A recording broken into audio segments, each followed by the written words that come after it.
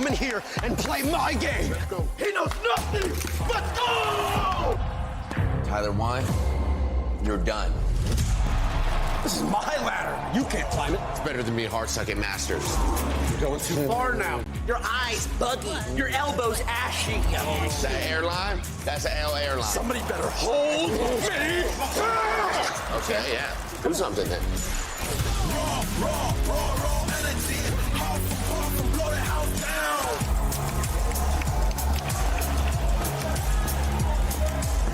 You look nervous. You look short. Everything's good? Mm-hmm. Fight.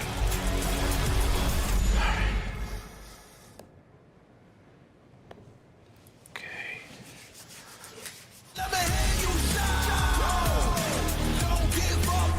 Do you really need the wraps?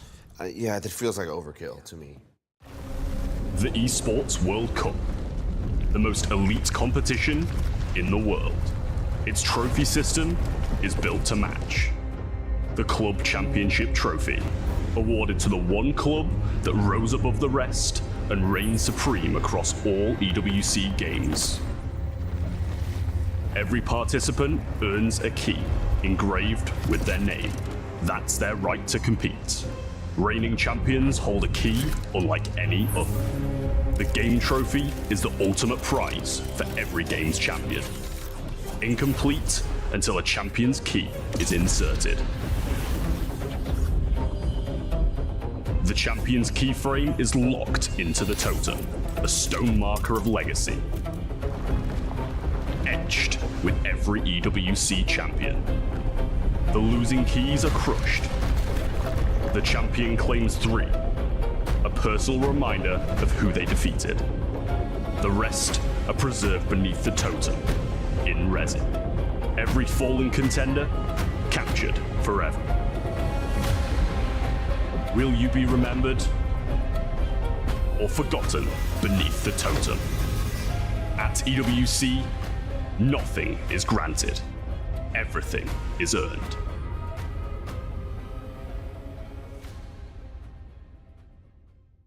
Everyone is playing, you're not yet. EWC Play is your all-in-one platform to compete in fantasy, pick prize pool. Build your dream fantasy team in 5 different games and track your score with live results tables. Predict the winner of every game, every group stage, and every tournament. Complete daily and weekly challenges to earn boosters that help you climb the global leaderboard. Got what it takes? Join EWC Play now.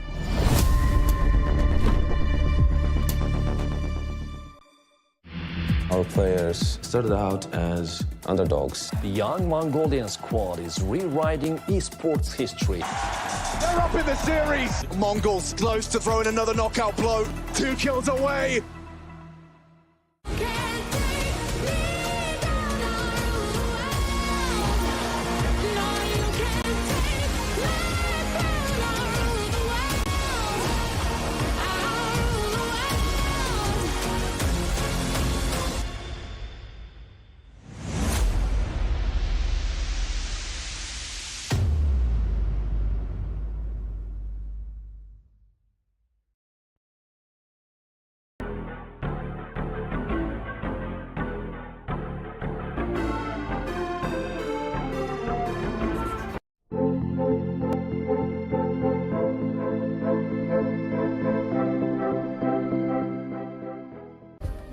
Play is in our DNA.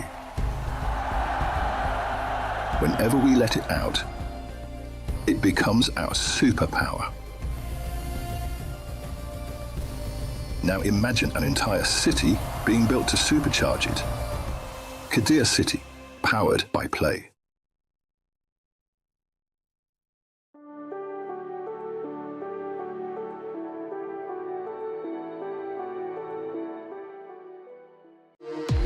We were there. For every click, every clutch, every respawn. We were there for the years of grind. And we're here. Now. The proud founding partner of EWC. Powering the biggest event in gaming. Shoulder to shoulder with the world's best. Making history. Greatness deserves a stage. Lenovo Legion. Reach your impossible.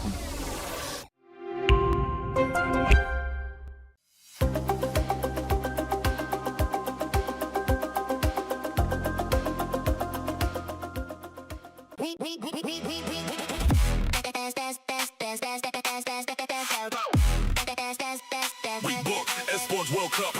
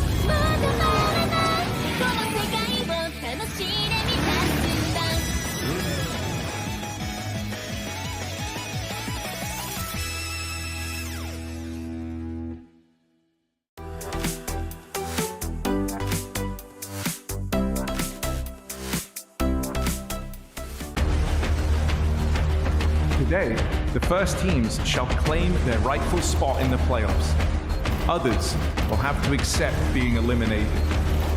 4 teams will bask in the glory of being undefeated, and 2 of them will see their keys crushed.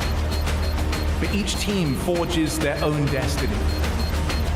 Their fate is in their hands. The question is, what will they do with it? Welcome to Day 2.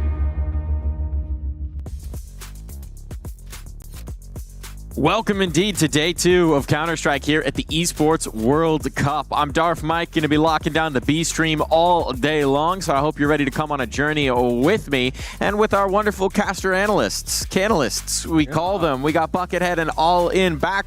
Boys, you made it through a day without getting fired. How does that feel? It feels great. You know, I think that this is the highlight of my life. I made it one singular day, so can't beat that. Look, the journey of 1,000 miles starts with a single step, All In. Yeah, and apparently there's a lot more steps to go because this is Day 2 and there's still quite a bit of CS for at least you to go on about. It's just kind of a short one for us today. All of us to go on about because we're all on this journey together. Hold on, That's boys. true. Let's just hold hands real quick. Yeah. Hold hands. Say a kumbaya quickly. Because there's a whole lot going on here at the Esports World Cup.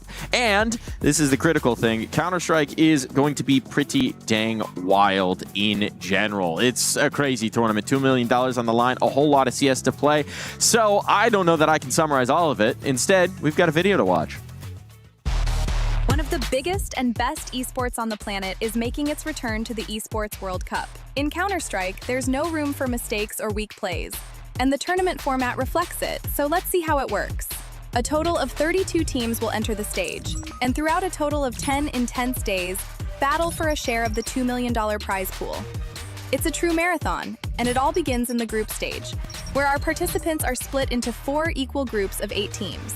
Group stage features a double elimination format, with all opening matches being a best of 1 and the remaining games being best of 3s. Win 2 matches and you are through to the playoffs. Lose 2 times and you are going back to the airport. 16 of the best group stage teams move to the playoffs, where they will face a long and unforgiving single elimination bracket, starting in the round of 16 and then having to push all the way to the best of 5 grand final. And only then, out of 32 competitors, a new EWC CS2 champion will emerge. Who shall reach the peak, and whose hopes and dreams will be crushed in the process?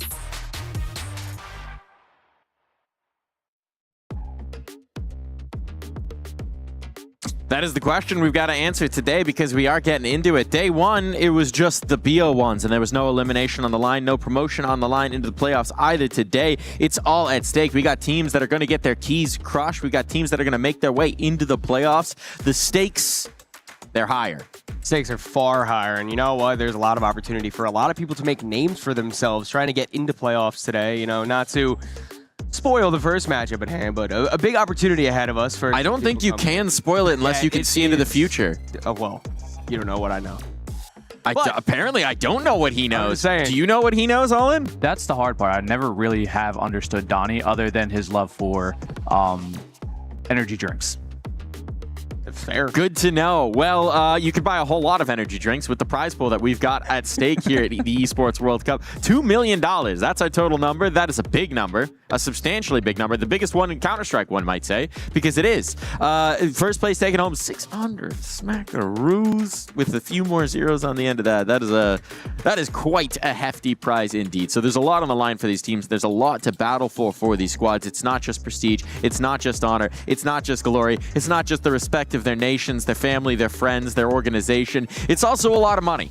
Yeah, it's a lot of money, and then not to mention how the team component plays into the entirety of EWC, where it's more than just the Counter-Strike, it's the entire tournament itself. So there's so much at stake for so many people, so many organizations, and lives to be changed. Yes, they are indeed. We haven't seen any shift in the club championship from yesterday, but reminder as well that for at least 3 of our organizations here, the chance to steal first is still there, and they're all going to hinge on Counter-Strike, right? So it's a lot of pressure on the shoulders of some of these players. It's a lot of additional pressure, right? Knowing that it's not just about yourself, but it might just be about the fate of your organization.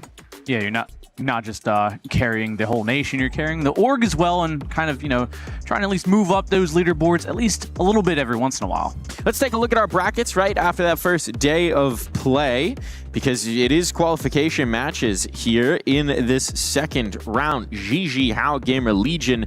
Ooh, one of those teams is going to be in the playoffs, and that is very exciting indeed. Down at the bottom, elimination on the line, Spirit Luminosity. I think Luminosity are wondering what god they pissed off to wind up with that matchup in the lower. I think this is exactly what they were expecting, to be honest with you. I don't think there's any sort of upset that happened yesterday. I think this is all par for the course. We all expected this, let's be honest. Clearly, yeah, no upsets here. Yeah, that's apparently you see the future, so that's what we're learning right here and now. Over and towards Group E, we got Falcons taking on Astralis to make it into the playoffs. FaZe Clan Legacy, which I think is going to be a barn burner, and then down to the lower, it's K27 mibr.los facing elimination, and BB Team and NIP Team E-Star facing elimination as well. So challenges there, but maybe a little bit more of the expected results in this bracket, I would say. Yeah, I mean, it kind of panned out, I feel like, how most people would have seen it. Maybe some people might have switched out their favorite team around here, but I mean, realistically, a lot less upsets than what we saw in the prior bracket, that's for sure.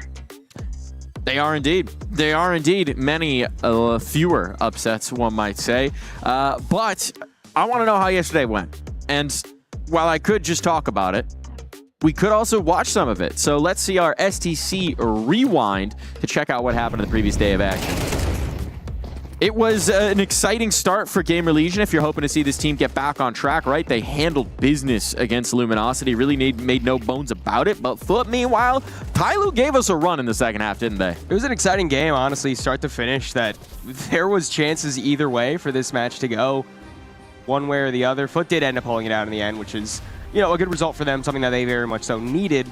But Tyloo, at least confidence to build off of. They are indeed, and the Mongols as well, looking good with the young stars, the new guys in. Definitely were nervous in that first half, right? We saw them take a while to warm up into it, but once they got going, Mongols looking like we expect. Yeah, they definitely took a while to get to form, but I mean, again, the BO1 style, it's either you start up sooner rather than later, because there really isn't a later to it. No, that is true in a BO1. There are only so many rounds, unless you get a little bit of overtime. We managed to dodge that. I did think we were going to get an overtime in that M80 G2 game. That was over on the A stream, but, Nerds had other things in mind. Legacy, meanwhile, taking care of business, which is very nice to see. Nissim back in the fold and looking good at it. Had that really nice balcony two-piece to close out the map. Thought that was a nifty little play.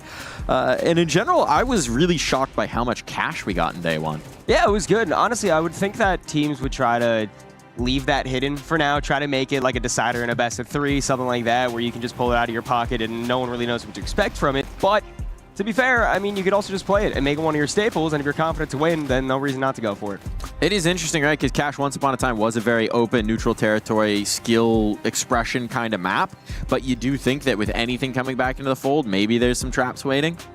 Yeah, I mean, but at the same time, you kind of want to give everything you got early on, or you kind of end up in a position where GG How has moved up and Spirit might have dropped down a little bit as well. Granted, I don't think they're going to be struggling long term, but I mean, like Donnie said, maybe you don't hold it in your pocket for as long as you want. True. You just don't know what everyone else has in their pockets. So it's kind of just a little bit of a standoff. What you got in your pockets? We got Golem out here. Watch his pocket. We've got our schedule. That's what's in my pocket. Gigi Hao taking on Gamer Legion in our first matchup. Then we've got the G2 Esports and Big maybe a team that you wouldn't have expected to be in that upper bracket matchup. Also coming through our last chance qualifier. So that's a very exciting opportunity for the Berlin International Gaming. And Legacy take on FaZe Clan in that aforementioned barn burner to close out the day. I think all three of these games have a lot of promise. Yeah, I mean, there's a lot of heat on this lineup for sure. Like you were saying, Legacy FaZe Clan, I do think it's just the most exciting matchup by the prospect of today. But DJ Hao Gamer Legion, that is something that no one expected to happen. It's an exciting opportunity for these players before. Like I mentioned it briefly, but I think it's such an important matchup just for the future of this tournament, the future of these teams in general. It's going to be a lot of gain on the VRS ranking and also a lot of money on the line as well. So one of these two teams has to advance. That is how it works. Yeah, no. That is one of these two teams does have to progress. I believe that is how a bracket functions, if I'm not mistaken. Why don't we dive into our game? Right? Because we do want to know more about this Gigi Hao team. They toppled Spirit of all squads. We'll get into that more in just a little bit, but the question for me is, can they do it across a BO3? I think they can steal a map away. I don't think it's going to be a clean sweep around here because, I mean, Gamer Legion, hasn't been at the fullest potential yet. Obviously, there's still high ceilings for this squad and how tenured they all are. But Gigi Hao, they have this kind of, I think, energy because they have everything to gain off this matchup. While Gamer Legion, if they lose this, it's kind of an early dropout for them, which you wouldn't expect. If you're a fan of International Counter-Strike, you should just look at the flags on this roster because it is quite an assembly of players from across the world coming together in this Gigi Hao team and making some noise off of it. And I mean, certainly what a way to announce yourself here at the Esports World Cup than to go out there and kill the dragon right off the rip, take down Spirit.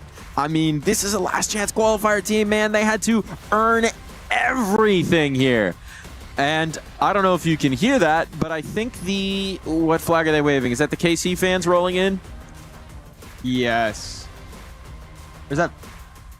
I honestly don't know. I hope that's coming through our microphones because it is joyous. It is joyous. And they got me dancing. They got me moving. They got me grooving. I'm ready for whatever they're marching towards because that does look like a very good time here at the Esports World Cup. Big Gigi Hao fans, actually. Yeah, no, I can't blame them. I mean, a team that I don't think we'd be remiss to say that people didn't think were even going to make it through the last chance qualifier. In all honesty, I think there was other opposition in there that had more lights on them, more expectations on them. But now they get to go against Gamer Legion, a team that has had some struggles in recent history. Has also had some great performances in recent history. Flamus being added on the roster, on the bench for a while, now back into the competitive scene, fully signed to a team. And I'm actually very excited for him because I am still a true believer in Flamus. I mean, he gave you good reason to be in their opening matchup. Yeah, I think expectations are a great way to define it, right? This team made 2 playoff runs at the tail end of last season, made a grand final in Atlanta, made us think, holy cow, have they arrived? Are they a legit contender? And then they kind of took a dookie at the major and really fell off and just did not look like the team we expected. And now they've made a change. PR out over towards Maus, Flamus in. What did you think of their debut? I think Flamus as a whole brings a lot of firepower to the squad, obviously, against Luminosity, a team that they probably were expected to win against. I mean, dropping 17-9 off the start, and you got Red dropping 19-6. I mean, the team looks a lot more comfortable, but that is just a BO1 series against a team that you would expect them to kind of run through. Perhaps, but it's still a nice sign, right, for a Gamer Legion that looked, frankly, incomprehensibly sick in their previous outings, right? I just think that it's the way that they succeeded, right? It's the fact that Flamus looked so good. It's the fact that everyone was taking space off of him as well. That's got to be very encouraging if you're a Gamer Legion fan, but we'll get a much better sense of how complete that picture is today because they are taking on Gigi Hao in what is our story of the day, presented by Crunchyroll. Gigi Hao, how can you not love what's happening here? This is the most anime storyline of all time. 5 guys assembled from across the globe, back battling in a last chance qualifier, elimination on the line at every turn. They earned their place here at the Esports World Cup, and now they could take it all the way to playoffs today. I mean, literally, the fact that they beat Spirit, it's a best of one. You can put whatever sort of asterisk you want on that, but the potential's there. If they could beat Spirit, I am confident that on their day, they could really beat anyone at the tournament, and there's no way to disprove that. And the thing is, as well, is the Spirit with donking. Donk was donking. It wasn't even like a Spirit that was making countless mistakes, a Spirit that... One guy might have been. Okay, well, there was a specific player that I believe our good friend Harry said is a lot like the Mothman, but... Sure, you get one map. You get one map. Besides that, it was a Spirit that wasn't overtly being the reason why they lost. Okay, fair enough. Yeah, no, earned. Yeah. Well earned from Gigi Hao. I think that's the story of it. It's not that they have been gifted opportunities, it's that they have seized them. Yes. Nothing is granted.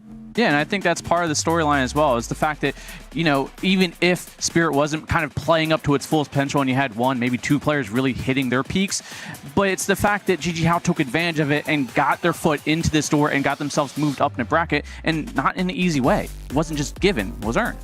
It was. And, I mean, the reality is the opportunity before them, they've already catapulted themselves up the ranking with that victory over Spirit. That was immense. If they could secure playoffs here with a win over the Gamer Legion, Gigi Hao we're talking about putting themselves in the invite bubble comfortably, right? Becoming a staple of the Tier 1 scene instead of being a team on the fringe, competing in Asia, competing in qualifiers. They would legitimately earn their place at the upper echelons of Counter-Strike to at least see if they could make it a sustainable thing. Yeah, and it's nice to see, you know, the likes of Synopsy, the likes of Sausalito kind of getting back into the fold, you know, players that have had success in their careers, ultimately not trophies or anything like that, but success just in terms of competing at a high level.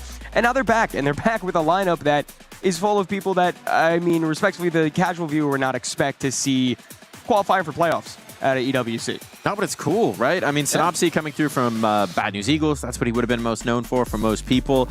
Sausalito, his stints on Apex, he spent some time on BCG over there with Simple, he spent some time around the scene. And then the other three guys, Osama, Mini, Bibu, they've been competing in Asia largely, they've been competing in Middle Eastern qualifiers, they've been sort of in a region that is tough to make it out of. And so now to be on this kind of team where they can actually do some damage, super cool to see. Yeah, and I mean, I think that brings a different type of energy too. You have that whole international squad come together from all parts of the world at this point, and they're kind of riding that high. And I feel like, you know, with that energy, you can kind of have some upsets going on here if we don't see Gamer Legion in their at least close to full potential. There's still a lot to prove, though, and Gamer Legion are not going to make it easy for them, that's for sure. To find out more about Gamer Legion, we caught up with Flamus. Flamus, firstly, I just want to echo the community sentiment. It's so great to finally see you be a permanent fixture of a team again after all the substitute stand-in situations this year. I'm just curious as to what that does to the mental of you now having a permanent home. I said it yesterday, but it's like I'm just feeling relieved, you know? It's just like the weight is off right now, and I can finally play and I'm not scared that I'm not gonna be in this team and after the loan is end. Yeah, but it's not alone. Speaking of mental, you had a crazy performance versus LG yesterday. Tell me whether that was mostly down to your individual intuition or the Gamer Legion system setting you up. What was the balance there? I mean, game plan, I just did my work. And because I did my work good, I had the crazy numbers. I think that's how it always worked. There was nothing that special. You make it sound so simple. In that interview you mentioned yesterday as well, you talked about the team out at boot camp after Bounty. What was the main focus for you guys in that boot camp? It was not a long boot camp, so we tried to work as much as work as we can into those a few days that we had. We just did every map. We've been working a lot of the demos from morning to evening to night. We've been working. Focus was everything. And I've also got to ask, I imagine you anticipated you'd probably face Spirit in this game. Obviously it's Gigi Hao because of the upset yesterday. What are your thoughts on them as a team? I don't care if we play against Gigi Hao, if we play against Spirit. I want to get into playoffs, and I don't think Gigi Hao is a bad team or a good team. I don't care. I just want to play good CS as me. And that's the only thing I care about. We could be taking that step into the playoffs today. Thank you so much, Flamus, for your time. Good luck. Thank you very much. Iconic entry quote. I don't think That's a true soldier right there. He says, you point me in a direction, I'm going to go in, and I'm going to make some space for this team. And it's really good to hear that there's confidence just within the system and his own individual performance. He said there himself that he feels his performance was so good because he did his job correctly, and it just allowed the team to flow around him. And it did ultimately look beautiful. You mentioned it before, the fact that it was such a dominant victory over Luminosity, I think is the most important thing. Because sure, they were probably going to beat Luminosity no matter what, but the fact that they stomped down and put a staple on there, that what matters the most. It is indeed, right? And I mean, we're going to be looking, because we need a larger sample size, we're going to be looking at the overall picture around Flamas, right? Because one of the challenging things about integrating a new entry is just making sure your timing's on there, the utility timing's on there, everyone's following him into the gap properly, trading him out effectively. It was easy yesterday because they didn't need to trade him. He killed everybody. It's a little trickier if they're shooting back on the other side, if they're doing the damage, if they're rebuffing that initial approach. Yeah, and I mean, it can put a lot of pressure on him, you know, just trying to continue to improve and kind of do what he wants as himself, because he said himself, like, you know, he doesn't care who he's up against. It doesn't matter, because at the same, he's going to play the best he can. And hopefully the rest of the team can follow suit and support him. And, you know, maybe it doesn't have to come down to him clearing a whole site by himself, but he's obviously very capable of that, and he's proved it. He has indeed. We are almost, if my watch is correct, set to get into this game, and I can't wait for it. But the question, gentlemen, is where are the maps going to come in? Where are we going to go in this veto? A BO3 now, so we're going to test the pool a little bit more for both of these teams. We're going to get a sense of it coming through. And it's Dust 2 to start out for Gigi. How Gamer Legion take the Ancient and a Mirage to decide. What do we think about these? I think it's safe, both teams. I think it just plays into the hands of, in the end of the day, who's going to be better. I don't think that either team is necessarily going to have an advantage from this map pool. I do think GJ Howe are going to win, though. I'm going to be honest with you. Okay, we're getting bold. All right, how do they do it? Dust 2 and Mirage? We go 3? Yeah, no, we're for sure going 3. I do think Gamer Legion's Ancient is actually quite good, and it's a map that they're, you know, prone to choosing towards, but I think that confidence alone and momentum alone, honestly, will just power this team, because it's a beautiful thing to see how Counter-Strike is such an emotionally driven game and a momentum-driven game, and when you have a team that is just ready to perform at all levels to beat one of the best teams in the world, I don't think that's the type of momentum that gets stopped by a team that, on paper, they can beat. I like it. I think I infected you with the Crunchyroll storyline of the day. I think you're feeling the anime spirit for this one. GG Howe, a team of 5 who came into that last chance qualifier with a hope and a dream, battled their way to earn this, and now they can seize a chance to make it into the playoffs. Gentlemen, without further ado, take it away, please. Thank you, Mike. Once again, it is the first game of Day 2 of EWC, at least for the Counter-Strike Day 2. Of course, this tournament itself has been going on for, I believe this is week number 6. Yeah, we're in like a month and a half, something like that. And it's an absolute joy to be here. I cannot wait to see what the games will bring us today. So much action along the B stream, and I think that this is the best possible way to start it. It is, and it's going to be an exciting one, because I kind of want to echo your sentiment, the fact that they're coming in, GG Howe, you know, the Dragon Slayers themselves. They have a lot to prove, but at the same time, I feel like if this doesn't go 2-0 in the early round and we end up on Mirage, a map that, well, we've seen what Gamer Legion can kind of put up against, they're going to have some problems at the very least, because Gamer Legion, a 13-3, that's a dominant showing. So if we think, which I'm kind of infected by that disease too, of wanting GG Howe to win, then I think if it's not 2-0, then and it goes to map 3, I think Gamer Legion kind of squeak it out. I think that's a fair prediction to have, but we need to focus on what's actually happening, not the possibility of what could happen, because the pistol round is underway. Gamer Legion deciding, start on that CT side. Once again, this is the map pick of GJ Howe. And the chance to shock the world, the chance to get into the round of 16. It all starts right now. HypeX takes first contact with the players pushing down through mid. He tucks his tail, goes back towards the B bomb side, and allows Flamus to activate with the dual Berettas. 4 mode down immediately, leaving just Sasanito to try to fight his team back into it, but it doesn't matter. He's all by himself. Already over half the round gone. Oh, what beautiful scenes early on. A little tap to end it out.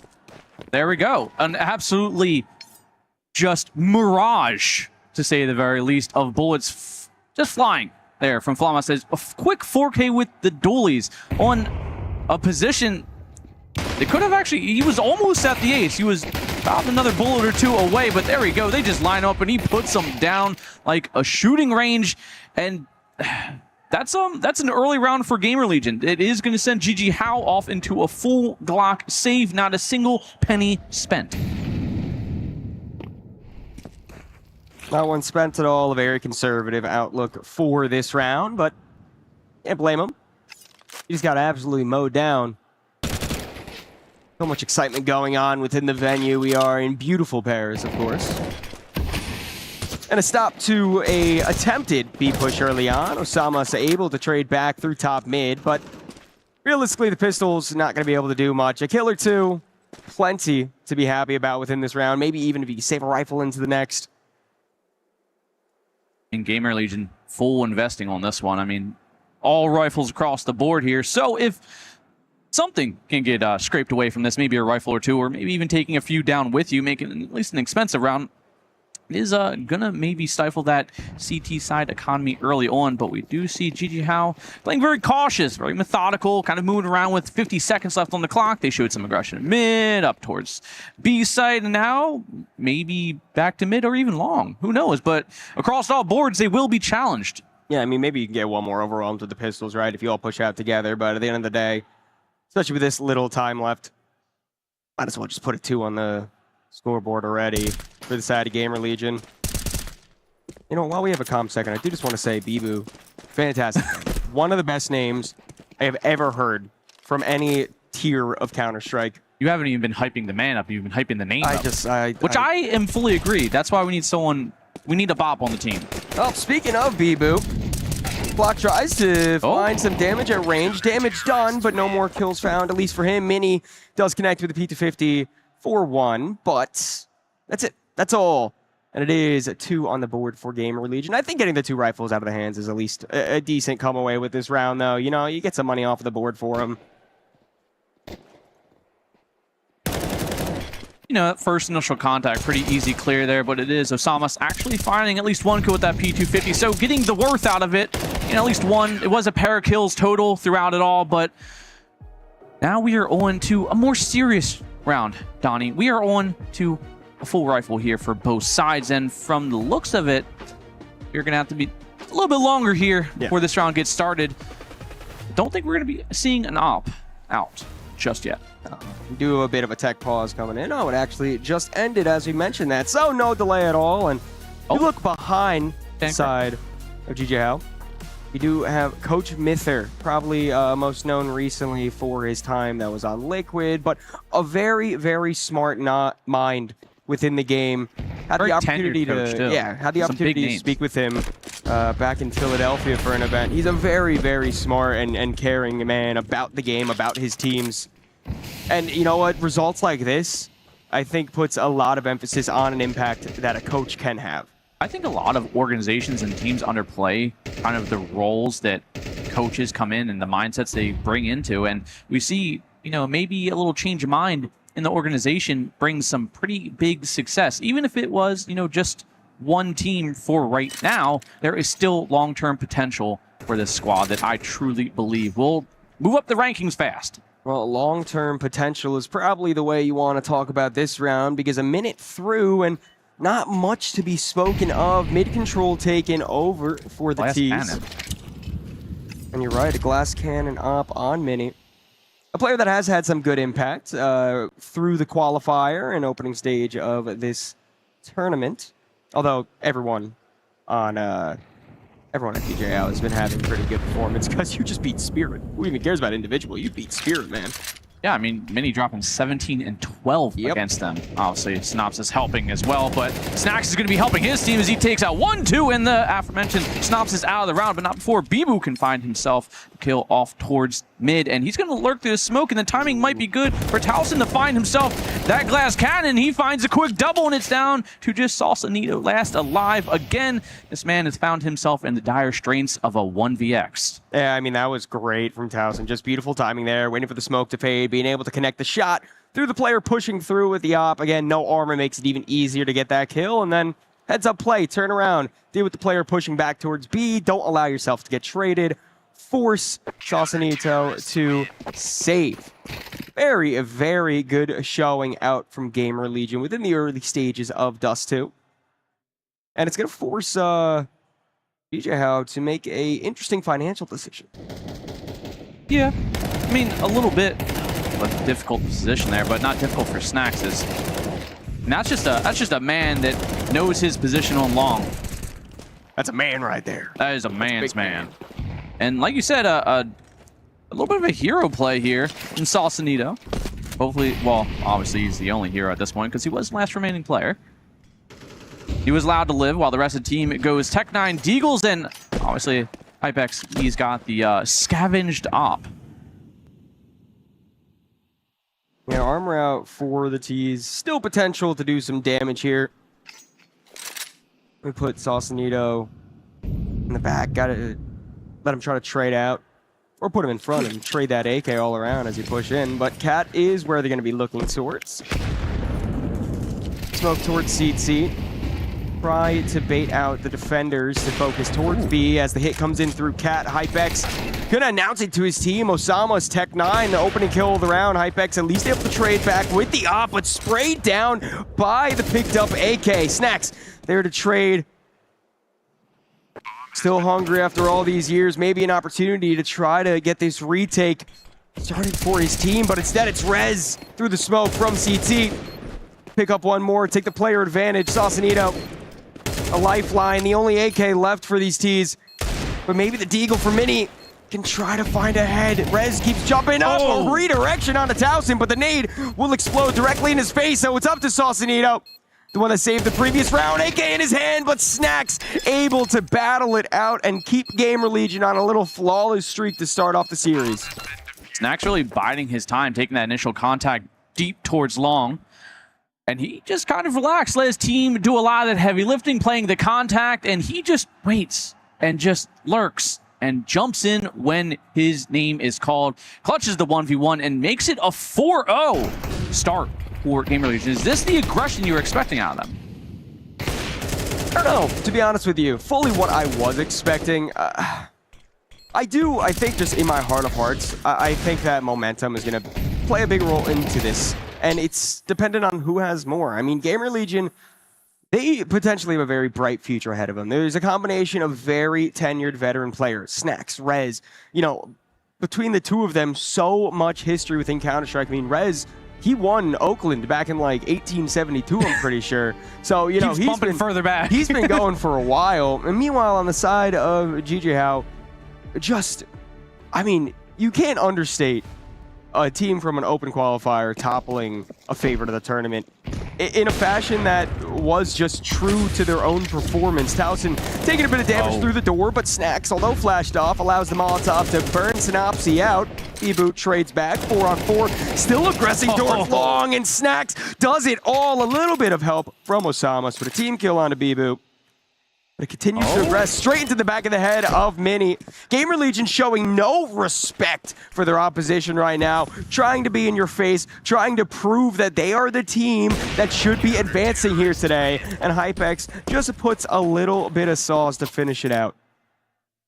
I mean, right now, we're just seeing Gamer Legion coming into what kind of you expect out of them. You know, these are all players, like you said, who've been around. They've got a lot going for them. They got backed by Snacks, currently 8-0 right now, and he's continually being challenged at long and continually winning the duels. Doesn't matter how many are in front of him, this man's putting up 2-3 kills around thus far. Still early on. It's the 6th round, but it's 5 straight for Gamer Legion, and GG Howe are pretty silent in the way of Synopsis on 5. Someone that, you know, a linchpin of success from the games prior.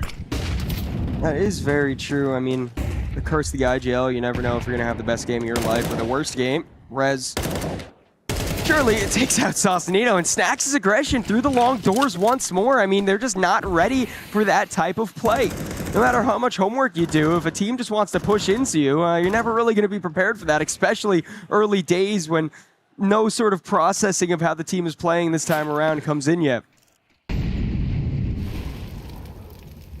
Gamer Legion holding firm One long, eyes drawn straight towards Kaz. Hypex, he's locked in.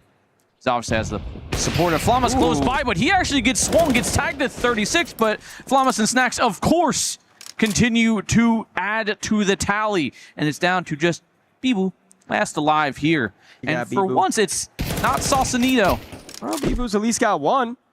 That's a good start. Rez still trying to tap away through the door. He's getting pushed from Cat, a flank from the back. I mean, unless Bibu becomes Superman right in front of us, I don't think there was much of a chance in it. And Flamus puts the period on that sentence. It's all done. It's 6-0. The first half of the first half has went all in favor of the CTs. I mean, we're just seeing real good CS out of Gamer Legion. I mean, GG How aren't throwing anything extravagant out there. They're playing a lot of contact plays that haven't really drawn out any success. I mean, barely netted them kills at this point in time. I don't know what needs to change, but at this point, the best they can do is tie the half, and that's if they win 6 straight. I think they need to speed up, and running straight into Snacks again. Will this be the first time this man is felled? And it will. He will only, surprisingly, get one. 11-1 to start. Absolutely ridiculous. But I think Gamer Legions have a good understanding of how GG How wants to play this right now. I think you could see that based on the aggression that they're putting up with Hypex flashed off. Forced to fall back, throws a little flashbang of his own to try to catch off the opposition, but instead wants to take a deeper angle, let the scope use the advantage. A resmoke on the cross will allow the T's to make their way out, but Rez, close by, blows it. No one in the gap. Smoke onto Cat. Both of these players at least need to find one if Gamer Legion want to try to keep this flawless streak up, try to stay within it. But such awkward positioning from everyone. Sausalito gonna make it awkward for Gamer Legion in just a moment. The smoke, not too long left in it. He pulls his hand too early, but still it's okay because the kill falls and it leaves it all up to Towson. A 1v4 that I'm not too confident he's really gonna be too hopeful about going for. Unless the kill is given up early, maybe it could force him to put himself in a situation where he thinks it's doable, but for the time being, a tall ask, a big order. Man, that doesn't seem too eager to go for it. I think it's safe to say GG How are going to be able to get their first on the board. Was a little concern there for Sausalito. Maybe pull that trigger a little too early. Smoke not quite fading, but I think he was more trying to play off his teammate who got that pick. Yeah, there was the kill. Synopsy died over towards Gandalf, and then, you know, at that point, you're like, might as well do it. I can't get the double kill. At least I want one. Can't let my teammate steal both of them. And I feel like either way, that was a round for GG How to win. Whether he got 1 or 2, either way, that was the position. That was what they needed. And it all started with Snacks only getting 1 for the first time. It's the only 1 here. Surprisingly, only 1 as well, but he has been playing lights out thus far, and he is really pulling Gamer Legion up to, now, only down to a 5-round lead. Timeout already taken for Gamer Legion. Showing some respect to the opposition. You know, never hurts to just take the extra time to talk over what went over in the previous round. Now you have an understanding. You're quite far into your CT side. You know what the Ts are liking to do, how they're liking to play their defaults, formulate the map. So a little time to talk to the good old-fashioned coach never hurts. But that time is over. It's about to get into the 8th round of play. Up on both sides, utility all the way, full rifles for everyone. Do you think at any point Gamer Legion are going to double op, or are they just going to stick to what is working with them?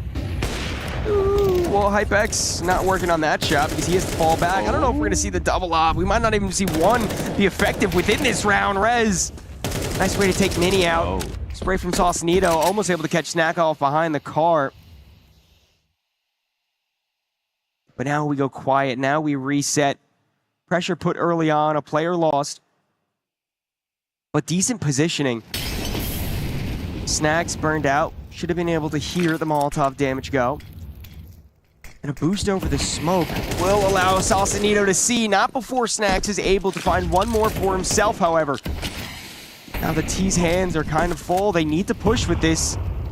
Not much chance left to wait, but perfect utility, a flash in. Flamus only able to find one, surprisingly. But the onslaught of utility will not allow GG How any breathing room. sprayed through the smoke. Bibu almost falls just to that alone. Sausalito a bit too aggressive. And Bibu, low HP, all by himself, 1v3. Bomb gets planted, Rez easily dispatches of the remaining T, and Gamer Legion straight back to their winning ways. I don't think it can be stated enough how just perfect Gamer Legion's utility is to just not only stall GG How, but completely stop and pretty much just put up a brick wall of defense here that seems pretty impenetrable. Backed by Snacks, obviously still adding more to this tally, but it's just the full combination we're seeing from this squad early on is leading me to not have a lot of hope for map 1 at least. Yeah, and I don't have the exact numbers, but I think the opening kills within this matchup are almost entirely in favor of Gamer Legion, and I feel like that's a great reason why they're able to pull ahead so far, because they are just going for these aggressive plays to get the opening kills, to put themselves at the player advantage, and then you can play your CT side very easily once you have that player advantage. Just don't allow any players to get multi-kills. Don't do anything too aggressive that puts your team in a bad spot. It's honestly just textbook Counter-Strike out from Gamer Legion right now, mixed with a bit of aggression, and some may call it disrespect, but I call it ingenuitive. They are ingenuitive? Or yes. Okay. All right. I like on the bright side, you know? Yeah, Mr. Brightside, I gotcha. That's what they call you. Yeah, that is what they call me, but who are we going to call the winner? Who are we going to call the first team in playoffs? That's what we need to figure out, and right now, I mean, it's definitely looking more favorable for Gamer Legion, especially if they're able to get this first map pick. I do think Ancient is a very rocky water territory to be in. I mean, this is GG How's map pick too, and that's the downside. When you only have a single round thus far on your map, it may not even be your favorite side.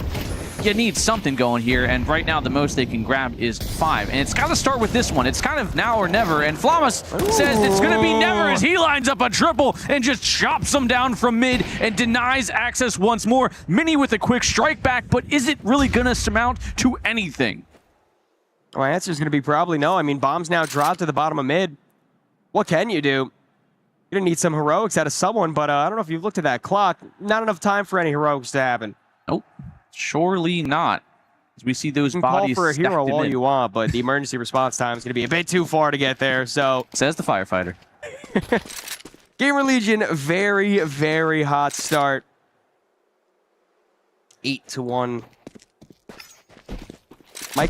Mike might not have as much time on break as he might think. He might need to make his way back up here soon because it's kind of looking like a steamroller. What are you talking about? We still got 2 more maps after this. Well, yeah, but he's going to come up and be like, oh, look at this. Hey, guys. Yeah, it's okay. Get some food, get to relax a little. Maybe drink the rest of his cappuccino. Yeah. Or I think he had a cappuccino, I forget. Timeout taken as we get to look at this beautiful 3K once more from Flamus. Just line him up, spray him down.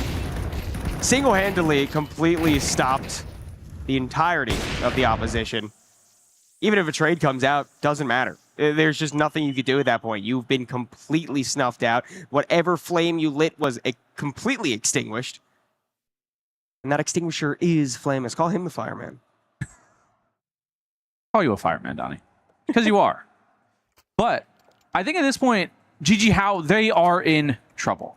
And I think it's pretty obvious. Down 7 rounds. We're on to the 10th. We're about kind of almost to the penultimate round of this first half. Again, BO3 at least, that's the only thing they can count on. But then they're going to be going into Ancient Gamer Legion's pick. So they got to at least, if they can't win this out, at least build some momentum for map 2. And Bibu comes up empty on that first op shot. Yeah, traded over with a player with a better spawn, but wasn't a timing, no aggression out from Gamer Legion in long early on, as opposed to previous.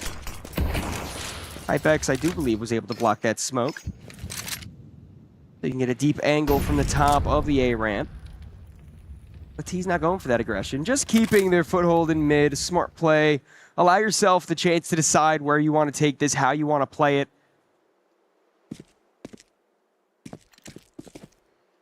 We have a standstill bomb over towards the B tunnels. Definite potential for execution to come out here. It is the bomb site with... This is their first time going to B, isn't it? Well, potentially first time successfully. I believe because here comes the hit. They're going to flash through, and there it is. Osama finds the first two quick. Rez at least finds a trade, and Hypex almost gets the shot as he crosses over. It is just Osama's limping in towards site, 111 HP, but Salsonito sticking that plant down in a man advantage, and we're seeing Gamer Legion tuck tail to save. It's just definitely the right play there. You're going to the B-bomb side of Dust Tube, down a player. Who cares if you have all the money in the world? It's just not worth it at that point. But very, very good hits from GJ Howe there. Able to just trade out, you know, get the opening kills. Nothing too fancy, but effective nonetheless. Play with the timing of it. I do think the most important thing right now is that Gamer Legion has just been able to control this matchup. You know, that they've fully just been in control of the tempo, of the flow, of the map itself. And that's something that the T's haven't really been able to respond to at all. And, you know, this is only the second time that a successful response has come out. 2 more rounds left in the half. Again, only map 1. Best of 1s were yesterday. Best of 3s for the rest of the tournament. I think right now, GG Howe need to just kind of maybe get a little more confident. Be willing to take those fights. They need to envision them successfully winning a duel against Snacks. Hasn't quite happened often, if at all, you could really say. And maybe then they can start capitalizing on a little more space when it comes to this map control. They've been very hyper-focused in one direction. I mean, 12-2 right now. Yeah. The stat line to give you nightmares in the future, but it's going to be a fast B hit. Towson sprays while flashed, able to pick up one. Rez in the back line with the op, a very capable secondary opper back in his day, in his prime, and seems that it's still that way. Towson gets rid of the rest with the rifle, and Synopsy on a lurk, but what to come of it? What can you do? Maybe get the other op out of the hands of Hypex? Another miss for him. A chance to at least do some financial damage. Synopsy has to push up. 5 bullets left in the AK. And he misses all of them. That is a sore sight to see. Again, I mean, the only real impact he would have had there is the financial one, but it obviously wouldn't have really stifled this CT side economy. It's been on a pretty strong push, and it has yet to really meet its match. We've seen glimpses of what GG Howe are capable of, but nothing ever really strung together thus yet, which leaves me wanting for a whole lot more, and I'm really hoping that comes in the second half. Potential. Potential is the key word. I mean, that's this whole roster pretty much. Potential. That's everything, man. True. Potential and kinetic energy, I do believe. That's what science class taught us back in the day. Can neither be created or destroyed. It just gets passed through. It just happens to exist. And right now, that's kind of how GG Howe is looking right now. Yeah, they just happen to be existing. But last round of the half, everything invested that you possibly could have. Sausalito wants to get frisky through that smoke. At least a bit curious. Flashed out, but now a free path to walk if he wants. No one's holding for the potential of a split right now. The Flamus does seem aware, and Hypex does reposition the op straight through that doorway. Smoke's being lined up.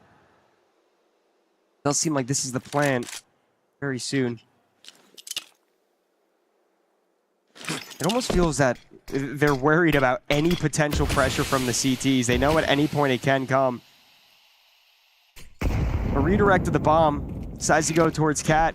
It's going to be a CT split into the bomb site. Rez not going to be happy about that miss, but it's okay. You got Flamus on the site. He's able to spray down one, tries for another one. Does avoid it. But still, the T's completely stuck in the middle of nowhere right now. The CT smoke fades. Flamus able to find one more for himself. Rez finally connecting with the op. Now, Bibu and Mini. Oh, 2 players left. A chance to try to get on the site, but it does seem done and dusted. he gave him the... He did it. He did the thing. He did the thing. Shades of a Frenchman of prior years there. But what's his name again? Kukli? What's doing it? Kukli style. Kukli style. Man, 10-2. Definitely not the outcome that if you are a feeling like Howe fan want.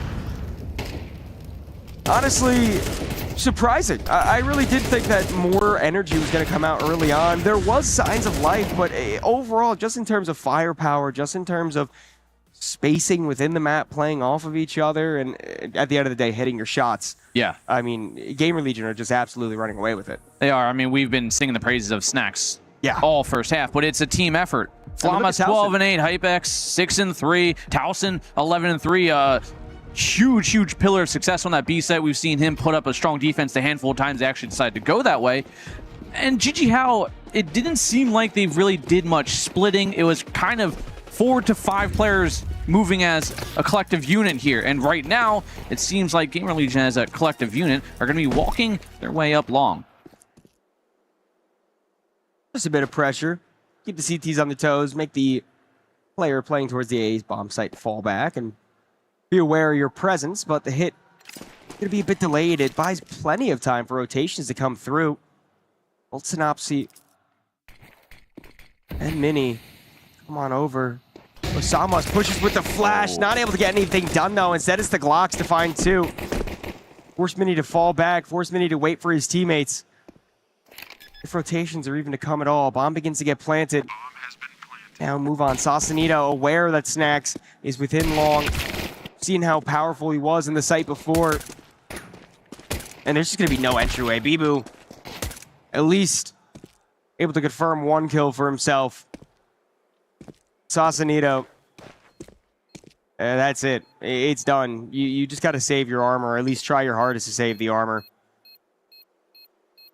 Gamer Legion, I mean, that's basically the nail in the coffin at the end of the day. They look so comfortable, it's disturbing at this point. I mean, GG How, not much they can do at this point. I think it's just a full mental reset.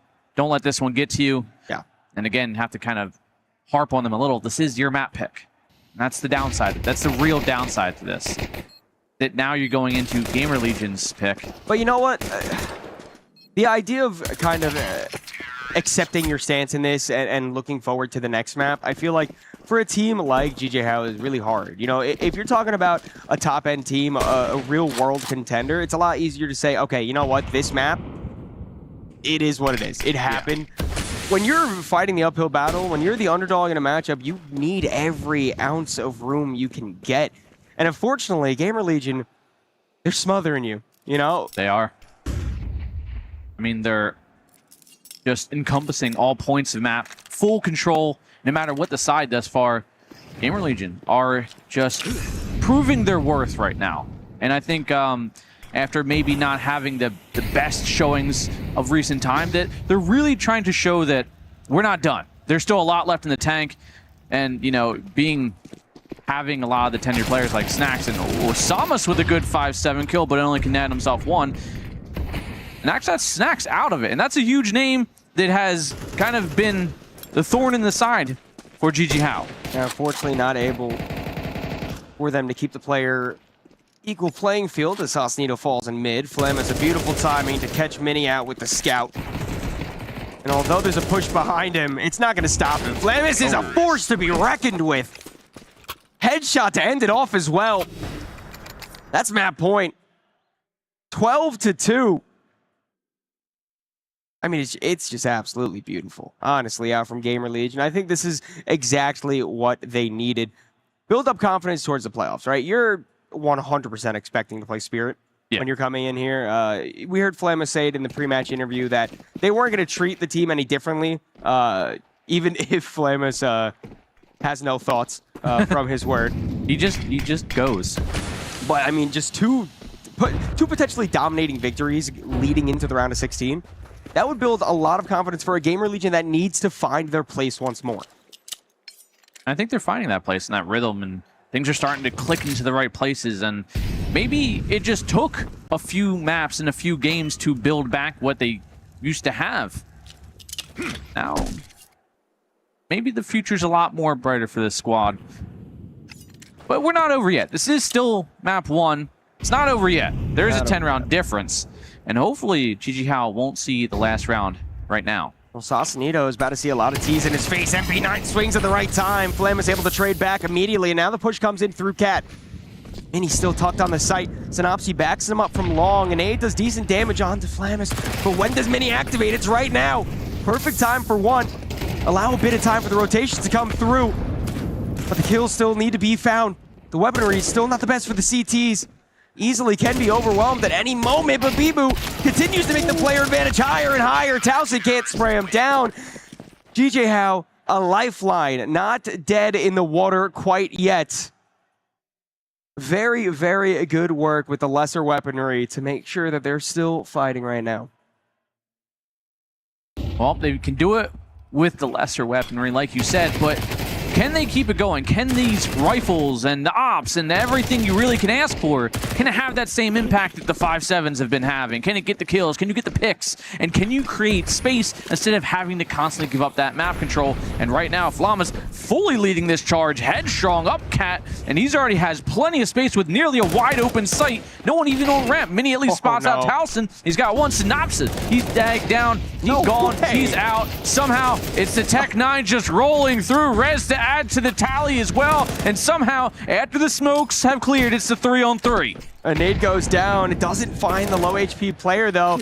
Good damage onto the others. Hypex a scout shot. Player advantage lies in Gamer Legion's hands. What is this? Bibu, can you save your team? Can you be the defining factor, or will you fall just like all your brethren? Molotov out onto the site. Both players play towards the ramp. Little time to work with, has to push through. No kit in his hands, one more headshot to be found. Flamus, all you have to do is play the time. Don't give up your life too soon. Bibu has to rush this. He doesn't look below him, and Flamus finishes it out. Absolute beautiful scenes from Gamer Legion on map 1, and they steal their opponent's map pick as we look forward to Ancient. Quite the shift there for Gamer Legion. Yeah. Quick one. GG Howe coming crashing back down to earth, and oh my goodness, Flamus. Can you say they're a little bit happy about getting him onto the team? I don't think there's any other word besides happy. And you know what? Honestly, if we're doing praise, Snacks on long, an Keep praising. monster. 12 and 10, or excuse me, 12 and 1, I believe he started out as, and you know, sure, it dropped off at some point, but that impact is holding down long the entirety of the CT half, getting aggressive when he wanted to, making everyone fear him. Beautiful. Yeah, he did his work in the first half. Didn't need to do any more in the second. Yeah, That's what Flamus is for. Yeah, and I mean, it's not like he wasn't doing much in the first half either, but again, it was a lot of that heavy lifting over towards A, because that's kind of where GG Howe hit, I think 6 or 7 rounds in a row, be a handful of times and maybe a split here or there. But I mean, realistically, Flamus really showing what he's capable of and the firepower he can bring to this squad. I am disappointed by GG Howe, though. I'm a little sad. We'll keep it happy. We'll keep it happy for a little while. We'll talk about GG Howe afterwards. Just a quick refresh. That was GG Howe's map pick. That was Dust 2.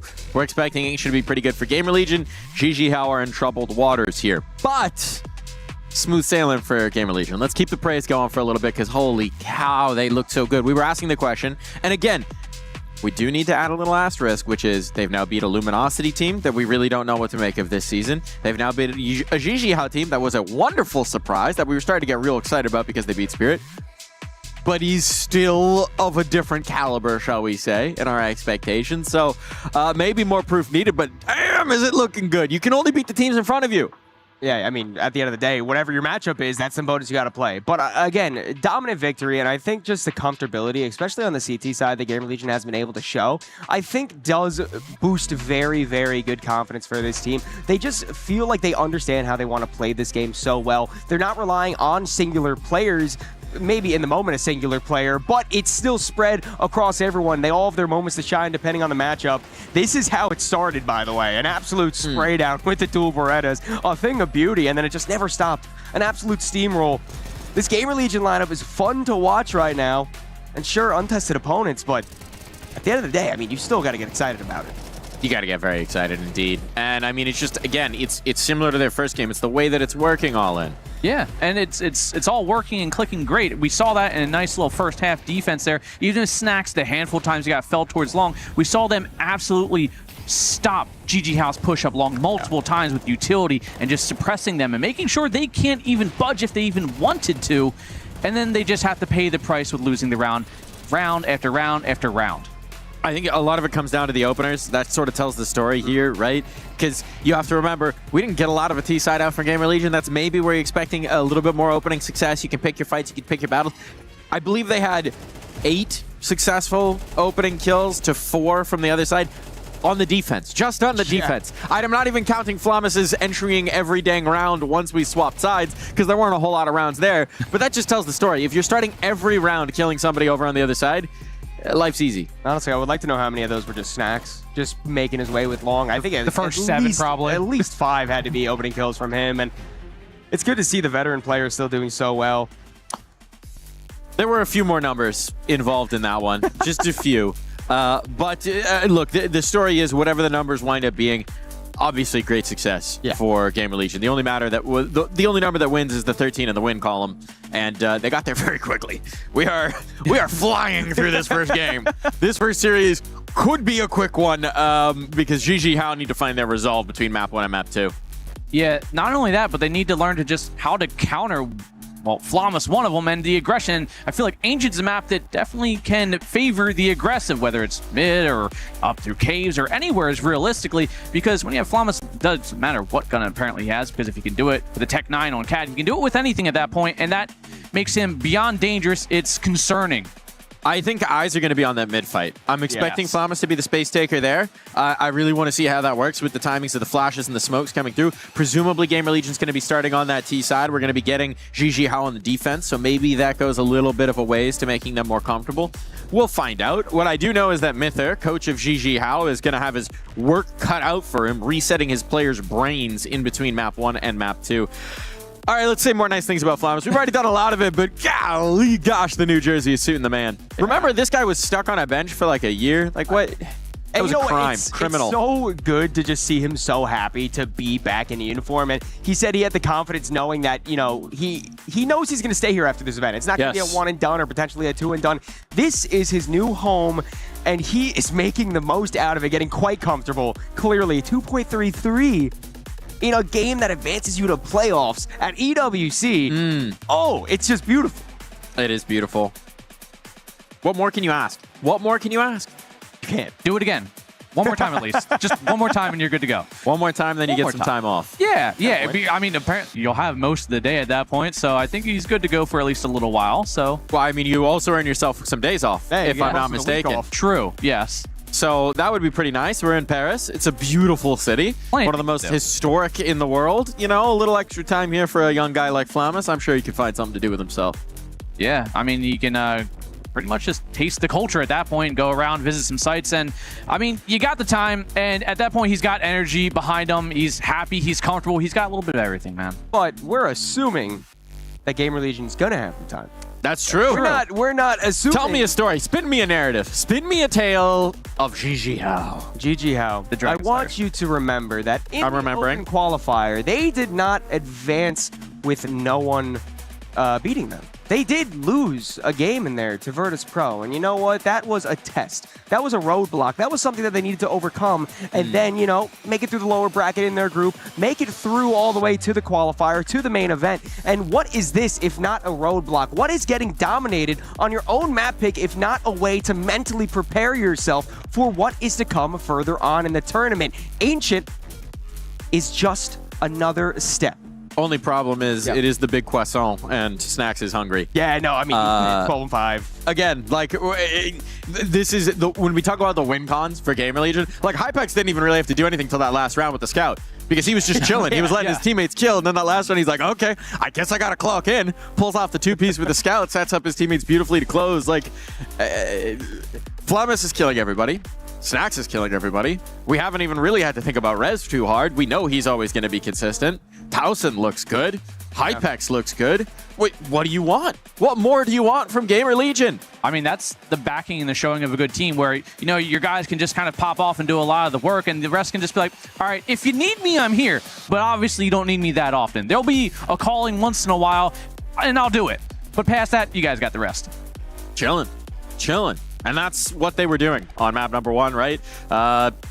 When plan A goes well, who needs plan B?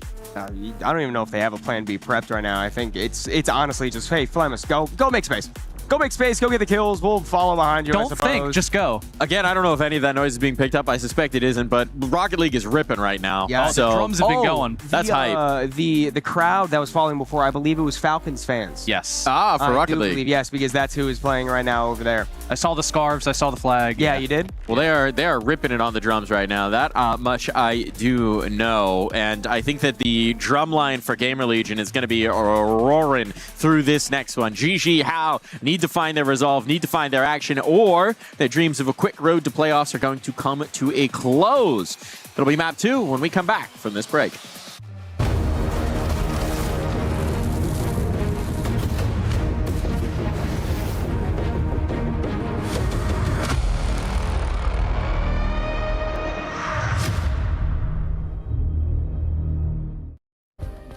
Play is in our DNA. Whenever we let it out, it becomes our superpower. Now imagine an entire city being built to supercharge it. Kadir City, powered by play.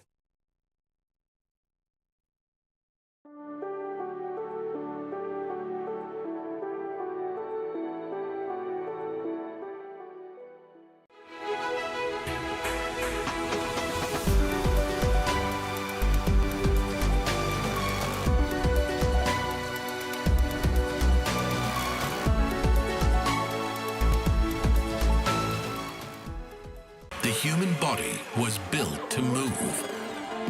Not trapped at a desk in one singular posture for 12 hours a day. It's time your chair evolved. This is Secret Lab Titan Evo. Ergonomically engineered for you, gamers, hybrid workers, artists, backing your every move.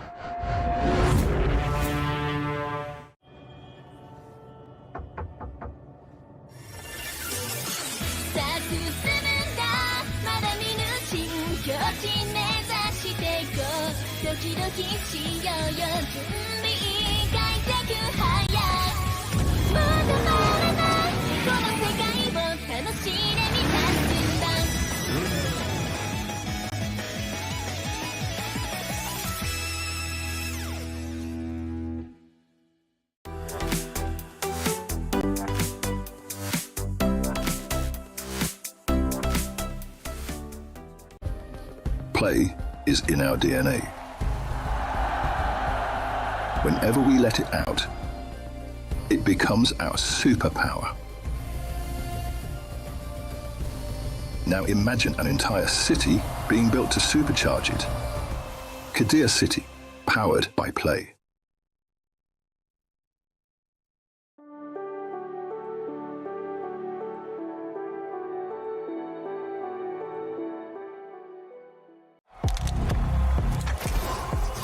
He can come in here and play my game. Let's go. He knows nothing.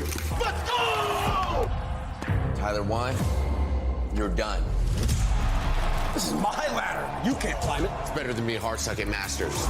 You're going too far now. Your eyes buggy. Your elbows ashy. That airline? That's an L airline. Somebody better hold me. Okay, yeah. Do something then. Raw energy. Blow the house down.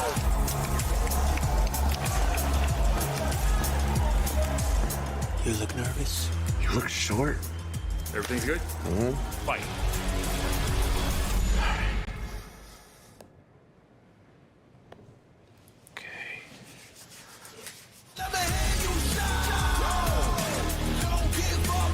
Do you really need the wraps? Yeah, that feels like overkill to me.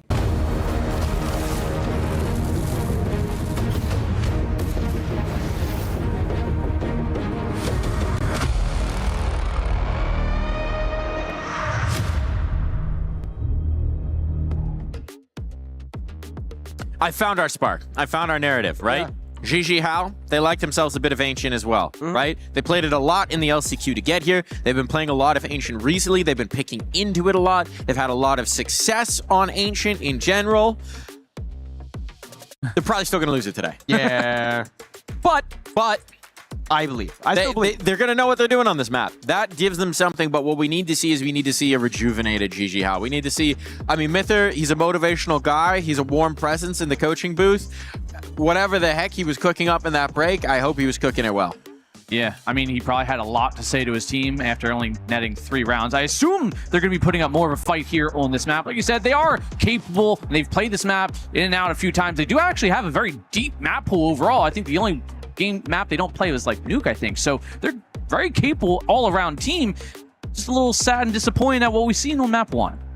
I mean, the main problem is you're looking at Ancient. You're looking at a map that is so heavily controlled on aggression through mid on the T side. Yeah. And you're looking at Flamus. Yeah. And like, I don't think I need to preface the rest of that sentence with anything. You're looking at Flamus. And that's going to be such a difficult force to try to stop. Is it an impossibility? No. Do I think that there is still a way in?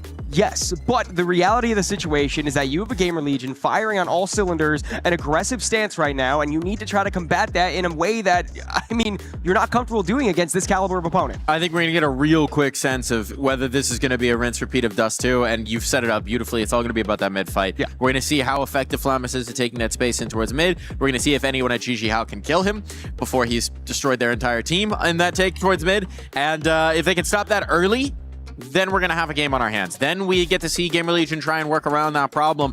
But if Flamus just runs them over and towards mid, this could be a very one-dimensional match indeed. It is, and when you're met with the unstoppable force known as Flamus, you kind of have to put up the unstoppable and unbreakable shield, and just, it's got to be a team effort at this point. The trades have to be there, and if it takes 1 to 2 people to trade them, at least you take them out, and you make it at least a little more reasonable. You take out one of the big guns between him or Snacks or, you know, someone else, depending on who they're activating this time around. It just has to be a little step above. I mean, you're gonna have to take him out before you lose anyone, though, because then you kill Flamus, and Towson's here, Rez is here, Snacks is here, Hypex. He didn't need to. He's in the back anyway. Yeah, I'm already dead. If he's needed, he's gonna do it. Yeah. So it is going to be just quelling mid pressure in general, in my opinion, making sure the utility is good, trying to get your smokes and your nades on elbow, blah, blah, blah, blah, blah. It's just so difficult to really see the passageway for this. I do think that there, again, is a chance. A little bleak. But it's going to just start with firepower alone. You have to get the kills before the kills can get you. Right, and I think we're looking to see that dynamic CT aggression, right? It was a hallmark of what Gamer Legion were doing. They were very successful with it. We'd like to see some more coming through from GG How. That mid fight again. I want to say maybe we see Mini with the op lock it down. Maybe we see Synopsy get frisky in towards mid, take that fight towards elbow. Yeah. That's the question. That's the piece of the puzzle that has to go in first. Followed by what other part of the map is Gamer Legion going to abuse at that point? Okay, we don't have mid. Where else can we run to quickly and abruptly? That's the downside, is they can just kind of do as they please. Everyone does love a B-take simulator on Ancient. Yeah. We do tend to get a lot of B-take simulators. Yeah. I think Gamer Legion will be a little bit more creative than that, but we'll see. We'll see. They need to be. Snacks as an IGL, when he does find a weakness, doesn't mind running at it like 8-9 rounds in a row. That's the Virtus Pro way, man. The good old days of the Virtus Plow.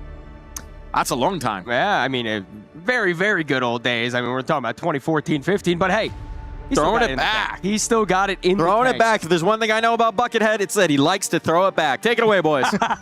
He throws it back to us. Ladies and gentlemen, it's time to get started underway with the second map of the first qualification game here for the round of 16 at EWC 2026. Anthony, I do want to just ask you very quickly for a genuine final prediction. I do want to know what you think. Well, scoreline wise, because I know who you're saying is gonna win. Yeah, I did. And I said if they didn't make this, if GG How didn't take this 2-0 at the start, and they gave Gamer Legion momentum, which they obviously gave them every ounce of momentum possible, then it's going to be a quick, abrupt run. I think on a good game right now, GG How, 6 rounds. Okay. That's not the half. That's a total. Well, thanks for making that. I mean, it could be the half. It could have been. I could have been talking about the first half, but I'm not. One of those halves, they get 6, and then none of. And honestly, I wanted to say 5, but I know Mike would be like, "Really, dude, 5 again?" You said 5 twice yesterday. I just feel like 5 is a solid number to go on where it's not that great. I do want to see the light at the end of the tunnel. I do want to have... I would love to live in this lie. I want to have faith in the ability of the players on the side of GG How. And it's not that I don't have map one faith the in wake-up ability. call for them? That's kind of the only way you can look at it, you know? You got to go into this map thinking, we beat Spirit. Yeah. What is a best of 3 if not potentially 3 best of 1s? You beat Spirit in a best of 1, you could beat Gamer Legion in 2 best of 1s. And that's kind of the only way I can think about going about this. But that doesn't matter because we're going to find out how it happens. Map 2, Ancient underway. Gamer Legion on that T side we were talking about. And we're going to have to see how this mid duel does pan out as Flamus already stationed towards it. Not as aggressive for this pistol round as it seems like the team wants to take it a bit slower, take it a bit more passive, laid back, group up towards A main. Allow Flamus the space to work through mid by himself. Mini's dual Berettas though. Locked and loaded, trained at the head of Flamus, ripped off his shoulders. Forces the rest of Gamer Legion to try to make their way out. Smokes do land all over the A-bomb site. 2 CTs there to defend. Did a flash in, jump through. Mini's dual Beretta is not able to find more than one. Snack gets a Molotov kill somehow. And Bibu forced to fall back. The Molotov kill threw me off. I'm not even sure. Was it a 0 to death? I really don't know. I don't know if he was full flash and just stood in. Not sure. Got maybe dinked through a box. Not 100%, but Sausalito netting himself a kill here in a little bait and switch there as Thousand secures 1 Hypex, 1 for himself. Sausalito last alive, and this seems the tale as old as time as Sausalito left again by himself in a 1v3 with 9 HP. Well, now it's 0, and that is the pistol round going the... Gamer Legion hasn't dropped the pistol yet. That's 3-0, right? Yeah, you can't let Towson do that. No, he just fully disrespected. Yeah, I mean, there was some B-hops, a little bit of spinning, why not? Which, I mean, he did his job. It was all a distraction. So Snacks got a shot or 2 off, and then the molly kill. That makes far more sense. Not just sitting in it for 13 seconds. Yeah. I thought the player was completely tucked. I thought they couldn't see him. That's why I was like, how the hell do you just burn? But either way... Burn, baby, burn. Disco Inferno. It is time for... Yeah, I'm trying to stab back, as they did buy in. They got SMGs, they got pistols. A MAC-10 of Snacks, though. Easy way to start it off. Synopsy doubles up to even up the score line. They are kind of completely trapped within the caves, though. Towson close with the Molotov. Burns Synopsy out of place. Huh. A little bit of a stalemate here. 100% the best way to call it. But you do have your dear friend Flamus all the way through Donut.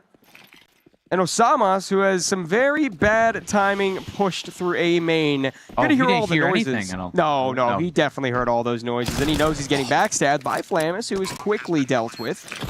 So still a chance to try to battle into this. Weaponry not working for them. Wow. Accidentally blowing the smoke on his own teammate, I do believe. Now a 2-on-2. Ibu's making his way up through Donut. No kit to work with. Towson more than ready for that late hit, and Osama's position has been known this whole time, so it's just Hypex to hold that smoke, allow it to fade, and keep Gamer Legion on top.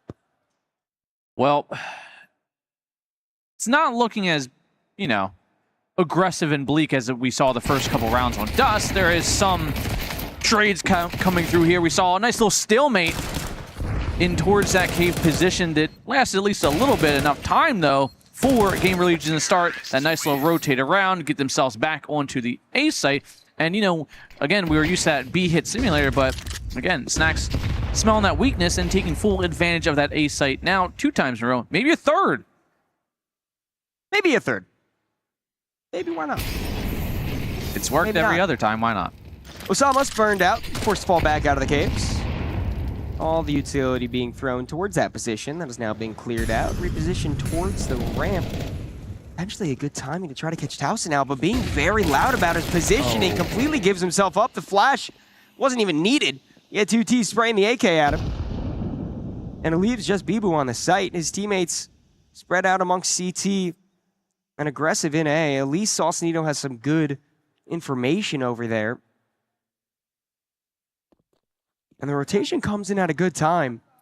A chance for the defense to maybe hold strong for the moment, but Snacks far more aggressive than Mini was ready for. Rez easily able to outduel Bibu. And sure, I mean, Synopsy's on the site, or at least near it, but the Deagle through the smoke isn't going to be able to land any shots. The bomb's soon to get planted. You got pistols. Throw them at the wall if you want. But I think we can write it off as another Gamer Legion win. Well, I'm not liking what I'm seeing right now. We're seeing... Oh, backstab there from Flamas. But GG How just kind of playing a lot of individual positions. No real trades. We saw Osamas jumping at bottom ramp. And, I mean, that's an okay thing to do if you have someone at least supporting.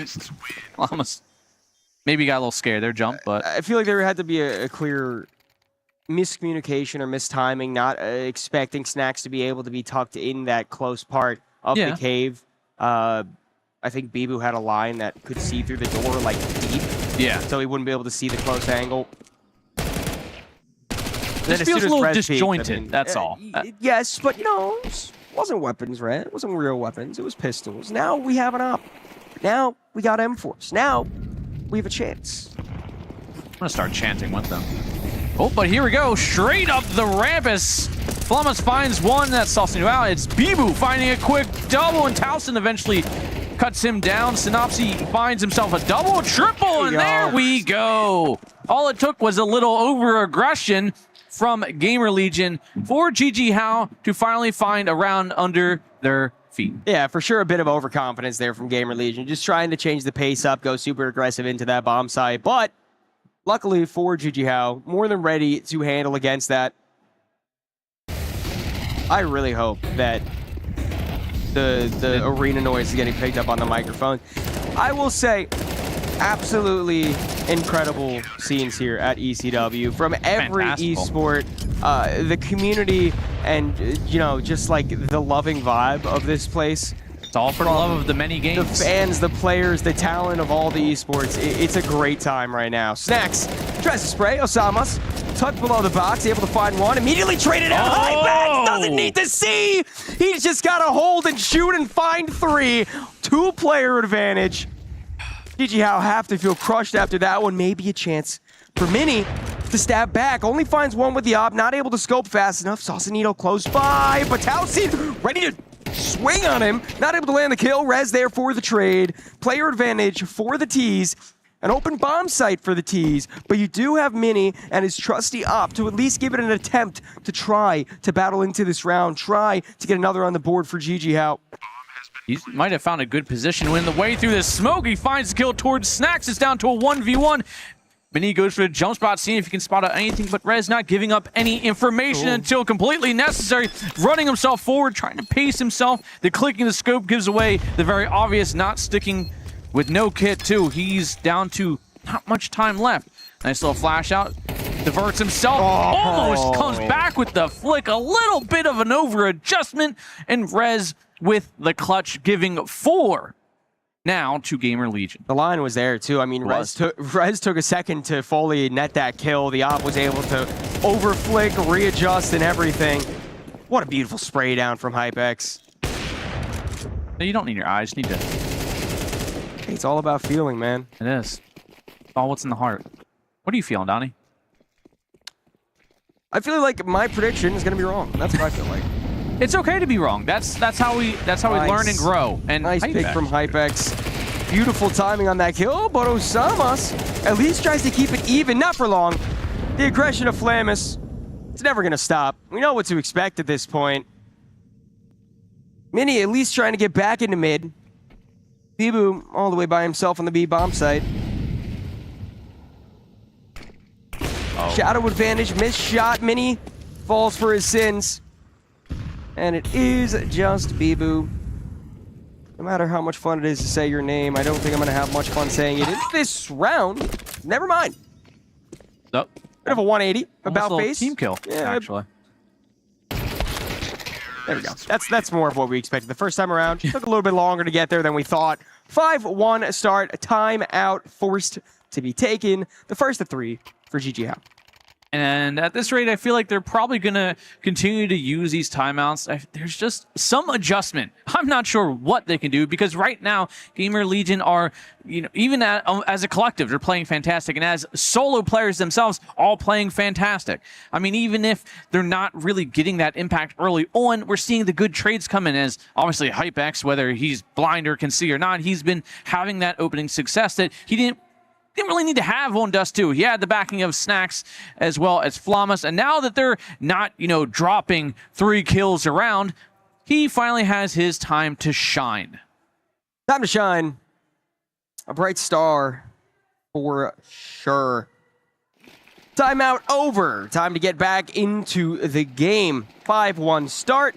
Similar shades of Dust 2. But still a chance to claw it back. Molotov not going to allow Saucinito to get the aggression he wanted towards Jaguar. Is that just a trade of utility? Now focused towards mid, which is uncontested in this round for GGO. Just 5-7s to work with. You want to work with that closer range battle. You want to work with those off angles. Just catch him off guard. Allow him to push into your pistol. Put yourself in the best situation to spray and pray, more or less, is the best way to put it. Best they could hope for at this point is maybe getting this lurk from Flamas taken down early on. All the rest of Gamer Legion kind of just holding firm, and maybe Snopsy might have a line to work with here. Flamas swinging, but he doesn't miss the spray this time around. He gets it, and he finds an A site now to his liking. Completely empty and evacuated, but it's because Osamas has already and has consistently walked himself down through main, so a very predictable angle that res completely red. A topic to bring up for after the round, but we need to focus on how this one will finish as the A-bomb site now absorbed by the T's. A little bit of a flick onto Saucinito, and just 2 more within the spawn, at least able to get a kill on Flamus and make it 2. Bibu's putting his best foot forward, considering the situation. Maybe even enough damage done under res to try to surprise attack him, but not quite enough. I do have to say, the continued aggression through A main, not really sure how I'm feeling about it. Yeah, you haven't been punished for it. I mean, if you want to count dying in mid from people coming off of Catwalk as being punished for it, sure. But you're just kind of leaving a hole on that site now. You're putting less support for anyone to watch for the donut push, anything along those lines. And there hasn't been much gained from that aggression. Only information, but not even information they can capitalize on. Yeah. Yes, he's continually taking that map control, but Flamas actually gets another molly kill out here. And Synopsy at least finds the trade, keeps it to a respectable 4-on-4, but those 4 remaining players have already found themselves firmly planted onto this B site. Unless you're Bibu, he's putting up a nice little defense here as Saucinito coming up huge with the triple, and he sweeps it and clears out the pesky T's of the site. That's definitely what you need. You need to start building this confidence up. You're not dead yet. You're not down and out. You can still fight, and you've at least swayed the economy a little bit. But the only 2 rounds GG How have won are when Gamer Legion decide to run up ramp. Hey. At that point, it's pretty obvious. Snacks is like, all right, this hasn't worked twice, and why don't we just go back over to A again? Well, you know what the best part about Ancient is that there's 3 lanes. A, mid, B. You got a 33.3 repeating % chance that they go to that spot. So, I mean, you can at least get yourself like 4 rounds out of that. I mean, the economy's dwindled down here for Gamer Legion for all it's worth. The impact of those 5-7 rounds has at least started to show its value.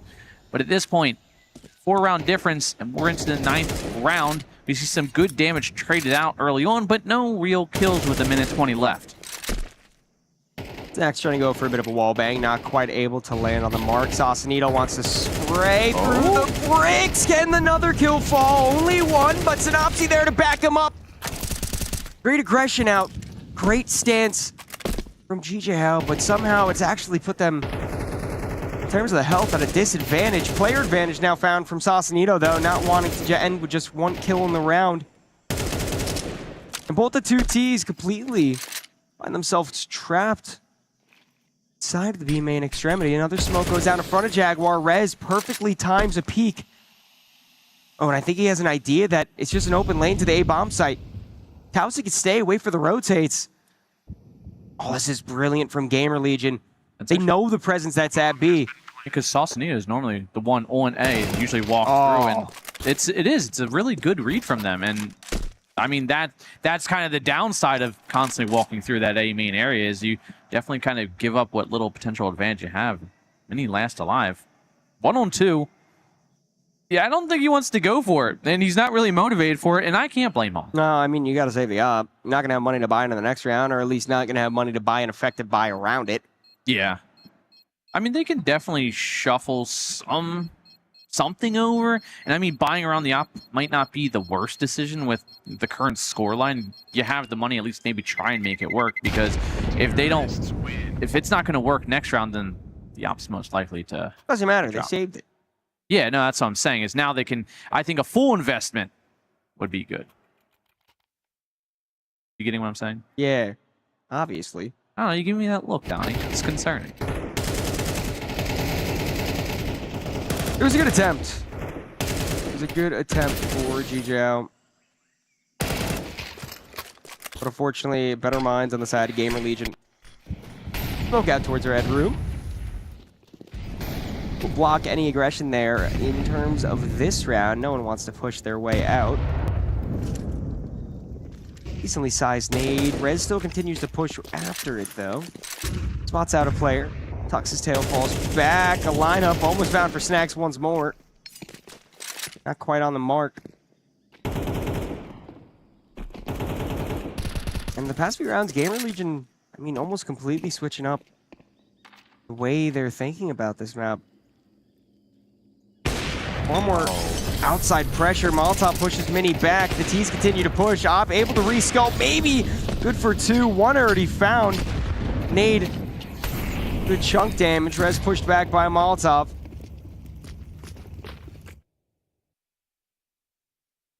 And maybe for the first time, this might actually be a good position from Sausalito, as now he's missed the timing.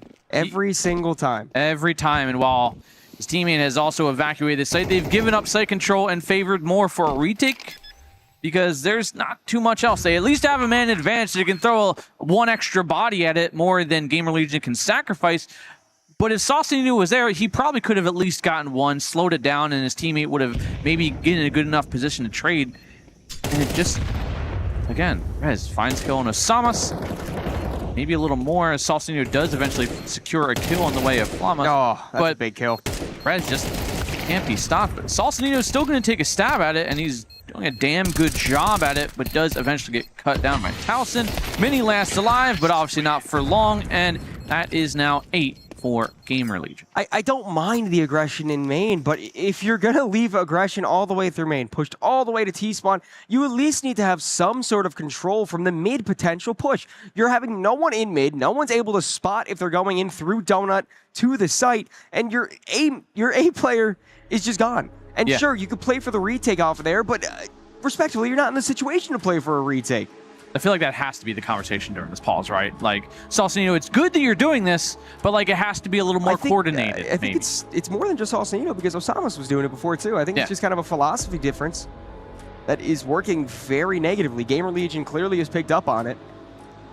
Like there are two very different schools of thoughts here going on. GG How are playing for information, while Gamer Legion are playing for position. And obviously position has worked out at least 8 times thus far. I'm sure plenty of homework was done into this matchup.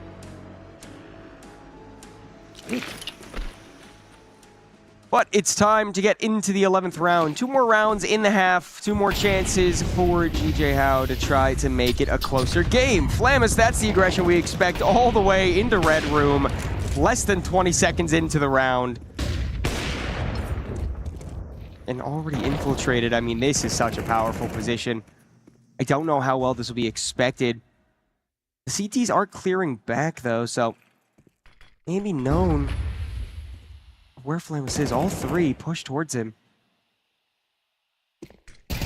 And noise is being made, shadows being seen, but still the T does not get the advantage. Bibu gets opening kill for his team. Towson immediately trades back. Synopsy has to go big here, but can't even fire a shot. Towson finds all three, makes their way out to the bomb site once more. I mean, what can you do to stop this Gamer Legion team? What can you do? There's nothing. They just want it more, I feel like, at this point. They walk where they want. They shoot who they shoot. They cannot be stopped. And again, it's not even necessarily individual performance, because Flamus and Snacks, who were doing extravagant at map 1, have now 7 and 10, 5 and 6, because again, they're not needed to necessarily be what they were on map 1. You got Hypex 11 and 6, Towson 11-4. The entries we just seen from him alone, throw a 3-piece, and Rez, without having to do much this round, is still 11 and 4. And it is just GG how. I just don't think there's anything left in the tank for them. They're not giving me much hope. I mean, at least they're going to live up to the first part of their name. GG, how? Gamer Legion. Yeah, how is how you get knocked out. GG, comma, how? Question mark. Gamer Legion, period.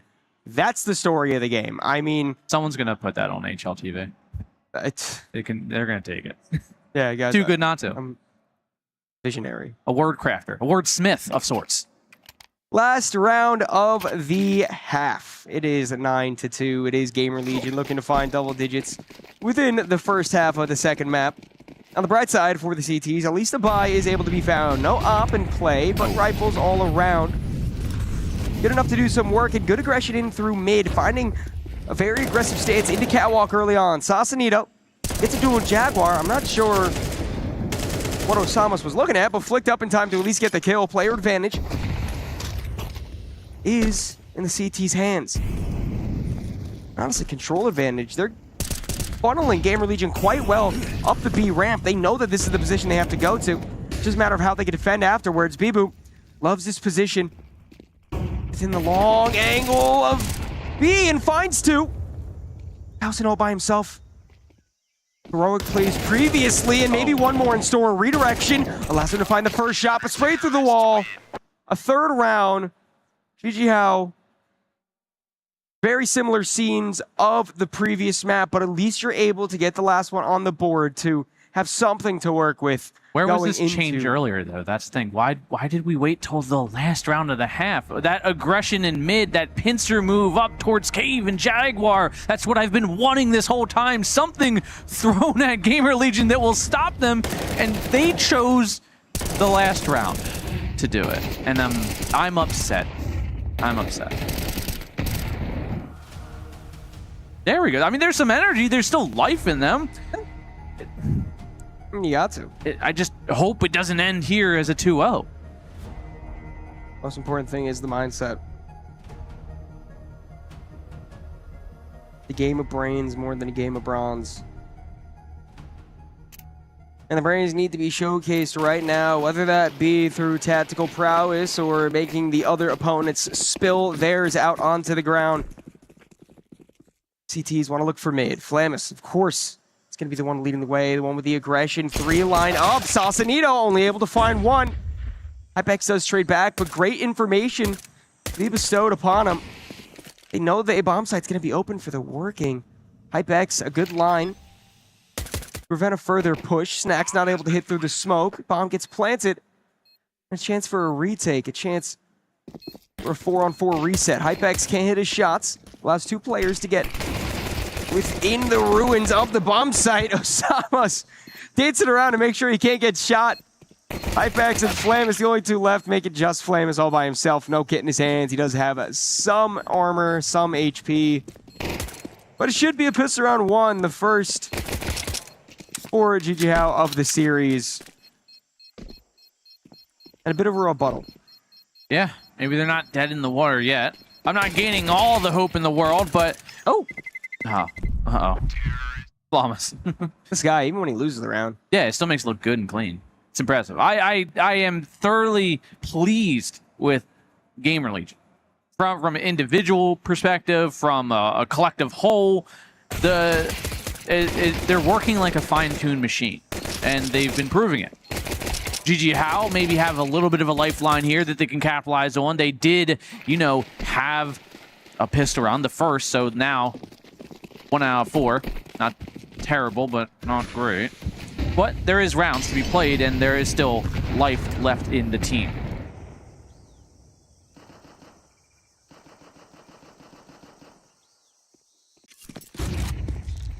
Scout not able to hit a shot. Hypex has good information though. It allows Flamus to aggress. Mini is able to rebuttal with one of his own, and so does Bibu. Now Rez is 5-7. Of course the pistol's able to get the kills. Why would it not be able to?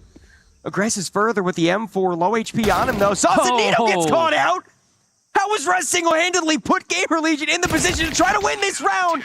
One more 5-7 kill ends it off. That's double digits found for Gamer Legion, and unfortunately, that's got to take the wins straight out of your cells. That's what happens when we meet face-to-face with the best gun in the game, in the hands of some of the best players in the game as well. It's looking like that ship that had some flotation of success left in it. The bows are flooding. It's capsizing. But will it sink, Donnie? Will it Titanic itself? Well, I mean, Gamer Legions look like one big iceberg, so... They sure are. Croissant-shaped iceberg. Good aggression from the CTs once more. Snack's trying to spray through the wall. Will get caught out from the back by Bibu. AK now secured for the T's. Something to work with. Something to at least put your faith in. That's more than just scattered pistols all around. Rez spots out Sausalito. Deagle able to land the shot. A two-player advantage, although with a worse buy, making the impact be heard. It forces the CTs to try to get aggressive elsewhere. Minis Tech 9, go for one more. Towson, you're really the last chance right now. You have to find something. The bomb is right in front of you. If you could spray down and find it, it'd be huge. M4 switched out. But Mini, able to slip through the smoke, able to make himself stay alive. The bomb going down there could have been terrible, but HypeX does bring it closer into an even situation once more. Mini making the right choice by going through T-spawn with the bomb. Not give yourself up to the player in mid, and such low HP on both of these remaining CTs. Figure Gamer Legion has to go for the save here. That's exactly what they're going to do. They're going to fall back right away. Very nicely done from GG How once more. You know, you just needed to get some pace in there. You needed to just get some early aggression, get that opening kill, and then you can work with it from there. Doesn't, you know, it doesn't hurt that all the pistols just happen to be hitting their shots as well, so. Yeah, and the fact that realistically, if Gamer Legion flashed the bottom of that ramp, round's over. But instead, a little dry peek. So, rounds being traded. Some flotation back into the ship again. The iceberg not yet on a complete destructive streak. They've slowed it down. They stemmed the bleeding and they've bought themselves some time.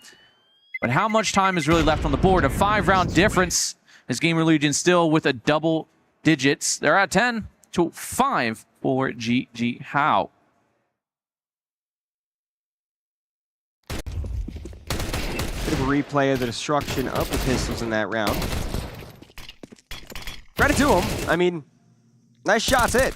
It was very good timing to go for the peaks. Very good way to catch your opponent off guard. Maybe put a little bit of sweat on the brow of Gamer Legion, but nothing they're not used to. Plenty of weapons to work with within this round. Two of the rifles saved over from the previous. And Rez has a 5-7 again. You know what? That's all he needs, man. Rez, a player, I feel like his name wasn't said much, but 15-7 in the game. Impact very important right now.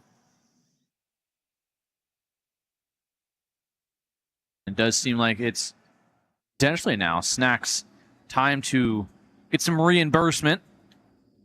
Only 5-10, a quiet game, but again, not necessarily needed for himself. But he obviously wants to show he's still got all the fighting spirit he's got left at his age. As a simple smoke thwarts the effort of GG How. They've slowed down, a minute on the clock. No particular map control really going their favor, and the health has dwindled significantly, but Mini with almost a good tunnel on that boost. I mean, the problem is you've taken so much damage through the spam to the wall, though. Bibu's on 10, Synopsy's on 17. You could try to go for the collective hit, which is what they're still setting up for towards the B bomb site, but it's a bit telegraphed at this point. And also, you're going in with two players that are a single bullet from the MP9 away from going down. Snacks exactly what he has. Backed up by Towson. M4 able to spray down two. Snacks right there with the MP9. A very good defense, and this makes it light work for Flamus. Of course, he's going to be able to find a kill for himself. Sausalito has the bomb, starts to plant it behind the pillar, tries to bait out any sort of aggression, but nothing comes. He needs to get it planted. He needs to do it now. Spray onto Hypex, but the time's run out. The time's run out. All you got to do is hide. Don't give up your life, Rez. Run away. Try to spam through the wall. Take the gun away if you can, but it doesn't matter. It's 5-11. It's time for Gamer Legion. It's penultimate series point. You see the grand lights of playoffs ahead of you. You know what's at stake. All you need to do is just close it out. I mean, I'm going to say it's great that Sausalito has put up some really solid numbers here. 17 and 12. Actually, top in the server in kills. But it doesn't really amount to much when it comes to round wins, as nice exchange of bullets down towards mid. Rez tagged up, and again, Sausalito tagging on for his 18th, but does get cut down by Hypex in the M4. Bomb being planted, and again, the aggression is just turned out to be a better pace for them. That was a really good read to go straight for the A-bomb site. Expect the mid-aggression early on from multiple players. You figure A-bomb site either has one or none on it. That's exactly what happened. So, great read and great positioning allows GG How to, once again, get another T-round on their side. I will say, definitely a far more comfortable GG How we're seeing on Ancient. Yeah, I said they'd get 6. Just going to throw that out there.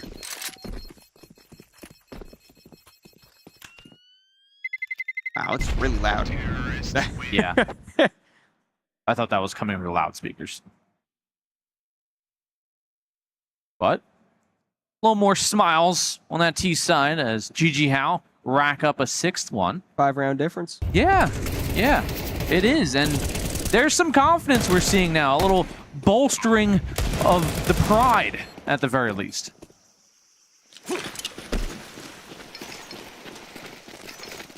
Still anyone's game, very realistic. Very low buyout for Gamer Legion once more. Towson gets aggressive. Towson's raised down 1, and Osama's... Oh, that's a second team kill this series for him. Unfortunate way to bite the dust, and I mean, this puts Gamer Legion in a position to actually make good work with the lesser weapon. Sausalito. Storyline of him putting everything he has into this series doesn't stop. 19 kills. One more found in this round, and Mini taps away Hypex with his AK. 5-7 versus AK. The expected result does come out of it, so now it is just Snacks. Although some heroics early in the round, Gamer Legion still seem like they're gonna go down. Nade not gonna hit the mark. 5-7, at least a bullet does. The smoke goes down, T's won't follow after it. It's scavenger rifle here, that'd be pretty good for him, but doesn't seem like that's... Got a rifle down in Donut, right outside, obviously. Yeah, but he's also has Mini right there, holding the line. Smoke fades, not able to get the kill. 7 rounds. Closer and closer we are to seeing the comeback be realized. I'm gaining some faith, but that faith is solely reliant on if Sausalito can get kills. And Osama sadly got the trade kill, but also took down a teammate with it. So that's going to hurt a little financially. That doesn't matter. You got the round, though. Yeah, that's what really matters at the end of it. And we're seeing Gamer Legion now run into that financial wall of problems, and it is going to be a 5-man B stack that GG How may just actually walk into. A really good nade early on. Over 100 points collectively through 2 players. Another nade found, 2 kills both ways. A good start, but it should be cleaned up quite quickly. A dink does go on to Snopsy, but ACTs are getting circulated, getting caught out. Sausalito taps away at 1, sprays another one. A quick round, a quick ending, and 1 round closer to a tied scoreline, 8-11. You know, there's something I've come to notice, at least on this map. I wasn't too aware of it, I think, on map 1. But Sausalito, I feel like no matter what side he's on, he's a lurk. He was lurking through A main every round on the CT side, and now T, he's left to his own devices, which has panned out well on the second half. I think this is where we're seeing him thrive in that position, and he can really capitalize on his ability to just be sneaky and move around the map and go undetected and find his way through this Gamer Legion defense. Base taker.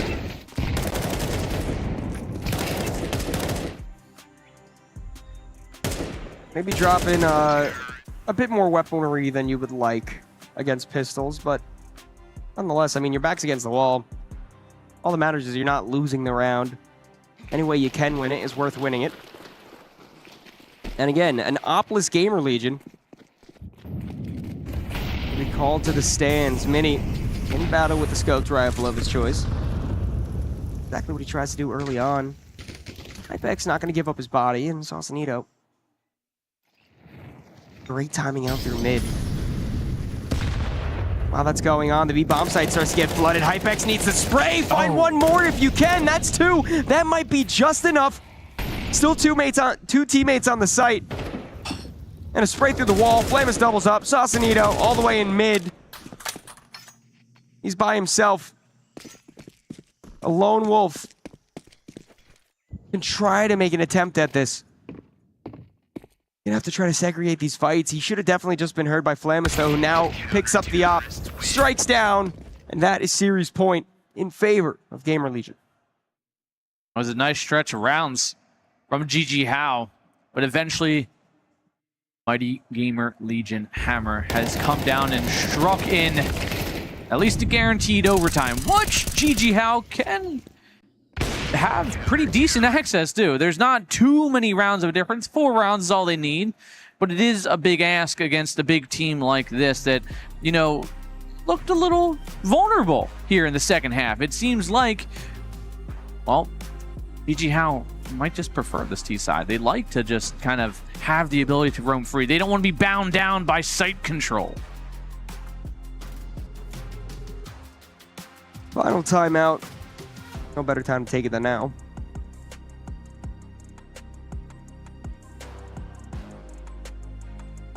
You want to look at a bright side. Still stuff to work with. You've made this map far closer than you made the first. You have the op on Mini. Thomas doesn't have a rifle with him. But a Tech 9 might be able to do enough damage.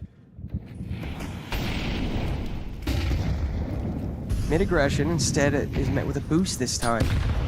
Sausalito won't be able to spot anyone out. Trying to see if the catwalk aggression comes. Snacks might be able to walk into this. A perfectly timed flash allows him to get his information and leave.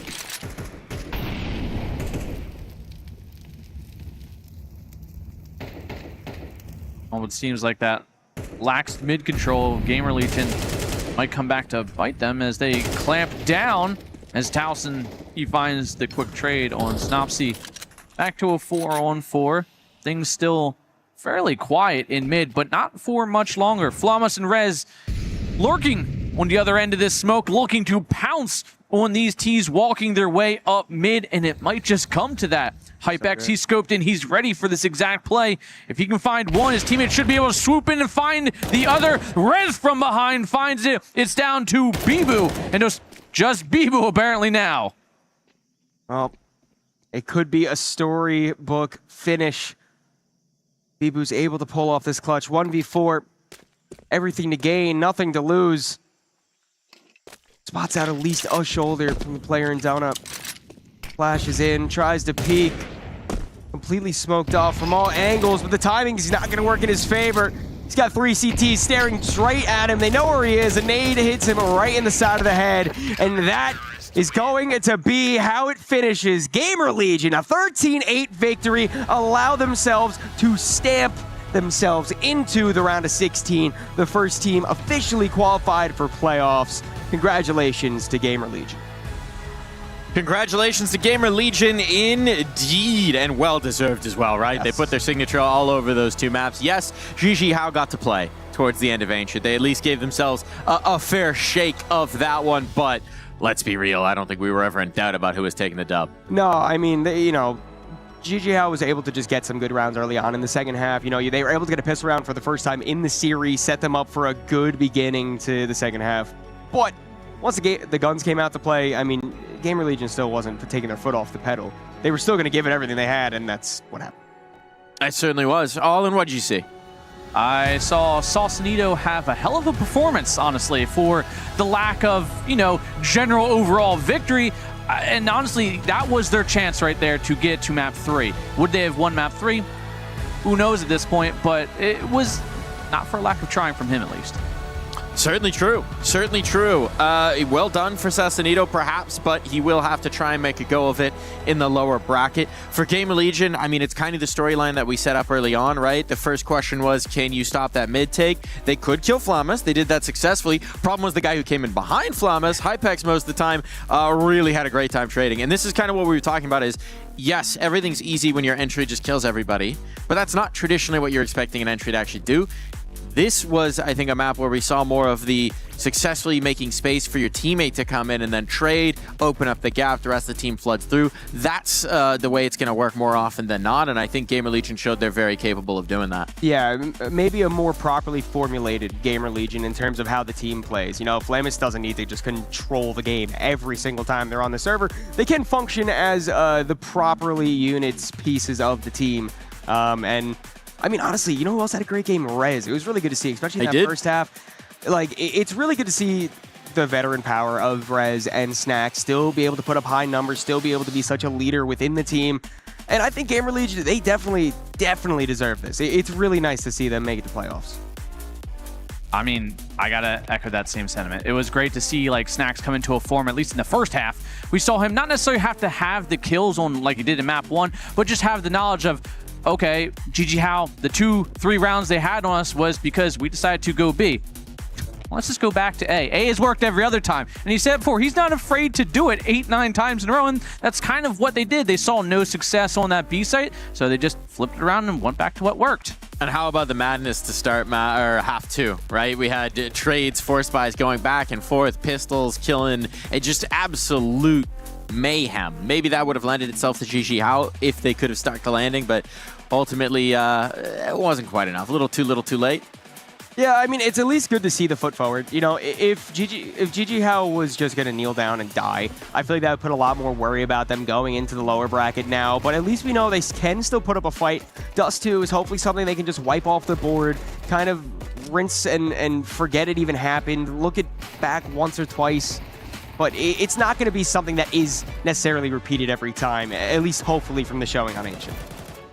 Gigi Hao have a date with the winner of M80 and Aurora. Ooh. So that's going to be interesting as well. You're either going to have an Aurora team that we are very excited to see what they do down the stretch with their new international project, or you're going to have an M80 team that almost took G2 to overtime and that would have triumphed over Aurora in that situation. So what do we think about that?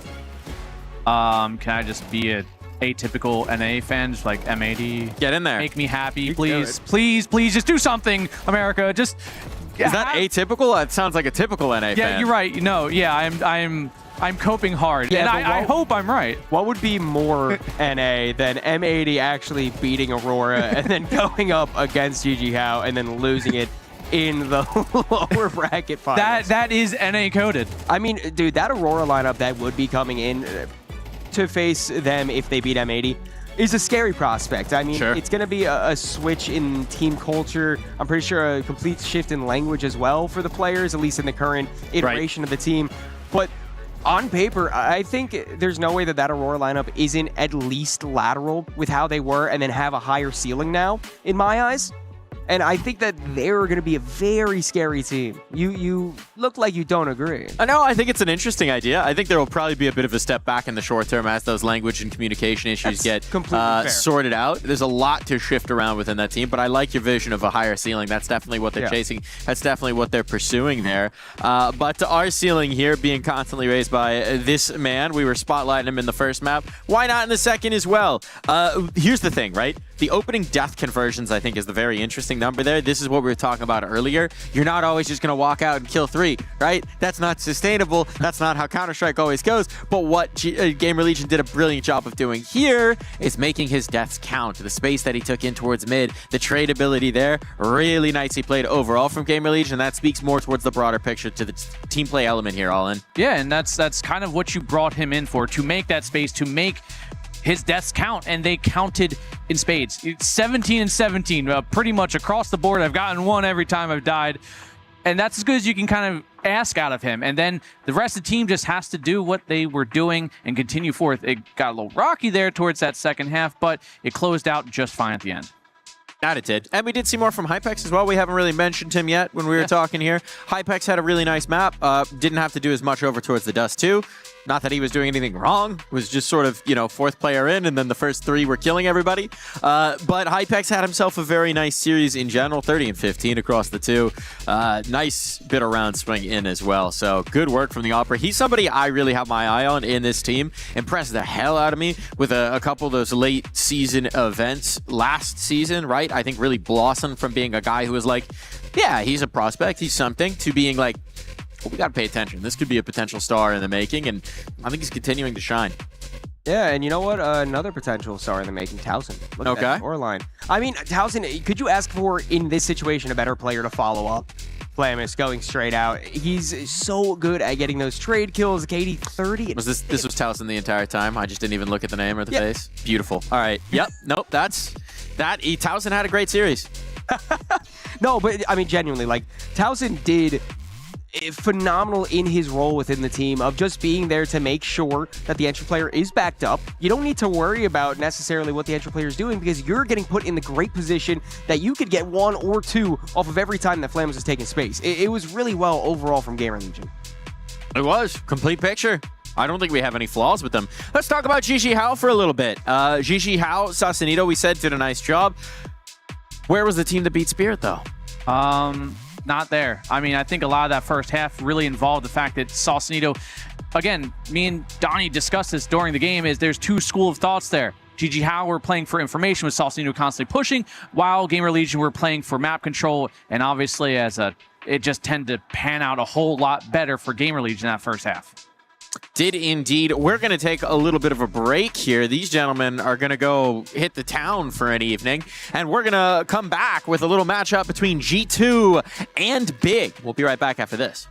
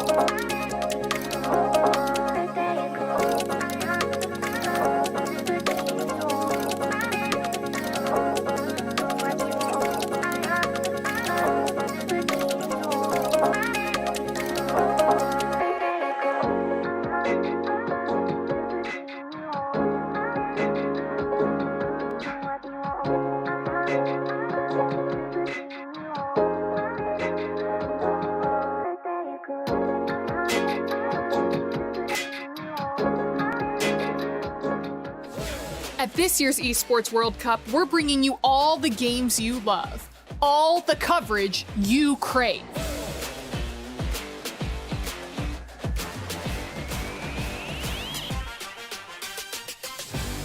And for the first time ever, a completely unfiltered behind-the-scenes broadcast. And he absolutely destroys him. I don't think he ever saw that coming. That was incredible. This means you're getting the real coverage. I think that was with raw opinions.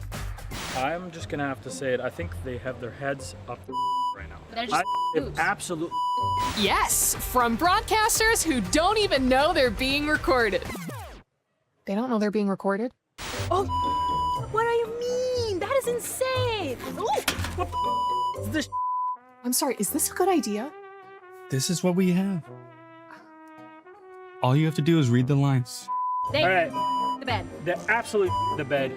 I don't understand how this keeps getting allowed to take control of the space and nothing is done about it. We're gonna get fined. There's no way that this is gonna work. Don't worry about it. Don't worry about it. We do the thinking, okay? I cannot believe this job on this team. Every time you thinking, oh my, they got the game, and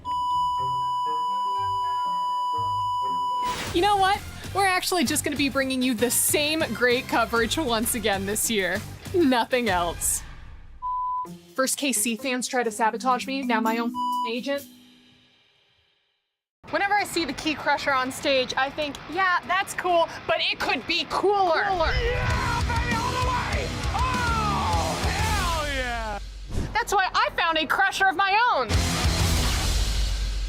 Through totally legal means.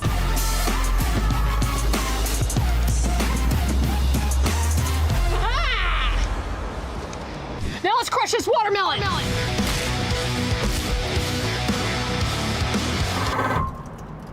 That's how esports should be done. So this nerd.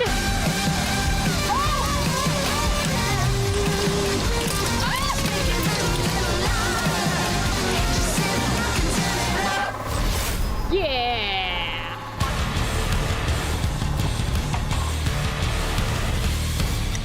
For T1. Okay, France was stronger than I thought.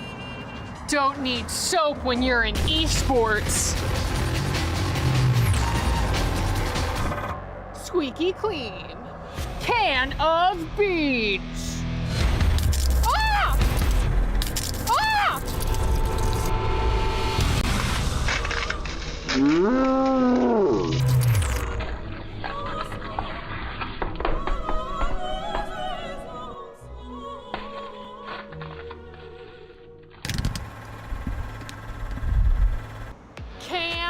Of cola.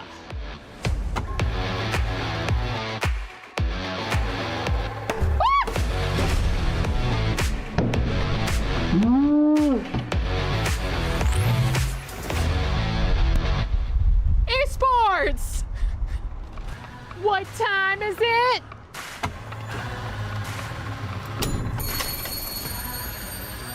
Time to go.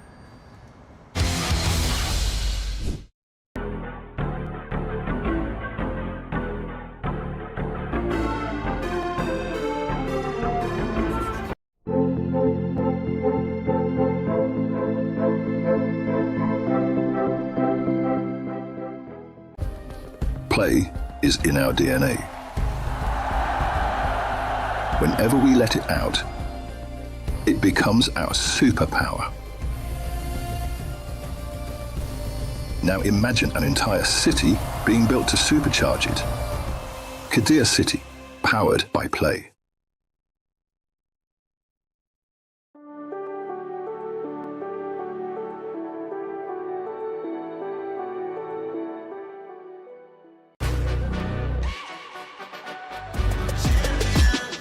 This ain't no regular thing. I came for the ring, you know what I mean. You see my name in the lights, better get right, I'm champion.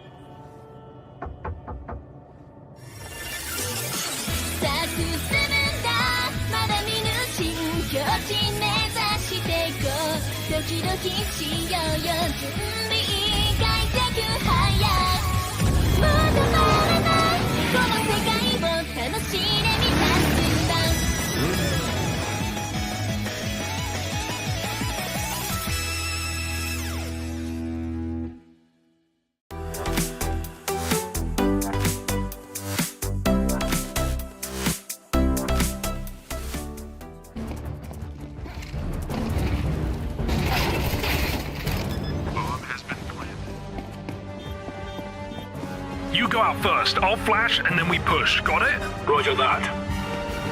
Flashing. I've been flashed. Oh, crap. Welcome back to Counter-Strike at the Esports World Cup here on the B stream. I'm still Darth Mike, but these two gentlemen next to me are no longer Buckethead and All In. They are very different faces now. We got Moses, we got Denko. How was your morning?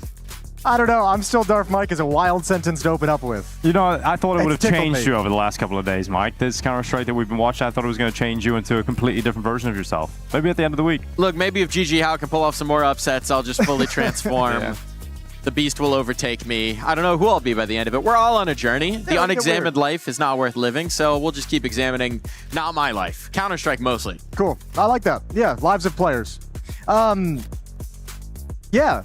Mike, all right, I'll take it. I'll take it. We got G2. We got Big. That's what's happening here. You looked like you had something on your mind, but apparently it was just the spinning wheel, loading wheel. Just going. That happens. G2 Big. I think both these teams have something to prove here. G2 making their debut here at the Esports World Cup with Wrinkle in tow. Wound up being phenomenal for them. Wrinkle had the highest rating for an off debut in, I think, G2 CS's history. I think we were worried about Wrinkle coming into this team in terms of it being a lateral move with some bias, and I think the other side of it was, okay, you got Wrinkle, who's made a lot of mistakes in that IP, looked like he was always out of a lot of positions, but hit some unbelievable shots, and we wondered, would he be able to be put in the right positions, right spots, and be coached by someone like Saul, and with Hunter as the in-game leader. So it's good to see that Wrinkle did show a good performance. It's just a question of consistency now. Can he do it game in, game out? Yeah, it's cool. It's one game. I mean, it's a really nice accomplishment for him, and we'll just see what it moves on to moving forward. Because I think this team still, like this G2 team, I feel like has really good players in all these different roles, and I think they're still looking for that one player who can like break out of the textbook and be like kind of like a superstar in said role. Yeah. I don't know if that's going to be Wrinkle, but I think they certainly got the sense that it wasn't going to be Sun Pius because he wasn't playing poorly. I think he hit the ceiling. Yeah, I think they just said we can't. There's not much more improvement we can have with Sun Pius, so we want to try this. We want to see if there's a different level Wrinkle can bring us through on the back of his own individual development, and that's just going to be a test of time. I think one of the interesting threads with this edition is that you can track so many things with the way that this roster's come together back to that ENCE team that had Saw on it. And bear with me, there's a little connective tissue here, which is that Snappy was IGLing Wrinkle over in that NIP team. So maybe there's a little bit of extra knowledge there for Saul, or maybe there's a little bit of Saul looking at this and going, well, I know the way Snappy likes to use an op, and I don't know that that would be best for Wrinkle. I think I can fix him. Yeah, I think so. I think a perspective like that is more like a cherry on top. I think you're still just going to kind of look at the player in isolation and just say, he has some qualities that I want to bring in and see if I can emphasize and see if I can build into. And yeah, maybe the Snappy angle is like, cool. I know now that I've worked with this IGL who's got some things out of it. I think if you want to take that angle, there's a more interesting route to go down. I think it's the fact that Nertz was on that ENCE team when he was a star, right? He was such a great rookie player in that roster, played so well under Saw and Snappy. Not going well since the rookie year, though. Yeah, has not been good in CS2, unfortunately. He had a little stint, going before he went to Liquid, and then after that, it's not been great. And even in G2, we're like, oh, maybe this is where he finally returns to some form. Unfortunately, Nertz has been very underwhelming. But we'll always have that ancient game in Dallas. Yes, sure. Well, I think he's the player that this team points at and is like, we want you to be that X factor to bring us up to that next level, and obviously not that performance of his rookie year not manifesting over the past year and a half, 2 years since he joined Team Liquid. I think is one of the things that has kept this team kind of where they are. I feel like G2 should be. I think they're a really good team. I haven't seen yet that they have that quality to like break through and actually lift a trophy. I mean, like beat the teams like Vitality and your Falcons and your Spirits consistently. I haven't seen them turn that corner yet. They have a great coach. They have a new in-game leader who's growing into the role. They have the most interesting prospect, the strongest prospect in Counter-Strike. Yeah, exactly. And it's just whether or not Wrinkle can be consistent with the performances we've seen yesterday.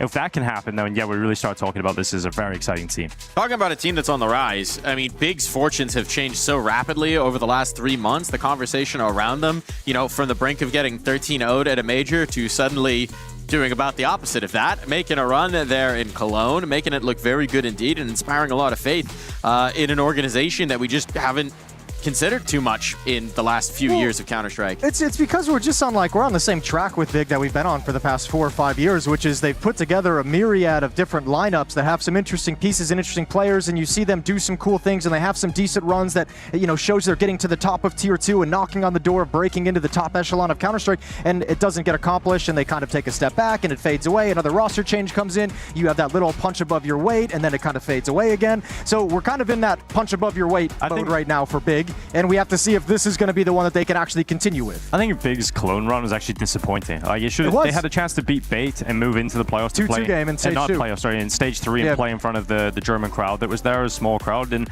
they didn't make it. They didn't beat Bait. That's the team you have to take down. And so for Big, I think the good thing about this season and why things feel a bit more positive about them is they started early, right? They went out to China during the player break. They played that tournament in Guangzhou. They lost to Paravision. They got put out of the tournament, but this run that they've been on throughout the qualifier has got them in good form coming into this event, whereas some other teams are coming in a little bit slow after the break.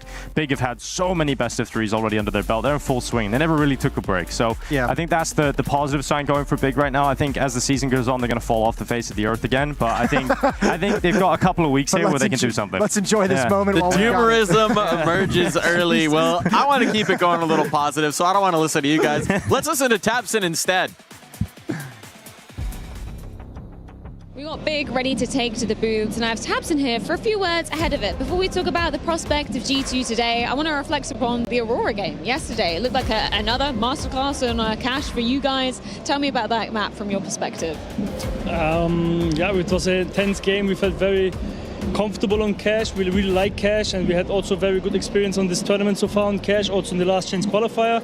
So we feel really confident on Cash. We have also played them on the practice, which actually went their way on the practice game, but as I said before, like when we go into the vetoes and we let Cash open and they let Cash open, I was like, wow, okay, so it's definitely break-even ground. We are here to fight, you know, and unfortunately it went our way.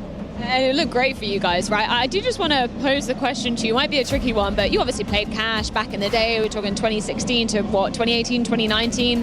How does it play differently in CS2 from your perspective? I think in the very beginning it was like very plain, not very many moves. People needed to try to find their own identity. People, of course, tried to remember how it was to be played back then.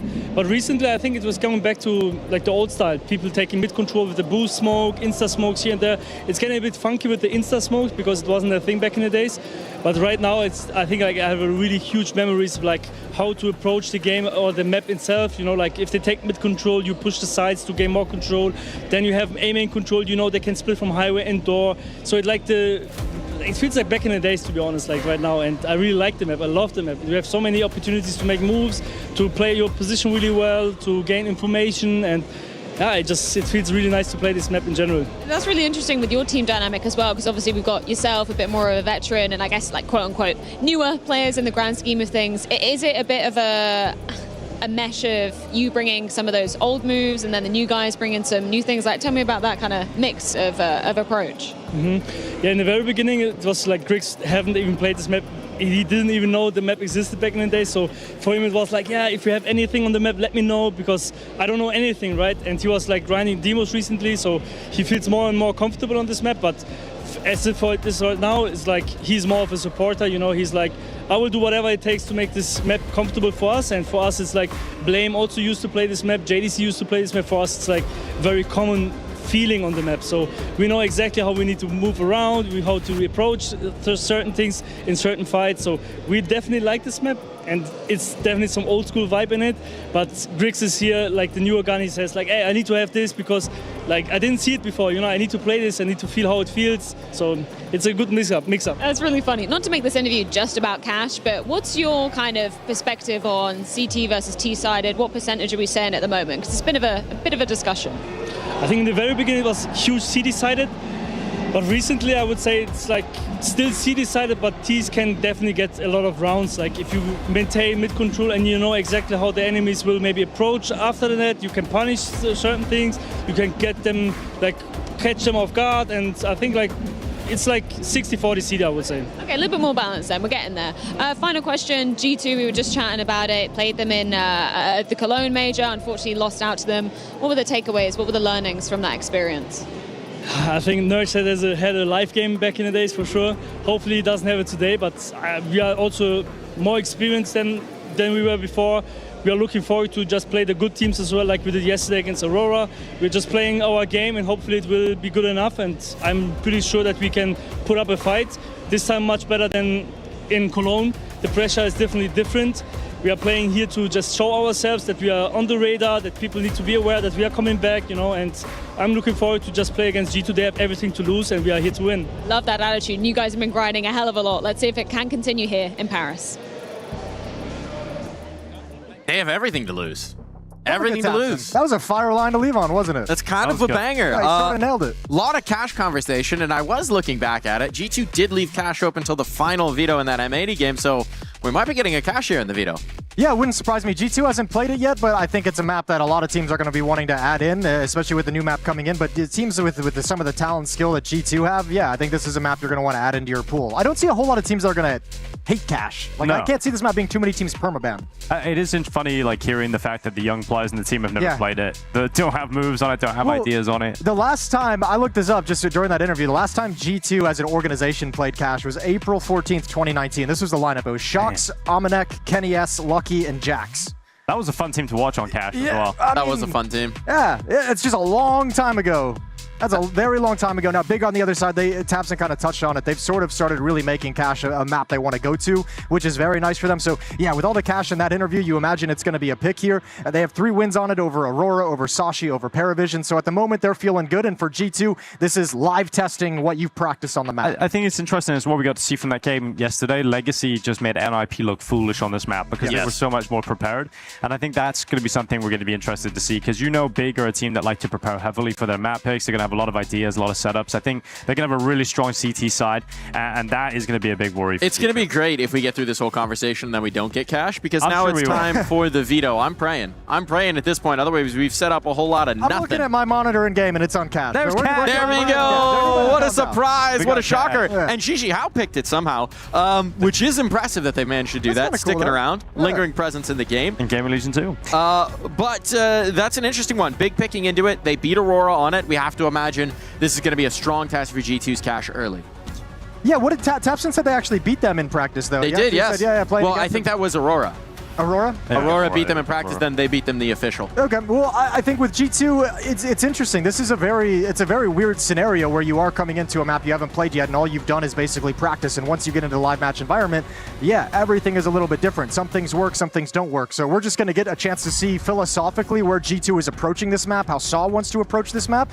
And I mean, we get to assess it as it just goes on. Yeah, I will heavily side with Big coming in just because I got to see what it looks like when a team is heavily prepared on it. Yeah, all right. That one. Yeah, they've got it in official games as well so far, so I feel good about their cash. The rest of the series, though, I think it goes to G2 quite comfortably.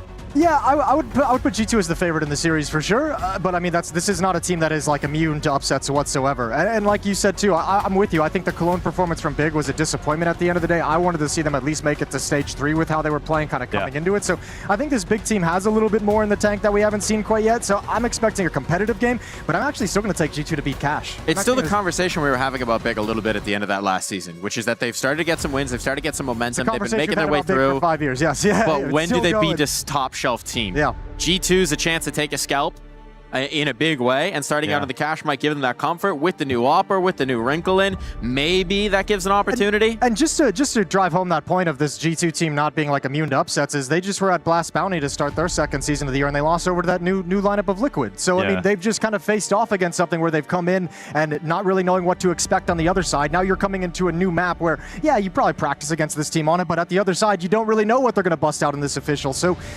yeah, this is sneakily a little bit of a trap game, certainly a trap map map for G2, but I think seeing Big and how they played in these 3 wins, you had to have expected this coming in, and that's where I think Saw can temper some of the experience on the map by saying, I can have a really good game plan because I've got 3 good wins from this team to research. I know they're going to want to come to this map. It's right there. It's the obvious choice, and now we get to prepare the team for what's coming.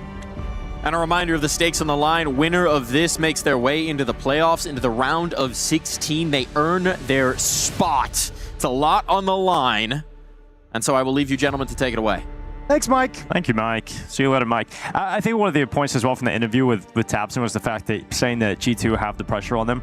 If you're playing for G2, you have pressure and expectations on you at every event you go to. So I think that's not going to be such a factor for them. I mean, you're obviously going to put that pressure on yourself as a player playing under G2. You know that's expected of you. I mean, there's no pressure in this match outside of the typical pressure of wanting to win. Exactly. Again, right? There's nothing additional here. So I think that's just psyching yourself up. Yeah, it's a cool line for tabseN, but it is very much like not actually applicable inside the server. Either way, we're going to find it all out right now. What kind of level Big is going to bring to the table on this home map that they've started to develop. Cash, 3 straight wins on it. Now testing themselves up against G2 here at the Esports World Cup. G2, it's their first game on this new version of Cash as it's re-entered the pool, and we're live into the pistol. Yes, and the winner, as Mike was saying, goes into the round of 16 playoffs. Underway, Hunt through to play in middle. Flash is coming over and going to force him away from the Sugar Cube. We'll have JDC moving up towards the vents. Long range fight for Heavy God. He's under a lot of pressure here, having to backtrack towards Headshot. So many targets about to arrive on his screen, but Heavy God handles the first, goes back in for a second on deploy map, who's inside of the checkers. Grix coming up next, and Heavy God forced into the open because of the utility. Hunter's still here. He's made the rotation into the smoke. No, it's not too far away from him to try and play alongside of him from within the site. I don't think he's going to want to wait for the fade either. He was waiting to get some contact from his teammate Nerds and play off that contact, but when it doesn't come, Big starts backing away. So happy with the amount of pressure they applied to the B bomb site without actually committing, and now spreading around the map and making this G2 defense work for the information. Yeah, pressure's going to come on to Wrinkle here on this A site. He's the solo player. It's a tough angle as well. He's got the dual Berettas out, goes for the early fight, separates him into 1v1s and does well to get the one. Couldn't quite get the second, but he's got the early warning. Mattis tries to come over, can't do anything about it, and Grix is just rattling off shots with his Glock. tabseN's come into play with him, and it's just Nerds at 1v3. Now, tabseN said the last time they played, Nerds had a life game, and he's hoping that it doesn't happen again today. We'll see if Nerds can start things with a bang. A 1v3 would be special, but no kit on his back. They know exactly where he's coming from. Yeah, he's going to have to find this really, really quick as well. Moving in now. Bavin behind the forklifts. In front of the bomb site, spotted from main, and that's going to trigger all the peaks. tabseN takes the final kill. Lovely round from Big, and countering that resistance at the B bomb site, not trying to break through the brick wall and finding a new avenue of attack.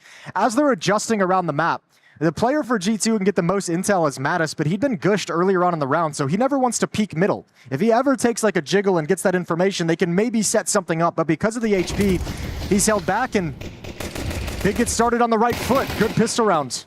We were talking about the Saw factor and preparing for this game against Big, and one of the things that is a weakness, or maybe can work as a disadvantage when you're one of the only teams playing Cash, is that people are going to look at your VOD. You have material to look at, review, or is G2 have nothing for Big to look at? So I would be interested to see how deep Big's playbook on this map goes. Like, if G2 counter something, if they counter their game plan, like how can they find the solutions? Is there any depth to this Big squad? Well, you'd imagine there would be with some of the runs they've had, and if you're picking it and you're starting to make it a home map for you, you've got a ton of confidence in what you've prepared. So yeah, it's that, and it's how long is that going to last? As you mentioned, with Cash being new in the pool and everyone wanting to pick it up, going to be a lot of people looking around, and what you have that's working now can fade away and disappear and be kind of useless just a week or two away, just an event or two off. Tech pause here after the pistol, so we're going to let the stage get that fixed up. The admin's at work, and then we'll get back into the action. Yeah, good to get them out early. So the later stages of the game. This is the second game on the B stream today. The first one was rather one-sided, with Gamer Legion taking the win.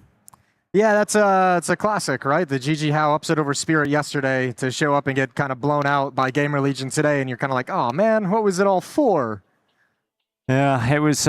It's confusing. We're not seeing Spirit play that well either in their other series, so no, they're coming in very slow. I had that same thought watching them struggle against Luminosity earlier. I was like, we casted Luminosity yesterday. They did not look good. They didn't impress at all. This is weird. Yeah, very weird indeed. The other game here on the B stream after this one will be Legacy versus FaZe. I actually think that's going to be an absolute banger. Yeah, it might be the game of the day, to be quite frank with you. That one's absolutely fire. Going to be action-packed. Over on the A stream, Aurora M80, and then Falcons Astralis to end things over on the A stream here at the Esports World Cup. So plenty of Counter-Strike left today, plenty of Counter-Strike left throughout the event. Tech issues are resolved, and we are back live into the action. Round 2. That's a full investment for G2 after the pistol round loss. 5-7s, Deagle, and MP9s. Yeah, not too bad at all. It can definitely be a deadly round here for G2. Going to start with 3 players in middle. We'll have Mattis, whose role is just look up the highway back into the A site to spot any contact, any utility being thrown in. I think yesterday I got to see Cash sort of play in a very similar way to how it was played back in the day, Jason. I feel like we're seeing a lot of the same moves, maybe a little bit more wall bangs coming through. Well, you kind of brought up the Legacy kind of beating up on NIP yesterday on Cash. I mean, I think stylistically this is a map that's going to be very good for... Oh my god. Well, that's nice. It's a good start. That's a really nice start. And Big has been a very slow opening, so they don't really have a whole lot of ground elsewhere. Good find on the aggressive reverse boost. Yeah, Hunter pulling the timing of that boost pretty early. I'll get back to that point about Legacy really quick, just because of how aggressive they are. And it'll be fun to watch these two teams and how aggressively they take bomb sites, because Legacy was pushing players through smokes, through their own execute to attack the rotation at these bomb sites. I don't think we're going to see that same style out of Big. They're going to be more head-on confrontational with the defense. Okay, Wrinkle is showing up with the Deagle. Second shot is good against JDC. 2v3, 34 seconds left on the clock. That bomb is going to be planted right now. Mattis coming through A main. Nerds trying to keep attention, keep eyes drawn towards him. It's worked out very well. Now Mattis can make his move. Pressure on Grix here towards the forklift. His teammate's been spotted. Grix in a tough angle, having to fight on 2 fronts. He can't do it, so Tabson's left alone. 1v3, he's toppled over as well. A massive round here from G2. Starts with a Deagle shot out of Wrinkle, finished off by a 3K from Nerds, and that is a devastating blow early for Big. Yeah, those are some nasty shots from Wrinkle to set them up for that kind of a win, but the real pain is Favin. I think in the 3-on-3, that's still very recoverable for Big. Favin getting caught out in the open. Once you lose that player, it's just one less resource you have to watch a choke point. So it puts the player in forklift at an impossible scenario, and then it all collapses from there. Really nice retake off the back of Wrinkle's Deagle. AK-47 coming out for Blame F. Deagle's on the rest. So Big's turn to try and win with some weaker weapons here. That is a creepy doll, Jason, I gotta say. That was that was spooky. Oh, okay, Wrinkle, you can nail the Deagles. The op one is a little bit wide. Heavy God gonna play close up to keep some space, but he's isolated. If a smoke comes in, he's got no support. Heavy God in checkers. Wrinkle out to a CT spawn to try and help him. Big show some early presence towards B with that smoke. That lurk smoke just trickling on out, but starting to filter away from it back over towards A main.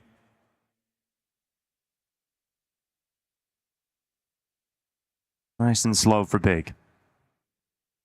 A lot of low buy rounds in the old versions of Cash would involve some squeaky play on the A side. Feeling like you can, that's the closest area you can get towards the A site and pounce out. The quickest turn in to get the bomb planted, right? Maybe takes the least resources as well. So Big just being quiet on the map, trying to pull some attention away. Not really going to work. Those smokes over towards the B bomb site don't make anyone move. So Mattis shuts down the plant immediately with his first kill. Okay, Favin at least getting one back here for Big, but plenty of targets still to try and find. And these are just plant. Yeah, he does. That grenade's coming in as well. Favin's got enough health to tank most of it. JDC's Deagle's got a headshot. Bigger back in this round. A 3v3. Nice shot from Wrinkle. Sends one back. Favin trying to get to safety. His teammate in the open, so it's all on Favin. And the chances of winning this round are now very low indeed. Utility's going to land upon him. Wrinkle will finish him off with the AWP, and that'll be the defuse coming through with a 2-1 lead for G2. Yeah, going to be pleased with the bomb plant, though, if you're Big at the very least. Couple of kills as well, so chipping away at the economy, keeping it honest. But G2 are going to start building up some momentum, so this is the round where it feels they can really propel themselves into a position to take hold of this map. Up against just Glocks on the big side of things. A couple upgraded pistols being grabbed right at the end of freeze time. Yeah, another thing we got to see yesterday from Legacy CT side on Cash was the dominance that Try's AWP was able to put out on the server. So the fact that you've got the AWP in Wrinkle's hands so early and he had a good day yesterday, good to see if he can continue that momentum into day 2 of EWC. His opening gun round with it was an aggressive peek from the B bomb site, so clearly wants to be influential. He's doing it again in this round as he's dropped in to take the deep angle. Oh, what a nade combo. A nice push through as well. Tabson cleans him up easy with the Glock. Nice and quick, and Big disappear. Yeah, Big have got a couple of moves like that, and it's worked out well, but it's not going to spawn any chances to actually do anything in the round. Hunter's pushed up and taken A main control, and Big realize they've lost a significant part of the map. Yeah, it's a cool way to open things up, though. The double nade into the Glock kill. Nerds never saw it coming. Really good response as well from Hunter to just cut off part of the map and shrink it down so you can't gain anything off that frag. No, Big's gonna pause.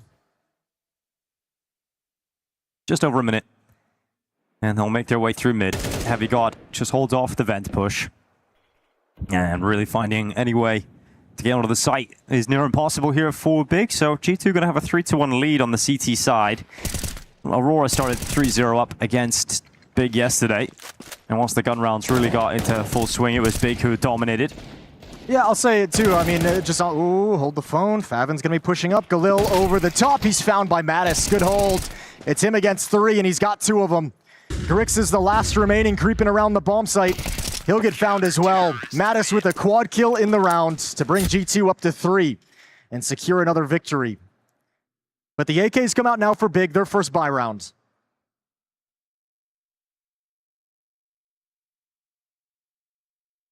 We'll see how they can work this map. At the moment, Capson mentioning in the interview coming into this, it feels like a lot of cash has kind of fallen back into that kind of typical mid control where previously it wasn't so much. Teams have started to learn the different sequences and timings to take mid.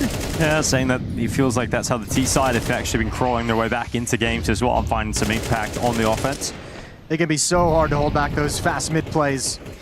Nothing of the sort coming out for Big in this round, though. Everyone huddled back. Default spread. Nerds just trying to prevent anybody from coming over the top of that boost. He's got some help from Hunter, but that grenade is going to be lined up nicely. Only takes a little bit of damage away from Hunter. Let's see that rotation of the forces here for Big. They're going to start stacking them up just outside of B. Well, look at the position of Nerds, because that's going to be the critical one. He's in a playmaking position. Either rotate towards vents quickly or go for a fast flank once utility starts coming in. Heavy God has got to be spot on because he's very alone.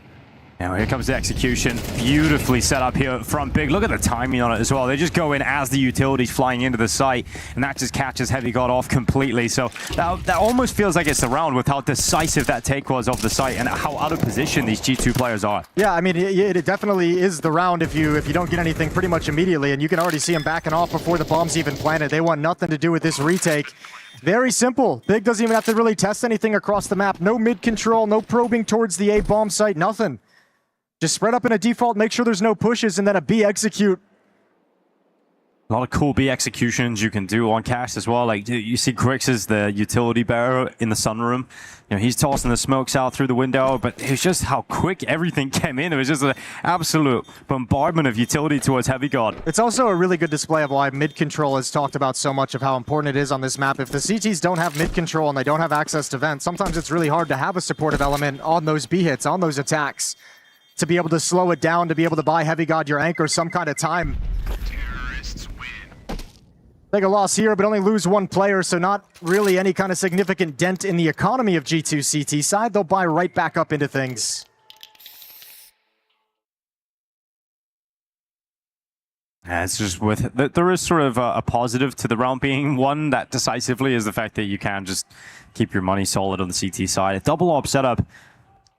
Let's see that come out straight away here. Heavy God, we know, is capable on it. Well, it makes me think that I'm curious where Wrinkle's going to go with his AWP, because he started at the B bomb site a couple times, but if Heavy God's going to have the op as the B anchor, you imagine that's going to be his position. So that's going to free Wrinkle up if he has a spawn. He does have a pretty decent spawn, it seems. Where's Heavy God spawn at?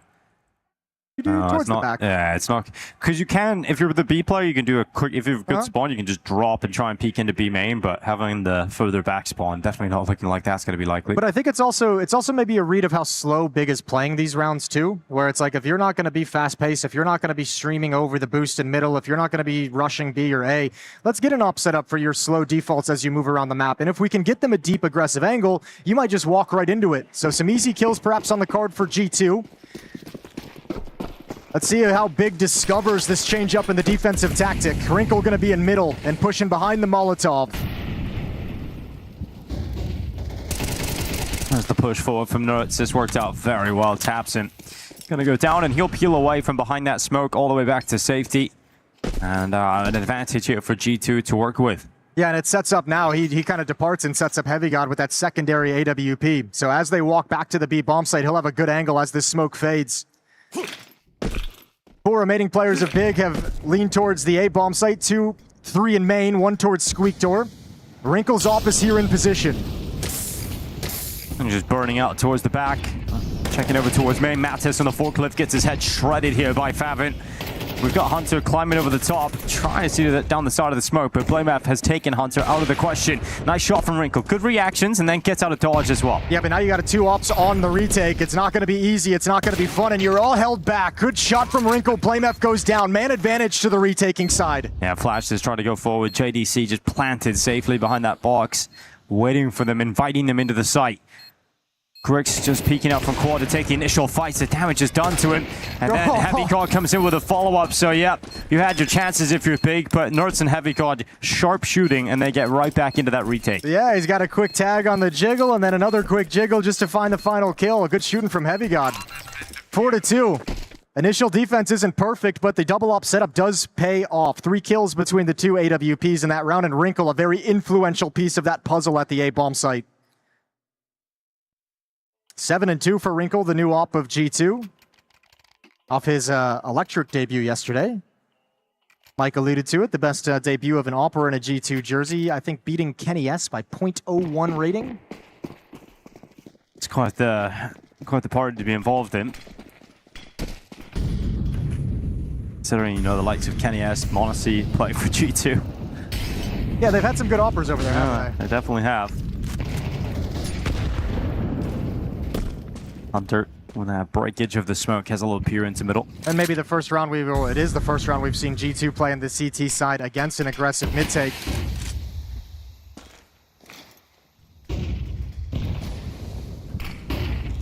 Flashes up, Heavy God just tucks himself against the wall and scaling. Okay, yep, taps and gets away with the spam. Heavy God going to be frustrated about that, but more pressure now on Nerds to try and make something happen here for the defense.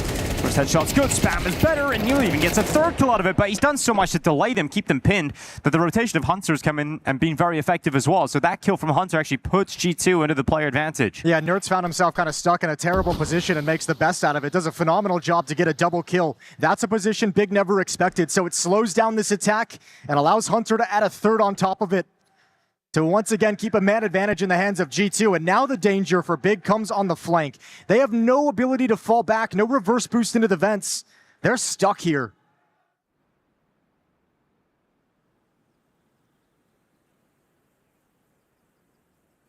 Oh, Blamef. Oh, good headshot coming in, but he's not ready for that second player. So Blamef goes down, and it leaves Grix 1v2. This would be a massive clutch for Grix if he's able to pull this off.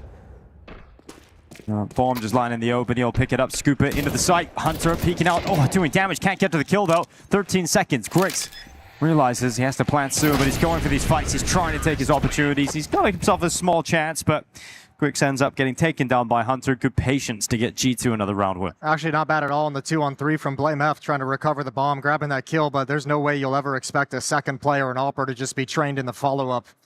Really tough one to read for Big as they get stalled out. You asked the question, how deep can this playbook go after 3 wins? How many ideas does Big have fleshed out? They're going to need to start digging deep. This G2 defense has shown they can put a stop to it, and even in this one, recovering a disadvantage, losing the opening engagement, but Nerds bringing them back in a 4v5, and with the help of Hunter, able to close out the round. A 3-round lead for G2.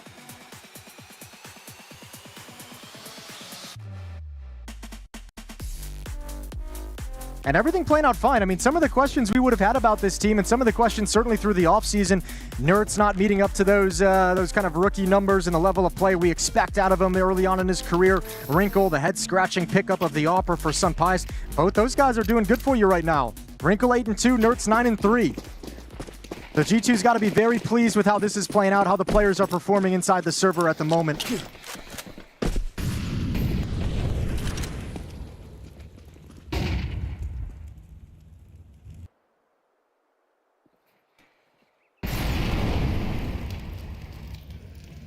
Now Mattis trying to move up in towards A main. You've got JDC and Tapson just around the right side here. Head shows up for JDC, and he'll take some damage off the top, but JDC wins the fight, switches out to the rifle, realizes he's got the low HP, so passes that back to Tapson.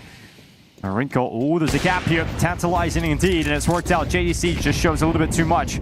Smoke break as well to give Wrinkle a second chance at the A main player. Oh, but he stayed at the angle, got spammed down. And Hunter now they're coming through. They line up. Beautiful. That's a double headshot. Nertz won the fight in middle, so that's around no problem. So Tapson's going to back away. And, you know, it's just crazy to see how dominant this is from G2. We know Big are going to have a decent CT side, but the problem is, are they going to have enough rounds to even play a CT side? I like seeing Mattis get, I like seeing him get a little bit of aggressive there in that kind of a round. I feel like one of the rounds we saw G2 look a little bit flat on the CT side is when they played it too passive with no information. And I think against a low buy here, they're like, okay, well, you didn't rush. There's nothing fast. Let's get some information. Let's start to understand where they are. So Mattis gets killed in that aggressive push, but then everyone knows exactly what's coming, and Hunter can slide over and be in that perfect position. Round 8's going to go against Big as well. It'll be 6-2, a 4-round lead for G2, and all is said and done as Tapson walks out the door to his eventual death. Hunter collects it, and they'll try and get back into this now. Big, they've got AKs coming out, but really not seeing anything that's making you feel too confident in them at the moment. Just getting outmatched by the individual ability of these G2 players. The protocols too. I mean, Wrinkle's having a good game with the AWP. It feels like whenever you're sliding into the angle that he's holding, he's going to grab one. So that's very difficult to deal with at the moment. When you're getting those early warnings, G2's responding perfectly. And yet to find anything ultra successful. Very fast boost. Up over the top. JDC out in middle, but it looks like they want to pinch this A-bomb site. Wrinkle's not watching this. He's got to be really careful. They're about to turn the corner, and Nertz can't stop it. Flash forward in towards main. Hunter running forward. Good headshot on towards Griggs. There's now Wrinkle who waits. Checking down towards Highway. You've got JDC has already pushed up a little bit closer than he might anticipate, but Wrinkle, he knows has the right idea. He goes and he clears it. JDC dead. He's ready for the next fight, but Nertz has got that as he steps through the smoke. And now Favin's left trying to piece this one together. Good double headshot. Favin actually gives himself a shot at winning this. He's got a minute left on the clock. And he's running right back to Heavy God. Gets the gun out in time and nearly has a chance there. Nice double from Favin. Just unfortunately couldn't pull off the hero play. Lovely attempt from Favin in the 1v4 with those kills. That round, Big is just kind of dedicated to the tactic to split that A bomb site, right? You get that aggressive piece in towards A main, 1-for-1. A main is smoked off from the T perspective. The player still comes through it because he just has to make that tactic work. He has to join up with his teammates coming up Highway, steps through it to his death against Hunter. And G2 is just checkmating Big each and every round now. They have just caught fire. Switching away from the double op setup now as well, so switching things on Big one more time.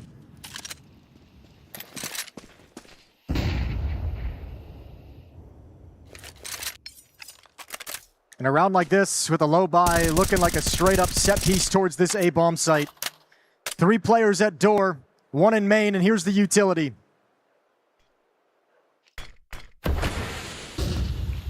Door open. And shot for Favin. That's Mattis, who is dead, and Hunter doing what he can, but it's just the one because JDC already scaled up behind Quad. It's just the speed of which Big burst out of that door that finally they catch G2 a little off. Yeah, Hunter Mattis not going to be happy with how they played that one. Not enough impact from the defenders, and now the retake. It feels very, very difficult, if not impossible. I think you still go for it with this money, and you've got utility. See if you can get a couple of these kills. If the nades can flush players out into the open and make things easier when you commit. Moving up, Heavy God's rifle ready to go. Nertz Who got a chance here? His own great reactions. Gets a lot of damage onto the second player as well. Now Heavy God spamming away. No way he controls it. It's now down to JDC. A 1v2 all of a sudden. Pressure's on. He hasn't got any cover, but he's handling it well. Heavy God dead, and JDC plays that one perfectly to secure a must-win round for Big. Yeah, Big needed a miracle there. What a big-time clutch up at the end of the day from JDC. Good job holding strong as they swing into you right at the tail end of the bomb timer. And that's a steal with these Tech-9s. 2 for 1 on the opening. An all-important entry from Favin, who's been actually shooting very, very well for Big over the course of this half. He got them the space they needed, and then the Tech-9s finished the job. And Big call a timeout out of the victory to look to string rounds together, and their philosophy has got to be close out this half on a winning streak. Get it as close as possible at 7-5 before we switch sides.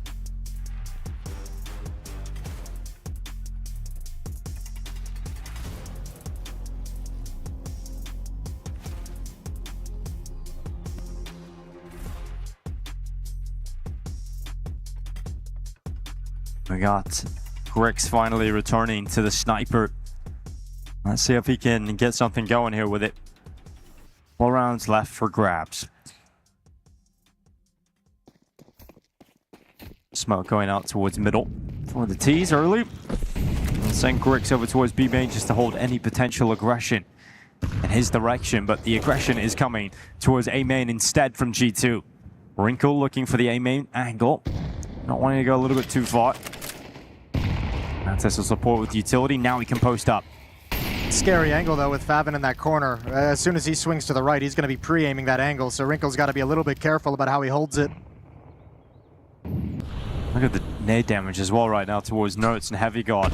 This is a really good angle for Wrinkle, though, because he never really has to move, and if they never force him off this, he's got tons of information. Good shot. Favin even pre-fires it. Wrinkle a little bit quicker. Good shot for Wrinkle. Needed to pick that one up. You need to be so fast if you're going to stand in that position. Not fall asleep at the wheel. Under a minute left on the clock. Taps him in Grix.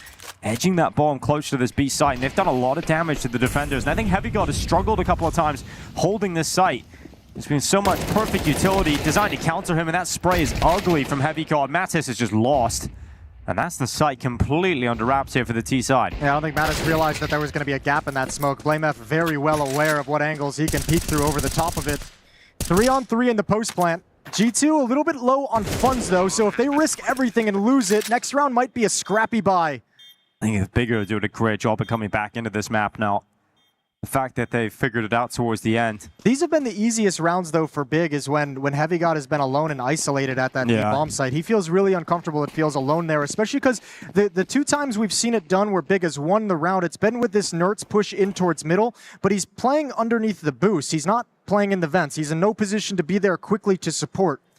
So that's an interesting kind of setup that I think has gone away against G2 a couple of times now, and maybe something they want to retool. But it feels like Heavy God maybe not entirely comfortable as a solo anchor on that bomb site in different situations. Makes sense. It's a tough one to hold on to. 3 rounds the lead has been cut to. 7-4. Yeah, it's weird to say that it's Heavy God that's struggling. He's usually so reliable.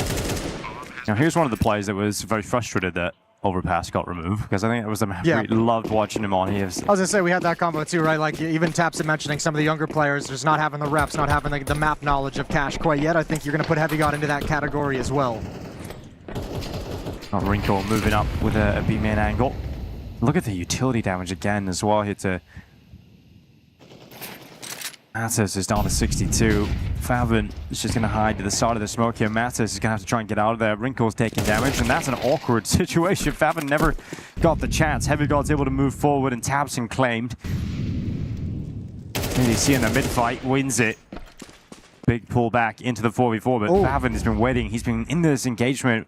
He won the rounds. Over and over again against Mattis, but it's finally paid off, and Favin comes out in towards the A site and explodes upon 2 kills. Man, he's only got 8 kills, but I feel like he's had some very, very sharp shots. Couple situations he's been in unwinnable rounds, but this one here, he has delivered round number 5 over to Big. A very bold walk into the bomb site, although I say that, but Heavy God himself has found some craziness.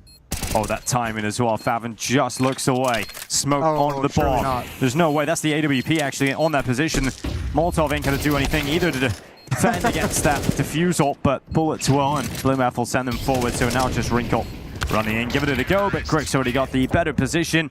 And 5 rounds secured for Big. I mean, considering how this game started, securing the last 3 rounds in a row is fantastic from Big. Oh, I think it's an excellent recovery. And I think it also answers your question where you wanted to see how deep they could go on this map. But I mean, for you to go that long getting just kind of destroyed, 7-2 at one point in the favor of G2 and still be able to find the adaptations to bring out 3 towards the tail end, I think they got to be very pleased with how that closed out. Happy with the score, happy with the finish, not happy with the half overall, but it's given them enough to work with as they switch over to the CT side. Yeah, now we're switching to the more favored side as well. You're expecting Big to be the stronger of the two, so giving themselves a great chance to win this opening map of the series.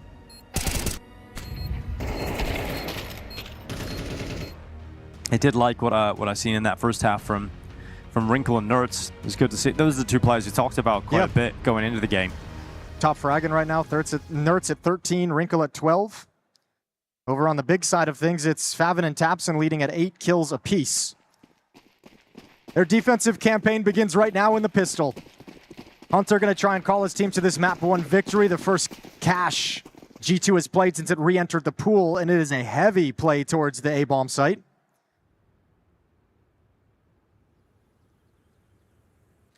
With a push from the Big defense immediately. So they're going to close this. They're going to wrap around. The flank is going to come at a fast timing.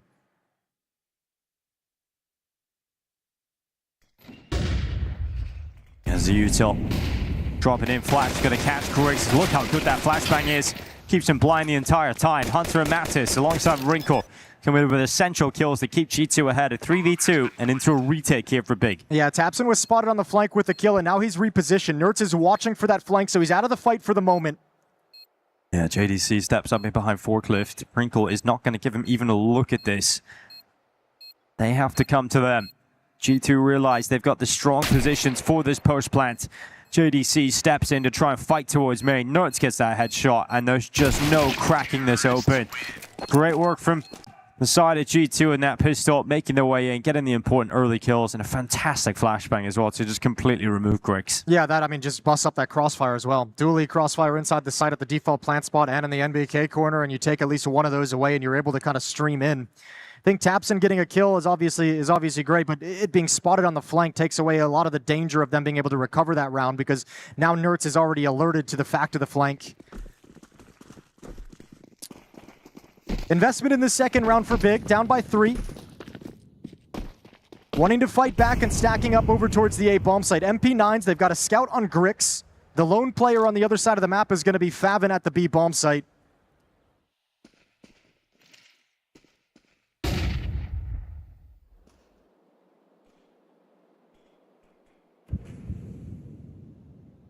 Yeah, Hunter, look at this. Taps is just like, oh, he's already up highway, so that's a frustrating death to take for Tapson. Now they know what's up, and they've got to try and deal with the highway push alongside the main collapse as well. So it's going to be impossible for Big to be competitive in this round, and that will be G2 getting good starts in both halves. Yeah, good positions from G2 to just have the immediate rebuttal and immediate trade to all these players from Big who are popping up out of their corners. 9-5 now. G2 starting to march towards that victory, and Big's going to have to sit the next round back with just USPs. So, I mean, G2's looking at double digits right now and looking at stealing away Big's map pick, and that doesn't bode well for the series. No, it does not bode well for Big going into Ancient, but they recover the first half towards the end, so not counting them out just yet. Give you a lot of confidence in your cash if you're able to pull back this kind of scoreline. But, you know, it was funny to hear Tabson saying ahead of this game, we hope Nerds doesn't have a life game again. Currently 16-5, having a very comfortable showing at the moment. But, you know, it's not really been like a life game in the sense that he's just running around killing everything, right? It's just been like 16-5 in that, you know, he's delivering in his roles in these different setups. You haven't really seen him like unleashed and just, you know, pug stomping them. It's just playing a good game within the G2 framework. So 9-5 now, and Deagles and a P250 being picked up for Big. It's all they've got to battle with, saving as much as they can for the guns. But once the gun round comes in round 16, Big need to fight immediately. It's got to be there right out of the gate to start clawing this map back. Yeah, Grix on the little sandbag in middle. Well, Blimf takes some attention away. Trying to pull them a little bit closer to Grix. Maybe they'll go unchecked, but Hunter looked like he's about to use a Molotov towards the position. Hasn't decided to use it just yet. Good shot from Nerds. He is looking very sharp today. Yeah, I think they're just being patient. Like, they know the situation. They know they're going up against Deagles. They're not quite ready yet to use the utility and actually try and, like, to take the space with muscle. Happy to kind of just take this initial first step in and a few jiggles here and there. Nice shot from Nerds to open things up. And now you see if there's going to be a reaction. Yeah, it's all about patience right now for Big. They're trying to pull G2 deep into mid. Nerds is going to go down here eventually. It's just if we could take 2 with him, he'll be happy with that. There's the second kill of the round. Might even get a third as well here. I'm amazed they haven't just like aggressively tried to find him. Yeah, well, oh, there we go. P250's found him. Bomb's going down inside the A bomb site. No chance of winning this round, so G2 does get up to 10. The question becomes, do you want to save that Galil? Do you want to just go for some frags? So, I mean, looking forward into the next round, we're going to have Grix at least with the AWP. Saved enough money to have the AWP out in the field. You're going to want that to be, you know, pop it off pretty much immediately to put the fear of the AWP in G2 right out of the start. And I think it'll be interesting to see how G2 stylistically wants to open this. Is it going to be defaults? Is it going to be something, a set piece right out of spawn? How does Hunter want to play with this 5-round lead that he's going to have to work with to close out the map?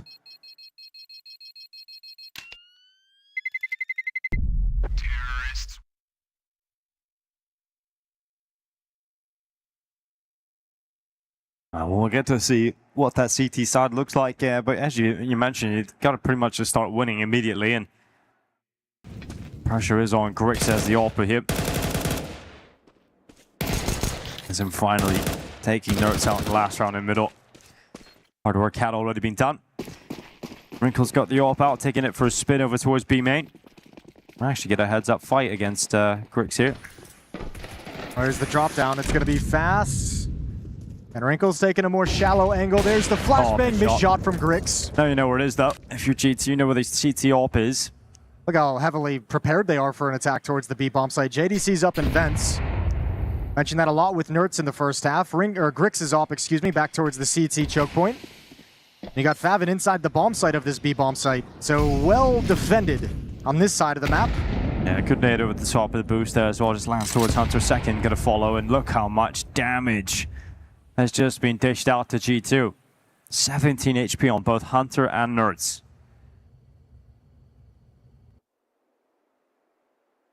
Yeah, I don't know what they think they're going to be able to accomplish. At least the vent will be taken away from JDC by the Molotov leg shot as well, but Grix has the response. There's Mattis, though, a double in return.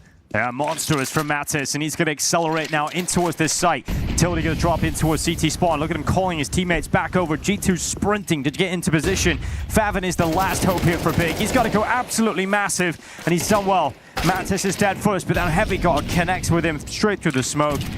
And it does look unlikely, but still doable because those 2 players of the 3 are incredibly low HP. 4 health on Hunter, 17 on Nerds.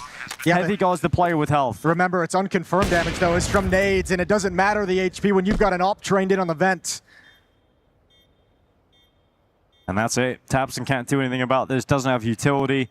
Doesn't have a chance. So they don't start winning immediately. And in fact, they have to limp away, lick their wounds, and watch G2 go up to 11-5. Respect to Mattis. The back and forth of that engagement, right? And that's not even an engagement that's meant to decide the round. That's an engagement that's meant to like take some map control, force the defense a little bit back. The level of that battle was actually probably surprising with that many bodies there, but Mattis coming out on top with that double. Absolutely perfect. So many pieces of utility, little mini setups, the flashbang to activate Wrinkle, to take the angle, to swing out a little bit wider. Really well done from G2 in a round where you were playing with 2 AK-47s on like 15 HP. Mattis does it all. Oh, that is the way you get Favin, okay. Because with Favin had a chance to actually do something there for Big. He was the last-ditch effort, but put himself in a strong position. Final timeout for Big. Yeah, it's a decision they're going to have to make now is do you buy up here? Do you do a half buy and just try and kind of keep a little bit of danger? Do you save up and let them get to 12? You're relinquishing a huge lead if you do that. So we're seeing Big invest a little bit. Not a whole lot in utility. Scout on Grix, MP9s, FAMAS M4.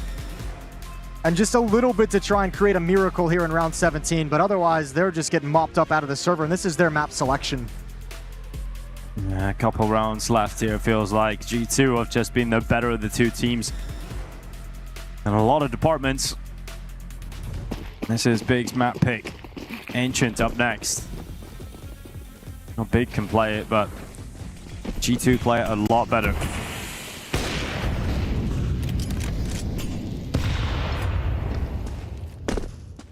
How do we feel about G2's chances at the World Cup, though, Jason, overall? You see a little shaky team spirit kicking things off. We'll see how Falcons perform again today against some better opponents as things move on. But how do you feel about G2 in the grand hierarchy? Well, I mean, I think I have them in a similar place where they kind of ended the major and where I had them going into the major, which is a team that I expect to see in the quarterfinals. And I think depending on the matchup there, I mentioned the pre-show, I still not super convinced this team is going to consistently be able to take down your Falcons, your Vitalities, your Team Spirits, if they're playing like Team Spirit. But I think quarterfinals at least for this G2 team. I think we'll see them get better as Season 2 goes on. And then it'll be a question coming up in the major is like, okay, how much progress have you made?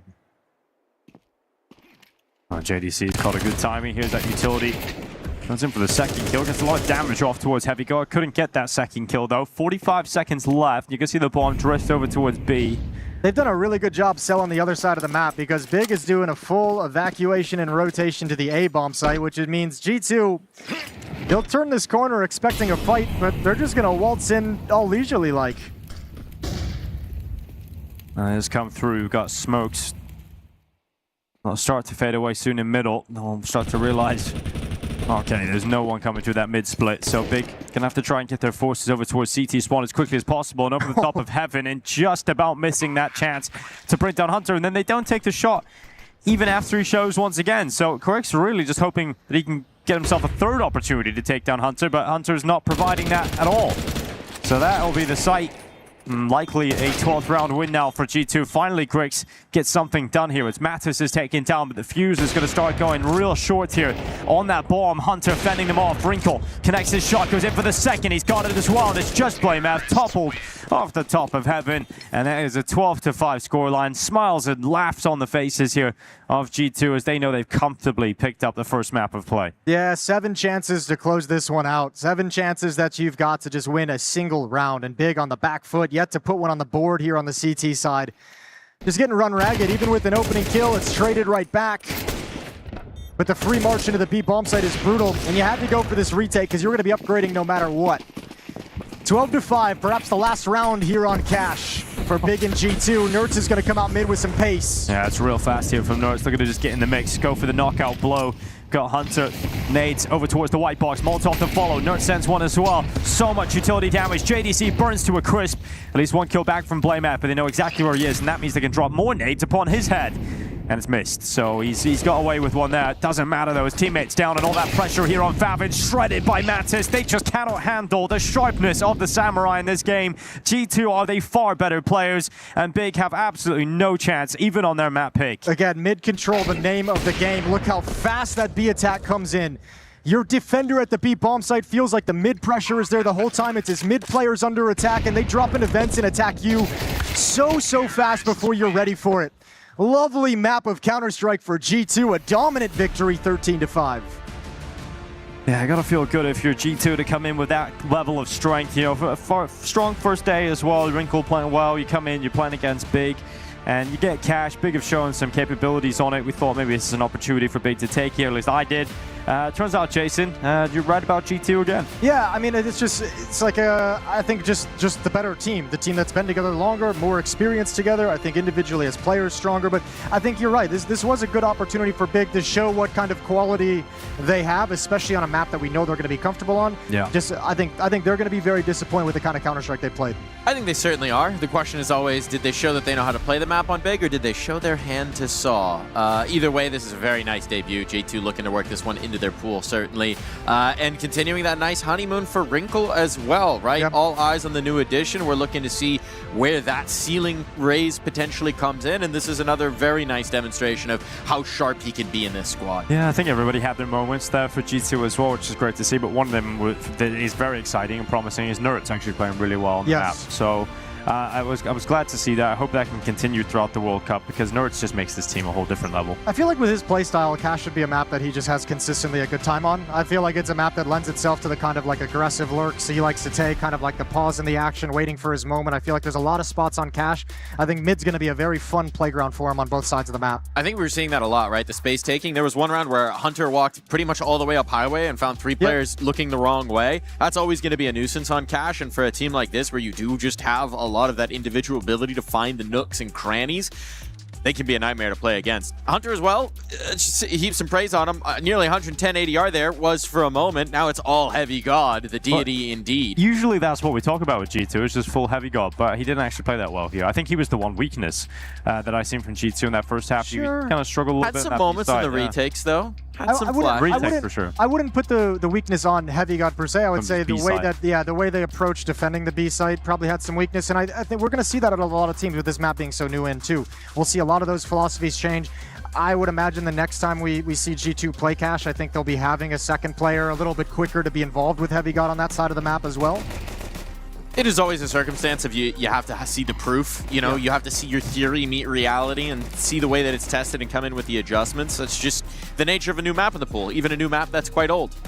Well, I mean, it's actually, as we kind of have this conversation, I'm just kind of spitballing off the top of my head here. Spitball. You want to talk about one of the, you know, someone like Nerds being your supportive element to Heavy God at that B bomb set as that mid player. I'm just gonna, like, Nerds likes looking for kills, and I'm not sitting here saying he's baiting or anything like that, but his philosophy and his like #1 priority that he wants to do is like he's a fragger.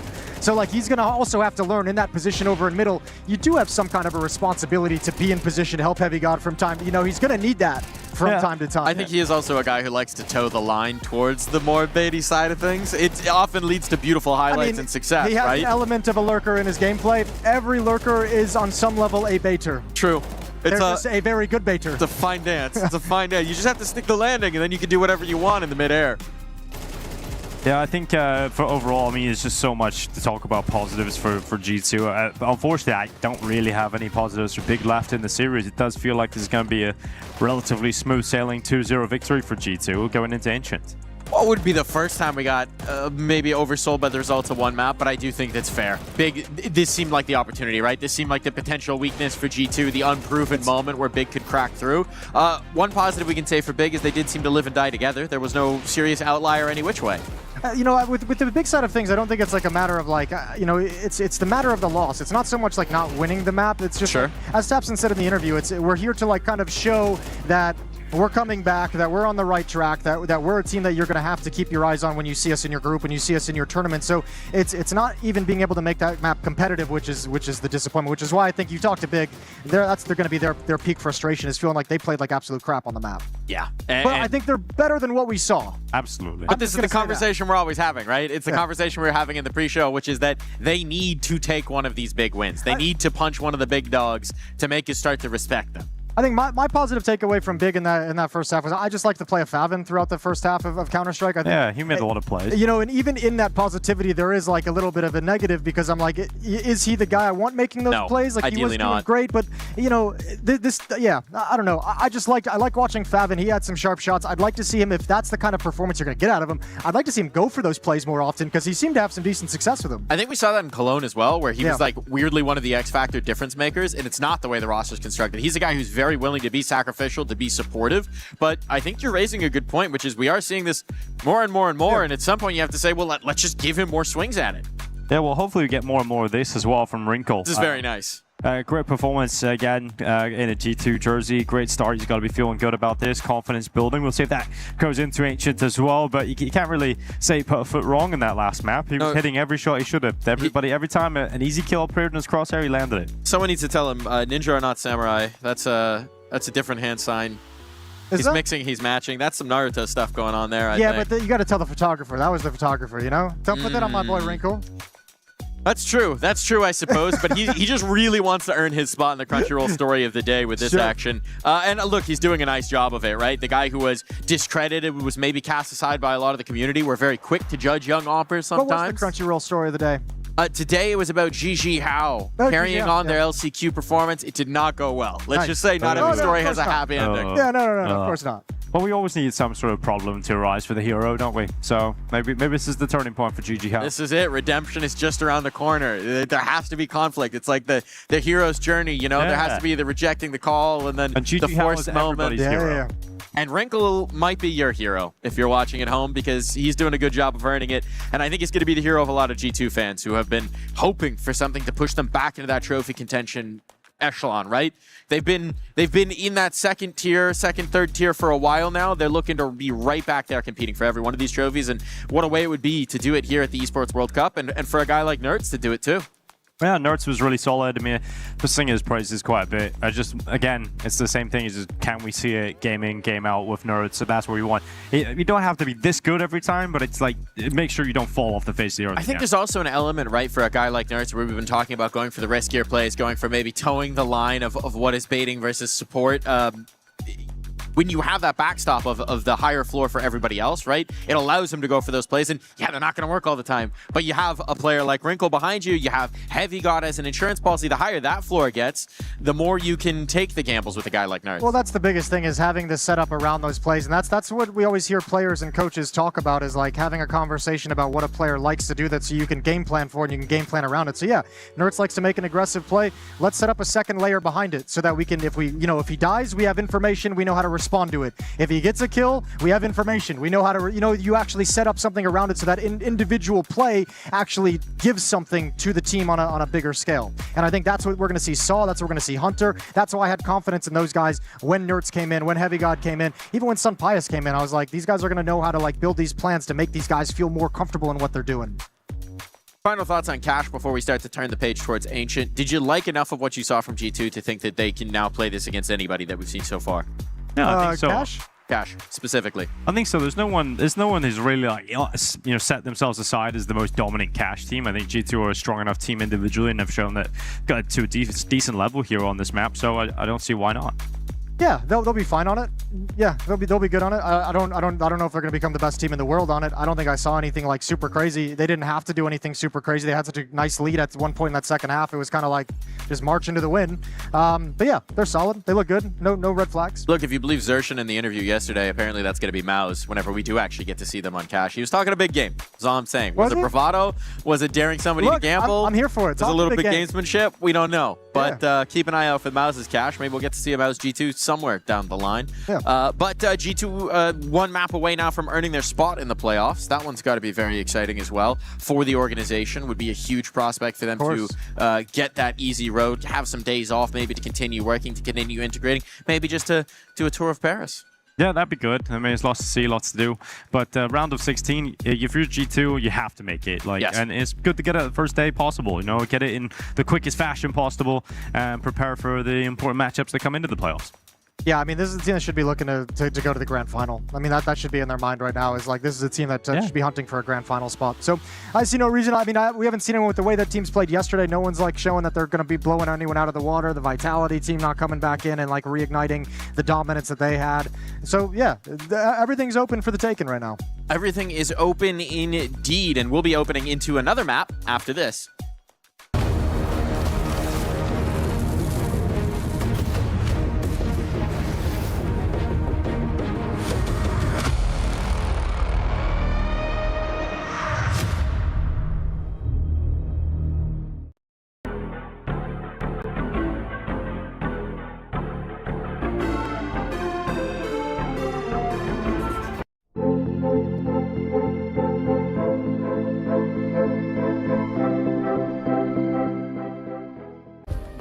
Play is in our DNA. Whenever we let it out, it becomes our superpower. Now imagine an entire city being built to supercharge it. Kadir City, powered by play.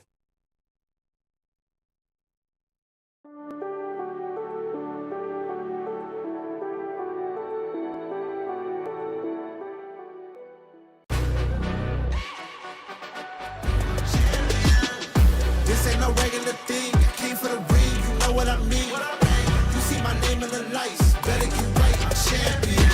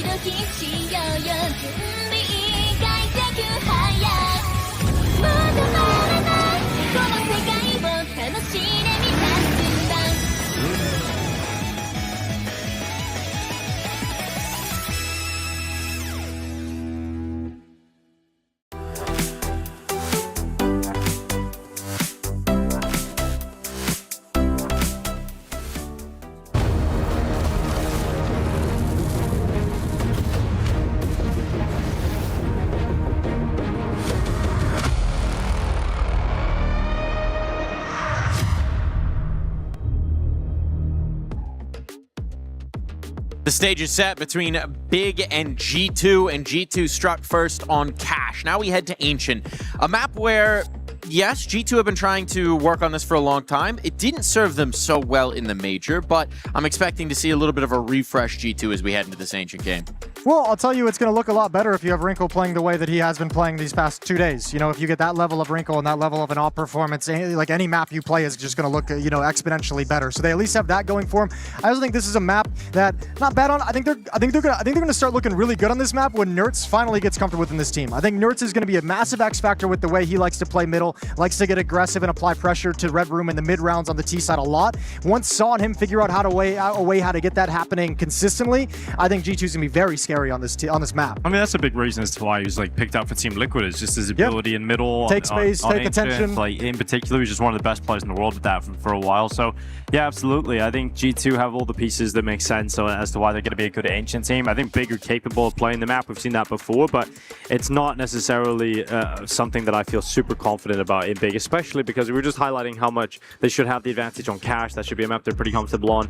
They got 5 rounds, so I just feel like it's going to be all on getting good starts for Big. Like, they need to come out and win both pistols, it feels like, to get into this game. They really struggled at the start of the maps and just got in this hole. We need to see some of the individual qualities from Big, like Blamef. I need to be saying his name quite a bit in this map if they're going to win it. I need to be saying his name quite a bit if they're going to be winning this map. Like, they need, that was the thing, like, when you look at these teams, like Big as a team, like within their system, which can be very effective, they all play within it and play within it very well. But as you mentioned, everyone's kind of right there in the pack with each other. Like, you do need that Blamef that can blow up on the scoreboard and go get you a triple kill in a round. You need a Grix who's going to be able to go on a sequence of a multi-kill and shut down a hit. I think in general, that's right. But on this map in particular, I think JDC is like the standout JDC's the player. guy? Yeah. I feel like JDC is on Ancient, can just blow up and take over the server sometimes. It doesn't happen all the time, but you just get a feeling of it when he's playing the CT side and mid, that he's just going to be running on that boost, climbing up heaven, just going for every fight. And sometimes JDC can just be so dominant. I know he's spoken about it before and said that he feels like he's one of the best players in the world on this map in particular, a little bit of a specialist, and certainly that's going to be an early test for G2, but like, the Samurai is sharp. You're going to be up against a big test in mid when you want to go for that fight, when you want to brawl early on. That's the thing. I think Big can like deliver in all those areas that I just touched on and that you guys were all talking about, just against different opposition. But now you get G2, what we're watching them on Cash. Trading is so good. Their timing, their spacing, the way that they're like kind of pacing their peaks is really good. Jiggling your aggression, like making it really uncomfortable and awkward for you. So it's more difficult to have that level of impact on an individual against the better teams. And that's where I think Big falls flat. I think against the better teams, you get to that point where these guys just start being average and like, you know, they're just doing their role well, but no one's able to eclipse that. I'll throw a different name out here. It's like the only name we haven't said on Big just yet, which is when they need a talismanic performance, when they need something to sort of light the fire in everybody else. Sometimes it could be the old guy. Sometimes it could be Tabson rolling back the years, pulling off one multi-kill, one big flash play, and we all start to think, man, this guy, the legend of German Counter-Strike, he's going to buoy Big to another upset victory. You think Tabson's going to be the hero of this map? You haven't been paying attention. Yeah, look, it's romantic. It's romantic. It's really nice. And we're in the city of romance. We're in Paris. How can you not be romantic? You know what? That's a storyline I like to hit for about 3 or 4 years back in like 2021, 22, 23. Paris is the city of romance? No, the old the old dog is gonna roll back the years a little bit. You just don't see it anymore to like be able. I would love it. It'd be great. Tabson's he's got some incredible skills, and if they pop off and he has one of those games, it's fun. It just doesn't happen anymore. Unfortunately. Not often, but once in a blue moon does mean we'll see a moon. Yesterday, the sun was eclipsed, so why not get weird? Can anybody see right now? Like, it was really bright to look at, Jason. Yeah. What'd you do? You're just out there on the golf course staring straight up? No, but it was pretty cool. Where were you, Jason? Where did you get to watch it? Did you watch it? I had my blinds closed in the hotel room. Oh. Yep. It was pretty dark. It's a different kind of eclipse. It was pretty chill. I'm not going to lie to you. You know, through the power of technology, every day can be an eclipse if you will it to be. Exactly. But can every day be a big win? That might take something even more special. G2 looking to secure their spot in the playoffs, and I'm looking to secure my exit from this stage.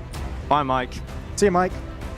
Well, coming into Ancient, I think we're all down bad on Big. I just don't think this is looking that great for them. But that's the picture we've painted. It's not a pretty picture. We're not painting them like one of our French girls, Jason, but maybe, just maybe, they can surprise us. Okay, I wanted to see if you're going to still work the French girl angle into that one. I was wondering where you're going to go with it. It's a Titanic sinking ship. Yeah, maybe we could go with that instead. Well, yeah, they gotta win this one to force us onto a third to keep this series alive. G2 about to qualify through to the playoffs. Yes, indeed. Warm-up ends, freeze time begins, pistol round set to go live. G2 on their map pick of Ancient will be starting on the offense, and Big starting on that CT side. We got dualies on Blame F. No kits, smoke flash for the CT side, and a ton of utility over on G2. And let's get things underway here in Map 2 in this series at the Esports World Cup. Yeah, plenty of util here for Wrinkle. And a Molotov for Heavy God. So an idea going to be springing into plan here on this A site. We're going to have Blame F playing towards Donut. And just a matter of time before we see that explosion of utility landing in towards this A site. Seems to be a consistent philosophy of the big CT pistols is kind of just push players on the other side of the map. Play one bomb site weak with one player for retake. Have the other bomb site get aggressive and start pushing out to have the fast flank. Doing it again here, but that flank is still a long way off. Yeah, Blame F getting in behind the site, dropping back in behind the smoke. And Big got to respect it because the execution is just so effective from G2 into the bomb site. It's going to have to be a retake here for Big. They're going to fight for Donut, though. This could actually, the round decides here. Well, this is going to be a bloodbath. We got Mattis and Wrinkle first up. Wrinkle's got that headshot. JDC getting both, and there we go. Okay, we're getting that JDC performance straight out the gate. He's got 3 inside of Donut. Now they're trying to move through. Nertz hide behind the big box, and JDC's on the hunt. His 4th kill, nearly an ace, but Hunter's going to have to hold on and try and win this on his own, and he just can't do it. So straight to the defuse is Blame F. Everybody is so low on health, but Big just about squeezed through with a massive JDC performance. Damn, you called him out right before the match goes live as well. What a showing from JDC. The triple kill and Donut. That was an all-important piece of map control for the post plant. So when that battle, when you see it forming behind that smoke as it fades, everything gets dictated there. Huge sequence for JDC to control the situation. And a lovely retake from Big. It's just great shooting out of JDC. That throw was so clean, so comfortable. And hopefully that's the kind of start that fires JDC up and makes him feel, okay, this is the day that we're going to pop off here on Ancient. Hey, if you're going to tell the world you're one of the best Ancient players, you better back it up. That's not something you can just shy away from. Well, Nertz, we were talking about his mid prowess. Well, he's out middle already, pushing through elbow into the mid fights. Grenade going to land right on top of Hunter's head. And they're ready to fight towards the Donut, putting that pressure on JDC straight away. Ooh, doesn't like that engagement. Missed the timing, wasn't clean. Backs away to drop utility. And he goes down anyways, and so does Grix. Oh, it's a disaster. Uh-oh, indeed. Blame F has to save him. Oh, Heavy God, Deagle just burst right through him and then one through the smoke. It's ridiculous from Heavy God. And that is just an unbelievable round for G2. What? That heavy guard one is just BS, man. Gotta see that again. That's unbelievable. What a sequence of deagle shots. And what a turnaround from Big. This happened on Cash 2. The first half pistol round 1, and then they lost the second round immediately, and it's just repeated. That one stings even more, just for the fashion of it. Let's get this. Oh, we're not getting it, unfortunately, but... Oh, that was a banger. That was a nasty shot. You just had to beat that, over the top of the box is one thing. Through the smoke, casual fadeaway is another.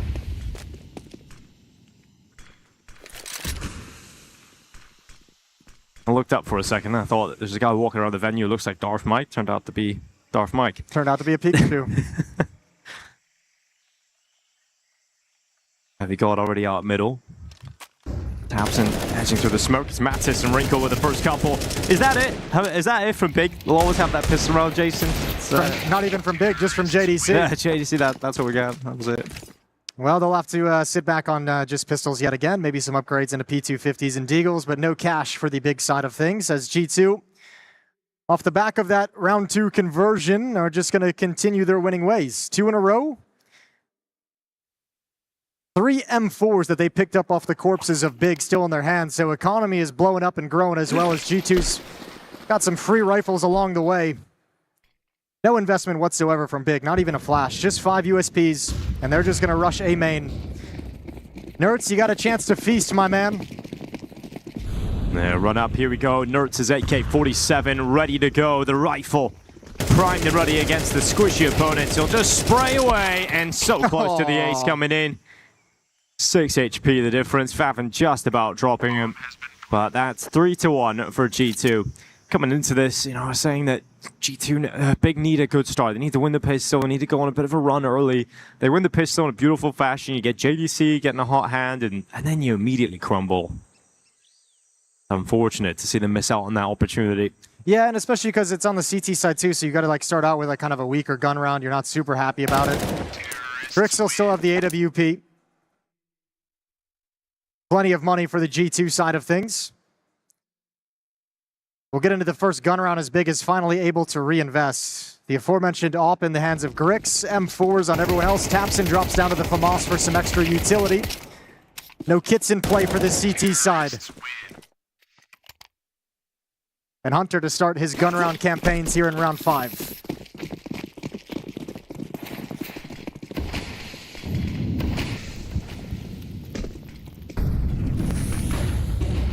Look at this from JDC. This is the kind of move we were talking about. He's going to try and split with his teammates up the top of the ramp as well. It's worked out well for a kill on Mattis. But look where the bomb is. It's completely isolated here. Hunter having to fight his way out. Good flash assist from Wrinkle. Second chance there for Hunter, but he goes down, and you rely upon Heavy God, who is going to get both kills. Blameath and Grix trying to rotate back, but double Molotov to that deep position, and that's going to force Grix away, and you just can't get back into it. I feel like they bounced off the wall and it almost baited him to trying to beat the Molotov, so he just burns. Very lucky to get away with his life, and good protection from Blameath to keep his AWP alive. Prevents Nerds from hunting him down. So stalemate, everyone will get away with the weapons. 2 players survive on each side, but it's a 4-1 lead for G2. And I mean, I think that's a very important round for G2 to win. Like a statement round with this kind of aggression that Big comes in with. They are showing in this first gun round on the CT side. They want to be able to impose that aggressive control of the lane from the defensive side really early on and show you have to worry about those pieces of aggression they can bring out. For G2 to lose a player and then break it up in rebuttal immediately afterwards, I actually think is pretty critically important for them to be able to, or for them to be able to tell Big, you can't just take this. You can't just run this aggressive tactic whenever you want it. You're going to have to break it out in moments and isolated moments.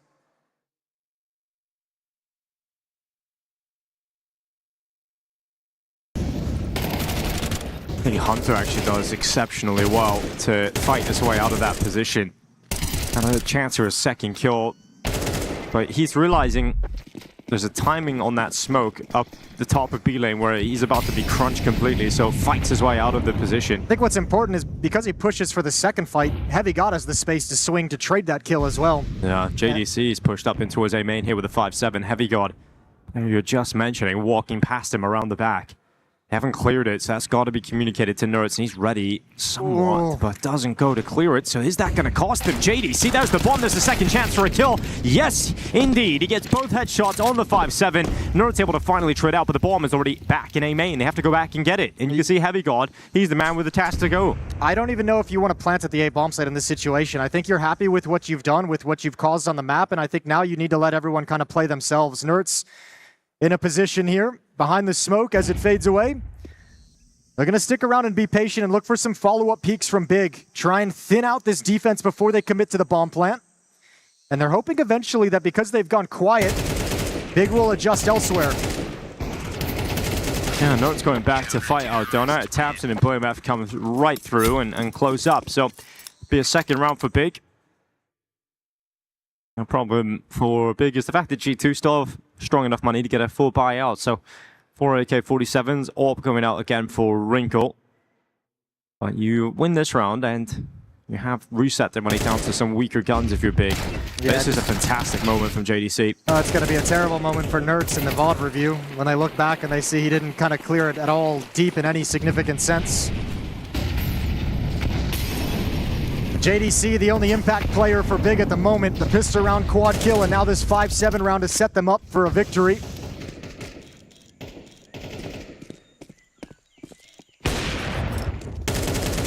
There's a kill opportunity that Grix won't fall to. He'll stay up on his feet, see if he can get some further impact. More util dropping towards the low HP players. Mattis murders two quickly with that AK-47. JDC and Grix both dead within seconds. You've got a last-ditch opportunity. It's a Favin coming around the back. Nerds has got the read this time. He's got that headshot, so no shot at all, really, for Big to win this one. And BlameF backs away to save the AK. Nasty change of pace. You know, I mean, Grix misses just every timing. Some of it, a little bit of a lack of luck, you know, being unlucky going in his direction. But every time he turns a corner to peek towards B ramp, they've actually just gotten past his angle. And they're able to get way closer than he ever expects.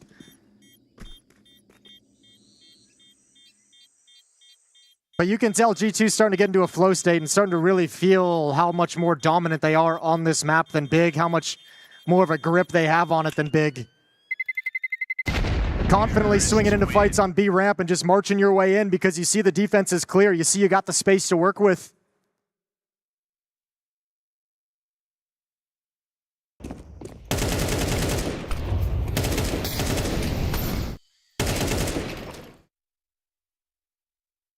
Not a good look when you get your opponents laughing like that. Mattis just able to kind of run up and get everything he wants in that round. 3 steps ahead of the B defense and punishes them all for it. Timeout from Big, and it makes sense. A round like that where you just get completely schooled out of the gate, you got to have a conversation. Starting to collapse all across the map. Playoff qualifications on the line as well. And G2 looking good to make it into that round of 16 and have some days off here in Paris.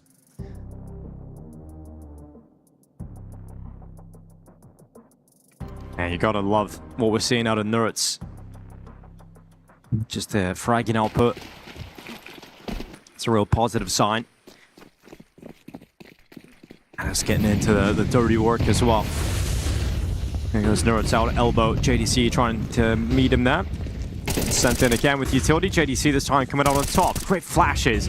And an even better shooting out of JDC. Nearly gets back to the throw, but BlameF is there to back him up. Mattis trying to make a play that tries to flip the table back in G2's favor, but he just can't do it. So that's a quick round victory. And again, it's just decided in middle. Well, I mean, you also had the right read coming into this map. It's worked out exactly as you mentioned. JDC, if he's not delivering for you, if he's not having impact, you're not winning rounds right now if you're Big.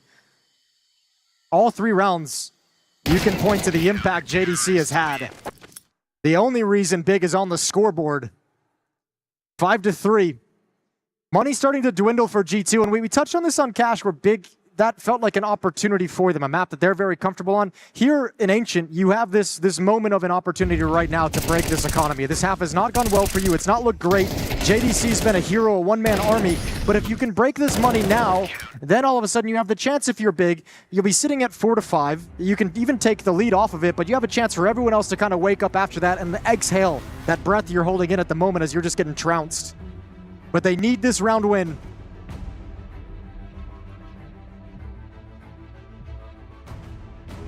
And G2 calling the timeout, just making sure that they can figure out what they've got available to them, what options have been working. Because they know this is their last chance to try and continue this before they have to take a hit economically. A wheel for Hunter, everybody else on an AK or an AWP.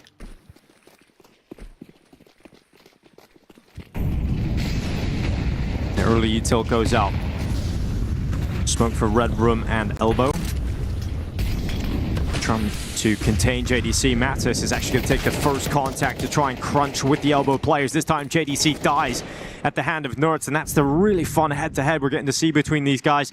Nertz and JDC, two very proficient players in the middle of the map, and blow for blow, back-to-back rounds here. Grix at least stepping up and getting one kill back here for Big. I like that. I like seeing that repeat. A little bit of attitude out of Grix. Frustrated he gets the leg shot, wants to clean up the kill. Takes the risk, but gets the reward. Nertz has this space, and this is where I talked about his little lurk. He's got an advanced position. He'll pause and wait, and he's going to wait for his timing to take the next step as an aggressive lurker. And that'll be contact from Mattis. That'll be the moment he feels the Red Room defender is pulled away. That's a good headshot from Tapson. That's Mattis taken away. We've got 50 seconds left in this clock. The bomb trying to make its way into that B site. You're also getting, Nertz getting spotted. Look at BlameF rapidly communicating that to his teammates. Aware of Nertz's position at the Red Room. Nertz has no idea. He's just been spotted, so that's a free kill for BlameF. And this is so uncomfortable now for G2. This would take a special amount of play from Wrinkle to pull this round back in their favor. And he goes forward. AWP connects. It's all on Wrinkle now. They know exactly where he is. He can't have gone far, and Grix just hauled to the peak. So Grix does fantastically in this round with 3 kills coming through and pulling this round back for Big. Yeah, really good job. All starting with that little bit of attitude peeking over in middle. Really great round from Grix, moving over, playing it patiently, grabbing the angle, waiting for them to walk into your shot. 5-4. There's the opportunity. Big have done it. For as good as G2 looked in the opening and as dominant as it felt, G2 have brought this right back and gained the economic advantage back to the CT side. So still in the fight here in map 2 of this series. Yeah, it's not pretty by any means from either squad, but finally Big getting through that opportunity. They've got to take this now. Nertz is the only option that G2 have to do something in this round. He's got the AK, and they're sending him out straight away through Elbow. Just going to try and scale up to the donut, challenge JDC.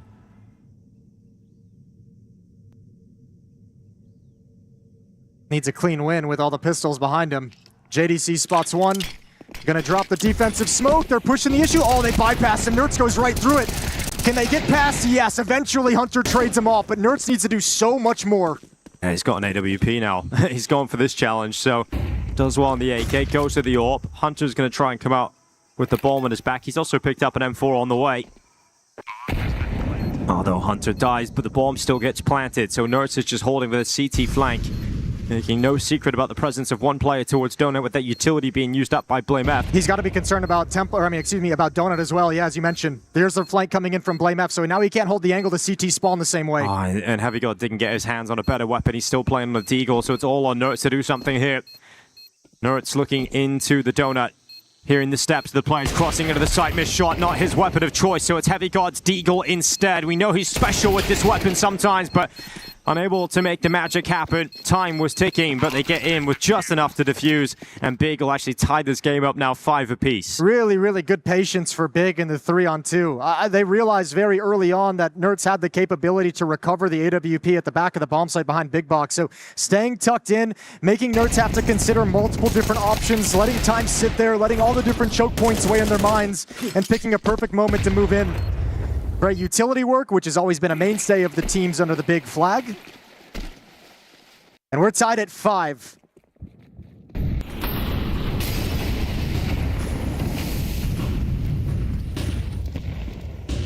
BlameF pushing down and towards Elbow. You'll start to back away. JDC coming over the top of Heavy. Nertz has just ripped his head off with the AK. He's going to start charging around the back of the smoke here. BlameF playing in the cubby, in the cutout, burned into the open, swings that AK into the fight. Favid also coming forward. Hunter and Heavy God fight for fight, and it's actually going to be G2 who lead the way 3-2 with 1 minute and 20 seconds still left. Really good counter-strike from G2. 2 players activated out mid, but everyone else kind of set up for the repeats, the rebuttals. So Big have the trap. The flash over activates BlameF in middle, activates a player out of Cave, but G2 players are ready for the trades back to keep the advantage. So all eyes turn to Tapson. Grix is going to be out of the fight just now, pushing A main aggressively. They take too long turning in towards Cave, actually. He could pick one off. He could shave this bomb away. Heavy God just slides in, but now he knows. Tapson takes a look. Finds Mattis.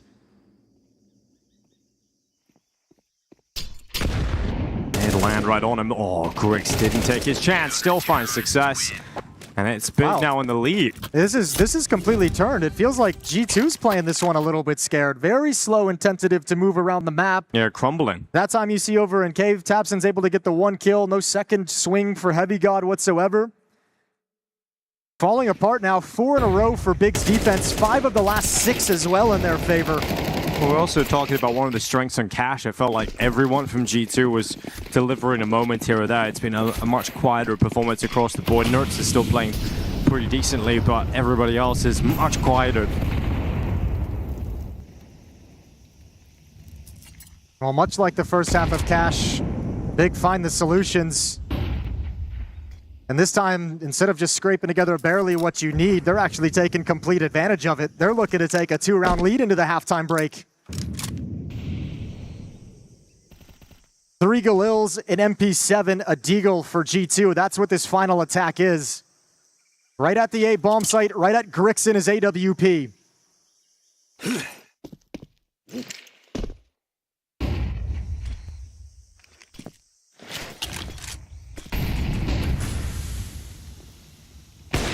A shot from Grix. He's going to go again. Out from the big box, a second. No problem here for Grix. They're just going to keep coming at him. A turret positioned perfectly to deal with any reaction that comes onto his screen, and misses a couple, and Nerds actually manages to get both kills, so he's reopened the conversation. Deja vu. This time he's getting more aggressive. Oh. Can't find the flank as Hunter, so Nerds left alive. 76 HP, 1 versus 2, but he does not have control of the bomb. Feels like 1v5 every round, though. To be honest, Nurse is the only player doing anything, and he's got to literally get everybody here to win the round. He just can't do it. Too much to ask of him. And yeah, it's a fantastic recovery down the stretch there for Big. Yeah, 5 in a row to close out the map. It was 3 in a row, or to close out the first half. 3 in a row on Cash to close out the first half. But now they actually have a lead. Now they actually have some momentum to play with and be happy about. We're going to switch sides, and you're right. Vibe across G2 is everyone's gone a little quiet. Nerds at 16 kills. Next closest is Heavy God and Mattis tied for 7. They went cold here on the T side of Ancient.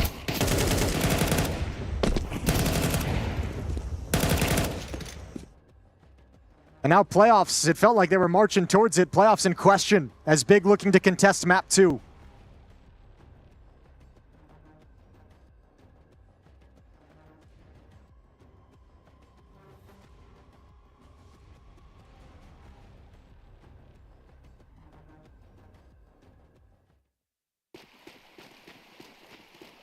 Yeah, JDC winning the pistol for Big in the first half.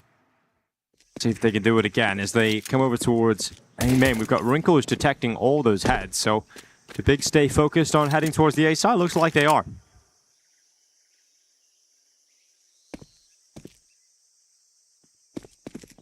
But because he's seen so many targets, he can actually just rotate extra players over here, so G2 get a stronger defense, a stronger go at this. JDC again, pistol success, coming out with a second headshot from JDC. Looking very good indeed as Big swarm the site. Nerds trying to do something about it, but he's locked behind that smoking donut.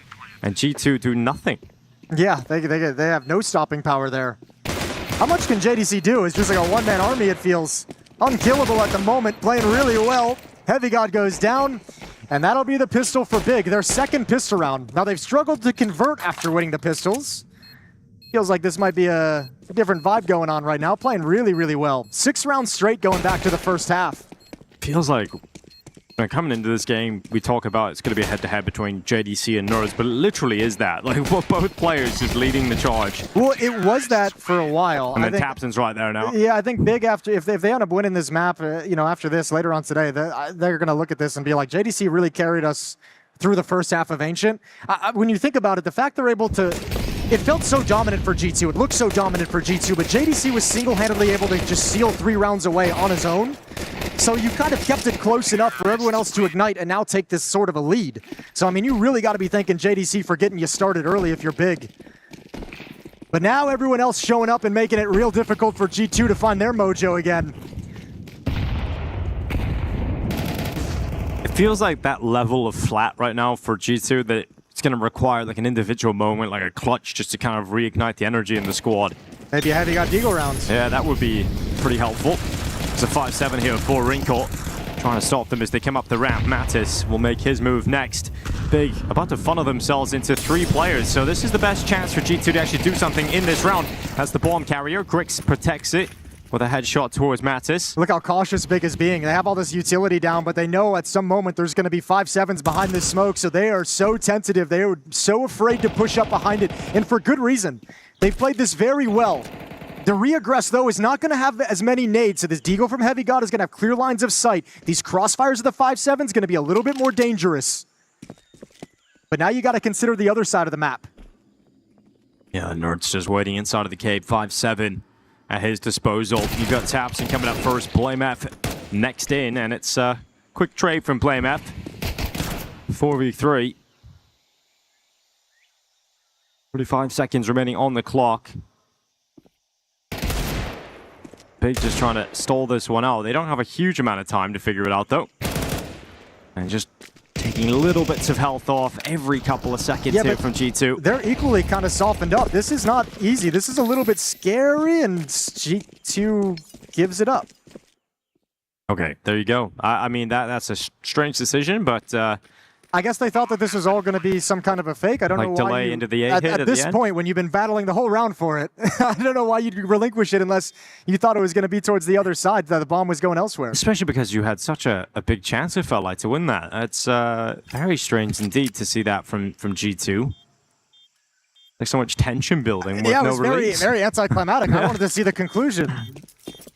All right, well, 9 rounds to 5. Does feel like we're just going to be going to Inferno at this point.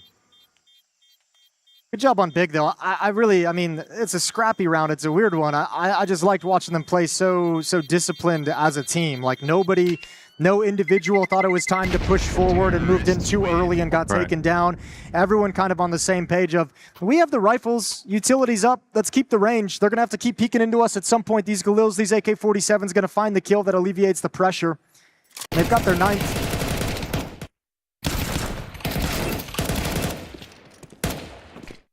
So 9-5, and G2 still with a few bells and whistles to fight back with in this round. 3 players survived the previous.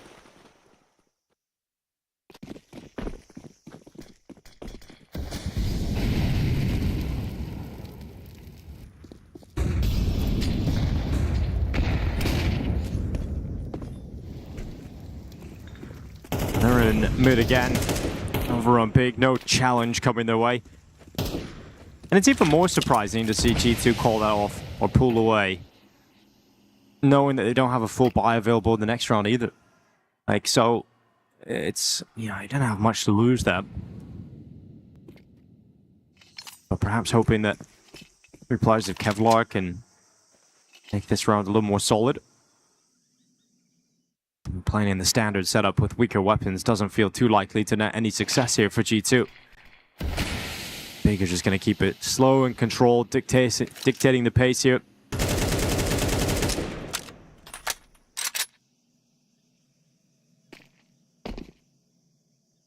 Played slow rounds on the T side of Cash as well, but a one like this against low economy, yeah, trying to bleed the utility a little bit. G2 hold on to as much as it can.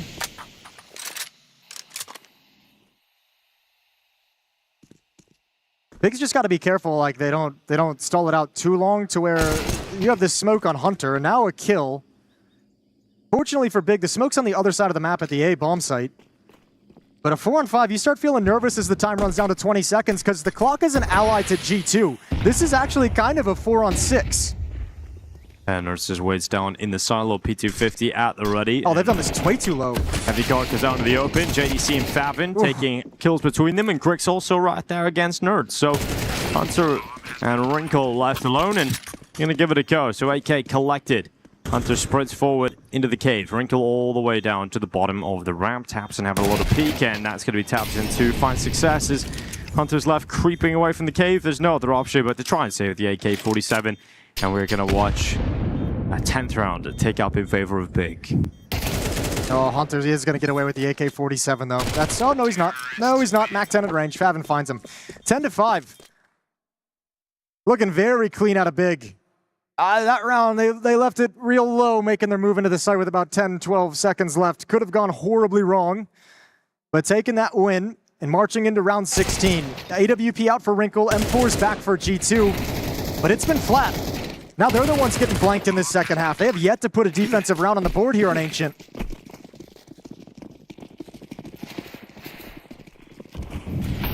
It could be 2 13-5s. First couple of maps of this series. Favin trying to find a safe spot there. He does lose quite a bit of health, down to 45. JDC now on the attacking side of the map is already out at middle. And do some great work in that first half on the CT side, and this time caught by Nerds towards Donuts. BlameF can try and trade it out. Nerds not giving him the chance. So BlameF just moves up into the red room. Grix is a little bit behind, just lagging behind it. The CT smoke themselves all, but it works out really well for Nerds as he just catches a good time in anticipating that Grix might feel safe to cross once that smoke's up, and Nerds makes it work very well for a second kill in the round. Yeah, and now you just control too much for this to really have any danger in it. Big 3 versus 5, going to be forced away from middle. And this is really the only option they have left is back to the B bomb site, but with the deep angle of the AWP, that's the bomb hitting the deck, and that's a 6th round for G2, and they get on the board clean. Nobody's gone down until just now. It's Mattis to fall. But as a first win to get this comeback started and to get yourself going in the second half, very nicely done from G2. BlameF could think about damage, but doesn't have a huge amount of money himself, so he's going to slip away. Carry the AK-47 into the next one with all that utility he's got on his back. Yeah, they'll be buying in the next round, so he wants the AK, he wants the nades. So G2 get one on the board. And they creep it a little bit closer, 10-6.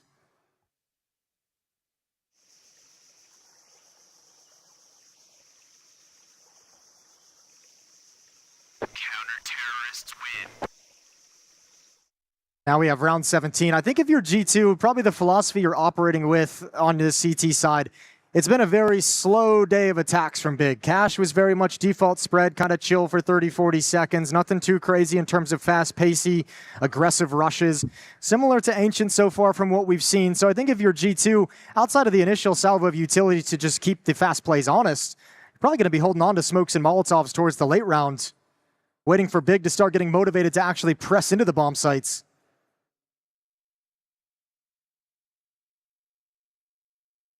Timeout is called for Big to talk things over.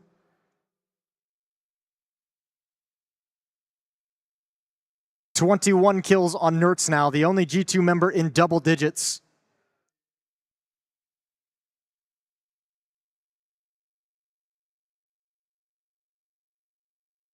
Oh, he's locked in. He's not even paying attention to the coach. It's like no fist bump for you. That's admirable. Gotta respect it. Unless the team morale just falls apart right now, Jason. They lose 13-10. All because BlameF wasn't paying attention. He's paying attention to the tactics, though. The important stuff. And playing pretty well. So yeah. we're getting to see a little bit more of the Big we wanted to watch coming into the Esports World Cup. Bit of early damage onto the head of Nerds as well, who has clearly been the only one worth talking about here for G2. Well, the CT side we might see, we're going to have to see if G2 brings it back, someone else stepping up alongside him. Wrinkle will have his chance to throw his name in that ring. As Big heads directly towards this A bomb site. Wrinkle's up in Donut. Nerds playing at the bomb site itself. Well, there's the utility flying over towards Wrinkle. He'll do a good job in stopping Tabson in his tracks. Nerds' turret just spamming down through the smoke. Grix takes that headshot. He'll go forward and start to plant up. And Hunter, good kill coming through that smoke. JDC dead. 4v3. As G2 actually, for the first time in a while, have a strong position to try and get another round win again. So BlameF, good headshot. Heavy guard smacked away. Mattis moving forward towards the donut. And Wrinkle connects his shot onto BlameF. So now it's just Favin 1v3. This would be a devastating blow. If he's able to pull this off, G2 losing Wrinkle. There's the first utility dropping, tap of the defuse, pulls him into the open, but Favin's got a shot at this. They're not in the defuse. Mattis gets to it now. He's going to try and hold it, but he comes off. Favin doesn't even go. And Mattis has got the kill, but has he got the time? Oh, he's got it. It's going to be close, but Favin, it's going to be Mattis to pull it through. Favin gives it a good go, but G2 needed that one, and Favin makes it damn close. Man, he was having a whole host of those on Cash 2 where he's left in tough situations and giving you 2 blinding shots to make it possible. All of a sudden, one more almost provides the miracle. Well done from Mattis, getting off the bomb, knowing he's going to come through that smoke eventually. But G2 fortunate to get away with this round win. 10-7, lead is cut to 3, and Big is back on pistols. Low by. A chance to close the gap even further as G2 warm up into this half. This time, Wrinkle is alone. Enough success in the previous round makes Big feel like they can come back to this bomb site.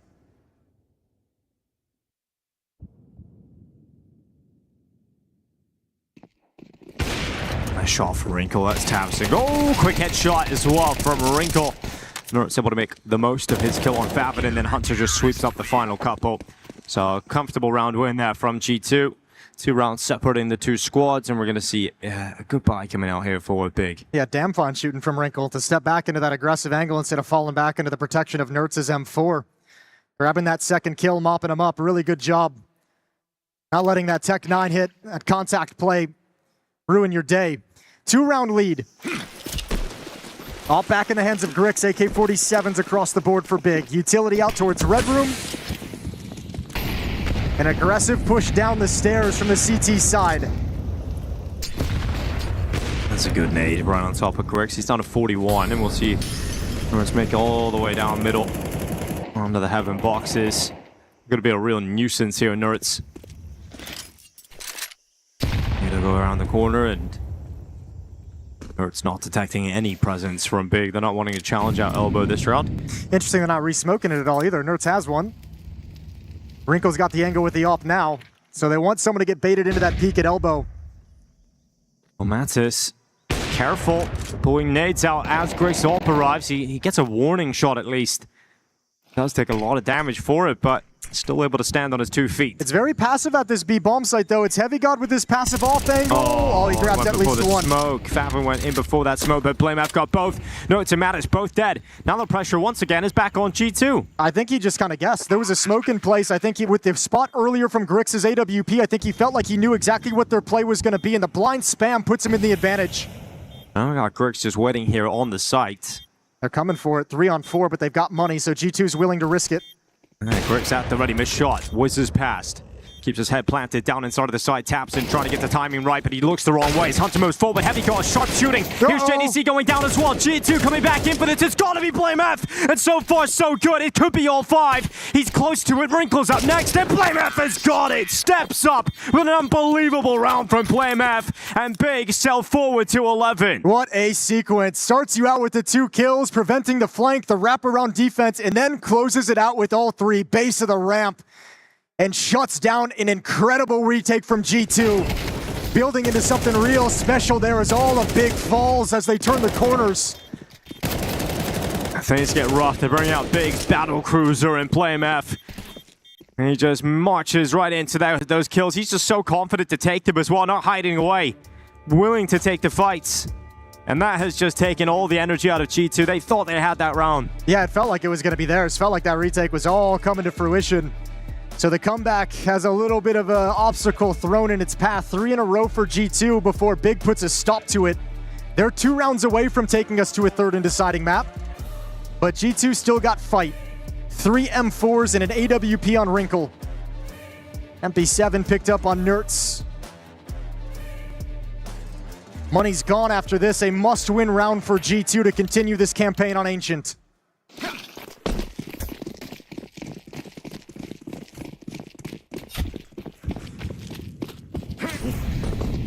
Got Nertz on an MP7 going into the all-important round. Players 22 and 14 playing with an SMG.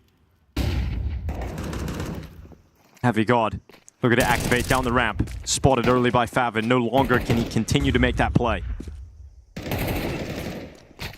That's a good way to find the opening. Matters with a spam down through the boards. Uh-oh. Okay. Oh. Well, I like this from JDC, making a creative play, trying to create something on the map to alleviate pressure on his teammates. Missed the opportunity, but now he's a ton of attention. Heavy guard going down. We've got Hunter just waiting in the cubby. Good headshot, goes in for the second, and Hunter cleans up Favin and Griggs. Yeah, the old bait and switch. Ready and waiting. Nertz lined up along the wall, never cleared Hunter deep. You think that's the player you got to worry about off to the left? We're not done yet. There's no money here for Big. This is a situation we're likely looking at G2 go up to 10 rounds. 11-10 the scoreline. It's tough for grabs. Yeah, the layers of these G2 defenses and protocols that we saw in Cash are coming back now in this comeback. They were missing, and I think that's what made them feel so flat, was we never kind of saw those multi-layered plays that G2 been making consistently. Now it's starting to come back into style. It's putting Big on the back foot. So close, but still so far away.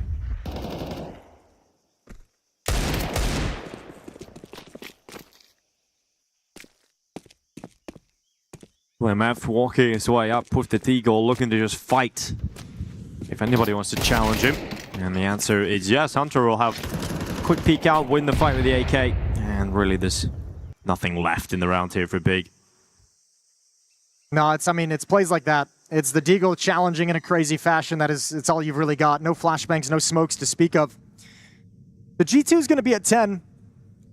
Them now on a little bit of a streak. 5-1 run after all is said and done here in round 21. Within striking distance, within just a single round of tying up this game, right at the tail end of the map. Hunter climbing up that scoreboard to join up with Nertz. Hunter now at 17. Mattis doing the same, now up to 12. And Nertz continuing to propel himself even further forward. 24 kills for him to lead the way.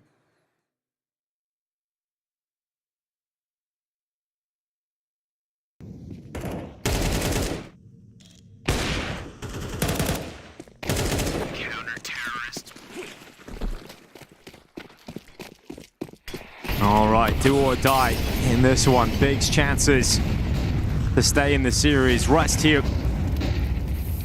It's their best chance to do it. They're coming down into middle, completely blinded. Blamef and JDC stood no chance. And this is heartbreaking for Big to watch it all fall away at the end, but their money's going to be in the bin.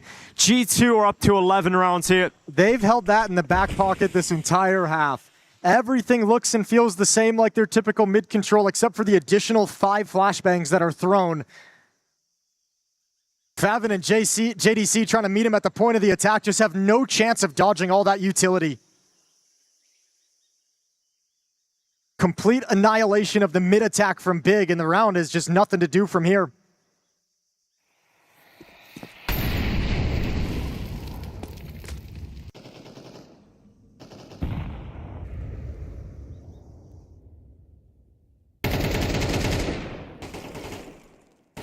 .45 seconds left on the clock. And it doesn't really matter at all because Tapton's 1v5 taken out in the next couple of seconds. And that is 11-11. G2 have tied up the game. They've broken the money of Big down the stretch. I think importantly, too, in this stretch of rounds, this 6-1 run that they've been on, Big has only been able to plant the bomb once. And that was like way back in the second round that G2 won. So you're not even getting the bonus money. You're not even getting extra cash to help you replenish these buys, to help you get a few more AK-47s out. And even the round win that breaks up this streak with the Blamef ace round, right? Where he wins an unlikely round, an unrepeatable round. I think that's the big problem. And now instead of being able to have the full losing bonus, have a plan, every single round is Galils and AKs, now it's kind of like a full buy into a Tech 9 round, and you're not nearly as dangerous down the stretch as you'd like to be. And G2 feeling more and more comfortable in this defense as time goes on. Really, they've shut it down as soon as the guns came out in this second half. There's been no chance for Big.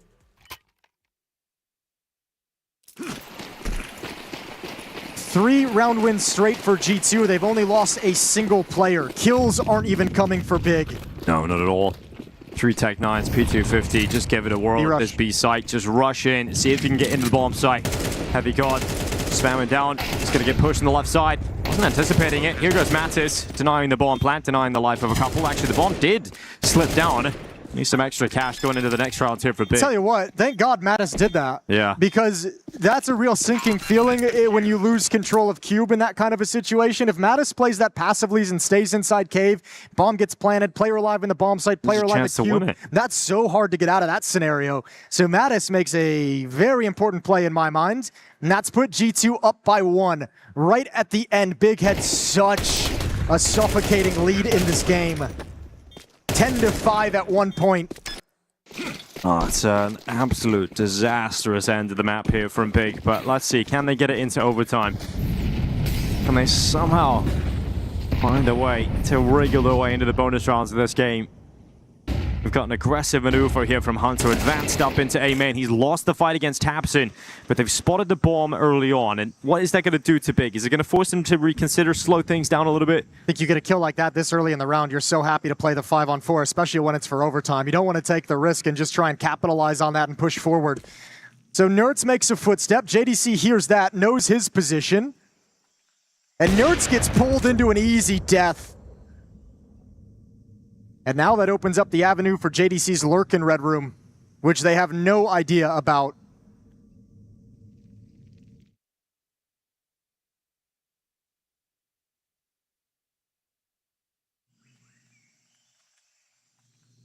We got JDC waiting in the Red Room and loses his life against Heavy God. So an important kill if GTO are going to do this. Wrinkle even furthers that with a kill up on Grix. He's going to hold down from the donut. 45 seconds remaining. Big again. This could be a big throw. But G2 think it's going to A. They're all starting to shift right now. Mattis coming back at just the right time.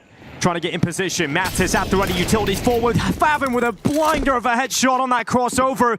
Wrinkle's coming back with Heavy God. If G2 want to close it now, it's got to be a Wrinkle and Heavy God 2v3 retake of this B site. And Wrinkle can't wait for Heavy God. Heavy God's just coming from CT spawn now. He's got a lot of ground to cover and a lot of issues with that open space. So Wrinkle has got to make his move before Heavy God makes contact. And Wrinkle's the player with all that utility as well, but he can't use any of it because he's trying to be silent coming up the ramp.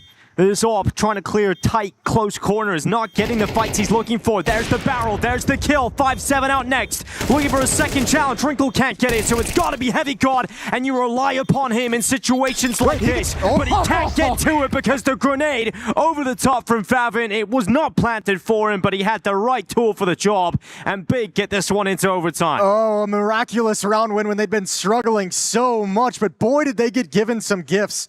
The Hunter push, fine. It's the tactic you called, but the Nerds getting pulled into the Red Room play, walking into the AWP of Wrinkle.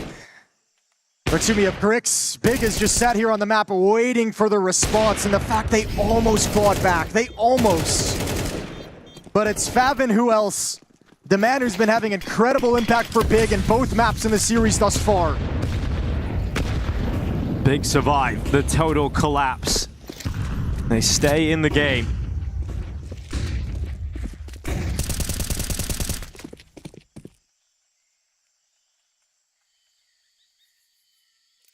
Nerds again, taking heavy damage, 38 HP right off the get-go.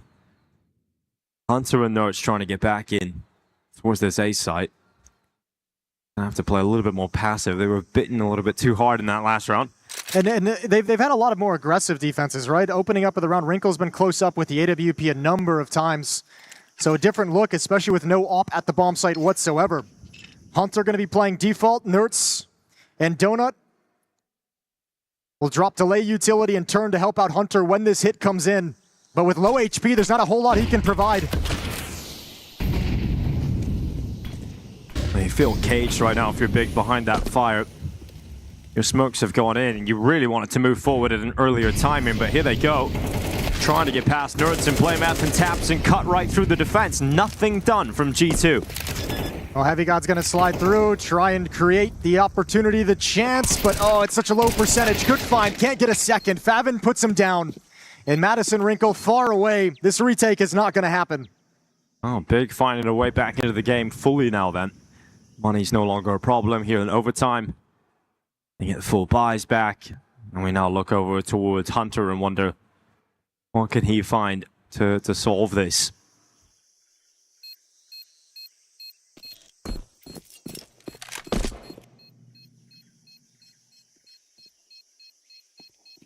Mattis ready for some exit kills. Overtime doesn't really matter a whole lot.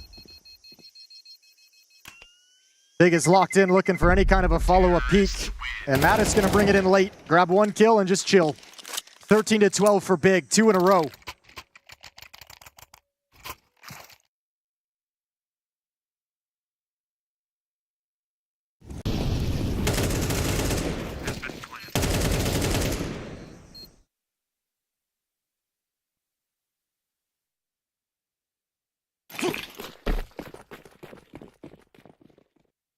Smoke going up and towards the red room, one down towards the elbow, and the real challenge is the HE grenades that have just landed on top of JDC and BlameF. They're both dead within seconds. Notes on the double. Favin double speed, trying to get in towards this B site, but he can't find the answer. No solution there.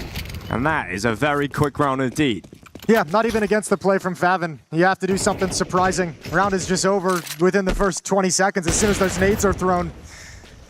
Taps in the last to left in a 1v5. Heavy God's gonna end his misery, or is he? Just gonna toy with it for a little bit. Tapson's gonna actually win that engagement. Hunter will be the one to close things off. So not the clean sheet out for G2, but very happy with the round win. Oh yeah, obviously. You get those kills off utility, nice and easy. Don't really have to work for it whatsoever, and it's an easy mop up from there. Who takes the advantage as we switch sides into overtime? Final round of this first half of OT.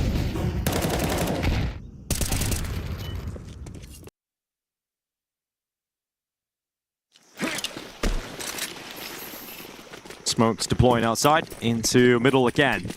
This time, I'm sure Big a little bit more shy about getting involved with the HE grenades. That is a blinder of the shot from JDC. Yeah, that's gross.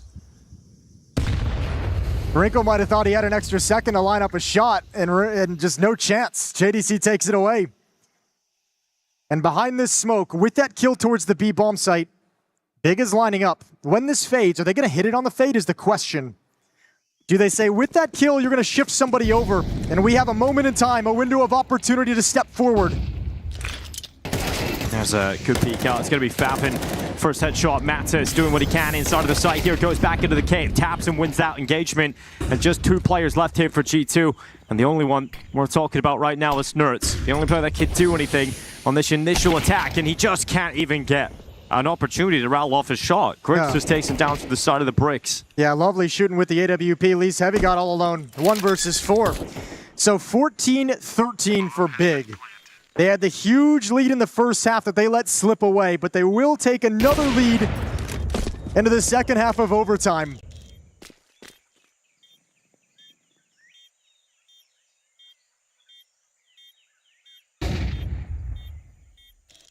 Heavy Goal moves up into the site. Good kill here on BlameF. Time is the problem. BlameF. No oh my way. God, is the first victim tapped in the second. Now Heavy God's got another, gets onto that defuse tap at the time. Time is the problem. Heavy God gives it an incredible go, but JDC comes back up that ramp with a headshot and denies any heroic antics from Heavy God. Okay, Heavy God, piecing it together with that AWP. There really isn't anything you can't do. Super impressive. Yeah, attempt at it. Really nice. This is how it opened up. You never even felt like it was going to get close. That was a 1 versus 4 for Heavy God. Not even known to be an AWPer. But he gets all his 1v1s. Players out in the open, not working in tandem, and almost pieces it together. It was a real nice try, but in the end, it is still 14-13 for Big. They've got the lead of the game again. Heavy God sign, that attempted clutch is just a reminder that no round is already won until it's over. Utility flying in. It's going to be an execution from G2 towards this B site. Grix has got the first. Mattis dead.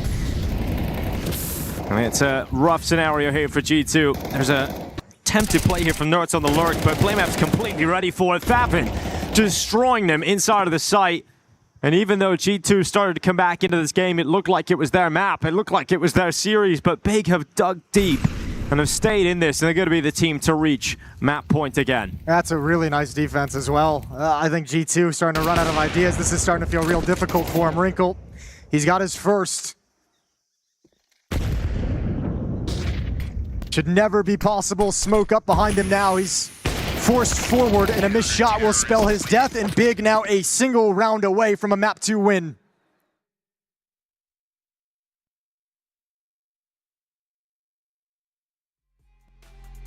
been quite slow for G2 this whole game, and finally looked like they'd figured it out. But once again, you have to return to the drawing board and try and figure out any sort of solution to just get into another overtime yourself. Yeah, I mean, remember too, in the first half, G2, they started out the T side really, really good, and the guns came out, and then Big just took it over. You know, we saw G2 kind of like fade away into obscurity in that first half of regulation. So not having a great day here on Ancient, the map that they selected to bring it to, on the verge of dropping the map and having to go play another.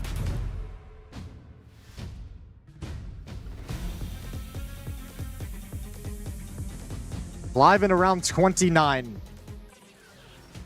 G2 must win 2 in a row to bring us to a second overtime.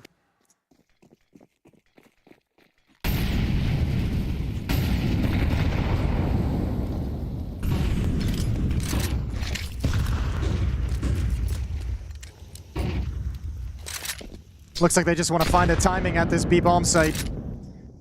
Triple nade in middle, make you feel like there's going to be more presence on that side of the map. Everyone shifts back. Grix caught out in the open, but manages to tuck tail and get away.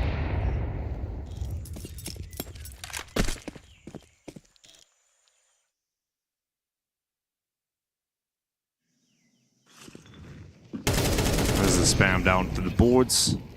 Now Grix makes his way up into the cave. Matters at the ready. Grix will connect the shot. Matters dead, and Hunter's gonna try and backtrack his way towards the B lane. Under a minute left on the clock. We got Favin who's moving up. They're getting beat right now, all across the map. And Hunter's just trying to get out towards the side. Tapson's taking so much damage here, 50 HP. We got Favin who's ready, getting ever closer to the flank to activate. They can just surround G2. Can suffocate them in. They've got to fight their way out of this cage that they find themselves in.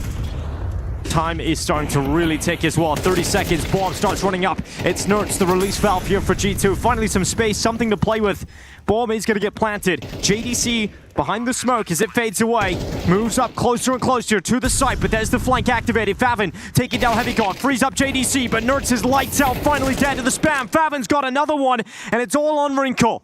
The new guy here in G2 looking to show up with a clutch at the World Cup. Stands at the bottom of the ramp. No tap in the defuse yet. Favin goes for it, into the open, and Playmath takes that headshot. Wrinkle taken down, and it will be Big to secure it. They stay in it mentally, and they find a way to get this job done and head into the third map. Yeah, that's a damn good game from Big. They got tested in a couple different ways, and having to outlast that comeback from G2, really impressive to see them stick in it.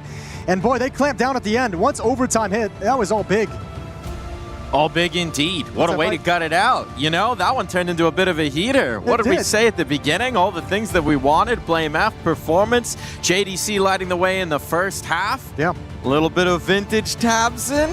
You feeling romantic yet? Was it vintage Tabson? We got a little bit of Tabson. We got a little bit of Tabson. It was like medium Tabson. Okay. You know. All right, medium Tabson. Cool. What a day.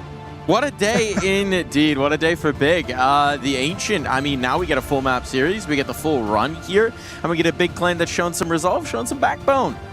Yeah, which was important. I mentioned they were going to be sad about the way they played Cash. I think they're going to feel like they just kind of played crap Counter-Strike. This one actually being able to kind of clamp down when everything's going wrong, regain momentum, get it back under your control, and just kind of run away with this map at a certain point. Yeah, there was a comeback in there, but again, you're going to be proud of the resilience showed to clamp down and win in overtime. Yeah, I think if there's one thing that we and NRG have learned over the year, it's that they never know when to say quit. So this Big, you just can't count them out. I want to spare a moment to talk about G2 as well. One of the big win conditions we were talking about was Nerds. Nerds was a revelation through much of the game. The only reason G2 had a chance in that one still wasn't nearly enough, wasn't the full picture. Yeah, that was the problem, right? The fact that Nerds showed up, no one else did for a large part of that game. So it was, you know, the comeback, obviously, to come back, you need the rest of your teammates to show up, and they did start delivering. I think Mattis had a couple of cool moments there, but for the most part, just too little done early stages for G2 that, and then towards the end just couldn't find the solutions once Big started coming back into it. I was disappointed with G2's Ancient overall. Yeah. I thought it was pretty weak.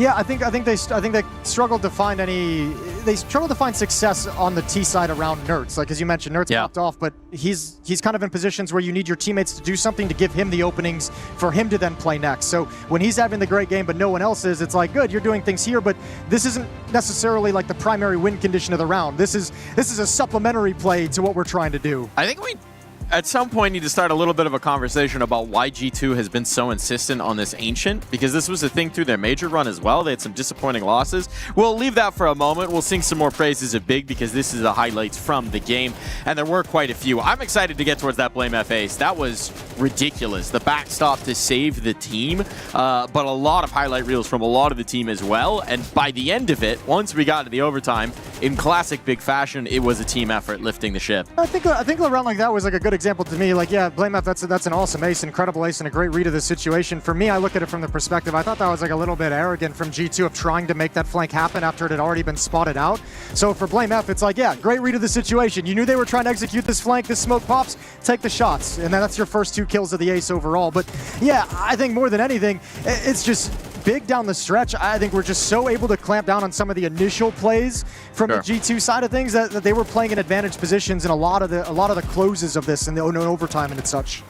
I think those are the kind of scenarios you can't misplay when a game is this close as well, because that one round breaks up the streak, the comeback from G2, and the one round makes a difference that allows them to get into overtime. So it's like that's a round that you just want to get back every single time if you're G2, and I think a difference was there's finally a quiet map as well from Wrinkle. He didn't necessarily perform in that first half at all. A couple of moments towards the end there, but just overall much flatter individually from G2. It was kind of shocking to see how good Nerds was and no one else really there to back him up. And I think we started to see glimpses towards the end though, like Heavy God potentially winning that 1v4, like making that somewhat doable. Just not enough done early stages for G2. I still feel confident in them winning the series. I feel like they're still going to pull out Inferno, but a lot less confident in terms of how convincing it's going to be. I just thought there were some rough decisions being made on this one. So if that continues in the third map, that's the scariest thing for me for G2. I feel like on this map, some of the focus got lost after they started getting beat up, and maybe some poor decision making in moments. If that happens in Inferno, if that creeps back in, that's where I think they would have the issues on this third and deciding map. But I think they should be okay. It's just that's the one obstacle I see at the moment. It is. And again, I do just want to remind everybody watching at home, that was G2's pick. They wanted to play that. The cash was brought in by Big. If you had flipped the veto, you would think, oh, this is pretty normal, like a tough, close loss. You dominate on your map pick. But it is just this continued insistence on the Ancient where we're looking at it and we're saying if we didn't have this god performance from Nerds early on, this wouldn't even been a conversation. This would have been a blowout. It's hard to do sometimes as a team because if they feel those struggles on Ancient, they probably put some significant time into Ancient and got it to a point where they feel really good about it again, and then you want to bring it out, and then some of those issues may be still there. Yeah, either way, I think more than anything, I think this is one... if you're looking at this as the G2 team, I think there is an element of this where you can put on individually such a quiet game that, of course, our Ancient was going to be a struggle here. We only had one player really performing inside of his position, no one else. So yeah, that's always going to create a difficult map for you. It certainly is. It certainly is. Can't keep that going into the Inferno, but maybe some more praise to sing for Big, right? We can show some stats. We got some stuff to show because it was just a nice one there for the German organization coming through, and for a team that we know that we've been discussing is looking to punch up, is looking to prove their worth here at the Esports World Cup. What did they say? We have everything to gain. They have everything to lose. Well, instead we're going to start with Nerds. Yeah, might as well look at Nerds. I mean, yeah, losing effort, but fantastic performance. Coming out from him still. I think it's the opening kill department which is most interesting to me because, you know, he is going up against a very solid player who had a great game there as well in JDC, and they're playing in mid together, like against each other, so both on T and CT side. So you see the situation, 7-1 in openings, that's exactly what you need. And it comes back to your point, Jason, of the fact that how the hell are you not doing more with this? He's got you 7 opening kills. Like, you got to turn those into round wins on the T side especially. Yeah, and I mean, that is an indictment. We've seen G2 just have some tough T sides in the past as well. We can tell it's not like as much as we praise it and it looks good at times, there is that inconsistency still, and that's just the main issue that they're working with is that up and down nature sometimes of the game that they bring in. Where do we put that when it's been such a sustained issue? Is it a Hunter conversation to have? He's still relatively fresh into the IGLing role, but he's certainly been part of teams for so very long at this point. I'm not putting it on Hunter, although you can always point to the IGL in terms of calling on your T sides. But remember too, he just had a new op come in. Sure. I'm not going to say he's new to the team. You've had a major cycle with him, but it took him longer, I think, to get comfortable in this team than we would have liked. And now you add in the new opper to that, just as he's getting some comfort. So there's still some moving pieces in there. I think overall the signs, I think still for G2, I'm still positive on this team despite some of those struggles. So I'm not in any kind of concern for what this team has in store for us. No, me neither. I think it's going to be fine going into the next one. It's just good to see BlameF actually play well. I mean, you were asking for that as well, Jason, and we got to see it. So BlameF definitely a solid player to look at. I think that Ace obviously increases the stats a little more. Yeah. But, I'm looking forward to Inferno. I think BlameF actually is a really important player here for Big on Inferno. He can be in a good and a bad way. I mean, I've seen some Inferno games where I'm just like losing my mind watching Big, because like, where is BlameF? Like, where is he? He's not in the action at all. And I think there was a number of games during the Cologne Major where I felt that way. But then there's games where he's actually finding a little bit more impact, finding a little bit more presence on the server, and it just looks, it's night and day, the difference between Big. So I'm going to keep an eye on what BlameF's doing here on Inferno. Isn't that just the BlameF experience? It truly is. But is he Inferno either highlights it quite a lot for me. Either taking over or acing, or he's just somewhere back in the back line and you have no idea how he got 15 kills. It's on the CT side, especially when it's like a winnable retake, and it's like, okay, well, Big, how they get? No, BlameF's just in banana, or like they're not anywhere near it. So that's what I'm going to keep an eye on. Is BlameF actually being in positions for the retakes? Well, we're all just subjects of the BlameF experience in G2. We're going to be hoping they come out on the right side of it in the Inferno when we come back.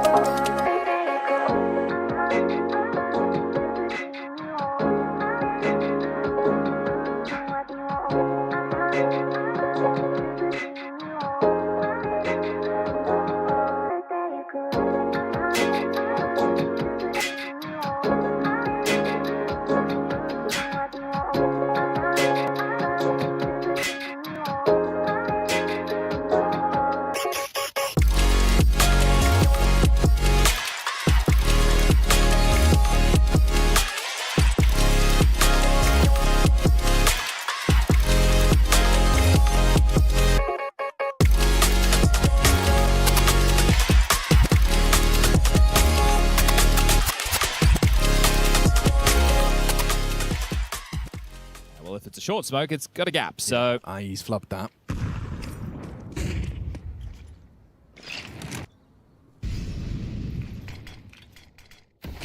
Very turtled in this one. 2 backside on B. Massive stance on A. The only info they're getting is the U-tip that's being thrown. 50 seconds. Handful of smokes for the finish. Lacking mollies, and going to be a damn good flash from Sin, depending on where they want this one to end, and I feel it is going to be A. You're getting Lake selling this B fake. It just sounds like one guy, though, doesn't it? It really does sound like a guy lining up multiple smokes. No one's moving a muscle. Still, though, just 2 CTs here. You got to get past Woxic. Oh, and he's tracked you. Trade there. Zentaris and Jimmy active. JBA just alone, 1v3 running into Jimmy, and it's so easy for him. So casual from the Finn in pit. 6-2 on M80's pick, and it does feel like it's starting to run away from them now. See if they're able to salvage the half in the same way they did on Dust 2. That was helped out by both teams making some misplays, but that's Counter-Strike, isn't it? Very well timed there. Surprised to see an aggressive move coming in at that motion, but I guess they wanted to make sure they were already ahead if it was going to be that B play. I'm just kind of in awe of the way Wakardi's been so stubborn for this banana control. He's really making M80 sweat if they want to take some steps. What was that B site? That doesn't get easier. I think sit under the illusion that he was trying to be a hard-to-hit target. It doesn't get more casual for the AWP. But you're really seeing an air of confidence from all of the turns. Yeah, you are. Right? They're all happy to take a pick or go for a push, or right? You know this is a lighter buy, but I really like what I'm seeing. Obviously, it's riskier like this. Could lead to something. Then again, you got Zentaris and Jimmy as your backup now. Only Zentaris. Jimmy loses his head. Deagle through the smoke, doesn't track for another. One body shot connected. So 3-on-3. Bomb will be planted by Swisher. Quick reroute short. Oh yeah, the flash actually connected. This he is so aggressive. He's just feeling the game. He's in the flow. JBA recovers an AWP, fires off a shot from the mini pit. Zentaris waits for the regroup, partners up. Got Kixon side by side with him, starting to advance now as well. How do they breach? All too easy, Lake overcome. JBA with one, into the clutch. Wakardia closes it down. Played to perfection. The Terminator's got another level, mate. Like, this guy, he's an old boy, and I'm loving the pace at which he's playing. Gets the kill, rotates straight towards short side. He's just rapid. Out. Yeah, not taking a moment, right? This is really nice to see. Oh, you use the word pizzazz as far as, you know, this kind of, when you are individually stronger in your own and others' opinions, that's when you do have that little bit of extra kind of, it's not disrespect, but it can feel like that if you're from the T side. It's more like respecting your ability, right? You're like, hey. I like what you've done there. Yes, exactly. At different moments in Counter-Strike, think about Woxic in Mouse. I know it was a long time ago now, but this guy was electric on the AWP. And I know that the older boys, they're a bit more of the backbone of the team in that way, but they're not playing like it right now. 9-3 Zentaris. But I'd be playing aggressive if I'm Woxic as well, knowing you've got that backup brigade waiting for you on A. And they could have tried to put a leash on Woxic's picks by getting Slacks the AWP, but looks like going into this next rifle round, they're still operating with 5 AKs. And your 2 rounds were on the B side. Yes. Your 2 rounds were on that other side of the map. So where do you think they'll go and knock again? Half or smoke out the gates. Is there a boost over this? No, just some nades to deal with the pathing, and well, they'll allow those to fall by the wayside. Double mollies, 1 mouth, 1 sandbag. So good getting nade. The control. Softens up 2 with that one over the other side.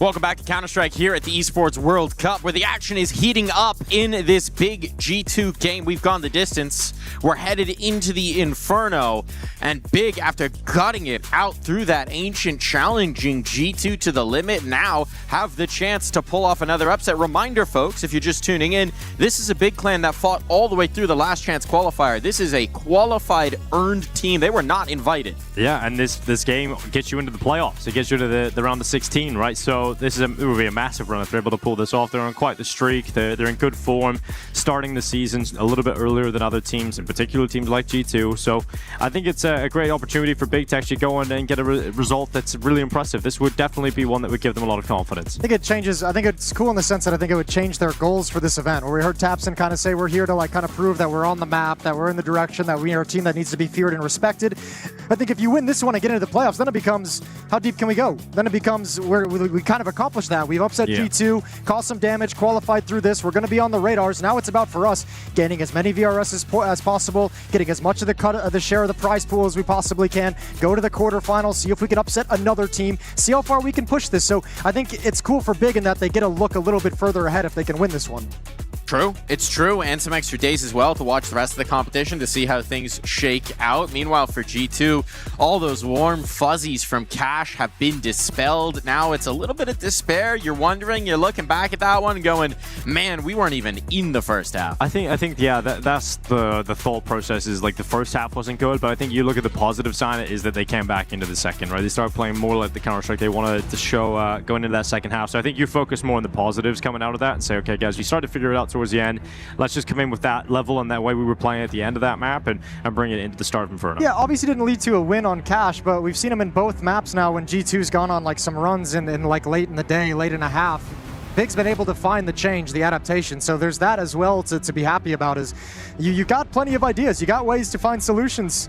I think Favin's been having a consistently good game. This could get interesting and actually be a little bit more brawly than we might initially expect coming into this. Could go right down the distance. G2 looking to find their resolve, looking to find that sharpness they had earlier on, looking to see if Wrinkle can get right back into the honeymoon experience as well. Sounds like you're heading off, Mike. This sounds like you're heading off. Like your closing statement. A nice long drawl, and now it's all yours, Jason. Sounds good. Thank you, brother. Well, third and deciding map. Playoffs on the line. Winner moves into the round of 16, and we'll see them in the playoffs of the Esports World Cup. So now we get to see what both these teams can bring to the table on Inferno, a map I think both teams are going to be happy to play. I think both teams are going to be more than pleased to play this map. Yeah, I think so as well. You know, making it through into Inferno, it's I think it's going to be a real brawl. I mean, we went to overtime on map 2. I wouldn't be surprised if we get another overtime here on Inferno. Yeah, it's going to be big starting on the CT side. And already they've chosen violence, Jason. That chicken did nothing wrong. Yeah, no, it didn't last long, did it? Little honey mustard, and then we're going to town. It's a good flavor. JDC. I mean, what a flavorful pistol he had. And back-to-back pistols over on Ancient. Incredible 4K in the first, and impact on the T-side pistols. The pistols have been lovely for Big in this series so far. It's those second rounds that have kind of had the issues to them. So we'll see if they can continue winning the pistols and maybe change winning the second rounds now too. Here's the hit, moving into the A bomb site. Yeah, JDC in pit, but it's Grix that just dives down off the balcony.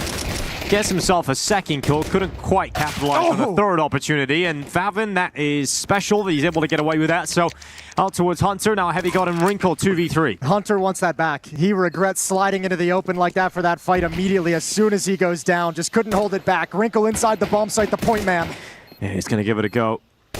Needs at least one.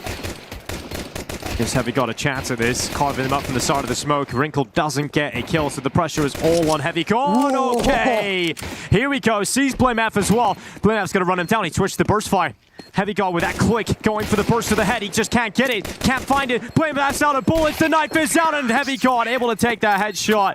A chaotic pistol, but it goes the way of G2. Yeah, he heard the mag on the dualies kind of running low. He heard the sign that the bullets were almost gone from those, so decides to toy with Blamef and just be an elusive target. Pistol round victory for G2, an important factor of the game that Big has been able to rely on. Shut down here by some great supportive play from Heavy God around the smoke.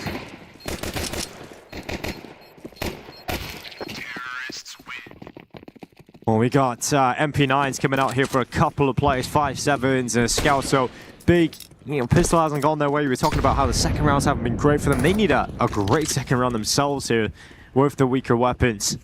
They've got 3 players starting towards B. G2 looked to actually throw a little bit of contact that way. All right, JDC, first up, flashbang is out, good find, blinded, and now the 5-7 goes to work, double from Tapson, round crumbling, falling apart as G2 tries to recover. They've got another, it's Heavy God and Wrinkle in a 2-on-3. Things will slow down for a little bit, but Favin is just not wasting any time, finding more space. He's already through the underpass. So separated here. G2, Wrinkle all the way towards top banana. What's the idea though right now? Is it Heavy God looking for a push? Is he going to come back and try and join up? They spot him, yeah, there we go. The booty cheeks. Surely you call him back. You know this guy's cut the map. You know that Big is going to be lined up at the B bomb site with this kind of a push. And he's just so waiting. Pull him back, wait for the timing, and then it's a dead sprint. Yeah, just buys a few extra seconds and some more space for his teammate to get down middle. They're going to try and race into the A side, but the rotation's coming back. Heavy God can get the angle and hauls much, much quicker. Smoke off towards small pit. Bomb's going to follow up as well. So G2 find themselves with some safety entrenched in this site, and advantage swings in their favor. Yeah, the plant's going to come forward from Wrinkle, puts it down here on default. You've got Grix and Playmath walking their way up. And Heavy God just waits down in the pit. He'll go out into the open. Good headshot. Grix is gone. Playmath left at a 1v2. Rifle is on the crown. We know he can clutch, but this one just doesn't seem all that possible. So he's going to back away, slip away with that better weapon, and that is going to be a G2 2-0 start. Yeah, and a rifle to use in the next round for Big. What a good recovery. Good job from Heavy God. You had a map. You had maybe even 2 maps where Heavy God got to be a little bit quiet. Cash at that B bomb site, not quite there yet for Heavy God. Ancient, a little bit quiet, didn't struggle to find impact and didn't kind of have the performance we normally do, but now on Inferno, starting out 6-0 with some very important kills here in this round. A critical pissed around clutch as well. 2-0.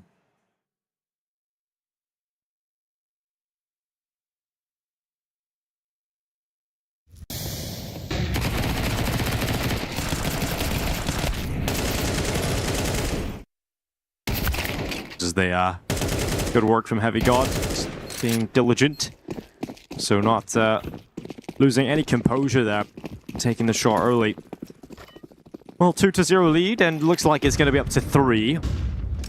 G2 getting into the rhythm on the T side is going to be really important for them. It started slow on Ancient. In fact, they're going to be able to start strong on Inferno is exactly what we said they need to come out and do. Just try and shake off the negativity that might have come out of Ancient. Look at this.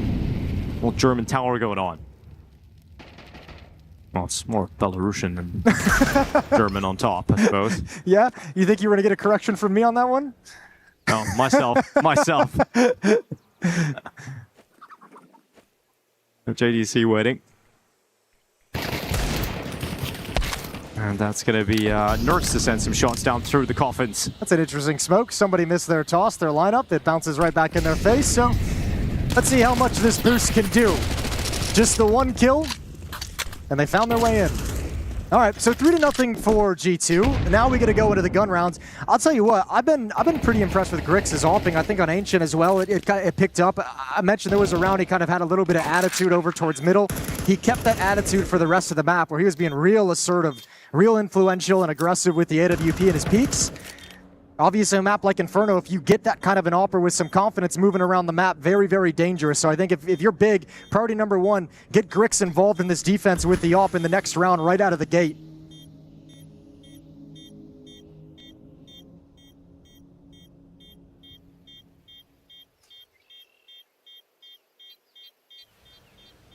Just hanging out for some exit kills here. Playmath, who picked up that Galil in the last round. If they can get anything with it. And it is the 1 before being traded by Mattis. And then Big to think about the next round here. Finally going to have a buy round to purchase up. Currently the B stream of the Esports World Cup that you're watching. Over on the A stream, we've got Aurora versus M80. Currently Aurora leading the way over there. So you want to continue to watch that action. Deep in a map too. Oh, there's the slide in after the initial kill. Round 4 begins. Off in the hands of Grix. No AWP in play for G2 quite yet. Might not even see it on the T side of Inferno. The Grix waiting for some sound cues. Doesn't take any kind of a peek down middle. Pretty standard passive opening from Big. 2 defenders at the B bomb site. No stockpile created.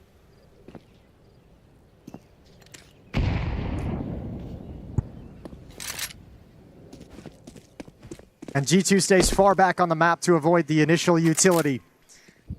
Now Nert slides into Banana, supporting him is Hunter.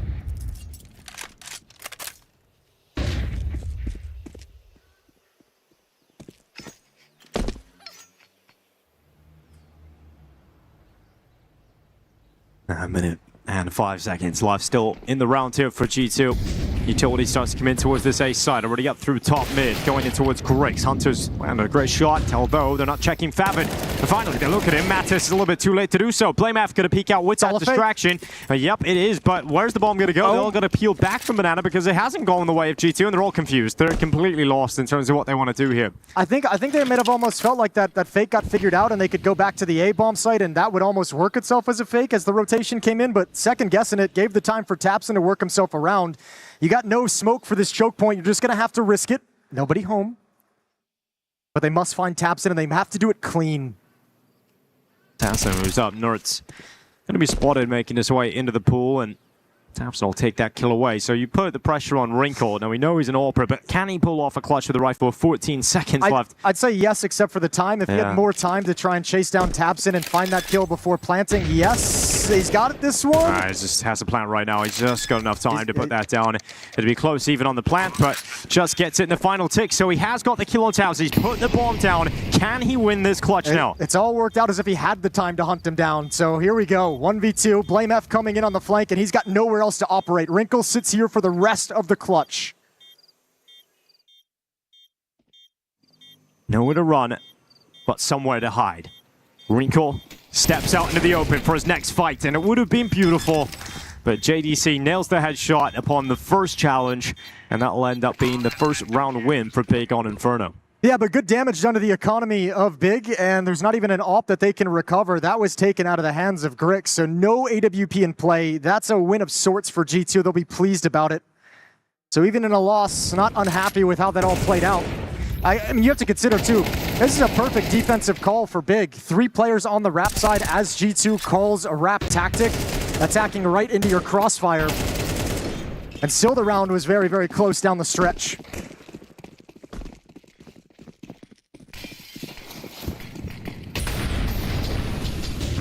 Now all the boosters coming up, JDC to be put on top of the half wall, have a little look down into Banana and not see anybody. More aggressive this round, though, in that defense in Banana. The confidence of winning the first gun round, the extra cash built up behind you. A little bit more stopping power in that round for Big in the early stages.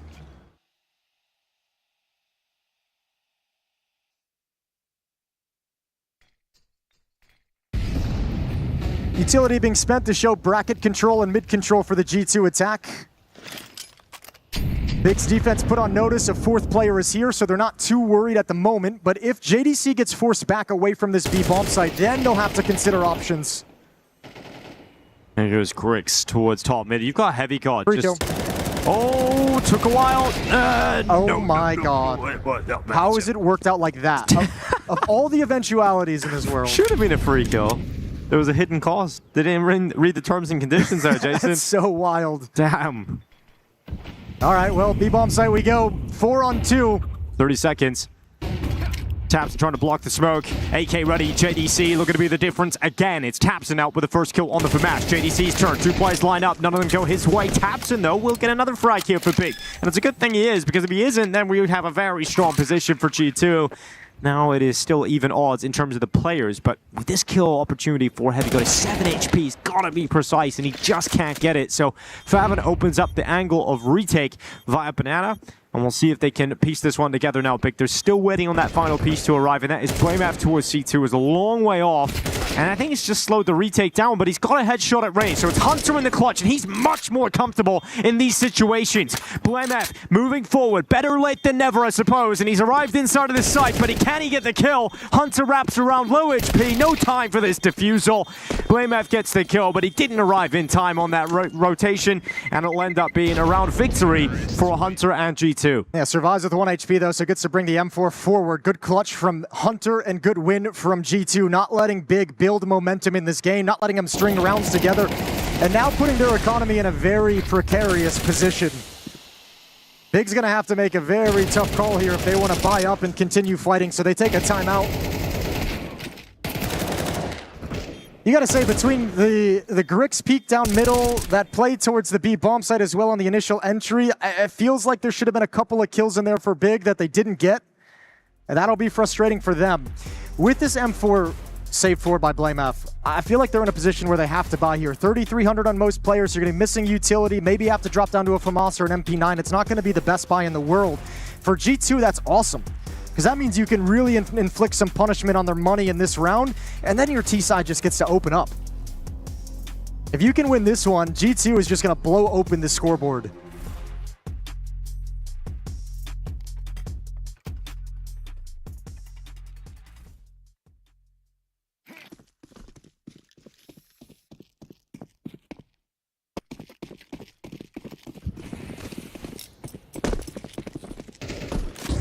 There's Favin, look at this, straight down into second middle, looking for anybody really, but Heavy God has tucked himself in behind the stairs, behind the wall rather. He'll start to make his way out into the open now, but Grix is just up there in the bedroom. Heavy God is about to get spotted. I can't believe he hasn't been seen. Grix arrives, he does get the trade kill at least. One got past him though. Look at Favin, he's made it so deep. He's going to be wrapping around T-ramp shortly. That is hunting this kill down. Now, if they can make it into the A bomb site, Favin's position is neutralized. It's now worthless. Yeah, he actually just far away from the retake opportunity. He actually just walked away from the executor. Now he's got to come back into it. We've all been there. We've all made that move before. It's a very frustrating feeling when that happens. And under a minute left on the clock. You move into the site now for G2, but yeah, they're taking their time. And this is allowing Favin to get back. Oh, shooting shadows. Hate to see it. Information is now there. Timing of this push is known. Yeah, Favin gets a couple of blunders in this round. It is going to cost him.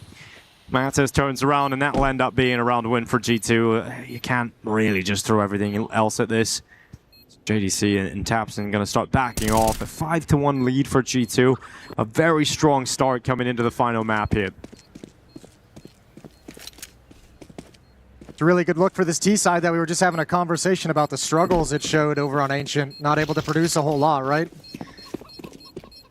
Now you're getting a better look, and this is a very nice win for the G2 side of things that puts Big's backs against the wall. 2 M4s going to be brought forward into the next rounds.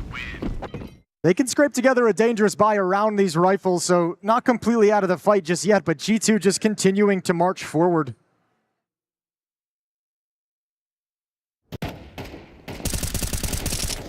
I like this. Creative play, cool play. Multiple players doing it, a lot of teamwork. Just the responses from G2 were so perfect. The reaction from G2 so effective. 5-1. Heavy God with just a MAC-10 to work with. Abson gonna get his teammate JDC boosted up on top of the half wall, and it'll go beyond JDC. Different timing, changing the pace here. We're gonna get a very fast timing hulls pop. Yeah, G2 ready to go. Grix is dropping back at the right time. Got to spot them coming out. First kill is good, but he couldn't get a second. That falls instead to BlameF and Favin. See if they can combine to try and stop this, but their hands are busy with utility. I don't think they were ready for how close G2 actually ended up being inside of the site there. So that plant is going to be coming through here from Hunter. And Tapson and JDC. Again, it's another situation where they're having to consider the save call, but you're going to be 6-1 down, so you want to give it a go. You want to see if there's any sort of opening, and JDC is actually encouraged to go forward because the flames are at his back, so forced into the fight now. Nertz is inside a pit. It's so hard to see how they're going to flush them out. They heard the tick of the Molotov as well, so they know he's here. Now he's just kind of activated the trap. There's the kill from Wrinkle. Tapson can't make it forward. They're going to lose everything. This is really, really tough to watch for Big. Well, I'll tell you what, if you're Hunter, you're having a great time. You know, as an IGL, you don't get a whole lot of games where you just get to have fun, but I think Hunter feels like he's got Big on a string right now, changing the pace, throwing a little trickery into the mix, different ideas. He's just in that flow state. Yeah, and I mean, you can sense it as an IGL too when you're calling, and you can when you feel the reactions inside the server, you just know they're reacting in every which way you want them to. So Hunter having a lovely time and making G2 look good on this T side of Inferno. And again, Big. We talked about their steel spine, you know, the fact that they've been able to be up against any scoreline and somehow come back into it and show that They could recover even on Ancient there when it looked like G2 had figured things out. So they got to do it to a massive level at this point. 6-1 down. CT side's pretty dire. It doesn't look like they're going to have enough to get a good buyout in the next round at all. So it'll end up being one rifle, pistols around it, maybe an SMG in there. And that's what they've got here, Big. So not looking great, and we'll say that. And it'll end up being a 7-1 scoreline against the Germans. Potentially. Potentially. You have to add that caveat in there, Jason. Because maybe... I've seen it too many times. JDC does something ridiculous with this MP9. Done well. Get down bottom banana. I imagine they've heard that. The footsteps, the burning of the Molotov, JDC tucked into the corner for the moment. Regardless, this deep smoke and that presence of the 5-7 behind it are going to tell you, show all the signs of aggression. So if you're G2 and you come back to banana, you're clearing everything regardless. It's exactly what they'll do. They want to make sure any defense is pushed back. Another tick of the Molotov gives away the position. 1-for-1 for JDC. And banana control for G2. Just hanging out as well here behind the sandbags. There's Tapsid. Doesn't have a teammate to actually bait and switch for him because BlameF actually just played from the site. So he's just kind of leaving Tapsid in on his own, which does put the pressure on BlameF's shoulders to be the one to deliver. Let's see if it works out. They haven't checked in, so he's actually managed to get 2 out of it. Fantastic work out of BlameF. Nearly gets a 3rd kill from that position with the 1 rifle. And a 2v2 because of it. Can Big turn this into a round win? Unfortunately, again, it's Hunter who stepped forward in an all-important kill, but Grix, this is doable. Yeah, it very much is. They have no idea where he is. It's a fast timing, but that smoke protects Heavy God. So Grix going to step up behind it, 2 to find. Just think about all the positions that are running through Grix's mind. He has to check, he has to clear. And now he's been spotted, so they can reposition, strategize in terms of knocking him out of this round. And grenade to slow him down, Hunter to move off to play with Heavy God. It's just not going to happen here for Grix. He's lost that window of opportunity. He'll tap, but there's no kit on his back here. The time ticking a little bit too far, and he has no idea where the other player is. Hunter's moved off, and in fact, that'll be a 4K from Hunter. Fantastic work. You say he's having fun as an in-game leader. He's also fragging as well. That's unfortunate for Grix coming in on that flank with the nice timing. That smoke is down, so you kind of, I mean, working your way through that choke point to go in through the church is kind of like you're giving up your flank, you know? That smoke just prevented him from having any kind of look into the bomb site, so the timing just gets ruined. Close round, and I'll say this, that was one of those, like, that was a very smart bait from BlameF, right? Yes, let those 2 players kind of sell the fact that the defenders have been eliminated, the site's clear, and BlameF able to get a double kill, a chance for a 3rd as well. Not too shabby, but doesn't end in a victory. 7-1. Oh, Grix. Oh, that flash is unbelievable. That was confirmed death to a G2 player. Like, it doesn't matter, but that flash comes in and that has just saved the day. Just look at the differences in the way they've taken it. That's why I'm saying, like, Hunter's having such a good time as an IGL, reading everything. You know, you have that round where there's aggression, where they push down, they use all the utility, you sit back and you wait, you march in with 4 and play the trade game. This time it's something similar. There's some aggressive utility, they have an op set up, and you flash, which they didn't expect because you didn't do it last time. So different ideas and plenty of different plays that G2 are making, and Big can't get a handle on it whatsoever. And move up, and as you get clear from Taps, and it's going to be knocked off his perch. Wrinkle sending a shot back. It's a wallbang headshot on JDC. This is an important fight. Can Heavy God clear out this tough... Oh, yes, he can. He made that look very easy, actually. Oh, that's going to be so frustrating for Favant. Yeah, you finally get a stop at the B-bomb site on the other side of the map, and then your teammate goes down due to a tough shot from Heavy God. And now you got to work yourself into this situation where you want to go for the clutch, where you're starting to feel like you have to go for these clutches no matter how far out of reach they are, but Tapson's only got 4 health. So he's going to save the op. BlameF isn't going to move forward, and an 8th round now for G2.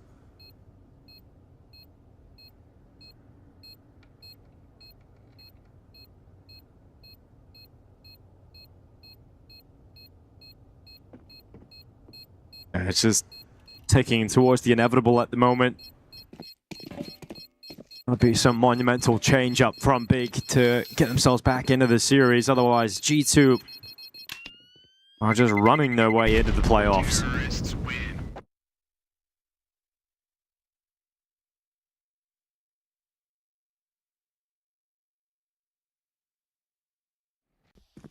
Misses the timing just as Greg steps out to take the shot. The flash comes in and blinds him. And then that shot as well. We didn't even see that one before he went down. Okay. That's really sad if you're JDC. Yeah, you just feel like you cannot catch a break. And then you watch over on Favin. It's like he should have this kill. At least he should get the first bullet off. Every time against Heavy God, he just nails the headshot. Another different look, another different timing and pacing. And once again, JDC's expecting it to be slower as it has been throughout this half and deleted. Grick's trying to be surprising in and of himself, but Heavy God's already got the angle, and round 10 is over. That's it. Wrap it up. They are getting destroyed at the moment. And all you can really do is try and be a hero, is overextend. 9-1. 8-round lead for G2 here on the third and deciding map. Heavy God. Well, BlameF does control ult. Unfortunately, Big are being deleted. So he's going to go have to save this rifle all the way down towards spawn side on the other side of things. So we're looking at 9-1.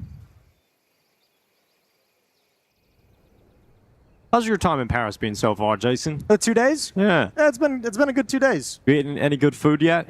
Nope. No? No, I have not. You haven't went to a bakery yet? I haven't done a bakery yet. I'm not a big bakery person, you know? Oh, okay. I like the coffee. I don't like the baked goods all that much. Well, you're in the wrong city then. Yeah, so I hear. I had a croissant. That was pretty good, Jason. Yeah, where they were made? They're a French thing, right? Yeah, French thing. Yeah, absolutely. Pain au chocolat, all that, all the goodness that makes you feel good in the moment and terrible after. Terrible an hour later. That's exactly what Big feel like. I was going to say, it's actually a great allegory for Big's big series, really. The Big croissant.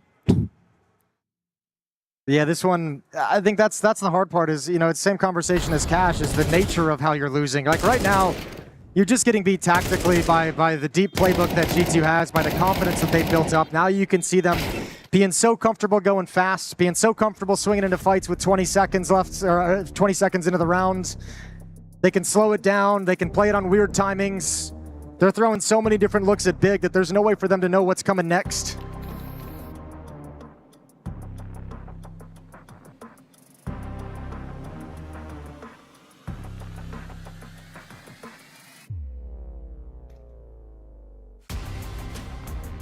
They're going to feel really deflated on the CT side, realizing that not enough has been done here. Even if they wouldn't all of the available rounds left here, it's still not going to be enough to feel too good about your chances. Getting more out of other players here in G2 that rather than just Nerds, right? He's actually the quietest on the team at the moment. Hunter obviously calling a great T side, but also performing very well. But it's Heavy God. It's just been a nightmare to deal with.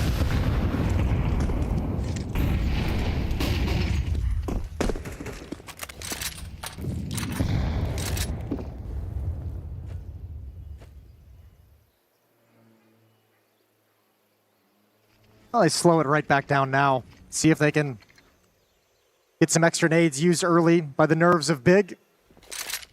3 players towards top of Banana. Bomb's going to join up with them. Heavy God going to play on his own towards the A-bomb site. Starting to walk up middle at the moment. Probably to be a nuisance on any kind of rotation.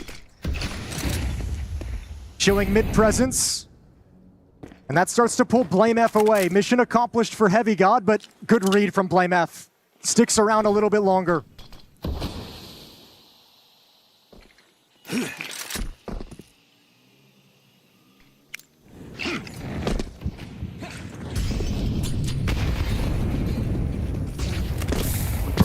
Burning for JDC, and nowhere to run, nowhere to hide, and now Tapson having to dive down into first orange. His pressure's on him, does well to get one, but Nerds has got a second of the round. And so it is BlameF, start of the smoke, sidelines one before being instantly traded by Heavy God, and it is just relentless, merciless T-side showing here from G2. Grix will give it a go, Nerds will be connected on. And a 2v2. We'll give Big a chance of this.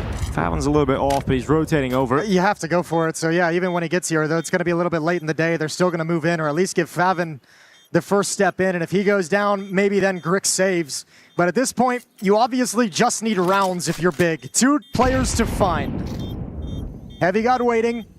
Wrinkle covering with the AWP. Bomb is very deep. Good shot as Grix jumps up on Coffins, and Favin doesn't even have the freedom to tap the bomb. It'll go off, and it's double digits for G2. Terrorists win. 7 rounds straight for this G2 offense. Big can do nothing to slow them down, nothing to stop them. Even that round, you have 3 players stacked up at the point of attack, and you still can't shut it down. They're coming through a smoke, and you still can't shut it down. G2 just elevated their game coming into this 3rd map, and it's far beyond what Big have to offer. Strange to see them get absolutely smashed here. After such a close game over on Ancient. But G2 are showing their level. Finally getting back to it here. Ancient's going to need a little bit of work, but a strong cash and an incredible Inferno. Have him fighting towards top middle. Heavy God again, just being an absolute nuisance. Got himself another kill, and rotation is arriving. JDC's at the library. Oh, no way! How has Heavy God got away with that one as well? Unstoppable until finally running out of bullets. Favin gets rid of him and will drop all the way back to spawn. But the issue is he's making the wrong read. And Nertz was already up top mid, so he heard the footsteps running towards CT spawn. So he's got the easy 11th round victory. Bomb being planted. Favin's going to have to hustle back with 17 HP and give it a good go. But this is just the cherry on top of an extremely dominant half of Counter-Strike out of G2.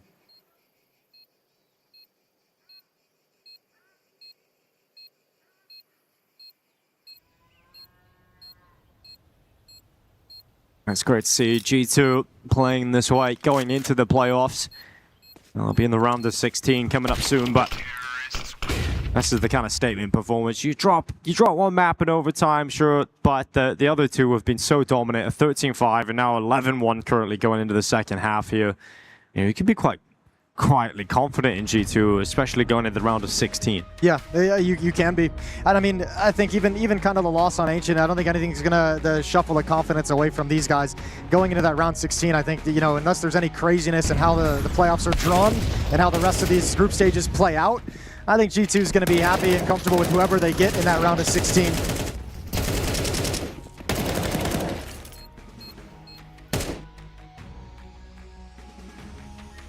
Yeah, it feels like I'm not going to have too many issues, at least at that stage of the competition, unless any crazy upsets happen and somehow we barely get a team squeaking through that should be quite comfortable. But right now, it feels very, very good for G2. They're going to likely close this out if they win this pistol round within a couple of minutes, and we'll just move on. We'll say, well done, G2. We always try and find a new way to phrase that, don't we? Yeah. You never really can. It was the shortest half of Counter-Strike. Well, pistol round at the B bomb site. They're at least headed in the right direction to stay alive as long as possible. Big, it's only Nertz here. He does have a smoke to drop in dualies.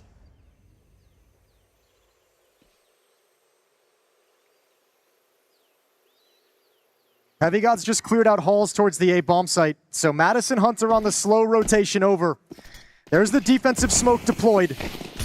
Yeah, coming out there, it's Nertz. Is to the head of JDC. He'll try and go for another one here, but it's going to be Mattis' job, and he'll have no problem in connecting 3 headshots. Sheer domination from G2 here on Inferno. Not even a spark from Big. Tapson at least sent a couple of kills through the smoke, but it is going to be map and series point for Nertz G2. is in so much chaos and blinded and inside smoke. I feel like he just took his hands off the mouse and keyboard, and he's like, all right, well, I either die or I live, but I don't know what's going on anymore. Disorganized pistol round, but it's G2 coming out on top. Triple kill from Mattis. And that should seal the fate of Big. Footstep from Tapson.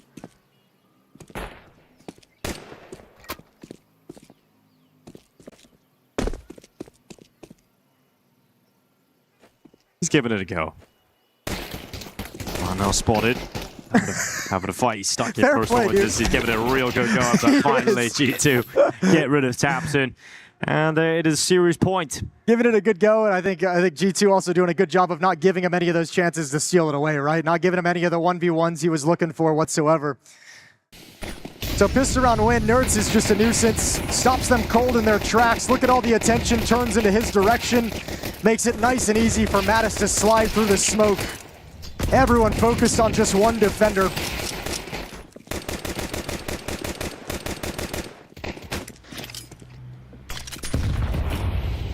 Tech-9s coming out. That's everything that Big have available. Tech-9s and some utility. And not a hope in hell. There's more like it from G2. Disappointing on the second map. Picking up the pace again. Heavy God waiting inside of the pit, spraying away. Combined with nade damage does a good bit, but receives a nade of his own, and Hunter only managing the one have actually overwhelmed the site here big, and of course, finding the way to fight in the last round here. A grenade though denies Griggs his life, and now Favin must 1v2 to keep this game going. Otherwise, it is a 13-1 win for G2 and qualification into the playoff of the Esports World Cup, which is exactly where they're going, straight into the round of 16. G2 with a dominant close of the series, 13-1 over Big. Yeah, that's a very emphatic statement victory. Congratulations to G2. Playoffs here at the Esports World Cup. What an incredible fashion in which they've done it. Just after that disappointing finish on Ancient, whatever talk they had between maps works beautifully because they come back in at a whole new level. Smiles on their faces. They didn't even break a sweat here in this third one. What's up, Mike? You're back. I'm back. That one was quick. That one was swift. We were talking about it beforehand, the Blame F experience. How'd you enjoy that one, Denko? I mean, there's just nothing to enjoy really from Big there. It's unfortunately just not at the level of G2 on this map today. There was no real positives to take from it at all. I think Hunter was just reading it perfectly, making the right calls at the right time. Every time Big made a change or an adaptation, Hunter had already changed the plan, had to change the pace on you. So I think it was just so difficult for Big to get into that game, and I think you just felt the level of G2 today. And he also pulled off a nice highlight reel play of his own, so everything working out for Hunter there. It felt like a lot of moments as well where, you know, G2 are really successful and quick into the site take, and Big are reeling so much in the rotations that even if the numbers are even if they're in a relatively retakeable situation, by the time they actually get stuck in and by the time they actually get their utility deployed, there's no time on the clock. They're letting it expire. They're wind up saving in church, which, by the way, still wigs me out that you can save right there. It is a little weird. Taking some getting used to. Yeah, it is a little bit weird, especially with the new bomb. The new bomb. Yeah, I don't know. I'm not even going to lay anything on Big's feet on this game. I think G2 just played it. They just made Big look silly, and I'm not going to sit here and say Big played bad. I think G2 just made them look bad. Like, really, at the end of the day, that was just an incredible show. And I mentioned it. We talked about it in the second map. You could feel the difference when Nerds is popping off with his like 28, 30 kills. Look at the difference of what it feels like where Heavy God is popping off in the early going as well. You can feel that domination because they're doing it from different roles and different impact that the kills are giving the map. So, I mean, you could kind of see it a little bit in that stage, for sure. I think G2 become a different beast when Heavy God is available. He was a little bit quieter in the first two maps than we're used to seeing. You know, even on the win on Cash, you know, we highlighted a couple of rounds where he did look comfortable. Ancient, I think towards the end, definitely warmed up, but that's great. It was fantastic. He warmed up at the end of Ancient. He just came out running here on Inferno, and it becomes a completely different beast. And I love watching him. I think he's just one of the best players in the world. So versatile, could do so many different things. And on Inferno inside of the pit, incredible on CT side. And when he gets down in the post-plant positions on the A side, it just feels like he's a rock that you're never going to lose the site once the bomb is planted and he's still alive. So very tough to get past him, and I mean, he showed it again and again. You're seeing here, he's all over the highlight reel early on, and he's all over the map at that. So it's the versatility. He's getting in there on the takes. He's sticking around in the retakes, in the post plants, just making it such a nightmare to actually get back towards that bomb. Really nicely done from Heavy God. Nice to sing his praises. I guess one thing that we can talk about overall is we now have another series of the Wrinkle experience in G2. What do we think? Sum total on Wrinkle, we had one really strong map to start. We had one quiet map in the middle. How do we feel about the Inferno now? No grand conclusion. I think, I don't know, I think I mean, I don't know what your perspective on the move was, but I know, like, overall, if, you know, the idea of it felt like it was going to be a lateral move without too much upside unless they could kind of train him and kind of help him develop a little bit. There's no grand statement I can make after watching this. I think he's doing good. Like, I think if you felt like he was going to come into this team and he wasn't good enough to be here, I think certainly he had to have changed the mind of those doubters, right? Yes. I myself wasn't in that camp. It's a question of how much better can he make them. And from what I saw today, I think there's some room for growth. So I think they're onto something here with this change. Absolutely. I think the problem when he was in NIP, I think when you were watching some of the games, you had things to criticize when you're looking at Wrinkle. You would highlight moments where, okay, he kind of made a really poor decision here positionally. But I didn't feel like that at all during this game. He's also playing within a better team. Yeah. Like, let's also be real about that. He's playing with a team that has more structure, that has stronger individual players, more experienced individual players. So that naturally is going to make you look better as well. So he's in a better system to show it off as well. Yeah, absolutely. I think overall we can be pretty encouraged from this. I think your point about, like, basically the fear was this would lower the floor short term in pursuit of a higher ceiling. It doesn't feel like the floor is lower. You know, some of the same issues are still there for G2 if we're thinking about that Ancient, but those aren't new, right? Those aren't a Wrinkle problem. That's also, I think, what made this roster change such a topic of conversation, because there was some senses out there that the Sunpius was, like, lacking, but it didn't feel like their struggles were, like, you know, having a terrible offer. You know what I mean? It didn't seem like priority number one. But whatever, they've made the decision, and I think you can see kind of their thought process on it by how he's playing so far for G2 at this event. And I'm not going to sit here and tell you it was a bad call. I think there's something to it. So let's see how it progresses. No, absolutely. I think that's very fair, and I think G2 in general now well positioned to head into those playoffs, because as you guys were saying, that's the bare minimum, right? They have achieved the bare minimum for the expectations of the organization, making it into the round of 16, making the playoffs. Now we get to see, is this a championship caliber team? Have they sharpened those katanas? Are they ready to keep moving up and over and into the top 8, the top 4? Contend for that trophy, make a grand final. That would be a huge build for this organization. Obviously depends on the opponent they get in the playoffs, but round of 16 should be no problem for G2. We'll just see where it goes from there. Like, who do they get? You know, how does the seeding work going into the playoffs? Who ends up where? But I was going to say, we've had some upsets, and there's going to be some really weird blind draws into this one in the round of 16. So we do have the potential for that round of 16 to have some dangerous opponents. So yeah, it definitely depends on their opponents, but if things go smoothly and they get a reasonable round of 16 team, there's no issues for me. Yeah, like Spirit. Yeah, exactly. Though I think G2 could give them a good go with the way Spirit are playing at the moment. On some sense, who cares where they get it? Because the next thing for G2 to do, like, there's really not much they can do to change my opinion outside of start beating some of the best teams in the world. Sure. Yeah. That's the next step for them. So, like, wherever you get them, you just got to beat them. I mean, the Cologne playoffs was a great example of that. I think they exceeded expectations with the way they played against Spirit in the playoffs. So I think, you know, no matter who they go up against, I think in my mind there's 3 S-tier teams in the world of Counter-Strike at the moment: Falcons, Vitality, and Spirit. And if you who else?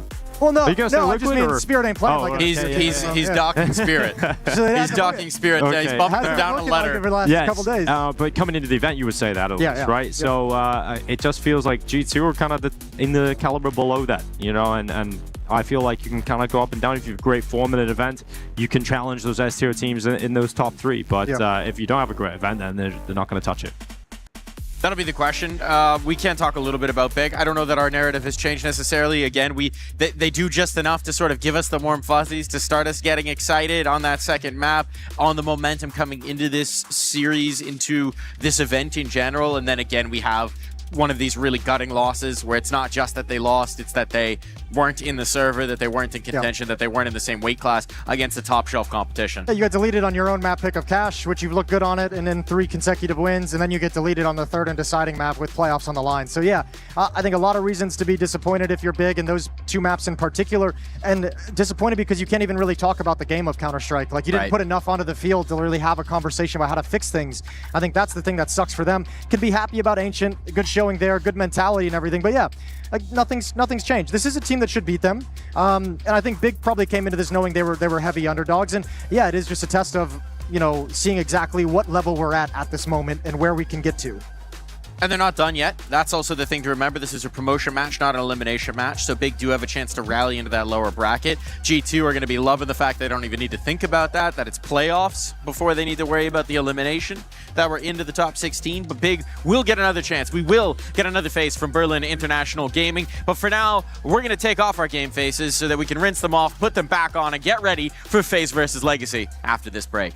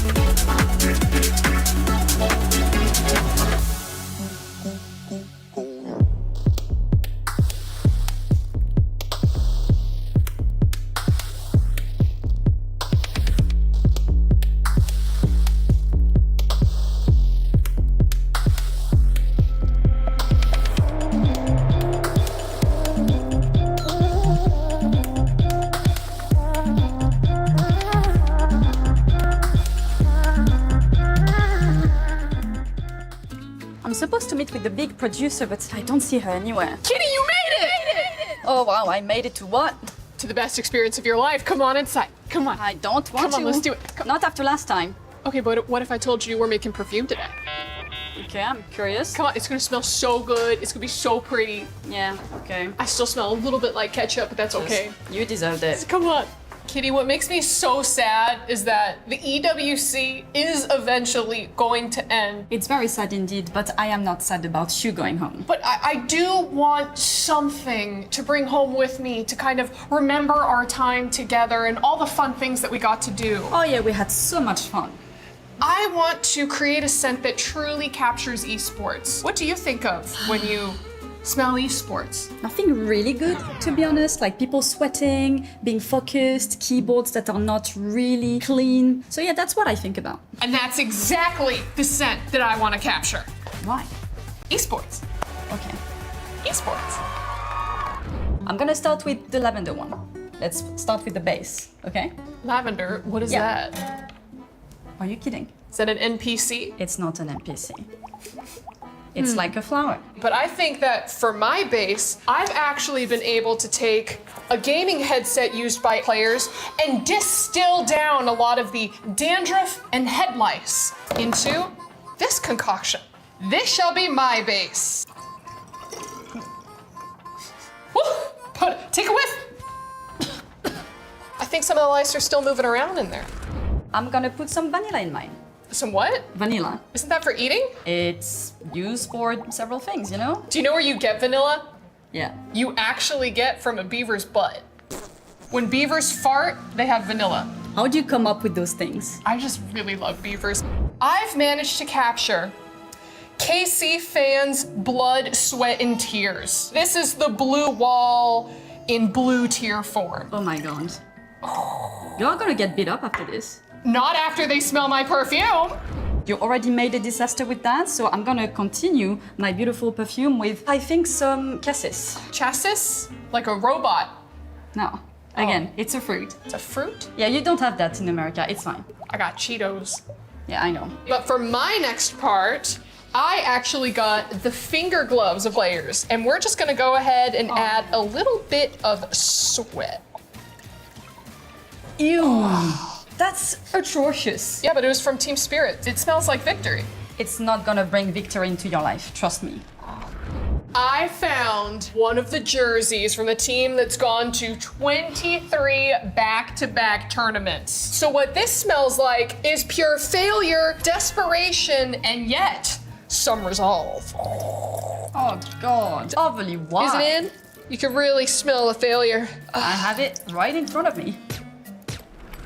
I managed to take one of the keyboards off the stage, and what I did was I removed all of the dead skin cells and food junk and crust, and I put it into this liquid form. But here's the thing, it is very potent, so we can only do...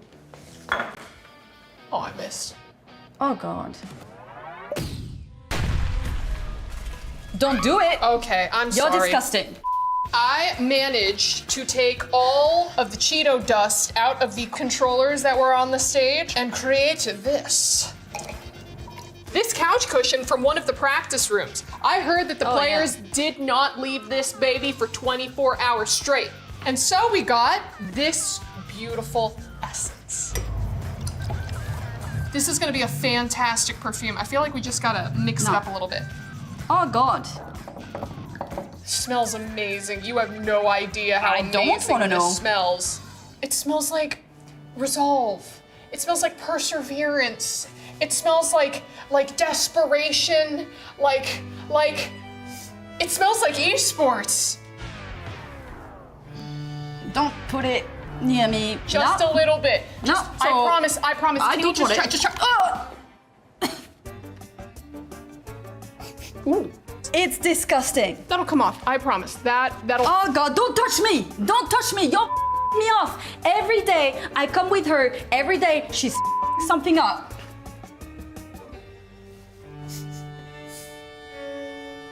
L'Esport. Avli, I need you to cover the STC arena today. Ooh, it's gonna be tough. Why? Because I have no interest in doing that. Come on, we need you over there. I'll tell you what, I'm gonna go to the beach just really quick, and if the games are still going on by the time I get back, I'll say a couple words. The beach is 5 hours from here.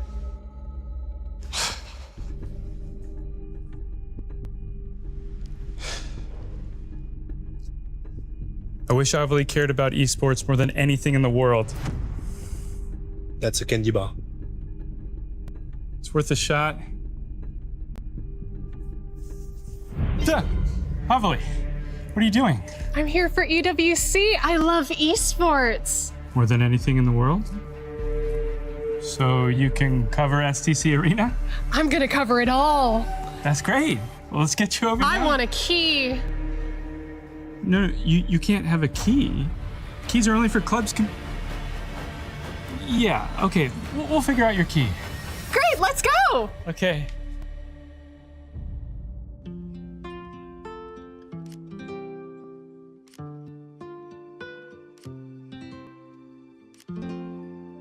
Avli, I just want to say you're doing a phenomenal job. Everyone's really excited about your work. I just love esports so much. Yeah, well, I'm going to ask about getting you a raise because you deserve it. I don't need a raise. I have my key. How did you... Can I see that? Mm-hmm.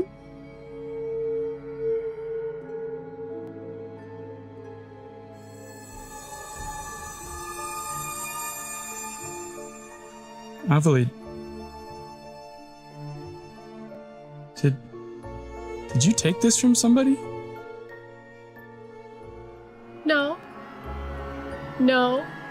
No, no, Okay. no, no, Okay. no, no, no, don't do that! We were having such a nice tournament! Why does it matter? We were having such a nice tournament! Okay, it's your key. It's your key.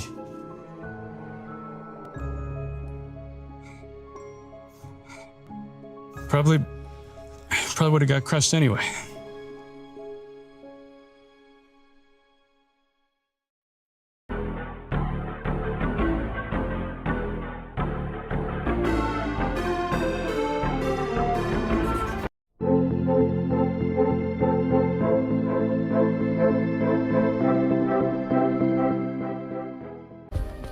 Play is in our DNA. Whenever we let it out, it becomes our superpower.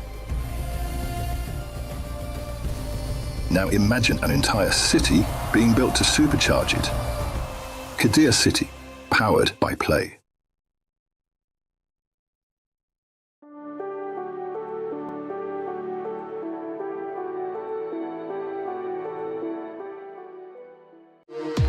We were there. For every click, every clutch, every respawn. We were there for the years of grind. And we're here. Now. The proud founding partner of EWC. Powering the biggest event in gaming. Shoulder to shoulder with the world's best. Making history. Greatness deserves a stage. Lenovo Legion. Reach your impossible.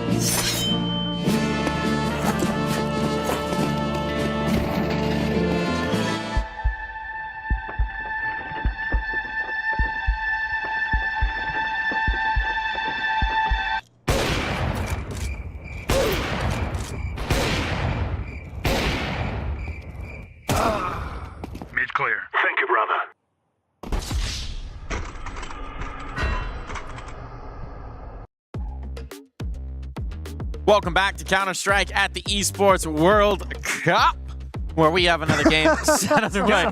I don't know why I hit it like that. I don't know why I did, but we're going to see how we hit it in this series.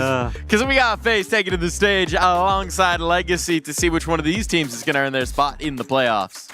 Yeah, and I think this is kind of the game of the day for me of today's games of Counter-Strike here at EWC. Yeah. I think this is the most exciting one we've got. I was talking with Ricardo, GM of Legacy last night, and it's been like, I was like, it's looking good. Like, the game yesterday looked awesome, and he was like, yeah, but it doesn't matter. Like, tomorrow's the test. Like, FaZe is going to be the big one to see, what this team is at, where they're at, and I think this is the one where they're going to judge themselves against their opposition versus yesterday, where they felt like they were just the better team all the way through.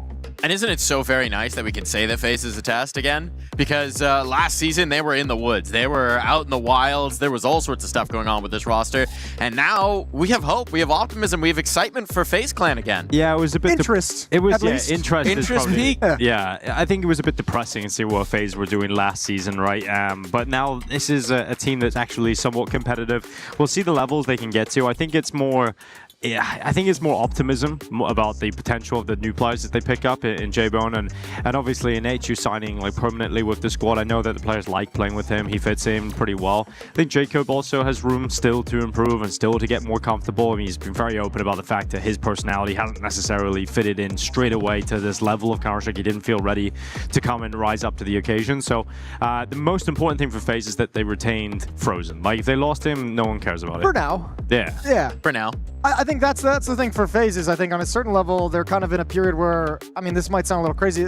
I don't want to say they can like be patient, sit back on their heels, but they're kind of in a period where they're probably testing these young guys and seeing which ones they want to keep around, right? So you've got 3 of them, you've signed one permanently, playing okay, giving you some performances here and there. So you're seeing what you've got, and you're probably going to want to pick up one more veteran for one of the 2 of the remaining. You just kind of have to decide which direction you're going to go in. The thing I don't want to see happen to FaZe is like a couple of years ago we had Vitality. Remember they picked up Kyojin and Masuta. They were trying to find these like young players and give them a go. None of them really worked out, and they eventually just had to go and get more experienced players. Like, well, the difference with that one, I'll say, because it's a good point, but the difference there is that they were trying to, I think at that point, still trying to build within France, right? So like their pool of players to pick from. FaZe has obviously always been international, so they're always going to be able to go out and get something. But yeah, that is the thing.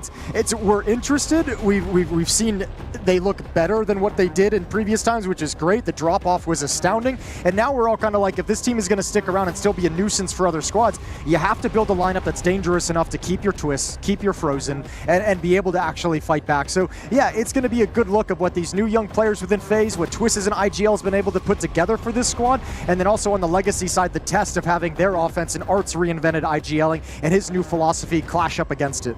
And I do want to focus a little bit on J-Bone. We touched on him lightly, but he has been sort of the revelation. A bit of a lesser-known name coming in, one of those from the hot prospect list, but you never know how it's going to work in that jump up to competition. Sure. And I think we've already seen a blossoming, right? At first, maybe some hit-or-miss maps, but then very quickly, we start to see the highlight reel plays. We start to see what he's capable of. We start to see the ceiling that they looked at when they brought him into this team, and the fact that he could be a spark plug for the team overall.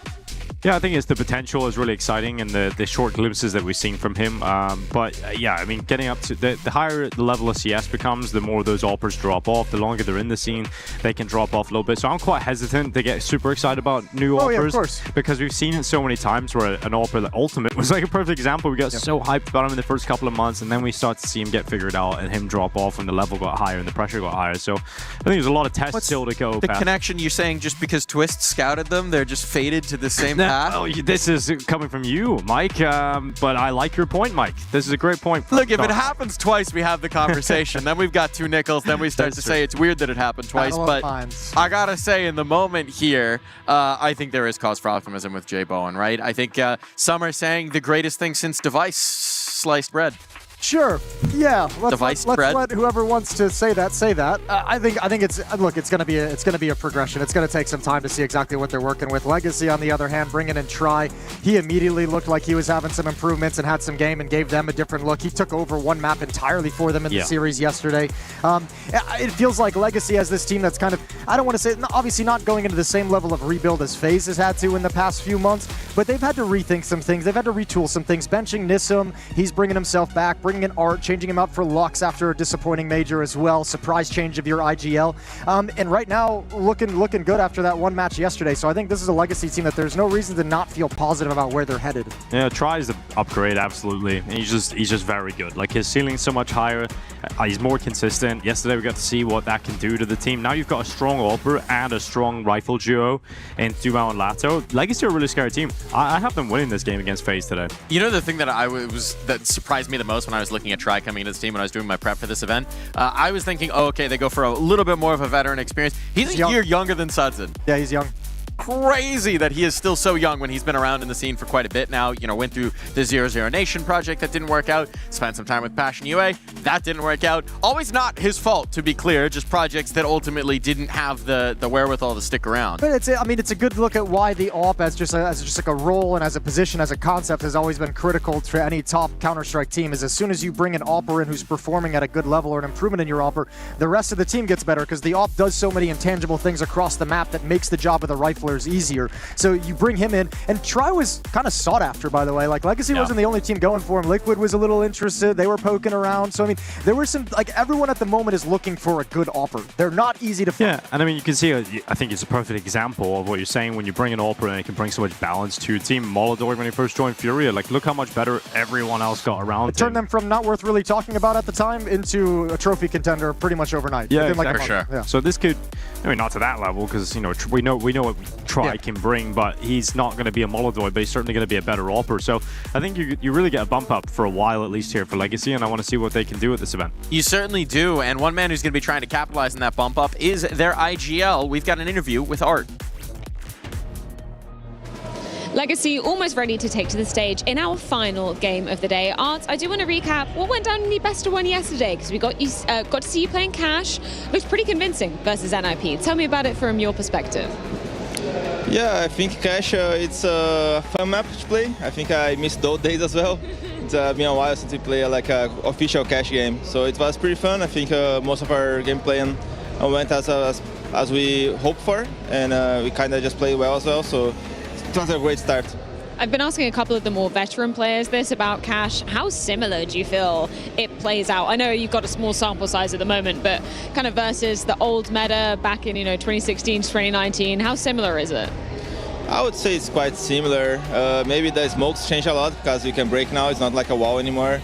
So there's some differences on the way you play, but overall the way to play the map, it remembers me a lot of the old times. The other exciting thing about yesterday is we got to see Tri in a Legacy jersey, and he looked exceptional. I don't know how involved you were with bringing him on specifically, but why did it appeal to you to bring Tri onto the team? Yeah, I would say Tri has a lot of experience, even being a young player, a young guy, but he is very well talented, and he was not playing CS like on a regular team, so he was hopping around a lot, and we could see he has potential. So it was an addition that we hope for to make some changes in the way we play, as he likes to play. So I think that's a team decision, and as far as it goes, it's going well. I mean, he was looking exceptional yesterday, as I already said. Other things we're looking at, obviously, is going to be FaZe as your next opponent in a best of 3. What do you make of the whole roster situation at the moment? I know it's a bit complicated with Carrigan suddenly leaving to join Falcons. Do you think they feel like a complete team yet? Yeah, I would say so. They are proving themselves every day. It's hard to climb the ranks, as are they doing now. I think they reached top 10 already. Or maybe if they beat us today, they reached top 10, I don't know. But I think whenever you face a team like that's climbing the ranks, they are always dangerous. They are striving to win, so I think it's a dangerous team. We have to play our best. If you had to pick out a specific player from FaZe that looks the most dangerous, that you're always scared to go up against, who would it be? Of course, you can always say Twist is a menace on some maps as well. He plays very loose sometimes, so it's a hard player to control. I would say also Frozen is very solid. Maybe Jiboyan has moments. He's not very solid, but he can make some rounds work that are not supposed to work. So they have potential, like all players, I would say. Art, it's always a pleasure. Thank you so much for your time. Good luck versus FaZe. There there in that top 10. They'll climb up to 7 if they get the victory today, will FaZe. So definitely going to be a tough test for this Legacy team, and one where I think we tapped at the beginning of the day. This is the marquee matchup. This is where we expect the Sparks to fly. Oh yeah, it should be for sure. Just the way both of these squads like to attack into it. I think Legacy is gonna. It feels like this is a Legacy team. Every game they play is gonna be exciting just because them stylistically with the aggression that they bring in. And that's been one of the cool thing about Art's evolution is I feel like that insane kind of decision making and aggressive plays that Art used to like to make. He's just kind of worked them into different periods and moments in the game, and he's actually spread it out. Like some of the other guys are doing the crazy stuff too, but I think they have a very unique style of attacking, especially from what we saw on Cash yesterday. Which spoiler, we're gonna get today. But this map in particular, I think, is going to be really fun to see if FaZe can slow this down because Legacy's offense yesterday was rolling. It was awesome. And to set the stage nicely, FaZe have a 100% win rate on this map so far. They've been leaning into it as one of their staples. You can see the results there. It's some pretty tough competition as well. These are no slouches that they're besting on Cash. This should be the arena where we really get to see how this matchup's going to play out. This could be the best game of Cash we've seen so far, you know, in its young history. So excited to see how it's going to go down. I think it's going to be a really fun way to start the series. I like what I've seen from Legacy yesterday. I think FaZe will be able to match it, and that will be cool. Like seeing a really strong CT side going up against a strong T side. Just see how Cash is shaping up with two teams that actually know how to play it. And just of a team that has like 3, I'm not going to call them rookies, but let's call, I mean, I guess 2 rookies is fair, but you know, Jacob now has the experience. But I think having 3 of those guys with lesser experience have to deal with the kind of attacks that Legacy is bringing is going to be a fun test for them. It is crazy as well, just again, when you think about how young the majority of Legacy are, they've all been competing for a very long time, but outside of Art, most of them were just getting their start when Cash was last in the pool, Yep. So faint memories of that one. And then for the rookies on the other side, this is very much a new ground. So we do, in fact, have the Cash coming through. Once again, Gigi Hao, just forever in our hearts. But it will be a Legacy eliminated. bringing in the Mirage. So I was kind of wondering about who was going to pick it. So FaZe do bring it in. Cash, Mirage, Inferno. I think Legacy love that they get a pick freed up. Like if you're going for Cash, it's like, oh damn, we get a free map choice as well. So Mirage coming in, Cash, like this is grounds for Legacy to feel like they should be 2-0ing the series. Like if you're confident coming in against FaZe today, you've got a great opportunity to get a 2-0 win under your belt. Yeah, I'm interested. I'm just excited. I don't have any read of how this map is going to go. I'm just really fun to see how these two teams play it because both of them have success on it, and like what are they going to do when they start encountering some of those difficulties? If Legacy's offense gets stopped, if Art can't get it going, how do you switch? How do you adapt? Because they never ran into that problem yesterday. They just kind of got to waltz through their series, or their map, I should say. So yeah, I don't know. I'm just here for the fun. I'm going to flip it on the other side and say I think Art has more tricks in there. I think he's had a lot of fun, likes this map in particular, liked it back in the day as well. And so not even being tested that much, I bet Art's got more in the tool belt to go into. I don't know if that gives me more confidence, though. I don't know if I want Art to dig too deep into that. I want to see the bottom of the toy chest. The bottom of that chest is not a pretty place to be, Mike. You don't want to be there. Well, we're going to go there whether we like it or not, perhaps. It's a journey time, and it starts on Cash. And I'll leave it to you two fine gentlemen to take it away. Thank you, Mike. Enjoy the rest. Cash. We're going to enjoy the rest of this day because this is a banger. The last game of the day here on the B stream. Legacy versus FaZe. 2 real pug maps coming up as well. Cash, Mirage to kick things off. It's exactly what we love to see. For FaZe, I mean, it's just so nice to see them back towards this level of Counter-Strike again. There was such a possibility that their VRS could become an absolute nightmare, like unrecoverable levels of disaster into the second season of the year, but I'm so glad to see they've been able to recover. It's had to be a lot of hard work for FaZe too, because they've had to go to tournaments during the player breaks, they've had to go to these smaller events, and that has to be mentally taxing for players like Frozen and Twists. Oh, for sure. Frustrating having to go back and, some of the tournaments they've gone to, not used to, the ESL events, the Blast events, the PGL events are used to, where things are kind of set up the way that you've orchestrated it over years. Some of these have different situations to play in. So yeah, a lot of factors that go into that. When it comes to FaZe though, I'm mostly just happy that we've gotten to finally move on. We no longer have to have the conversation about Brokey. No longer have the conversation about who do you change, how do you adapt that, how do you wheel out of this era of success for FaZe. We just get to talk about how they're moving into the future. It's kind of like when Astralis finally stopped being Danish, this idea that it's a new restart, it's a new page has been turned. Yeah, enough changes that you get a fresh idea, fresh take. Exactly, and because expectations drop. Like, we don't have any expectations of FaZe now. Like, this is anything they do that's good. Like, if they make a good playoff run, it's you're really tipping your hat to them. You're saying congratulations on doing that. I don't think people are expecting this to be a really solid FaZe roster. Well, to build on what Art was mentioning, FaZe currently sitting at number 10 in the VRS. Legacy sitting at number 8 in the VRS. So closely matched, and obviously going to be a little jump here, a little increase in your points for FaZe if they can take this win. Close that gap on the VRS standings. All right, Esports World Cup underway again. We have Legacy and FaZe challenging for a spot in the top 16 of the event. And you gonna boost his teammate Chibowen up for an early angle here into middle. Jacob and Frozen going to be joining over the top of the boost. Now, the setup is aggressive towards A main in the CT side and heavy in checkers. It's because you can get this quick flank going on. You can keep activating Dumao. He doesn't have to slow down if he doesn't want to. Going to tuck himself into the corner, and he'll pause for the moment. Going to start here in the footsteps. Mid is overrun. There's a defender in the vents, and there's the peek from Dumao. He's got the first. Now, how do FaZe react to this? So they're going in towards Z. They're going to be charging all the way down into a spawn and running towards Heaven, where Lato is currently detecting them. Wondering where to go here. Wondering if he should bank some utility off the wall, but lets Nissim take the first contact. Art has protected him on that B main push, and Lato has done very well. And now FaZe starting to realize, damn, there's so many players here around this B bomb site. It's so well defended by Legacy. So Frozen's going to put the bomb down, just secure that extra cash, get a force buy available in the next round.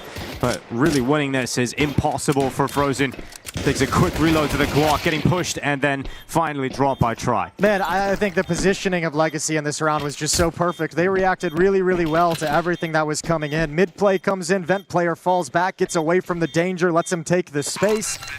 Dumao pushes up to get that kill on Twist, but then when you sense them wrapping past CT spawn, push forward. So every time FaZe turns a corner, they want those close range, mid-range battles with the Glock, but the USPs have just created more and more distance every time they gained a little bit of ground. Really well done from Legacy maneuvering around the map. And now they gotta get it go into the second round with an advantage. 5 M4s picked up to contest the second round buy from FaZe. 2 Galils and upgraded pistols. A couple of Galils here, Frozen and Jacob, Mac 10, Tech 9, and Deagle. Not too bad here for FaZe, all things considered. See if they can do anything with it. It's going to be Frozen with that first. Nissim betrayed it. Frozen's got a second kill actually with this Galil, so the aggressive maneuvers forward have not worked in Legacy's favor. I'm surprised they committed to those fights. I thought they would fall back with the information, but Dumao can still do tons of damage. No smoke for the cross. Dumao's got to be the hero, can't land the kill. Frozen swings out. He's found that, and now the plant can be harassed. Yeah, well, tapping, they're not committing to a Twist, anticipating some utility to come in towards his position. They're going to wait for the smoke to fade so Jacob can get involved in the action. Flash goes over towards Art. He unleashes the bullets. He's caught completely. J Bowen going forward. He's found the headshot required. We've got Dumao actually taking Jacob down, though, from Highway. Dumao's taken so much damage, 10 HP, as they try and retake from the same position out towards Car. Ooh, that's a tough route to walk for Dumao with no health. Utilities out. Lato now coming in very, very late in the day. And it's going to be tough to flush these players out now. They've got strong positions. J Bowen behind the forklift. Twist was playing in from Shroud. And it ends up being a strong close there from FaZe. A fantastic round to win for them, winning a force buy in the second round. And it starts with Frozen getting a double kill. It's the double kill. It's the second follow-up peek after the 1-for-1. Nissim wants to go back for a little bit more. But once that opens up the bomb site, Dumao can't make the run into the site whatsoever. And then he doesn't have the HP to hold on to it.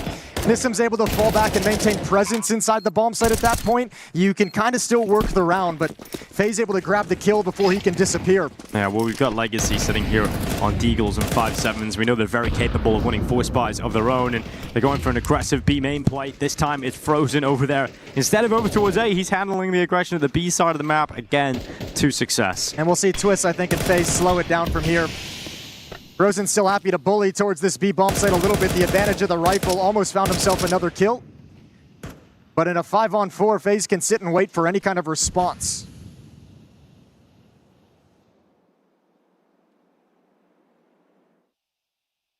And Try just at the white box. That's a quick kill on that 5-7. Couldn't get his hands on the better weapon just yet, but look at the challenge. Jacob at range. It's going to be Nissim that comes through there. You can see how many players swarming. They've won the bomb. Jabowen's moved out. Space has been taken towards A. Little tap into middle. He's moving up towards the car while his teammates are occupied with the rest of the fights, and that will end up being FaZe recovering it. Yeah, really well done from FaZe. No real danger of them losing the round, although a couple kills come out in the way of Legacy, but now they'll have to sit back on USPs. So FaZe have established control, grabbed the grips early on and the momentum in the first 4 or 5 rounds of this map.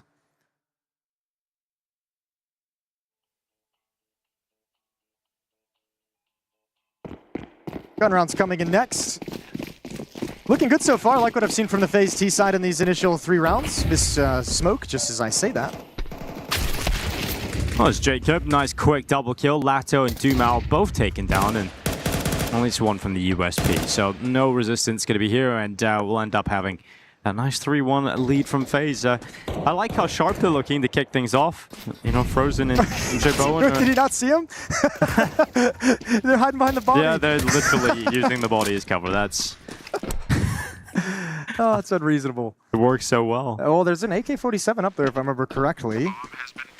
And Art doesn't want anything to do with it. Maybe hears it being guarded. Maybe made a sound cue. Actually just grabbed it off the jump.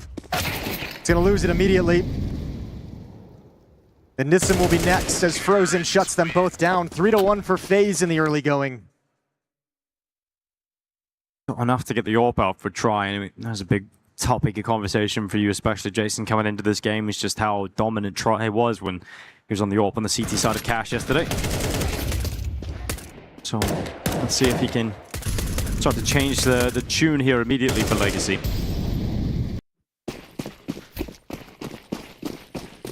It's the only player with a kit as well, so keep note of that if it comes down to crunch time.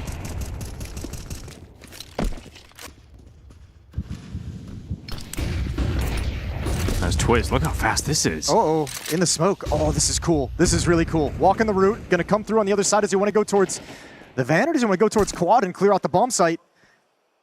Oh, Twist is just waiting, they're spamming it. They realize the potential. Yeah, they do, but Twist just surprises them with an attack towards the car. He comes out of the smoke. The Magician has delivered a trick, and it's worked out perfectly. He's going to fall away his first 2 kills of the game, and it's won the round here. Surely it's won the round. Hey, Art said that Twist is the one who can be a complete beast inside the server, and what a cool play out of Twist this time. 1 for 1 from Lato is not nearly enough. And FaZe are going to get a 4th round. I love that. That is a very, very cool call from FaZe and Twist to create the distraction necessary. There we go. And we're talking about the strengths of Legacy CT side on Cash. Well, we're getting to see. I mean, it actually looks pretty weak, and it's being made to look weak by FaZe. And a little bit more creativity on their T side. That's part of the reason why we mentioned FaZe is going to be the big test for Legacy. They can actually put some, put some obstacles in the way and make things difficult. Yesterday, Legacy had a much, much easier time taking down NIP on Cash. No real resistance, so we never had to see their response when they got punched in the face. We never had to see them play down without momentum from a deficit. Now we get that test. See if Legacy can stand up to it.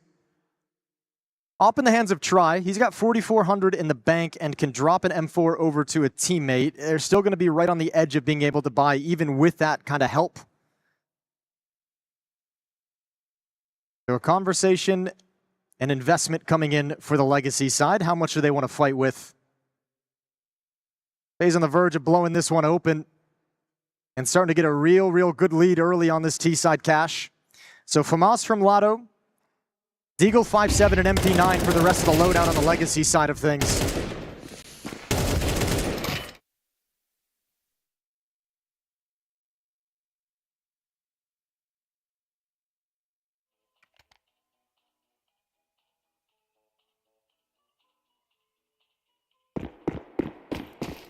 All right, 2 Deagles for Art and Dumao.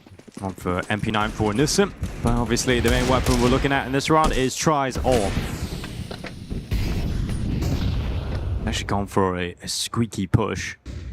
Always a bit of risk involved in taking this angle. T can beat you to the position. They went for a boost and Frozen was ready for it. That was a boost up through the broken windows. How many times is Frozen going to get these as well? I know, Frozen's providing so many openings. He's going to go again. He's sensing some space towards checkers. He's calling everyone open, and Art has probably told his team to hold back at the moment, that he doesn't hear or feel any kind of pressure. It's coming in, and by the time he realizes, it's going to be way too late.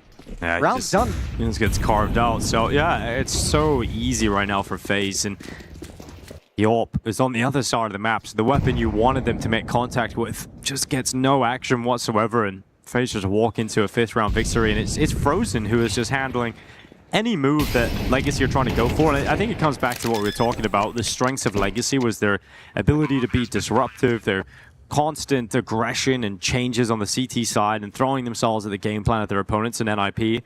But if Frozen's just going to kill you every time you try an aggressive move, then it's going to just end up costing you. I think the hard thing for Legacy is I don't think they've gotten to a point after winning the pistol and then losing the second round. They haven't built up the money to be able to bust out some of those tricks and some of those defenses you've seen. For those of you who weren't watching the NIP game yesterday, Art was playing around a lot of smokes aggressively outside the B bomb site, having a teammate break them open, flashing him through them constantly, never letting NIP get comfortable. They haven't had the money to get all the resources needed to execute that. And I think with the way that FaZe is playing and how fast they're playing, they're setting a tone to the degree where Legacy don't feel like they can call for that kind of a play yet. So first goal for Legacy now that money comes back into their pockets has got to be slow down this FaZe attack. Has got to be win some initial engagements, because that's where Frozen's beating you. He had the two kills in A main a few rounds back in round 2 to actually win that, and now here with this opening kill on the boost up.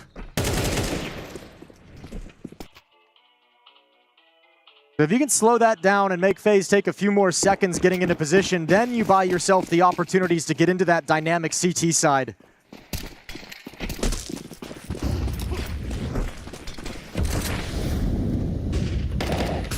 We're going to start putting... Oh, look at this. A lot of pressure, in fact, from FaZe going towards A main. How far do they want to walk it? We've seen a couple of rounds where they've been willing to just burst out, but this time they're going to be coming towards Try, and that scope is not going to miss this time. Jacob taken down, Try forced into the open. No second kill from either squad here just yet. Try's in a tough spot, but he's going to handle it. That's the bomb spilling to the floor, and he's calling all of his teammates over to try and deal with this threat. Twist is trying to creep up to find the solution, to find the response. He does get the headshot, but he's lost another teammate in the midst of all this chaos. Jaboan finally fighting forward as well here for FaZe, and they've got themselves into a 2v3. It's a strong position considering what it was looking like at the beginning of this round. And now they can take a deep breath. Retake coming in, smoke is out. J-Bone's going to beat it though. He's past the angle, so the AWP still a nuisance. Yeah, he's watching the side of this forklift as well. Gonna start to see Lato moving up to the truck. He'll toss some utility towards Jaboan and force him into the open, but he ends up falling. It's Twists required to clutch. A 1v3 total for him. First headshot's good, and second snappy, but he just couldn't quite get to Art. He'll drop back and defuse that bomb in a second round for Legacy, but even down the stretch, it's looking tough. Yeah, whittling down the economy. Even in a victory, Legacy have no reason to get too excited because they're still at the verge of being broken. Try had a bunch of money in the bank. Maybe he can drop some weapons over and help alleviate some of that danger. I think FaZe, you get that first initial flashbang to take Try off the angle. If that actually lands, then maybe that's a little bit different. But that one missed piece of utility to give Try that first kill gives him a lot of time and a lot of space inside that bomb site. You could see when the Molotovs are raining in, FaZe want to be punishing that. But having already lost a player, don't have the manpower, so Try gets a couple extra shots before he's eventually taken down.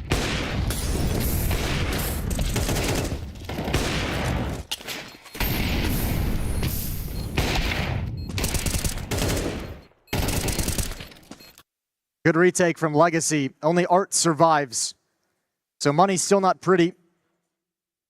Stronger than you'd think with Try having, I think it was about $8,000 in the bank when the round began, so was able to drop some over to keep them in a healthy position. 3-round lead for FaZe.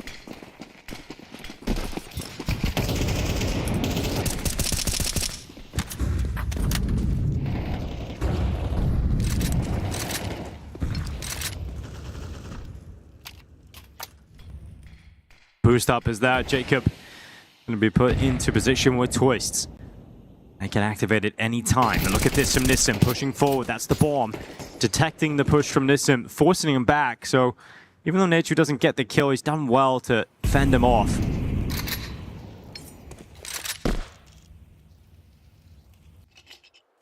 Two-man party over towards the B-bomb site. Playing in the sunroom at the moment. J-Bone and Frozen. Pressure being applied in middle as well. Drop into the vents here and go for a B split.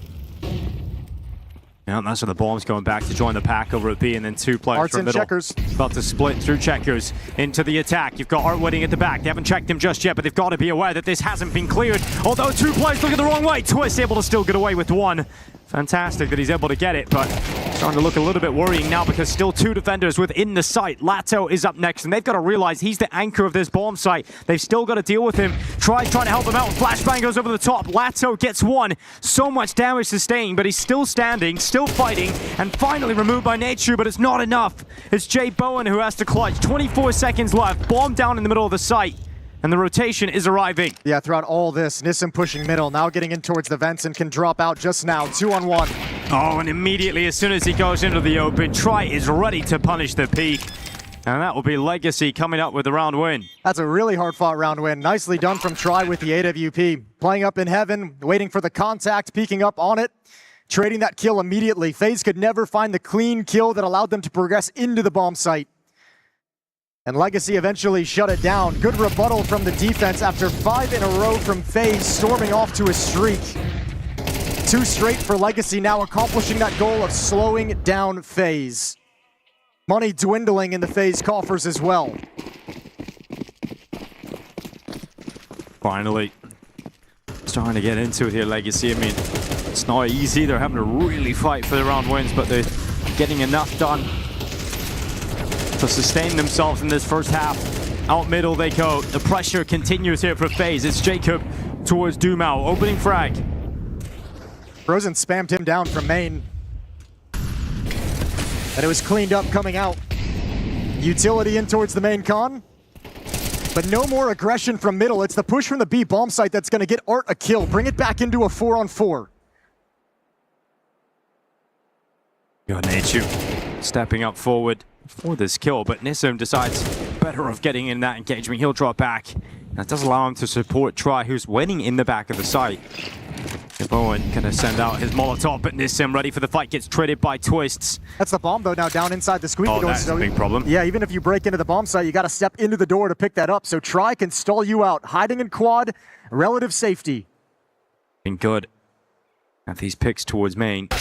Twist could read, ready for that flank once the pause comes in. Art tries to get aggressive. It's cost his team the even numbers. They are now in a deficit, which means more pressure on Tri, but he shall deliver. Nachu is dead. He's ready for the squeaky play because the bomb is dropped over there. Twist had to reposition, so he's gone back to get that bomb. Molotoved off for the time being. 25 seconds left. Tries on his own for such a long time. They actually don't realize they have the bomb down. They think the B bomb site is still a possibility, and now it's over. And now if you're Lado, you got to come in for a 1v2 clutch, but there is so much time for FaZe to get comfortable before you arrive. And you know he's the B anchor, so there's a couple of options available. You think he's possibly push? I mean, you just killed Art on that flank, so he's likely going to be coming from highway or CT spawn, so they look in this direction. Twist has detected him. He will die, but it puts Jacob in a position where he has the information advantage. And such a strong position at the forklift. Go creep forward. Oh, he got the dink, but Jacob lands the headshot just in time. Yeah, I can't believe he's playing out in the open, trying to have the off angle, so Lado can't get the pre-fire. It takes a dink, but a big clutch win. Really nicely done in Legacy. They cannot continue the winning ways. A lovely opening provided, and a great job once again from Legacy fighting back into these rounds, showing some real tenacity, but Twist is playing real sharp right now. Good check. And FaZe is focused, 6-3. Yeah, win this round. You again reset the money here for Legacy. You put them back in a tough position, getting closer and closer to the end of this first half. This could be a monumental T-side from FaZe. We didn't get to see Legacy's T-side much yesterday because they were so dominant on the CT side. Well, we're going to see a lot of their T-side now if they're going to come back into this game. All right, try playing the edge of the smoke. Missed the shot on the jumping player, going to disappear into it. Doesn't take any damage, gets away safely. There's Jabot with the wall bang now and try. So the AWPer on the other side of things, such a strength for the defense is gone. Frozen's on the hunt. He's going to go and get that back. Here's the sound cue of that weapon switch.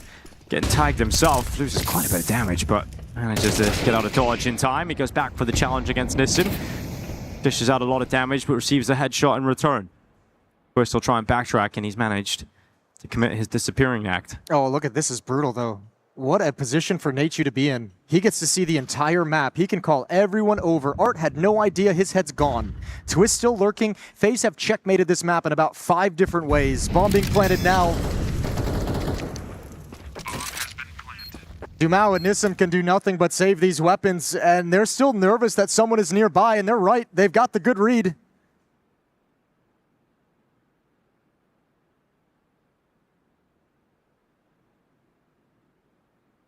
Twist is just going to bide his time.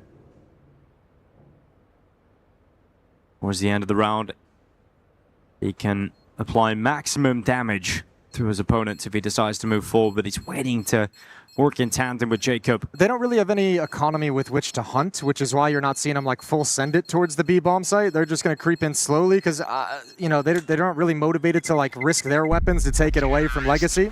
Happy for the win. First bump still coming for FaZe. Jumel still has that smile on his face.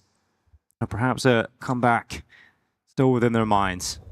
The first shot from Jay Bowen. I think that's Try feeling like he has got to do something to change this. That's slipping away from them. Coming back for that one more angle. Like you take your shot, you got away safely, all's fine. You can still recover from there, not a big deal. Going back for that shot, I think he's trying to do a little bit too much, feeling like he can take advantage of an AK-47 and throwing caution to the wind about an op holding the angle.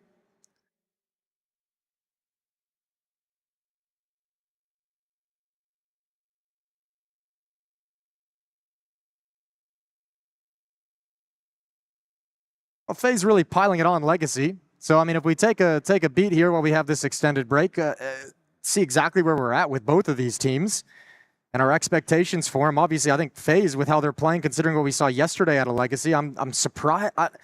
Not surprised because I don't think they're good enough, just surprised in general to see it. But FaZe, this has been a very, very impressive opening half of Cash.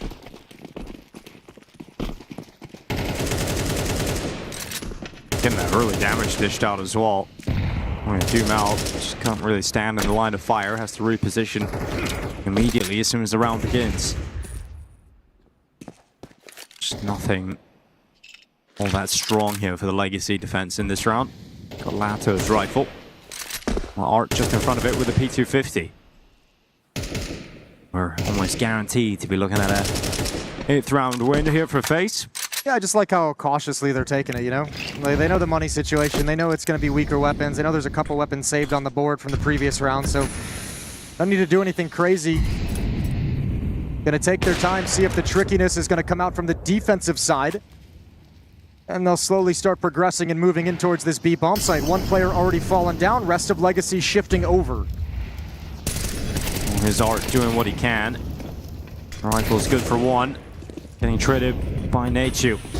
He's got that 5-7 with the flash. He's going to connect. He'll send out some shots. He have the information. Some taken down. Rifle available for Try, so he's going to start dropping back. Yeah, it's time to start thinking about these guns that you might be able to save for the final round of the half. Yeah, final round of the half coming up next. Try going to slide back towards CT spawn, but yeah, this has just been dominant. FaZe now establishing success pretty much everywhere on the map. They've been able to get up mid, and you brought it up as well, not seeing the same kind of, we had a little chat about not seeing the same kind of style from the CT side of Legacy that we did yesterday. FaZe haven't given them any room to work with. Yeah, none. They haven't been able to dig into the game plan and all those protocols and all those different setups they had that were so cool against NIP yesterday. FaZe haven't let them get comfortable enough to execute any of them.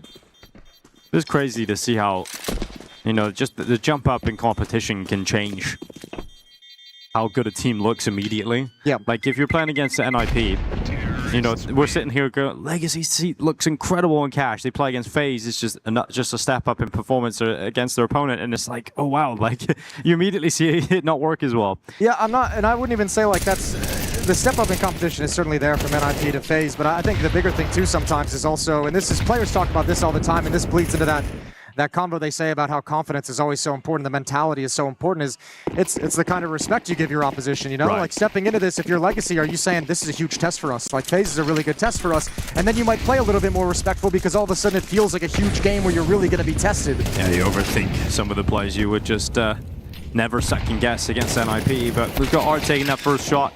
Jumel actually ends up with a second kill here for Legacy. They get a strong lead. At least Jacob pulling one back with a molly. Art burns away.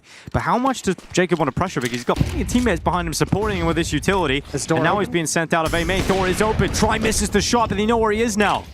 That's fine. He's going to smoke himself off. They've got a 4-on-3. They can play the man advantage. Let him into the bomb site. You know exactly where they'll be. Would have been great to have that kill. But now it's his second front that FaZe has to worry about as well. Yeah, bomb blank going down here for Jay Bowen. He'll pick up that AWP. Jacob with a great headshot. Going to go out again and try and land a second one out towards the car here. Try still neutralized due to this follow-up smoke. Yeah, he can't really get is. involved. He can't. He's locked out. Oh my god, never getting involved with that kind of shot from Jacob. That is damn sharp shooting. Damn, as dude. Jacob goes ahead and collects himself a 4K. That's going to hype up his team to close out the half in style. Look at a little smirk as well. That's a nasty shot onto the op. Lovely work from Jacob. To us even giving him a side glance. Impressive stuff from FaZe. That was a 3-on-4 and ends with all 3 players of FaZe surviving. That shot on try was filthy from Jacob. Damn. That was real nice. Well, I mean, we wanted to see a little bit of the Legacy T side on Cash, or we're going to see True. a lot of it, or not much of it at all. It depends. We'll find out. It could be a lot or a little. Gotta say, FaZe played incredible throughout this first half. Oh, that last spread. That last spread catches him at the end. There's some Jacob. There's great selection of fights. Didn't even get to see the best one. It's all good. We know it. We know what it looked like. Yeah, we got to see it from Trish. That one. It probably would have ruined it. You know, it's not going to look as good from that POV. That one sticks around. That one will stick around in your head. This round, second half, live. 5 USPs for the FaZe defense. All Glocks in utility, and another B rush coming in, and FaZe is here. Yeah, they really are. Chip Owens got the first, but Nissa Martin zoom out. Look at that. 3 kills, quick succession. And it's pretty much over. There's no utility. Not over yet. Hold the phone. They can get a couple on the cross. Okay, good trade. Important trade from Nissim.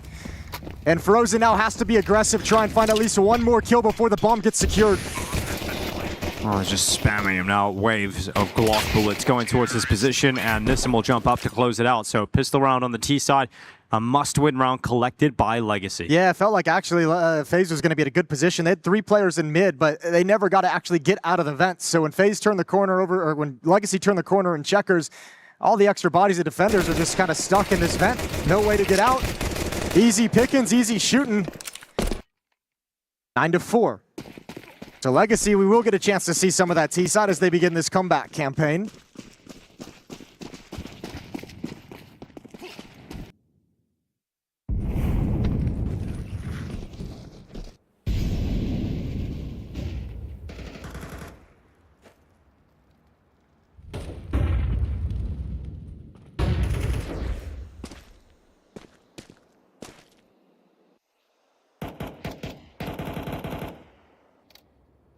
There's a stack of FaZe players on the B-bomb site. Legacy realize they can't afford to drop around like this, so they're just taking their time, playing their percentages and not walking into the trap. Doing exactly what FaZe did to him, right? Which is a little bit of utility, get out mid, kind of hold the position, see what the reaction is going to be confident in the range the AK-47s give you against the pistols. Difference being that no one from FaZe peeking, jiggling, showing anything at all. No information gathered for Legacy, but no bother. Just going to stroll into the A bomb site. No investment for FaZe in this round, so happy to give up a freebie. Next round is going to be the buy.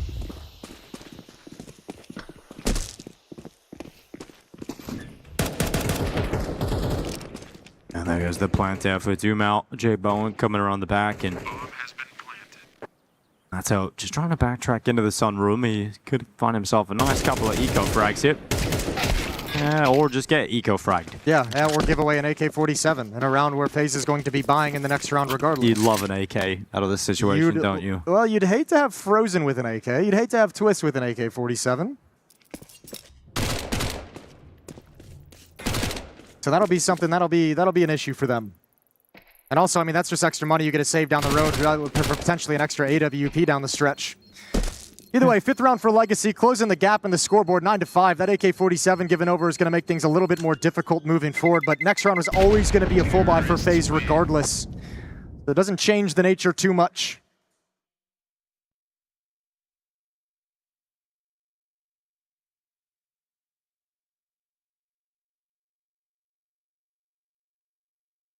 Well, I think I've been watching a couple of the vlogs that FaZe have been doing, and it's been cool to get an insight into like dynamic between the coach and Twist, like NKJ and Twist, and how they're handling like coming out of the breaks. NKJ is not afraid to kind of speak his mind when he's very frustrated about things, and yeah, I think it's been cool to see that over there and how they've been handling and trying to grow this new team.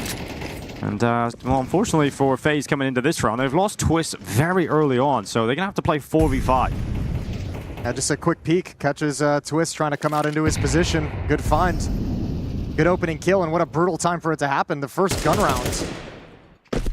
You've lost a player. Nachu is brought down to 18 HP, so a very, very bruised and beat up FaZe defense is going to have to hold this back.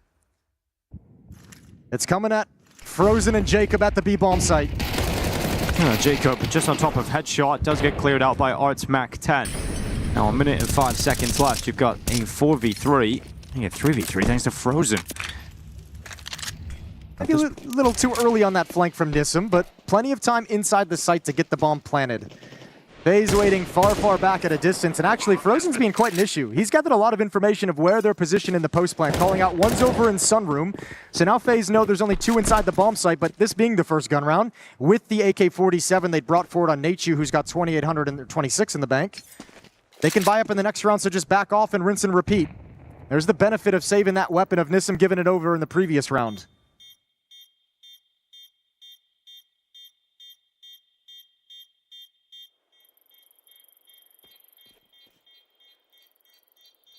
But so far, so good. I mean, you're taking all the steps you need in terms of the rounds you need to pick up here if you're Legacy to get back into the game. Building a little bit of cash up around it as well. See how much more this T side can show us. One thing they were able to get into yesterday against NIP during some of these hits when they have like more of a direct hit onto a bomb site is a certain number of players. There it is. There's the spam to find the pick. A certain number of players attacking into the bomb site, but there's a certain number of players at the same time going through the smokes to attack the rotating supportive elements of the defense. I want to see how FaZe handles that. I want to see if Legacy can get that going underway, because that was really fun to watch against NIP.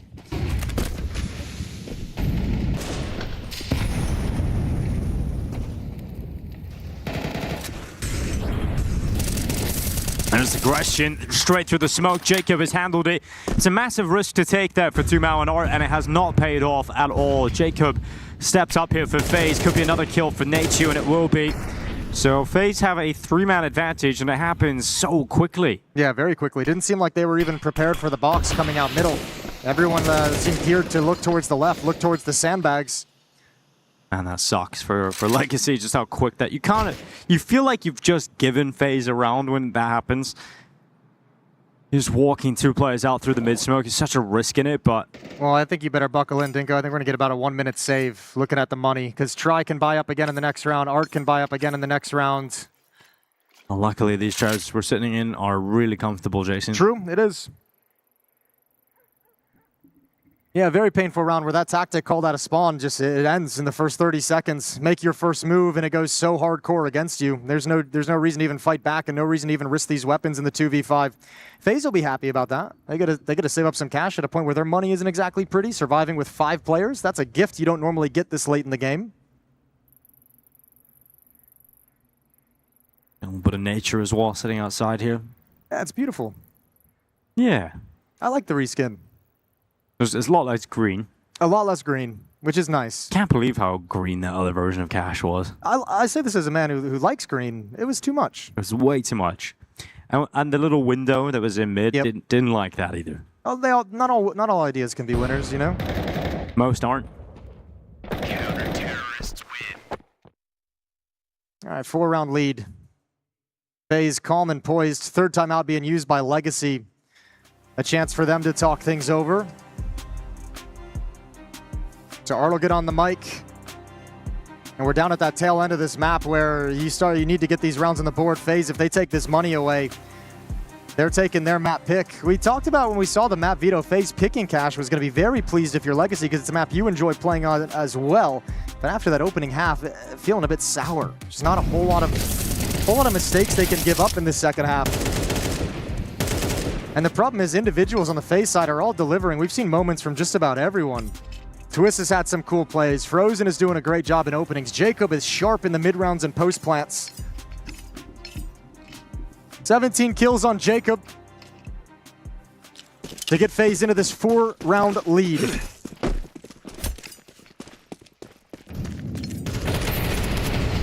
We have Art having a little bit of a look in behind the flames here. Up into middle. Flashes into the sky. Twist gonna have a peek and no one this time getting aggressive. Surprise, surprise from Legacy. You don't want to walk through that smoke. You want nothing to do with that. So they're just going to be playing a little bit more of a passive default. We've got Nissim, who's up in towards A main, and more players coming to join him. So they're drifting these forces and stacking him out towards A. This was that set piece I think I was just mentioning, is when they put these bodies all coming through A main. Look at how they scale towards the bomb site. Let's see what routes they decide to run. So it begins a straight call in towards the A side. Art with the ball at the front of the attack. Doom takes away Nature, pulled him into the open. Yeah, a bit of a mistake there for Nature, who's going to cost him here. Twist at J Bowen, taking kills right back though. And I think that would be fine because the utility's going to go down and it's going to kill Art. Even though the bomb gets planted, you got a 4v2 retake here for FaZe. I got to bait Twist. He's going to want to go in first to kind of sell the positions, give it away. Good shot from J Bowen, and another one! Oh. Crouches right into it with no doubt. That's a great round from J Bowen. 4 kills picked up for the AWP there. He's going to love that. That forklift kill right at the end as well. Tough angle, but he nails it. And it's just I think with Nature going down to the forklift, that looks a little uncomfortable for FaZe. He misplayed that really, really badly. When that first player, when it gets past his crosshair to that degree, you can't swing wide and chase it down. You have to know there's going to be more players coming out of that. Your responsibility is to slow down what's left. Yeah, first one slipped past you. Can't do anything about it. But fantastic recovery from Twist to J Bowen with that nade break. It's a 2-for-1 nade break. It's a lovely little setup there with Twist on the boxes. He gets one kill as he crosses into the bomb site. J Bowen gets one over toward main, and it's feeling good. Now we get a rush towards the A bomb site. Yeah, we're gonna go quick again. A action coming at you right away here. Nature trying to hold it down. Different position this time. Damn. Same result for J Bowen though. He's taken 2. Lato dead. Art wall banged away, and immediately Legacy left out on their feet. As rounds are starting to end very, very quickly, emphatically. Not even any success on the openings that you could be happy about for Legacy. Smoke fades, wrong time for Nissim. He goes down. And Frozen's even spotted one more towards the B bomb site. Yeah, Frozen going to go back in for a peek here. Bomb is going to be coming towards Frozen. He's nailed it. No problem whatsoever, and no chance here for Legacy. Getting absolutely shut down. One-sided today from FaZe. Very one-sided. Very impressively one-sided as well. Cleaner than I ever would have expected out of FaZe. Really, really cool to see. Legacy, still some work to do. They haven't even been able, we mentioned in the first half, not even able to execute their game plan, it feels like. That's how strong FaZe has been.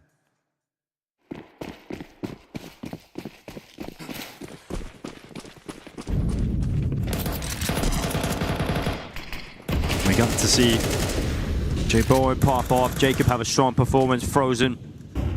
Strong start to the game, and he's continued that. Dumao has slipped out middle. Twist is going to find him. Surely. Dumao's got to get very lucky on the time in there. He's done very well to anticipate that peak from Jacob and handle it, but using utility well. Nichu blinding Dumao. Here comes the last-ditch effort again from Legacy. Once again, knocking on the door of this A site. Has not been going well for them because J Bowen has shut up this A site. Nichu's come in with 2 on the rifle, and it's just Lato 1v2. It's a doable clutch with J Bowen low in HP. But you have to look at the 19 health left on Lato. You need to kill Frozen, and he just can't get it done. A 13-6 win coming in from FaZe Clan. We were talking about how strong Legacy looked like on Cash yesterday. FaZe have made them look very average. Yeah, they really did. That's a disgusting performance out of FaZe right out of the gate. I mean, start to finish. Lovely once they took control. This losing the pistol, winning the second, but then just dominant. Jacob had a great game. I think Twist called a phenomenal T-side. So very, very fun stuff from FaZe. Very fun stuff indeed. You warned me what might happen if we reach the bottom of the tool chest there for Art, and I'm telling you, Legacy gets darker as you go deeper. Very outmatched. I think FaZe, I mean, again, adding a 6th to their resume now, 6 wins in a row to start their campaign on Cash this season, really showing themselves to, I think, be one of the most complete teams we have right now. It's, again, just to build the resume back in, that includes wins over Spirit, over P-Vision, over Legacy now. They are really starting to build contention, and Eyeballer, same caliber, of being like the best Cash team in the world right now. Yeah, I mean, it's early days. Yeah, it's early. It's early. I want to see him get a few more games. Like, Spirit's really the big name in that one. Even this win over Legacy is kind of like, we frame this as the test for Legacy, right? So, you know, they've taken some scalps on it and looking good on it, but let's see when they get into the better competition. Regardless, though, either way, like, whenever this is now going to be in the veto process, it's something you got to be concerned about. No matter which team you are, you have to expect this Cash being a dangerous map for them. I think one detail I really enjoyed from the first half in particular of FaZe was how good they were at just isolating Try over towards that A bomb site and not dealing with him. Smoking him off in towards Squeaky, pushing him back in towards Quad, eliminating his teammates, eliminating his support, cutting him off. And then even if he gets 1 or 2, by that point, he's just so on an island that you could just starve him out. I thought that was a really nice bit of manipulation around the A site, consistently using the utility and the motion and recognizing where the lanes were to fight or avoid. Very impressive. I mean, throwing a bunch of different looks at him too, and I think the key is Adam and I were talking about during the cast as well. You could just tell from what we saw yesterday, they had to play just like a more standard CT side. They didn't get to execute any of the ideas, any of the plans, any of the plays that they like to make to be disruptive because FaZe had them on the back foot. So much of that half was them just trying to calm FaZe down so that they could play a CT side, and that's why you see it being a 9-3 scoreline. I thought Twist called an incredible game, bunch of different looks. You mentioned the try situation. I liked watching him sneak out into the wall of smokes and just kind of deathmatch out in the open. Bunch of different stylistically rounds called by FaZe that Legacy couldn't handle. Could never get a feel for. No, I think Frozen kind of set that tone very early. First gun round, he stops an A main push. Second gun round, he stops the B main push. Yeah. I think that just set the tone of, you're not going to get away with your BS today. I mean, so I think that was a big problem for Legacy. It's like, you know, if your plan got thwarted, like, do have a fallback, and we found out they don't really have anything that looks great. So, little T side didn't get to see too much of it. So I don't really know what to say about Legacy's T side, to be honest. There's still that factor of Legacy where it feels like they're like a momentum snowball team. Sure, like absolutely. we know they are when they're having success, but I feel like if they're not having that success and building in towards that snowball thing, sometimes you do see their T sides fall flat. And it is that little bit of a joke of going into your chest of tricks, because when things aren't working, I feel like you do see them go to desperation, probably too quick for my liking. I do wonder if that's something they're trying to address this season, because I've noticed that we haven't quite heard the same volume out of Dumao as maybe we were used to as consistently, so I wonder whether they're trying to keep it a little bit more level. But when they don't get that initial spark plug, you don't get that thing to fire you up, it's tough. It's probably not a team talk, it's probably a Dumao talk. It's probably a Dumao thing where every player who's been like that over the years that we've talked about always hits a point in their career where they're like, yeah, it is exhausting. Yeah. You know, like, it is exhausting, and it is exhausting when things are going south, and then all of a sudden you spend all this energy trying to hype everyone up, and things are getting worse, and then it gets more tiring. So this is that roller coaster. It's just that next evolution of him realizing, like, you can't just live on the emotion of it. You have to be able to find a center that you can play from. You certainly do. We should talk about the individuals a little bit. It was a complete team picture there for FaZe, but that comes when you have the strong individuals firing as well. Jacob, that was another great map in his resume. Yeah. Jay Bowen looking good as well.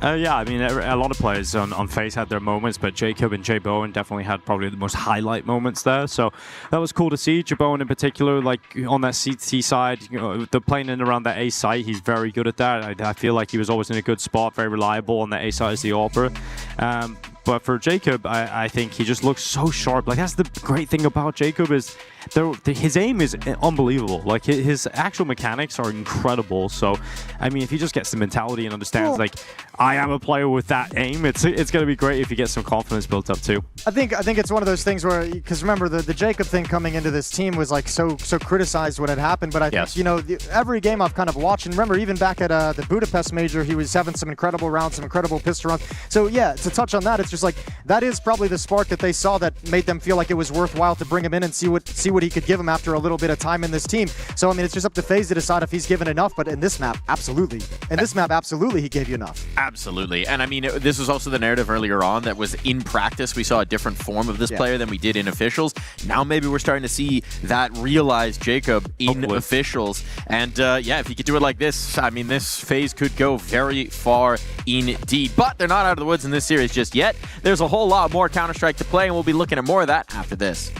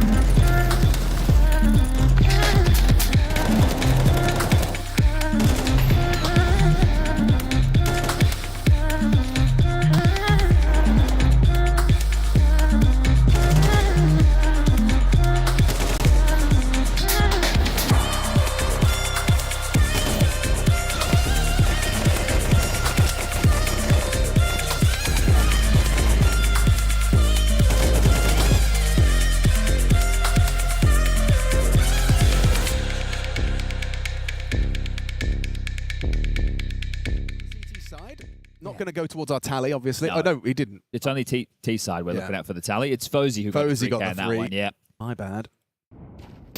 And we'll see that first one. Look at this. One bullet. Brrrah. Speaking of first, that's their first pistol. Okay.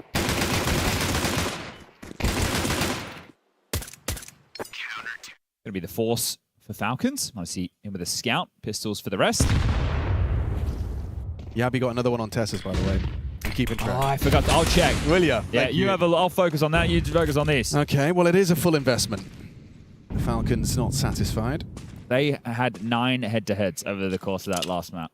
Did Yabi win? Yabi was out 6-3. Okay. Needed down to the funny number, but sits Yabi down with the scout headshot through the door. That's beautiful. Can't really, like, fault Yabi. I guess. He just clicked real good. I think you have to gamble now if you're Astralis. Playing 2-2, you hope you can get the necessary output. They're turning this into a B pop with mid to B pressure. So still selling that they are applying a little bit of something over towards A. The fact that Fozy's here gives me a little hope for Astralis to convert here, even though they are supposed to. I'm gonna take that one back. The Monacy Scout, 2 kills deep. Ryu needs a lot more than that. Wow. I had X-Ray off for that second fight. How good was that? Much better than X-Ray on. Yeah. Usually the way it goes. Crazy. Crazy. I mean, I know you said it was all floaty analysis, but when you said Falcons are going to win and then read the 5 names on Falcons or the 3 big names on Falcons, I mean, yeah, crazy. Crazy. That's the thing with this team, right? Obviously, the output's never been questioned. It's just when Kixon was there, it was, okay, they're lacking this punch to get across the line. Then Carrigan comes in with FaZe flailing. People go, oh, well, this isn't going to do anything. And, the confidence of the team have in Carrigan has now unlocked the individuals. Yeah. Mid-door Molly, making sure no one can scuttle in towards lower tunnels without taking a lick of damage. It's going to be the force buy back the other way. This one doesn't have a scout for Fozy. Mid-door smoke hasn't quite hit the mark there, so there is a slight gap to work over.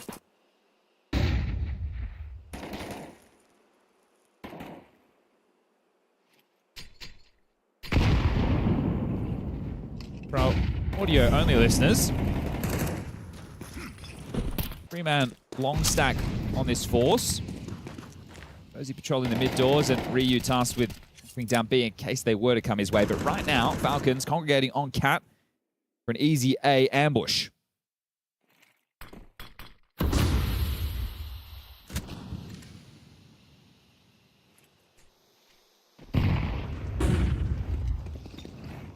Fozy relays a large amount of bodies crossing Gandalf's side and towards the A site.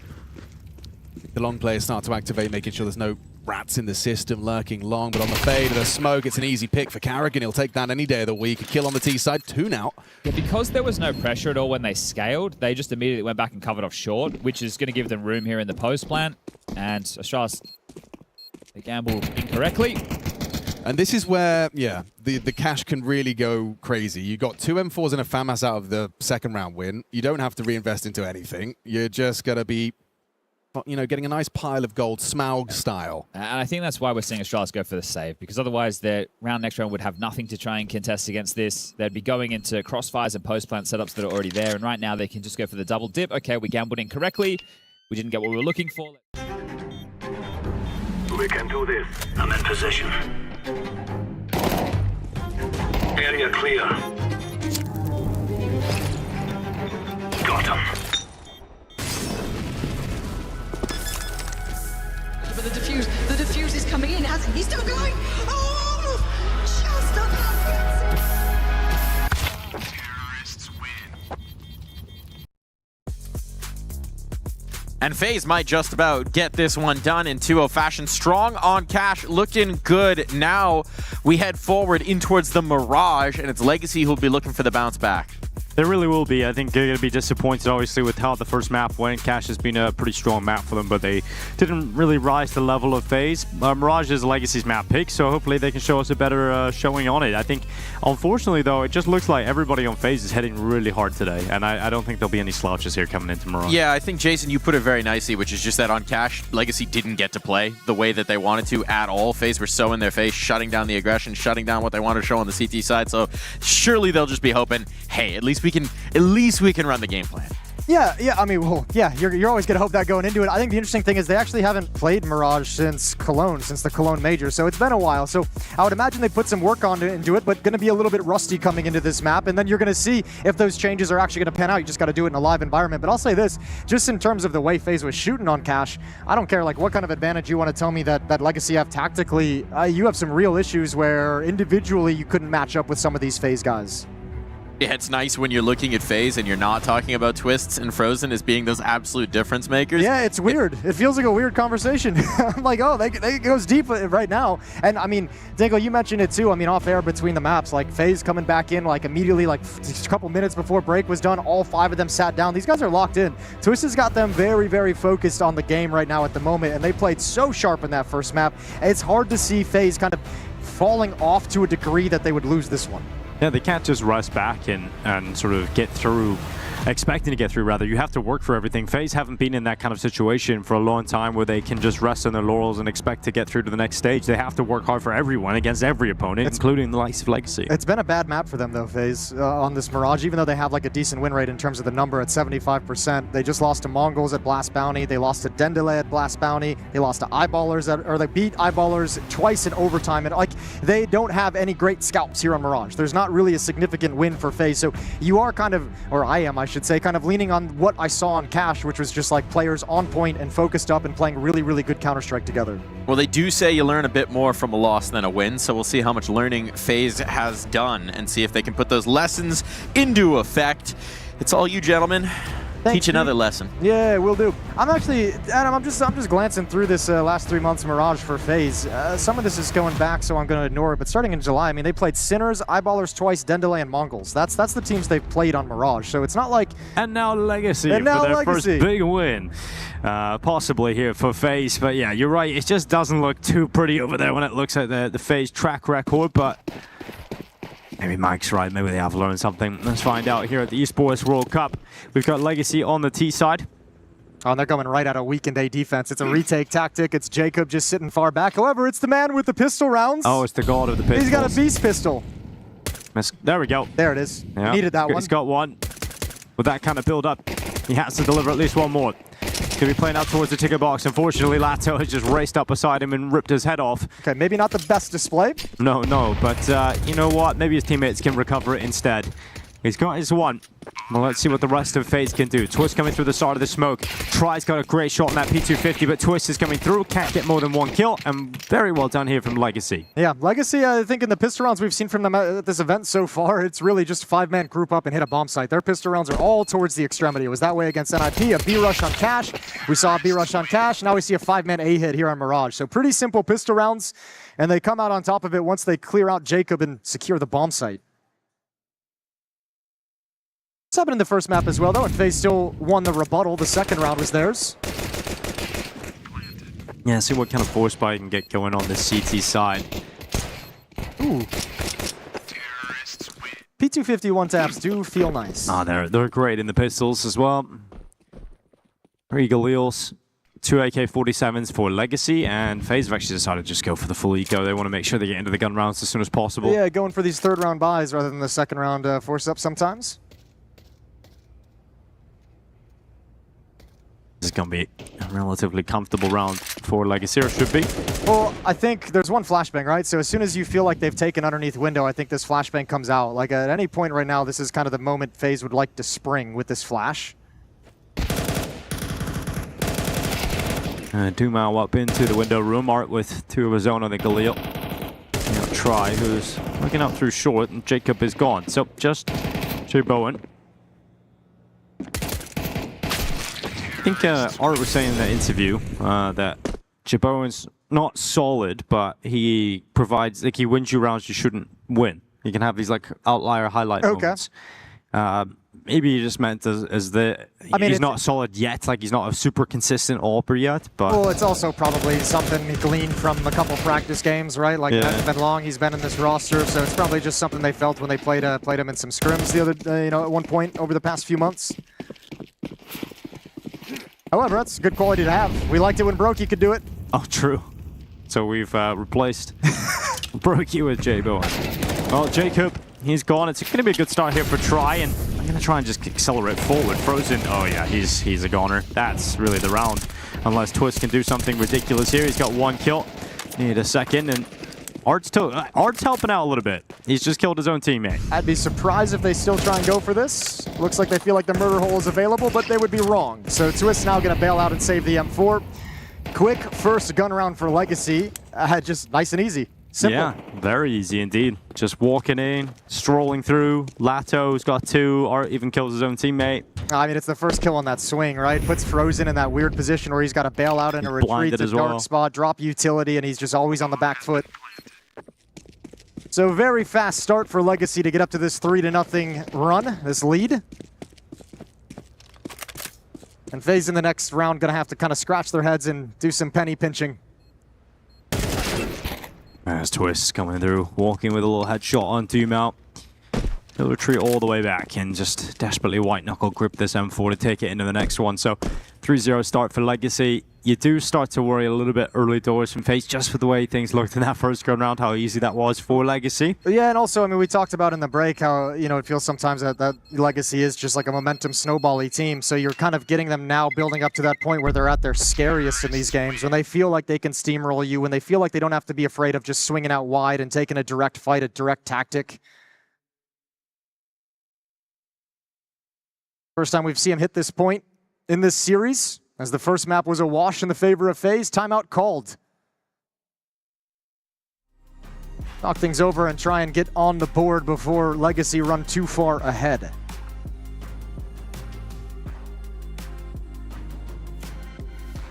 This is a qualification game to the playoffs, much like the last game we covered. Winner of this does move on to the round of 16, the 16-team playoff we've got here at EWC. Loser not eliminated, they'll drop down, continue their campaign in a lower bracket to get through the group stage and make it in. FaZe just a map away, 13 rounds from those playoffs.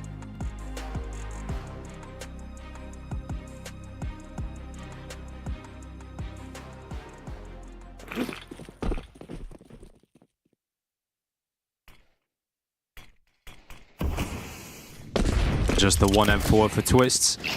Gonna try and utilize a boost to get him involved, so they put him up on top of his teammate's head, peer up towards top middle where that smoke gives him temporary cover, but the grenades just blow that wide open.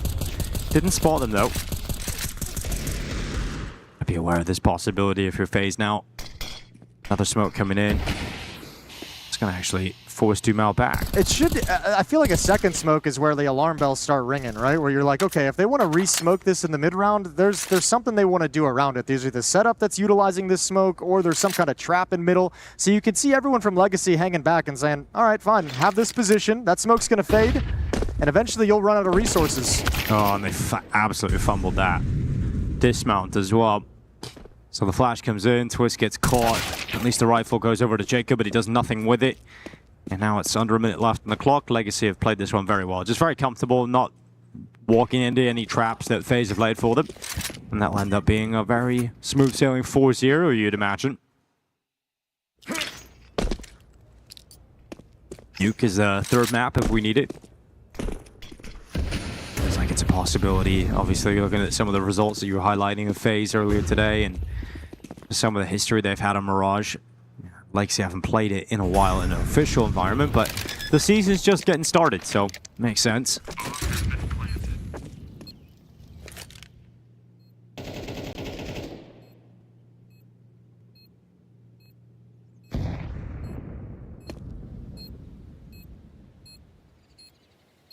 There's a fourth round coming. Jay Bowen's going to come in towards the tail end on this flank in through Palace. But really, this next round, at some point, Legacy needs to get on the board. They'll have an AWP out in the next. Or excuse me, FaZe needs to get on the board. I switched that in my brain. Jay Bowen will have the AWP out next. That part was true. Trying to get on the board with a map win. Yeah, a map win, that's what I meant. New bomb blast is pretty cool. I do like it. It's intense, that little like bubble sound almost. Yeah, you're like, and you can see it coming at you. Visceral. All right, NKJ handing out the fist bumps. Trying to keep things positive with FaZe. You know, it is a young, inexperienced team, and you can have a great first map, you can fall apart in the second, and pull yourself together for the third. That's just going to be the rocky road for these inexperienced squads. Ooh, breaking out the double op setup a little bit early in the That day is here. very early. Okay, Twist, almost a nice adjustment. Spots 2 streaming out the top of middle. And you're going to know there's an open window, but let's see how long it takes Legacy to figure out there's a second one in play. Twist has fallen out a window to watch the murder hole with the AWP, make sure they can't wrap around either one of the bomb sites. Miss Smoke means that little element of fake doesn't do anything. Interesting position for Nachu to be in. He's going to cause some chaos.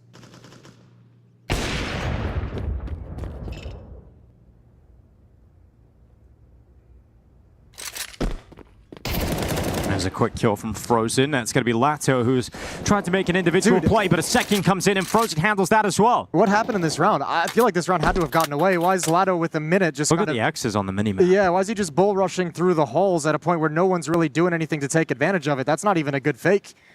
So maybe Legacy just losing themselves a little bit here in round 5, giving FaZe a good chance to get involved in this map, but they're not done yet.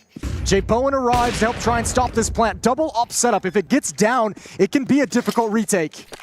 If FaZe lose this round, I mean, what are they going to win? This is Legacy giving them the round victory at the start, but luckily it looks like FaZe are going to take it. And it's Dumao left on his own. It'll be a spectacular 1v3 if he's able to pull this off in the front of the ramp. Jay Bowen and Frozen starting to move a little bit further towards the site. You've got Twist coming to join them now. Now, Utility landing in front of him. Can't really take a comfortable angle, and Utility will now drop onto that bomb defuse. Frozen's gone, and the defuse all being stuck, and it's secured all the way. So, I'll be FaZe getting on the board finally. All right, valiant effort on the clutch from Dumao. Had a slight chance at it as Twist couldn't get a good angle to hold him off, but very, very tough angle to clean up on the defuse. Good win from FaZe, though, to get on the board. Very hard fought. At least they're there for the moment, so Legacy gonna run it back. 4-1 now. And still that double up setup in play. We'll see if that changes the way that Art decides to approach the situation. Try's now got an AWP as well. See what he can do with it. Again, Twist going for the mid pick. Oh, this time he's got it. The Twist took a lot of damage, down to 27, but it's well worth the reward of a kill on Art. Yeah, Frozen taking a little bit of chip damage as well, spam down to the smoke. But the double up chiming in immediately. Jay Bowen's got the next. And that's going to free up Nachu to start pushing in towards the B halls. So you're in a 3-on-5, and there's a timer on this as the map is going to really start shrinking. There's Twist with a kill on Nissim. Frozen starting to come back around the side of the smoke, and Try is ready to punish him. And as he walks into the open, Jay Bowen's got another one. Try dead. Lato, good headshot back. Tries to get another one up towards the stairway. Not too far away from that, but it will be a second round secured here for FaZe. Yeah, and that'll be the end of the double up setup as well. I think Twist is going to pass that over to Jay Bowen, who's hit the deck. And they'll go back to a 4-rifle setup, but it's done its job. It's at least gotten them started 2 rounds in a row, and it's kind of slowed down this Legacy attack, so they're not building up into that critical mass. Lovely opening kill from Twist, tracking the tracers. And the double op working exactly as designed. Ops having a lot of influence in that round. And Twist is just trying to spam down through that smoke. Jay Bowen, who's up the angle in the apartments, and well, Dumao slowly but surely slinking his way through the underpass smoke. You've got Frozen tucked in the corner, eyes blinded for the time being, but then reveals Dumao upon his vision coming back. I think that's going to be a good opening kill for FaZe. Yeah, he's going to be confused, though. Look at the peek off catwalk. I thought Nate's would have one. I think he's going to be confused because Dumao kind of checked that. He turned for it. He was aware of the possibility and still gets beat by it. And rinse and repeat. Deja vu to the previous round. Jay Bowen adds a mid-round pick in the exact same spot. Yeah, it's rough. Legacy falling foul to that twice, and this time you don't have a good buy to fall back on in the next round here, so desperately going to have to try and dig deep and pull out a 3v5. It's going to be hard. It's a 2v5 now with that shot coming in from Jacob. Feels like FaZe are finally warming up. They're getting some of that confidence back again. I think we're going to see Legacy kind of change the style of their play moving forward. I imagine this is going to be a save of these two AK-47s, but I think Art's going to stop trying to get them spread out into these defaults. I think we'll see things a little bit more concentrated. Ever since this has sort of began, these ops have just been a nuisance, picking players off one by one. Strength of Legacy so far in this game has been trading, has been grouped up, has been the confidence of just swinging with players on your hip. These past couple rounds haven't shown that whatsoever. So 4-3, FaZe started slow, but starting to wake up here on Mirage. Yeah, well, you've had some difficult rounds now, Legacy. You're going to have another one ahead of you here, but how are you going to answer back to FaZe waking up here on Mirage? Counter-terrorists win. You get one rifle saved over. A little check-in on the A stream. Got Falcons playing against Astralis. Yeah, they're in map 2 as well in that series. Falcons took the first one. There's that kill. Dumau did just give it a cursory glance. But man, these past 3 rounds have just been Legacy getting picked apart one by one. Well, previously, the Strength has been applying pressure and forcing this defense from FaZe onto its back feet, onto its heels. They haven't been able to execute anything along those lines recently. So try with the Hero AK-47. He's hit some absolutely phenomenal shots so far in this map.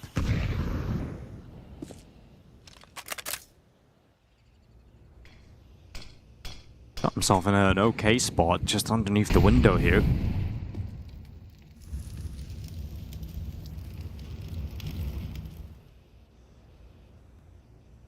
His teammates can get him up into it and activate this AK.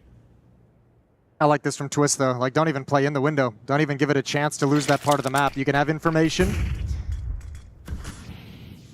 But he's actually going to give it up, committed entirely to the B bomb site. So now there's no information being gathered over towards window room. That responsibility falls on Jay Bowen, who's kind of peeking towards Khan, who's also got to be cognizant of the fact. Twist.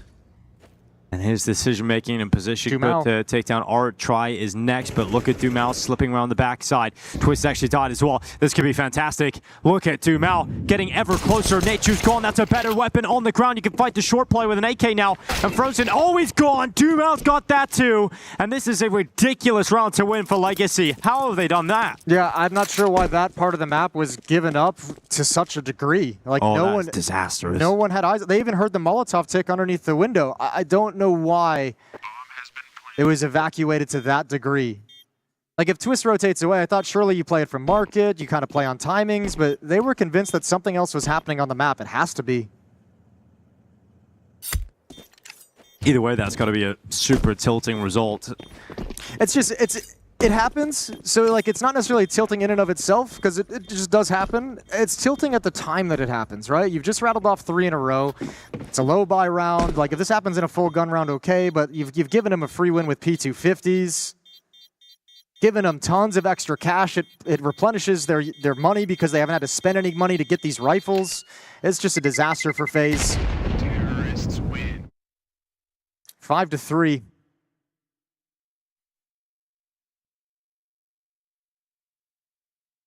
Timeout for FaZe, second use so far.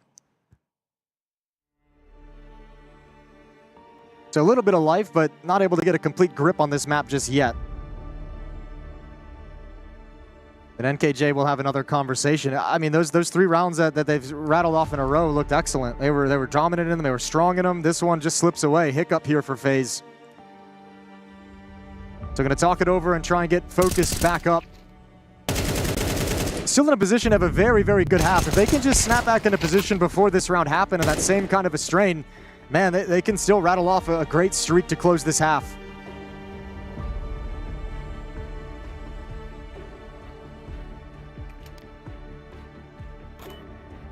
Round 9 is underway. Op in the hands of Tri, in the hands of J-Bone as well. And Nature. It's currently 0-6. He's going to want to get off that goose egg as soon as possible here. Gonna be that B anchor over there with Frozen. And up in the apartments, he'll throw the nade deep, take the fight, and Nature has died, so 0-7. An unfortunate beginning to this game for him. Try to respond with a further kill here for Legacy, and that's a 5v3 immediately. Yeah, that's a too predictable of a peek to come out from Jacob there. That's exactly what Legacy was looking for off that pick. The immediate reaction, the immediate peek down to see if you can turn your gaze elsewhere. Goes from bad to worse. And now that tilt from the previous round just gets compounded. J-Bone and Twist are here to try and save the day at 2 versus 4 essentially at this A bomb site. And if they can't deliver, the round's done and Legacy continue to climb up the scoreboard here in map 2.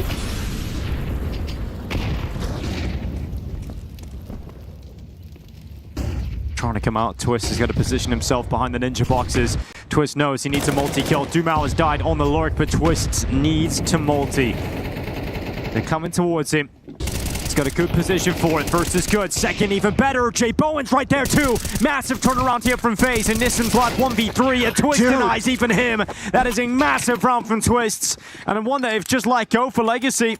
Legacy thought he was in the smoke. They thought he was in dark the whole time. Did you see them turn? Yeah. Yeah, the silencer just threw him off entirely. They were both trying to spam the smoke. They had no idea where they're getting shot from. That's Truly ninja. A 5-on-3 round dropped entirely by Legacy. No dice. No idea where they're being shot from. Twist ends up with 2.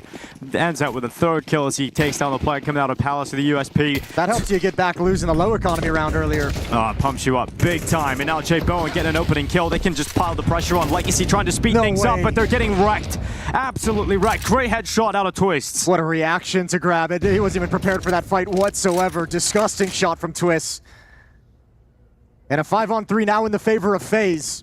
Oh man, we talked about it at the start of this game. Darth Mike was saying in the pre-game segment, we haven't really had to talk about the fact that Twist and Frozen are the main engine of this team. Well, now Twist is definitely being the standout player for the squad.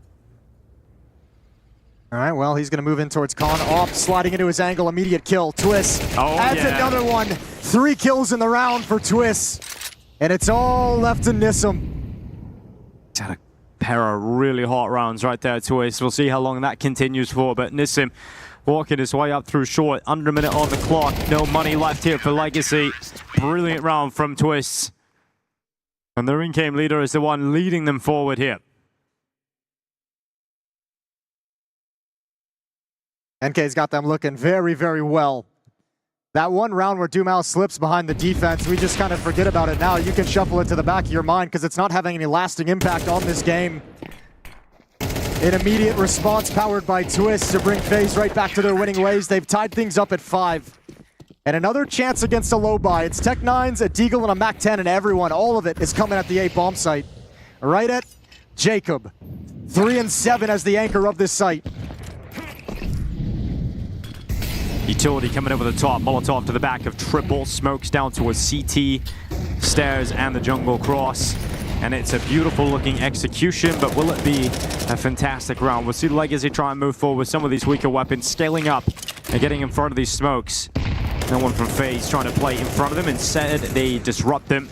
They deny Dumao. They deny the bomb plant, but that push forward has been effectively removed. And then the rest of FaZe just come collapsing upon the attack, and they don't even get a bomb plant. You could see the idea, couldn't you? Bomb goes down, Molotov goes out behind Ticket, flash for the smoke, see what you can do towards CT. Maybe you can get a leg to stand on to prevent their defuse, but stopping that plant is pretty much ends all those ideas. FaZe being able to spray it down, break the smoke open, and catch them. And now Legacy realize this map is slipping away from them, so they take a timeout. Yeah, it's turned entirely, hasn't it? FaZe have just stepped up off the back of Twist, over towards the middle of the map. He's been so important these past few rounds, just controlling it, being in a presence for them. A full investment in that round from Legacy. No bomb plant in that round from Legacy means money is going to be in a very ugly place. They'll scrape together whatever they can for this last round.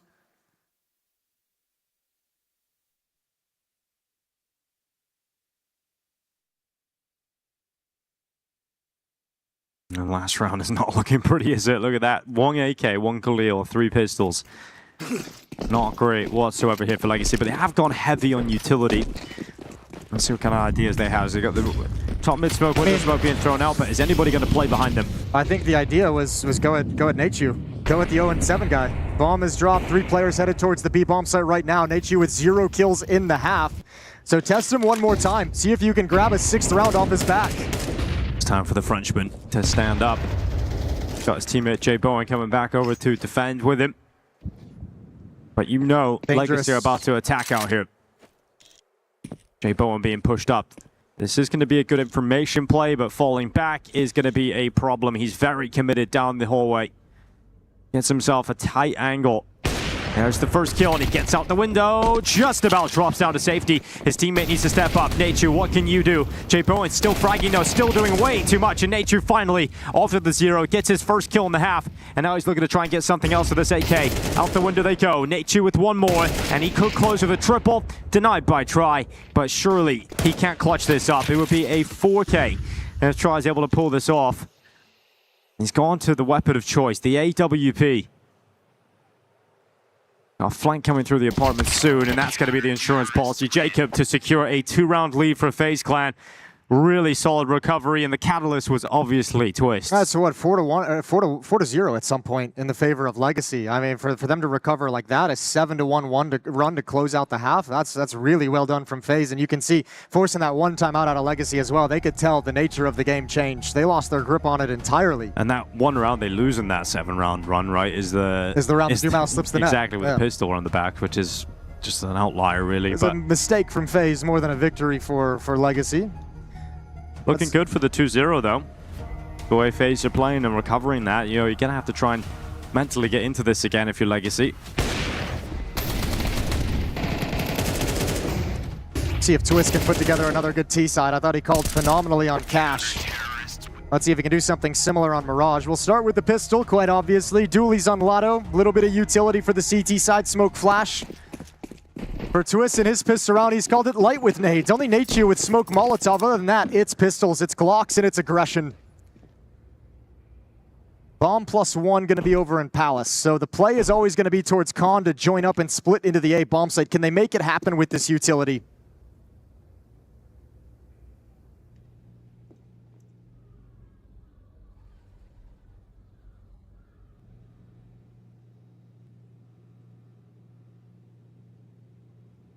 Have to imagine Nachu, whenever he feels like he's got some safety to move out, I feel like it's got to be, what, like a smoke window Molotov towards short? Reverse that. Okay, a little fake. They're going to show a catwalk hit and try and get this bomb sprung out. If they can get this kill and back away, would be a beautiful one to have. Show some presence at the B bomb site. Now you're selling it. One player left. Nissim. Inside of the apartments, keeps his head down, hasn't been spotted yet, but now detected. They know exactly where he is. But he still gets that headshot. Elsewhere on the map, Lato also chiming in. Oh, there's another defender here, though, too. FaZe have out-called themselves in this round. The fakes work so good. Nobody from Legacy budged. Gotta give some credit over to the defense. The A player's not moving whatsoever. You just walk out there, FaZe, and you're just so depressed when you realize this player's still just standing in the default positions. Honestly, I thought they were gonna like just turn that corner at CAC, take some shots, and then fall back and go up Con and really aggressively attack that bomb site. But the fact that none of the defenders at the A bomb site moved is so impressive. Legacy gonna get a good chance to have a fantastic start here because there's no bomb plan for FaZe, which means they don't get a solid second round force buy. So that's going to be 2 halves in a row where you're having to take a second round eco if you're FaZe. Yeah, it's tough going for them with these slow starts in each of the halves, but even more impressive if they're able to pull out the win, just show the dominance in the gun rounds just like they did in the first half.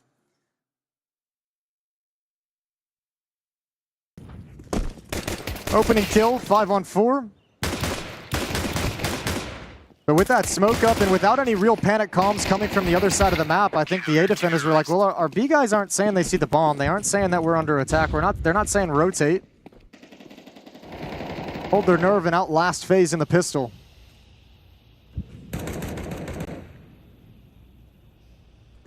Let's try peeking up, gonna try and melt them.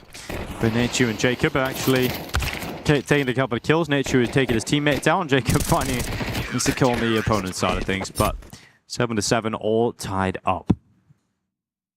At least that run was quick, you know? At least it was get quick. that one out That's of the true. way. That's a good point. Glass half full kind of guy. All right, fist bumps are out. Guns are going to come in for FaZe. First time we'll see Twist orchestrate this team for the attack. See what they can get done with it. We're tied at 7 at the moment. Map 2 FaZe is up a map in the series. Playoff on the lines, and Twist is calling a full-on attack at the A bomb site. Set piece, 1 player in Palace, 4 coming up the ramp. And it's only Lado to defend for the moment. Try and Art both situated over in middle, but they're coming back right now just at the perfect moment. There's the push up. Lazzo out from the back of triple. Second kill's good. Goes for the quick reload. They're scaling up on his position though, so there's nowhere to run, nowhere to hide. And so that kill comes in from Frozen. Oh, spamming down. It's going to be Dumao who takes that back from CT spawn on Frozen. Twist trying to get into the flames, trying to hunt Dumao down, but he's falling back. Bomb is planted. And Twists and Nachu trying to combine to win this one. The highest fragging player on FaZe alongside the lowest fragging player so far. Nachu needs to survive. Twist can handle CT spawn, but Nachu is the guy that Twist has to play off of inside the bomb site. He must live. Oh, he's doing a decent job so far. There's Twist in the kill towards CT spawn. He's low HP, but that draws attention away from Nachu. He makes it happen. Can't get back to the second kill, so it's got to be Twist. The time ticking. Got to get to that defuse. Nissim doesn't go for it. Now he runs to the defusal. He's going to hold it to the last second. The nade goes in, and Twist will do it with bullets instead. Goes for the shot, wins the round, and Twist again saving the day for FaZe. Yeah, that's a disgusting round. He was so active. If you watch his POV during that round, he was having a lot of fun. Jumped over the cubby, onto the top of the stairs to get the opening kill of the round through the smoke, falling back. He was just so reactive to any point of danger. Still a very hard-fought round. Legacy did a great job sticking in it and taking out the sting of that hit, but man, Twist is just too good down the stretch. Having himself a game with 19 kills thus far. Art's nightmare from the pregame interview is he's really manifested it, hasn't he? He really has.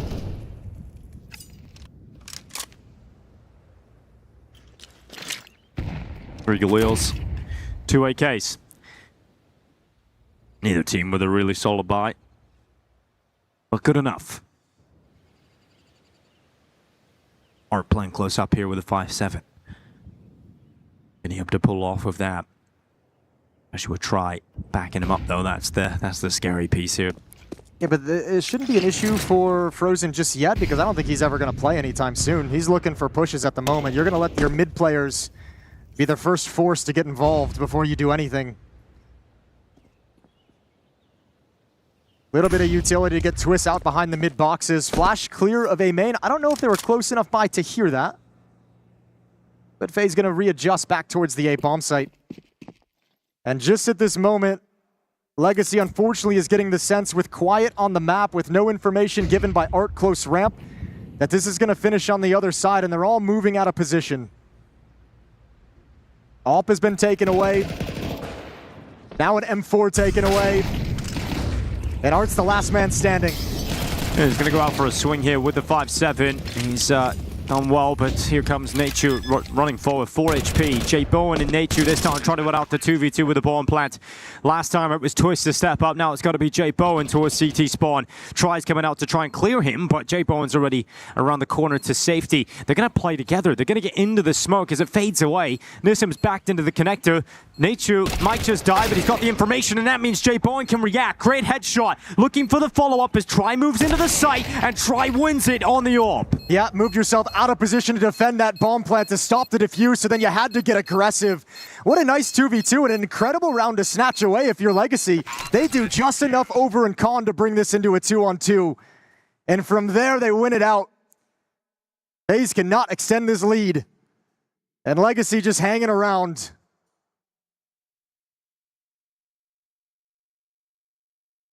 All tied up yet again. Such a scrappy game so far, and I mean this round to just start was already scrappy, just with some of the weaker weapons that were in play for both teams. Comes down to this from Try. Jay Bowen couldn't find cover fast enough, but FaZe got to buy back again. This once more just not pretty looking. You've got 3 Galils, 1 Deagle, and an AK-47 in the hands of Jay Bowen. Yeah, but they're going to go contact, it looks like. They don't have a whole lot of utility to play with, so shouldn't have any kind of a set piece, and this is a faster timing, and look how passive the defense is. Tries Op is given a lot of room to work with. It's backed off through the murder hole. Timing couldn't be worse for Art as well as they walk up, and he misses all the information until just now. Now he's seen what's coming, but it's way too late. Yeah, Twist and Frozen, the first two are good, but again, Legacy can fight their way back into these rounds. Starting to spam down, trying to deny that plant, but Jacob gets it down regardless, and he gets away.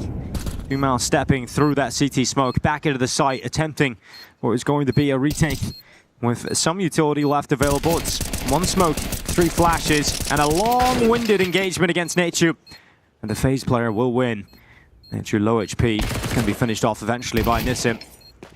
Time is now ticking to the point where it's just not realistic here for Legacy. So once again, FaZe going to reclaim the lead of the game. Try switched out to the M4 to spam the bomb planter, and he never switched back to the AWP, so he's going to have to try and go run and hope the bomb blows it up into his direction.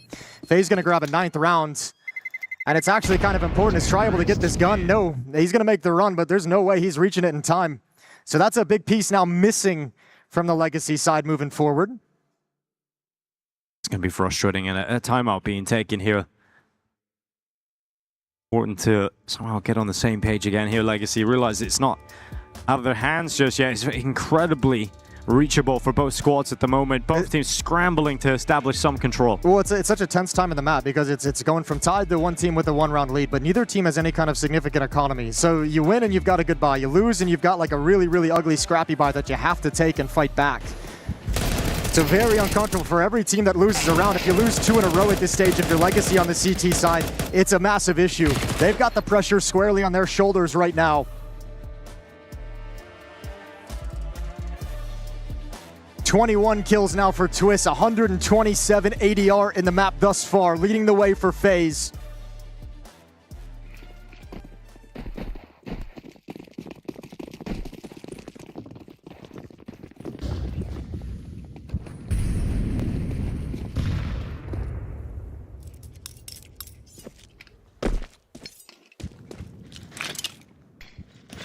There goes the nades. Yeah, they come charging forward. Nissim with the rifle inside of the site. They are sprawling over the top. Jacob and Twist taking the first 2, and they're into the site. No problem. That plant will come in right away. And that will be a 10th round knocked out straight through. And that's got to be a tough feeling to have to stomach for Legacy, because you take a timeout ahead of that, and that's how convincing the round goes. A great call from Twist. Simplistic and effective. Yeah, and just really starting to pile on. I think the only I'm not going to say downside, because obviously at this stage of the game you're taking a win regardless, but one thing about it is it's so convincing and so strong out of the gate. Now 3 weapons survive. You'd love in a perfect world to have the complete wipeout. Now they can buy up around these weapons, so you got to be cognizant of that fact. But creeping a little bit closer towards that map 2 victory, that series victory in the Esports World Cup playoffs. FaZe just 3 rounds away from booking a spot in the top 16.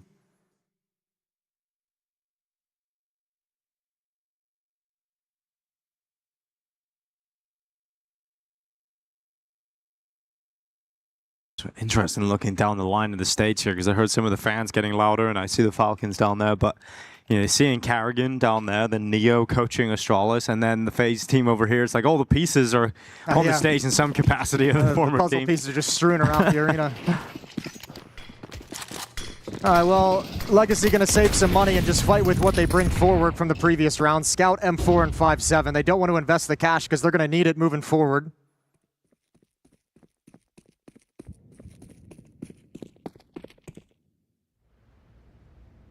And Twist has really consolidated his attacking force these past few rounds, giving away some of those opening defaults towards middle and just staying grouped up.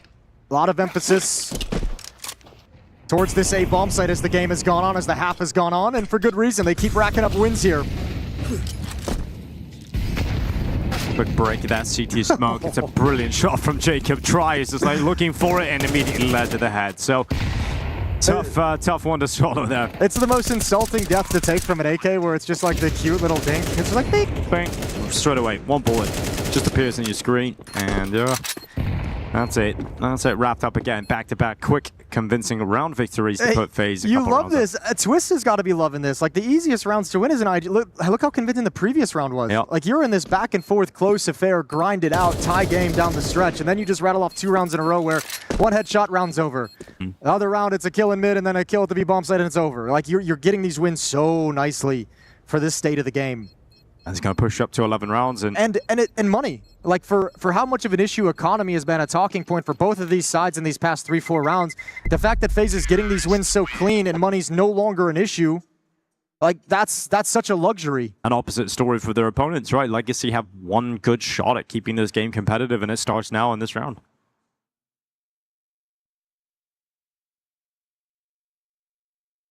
Well, we'll see what they can do with it. Art given some orders. Round 20, it's 11-8. AWP is now brought out for try instead of the scout. Some of those Galils on the FaZe side of things upgraded into AKs.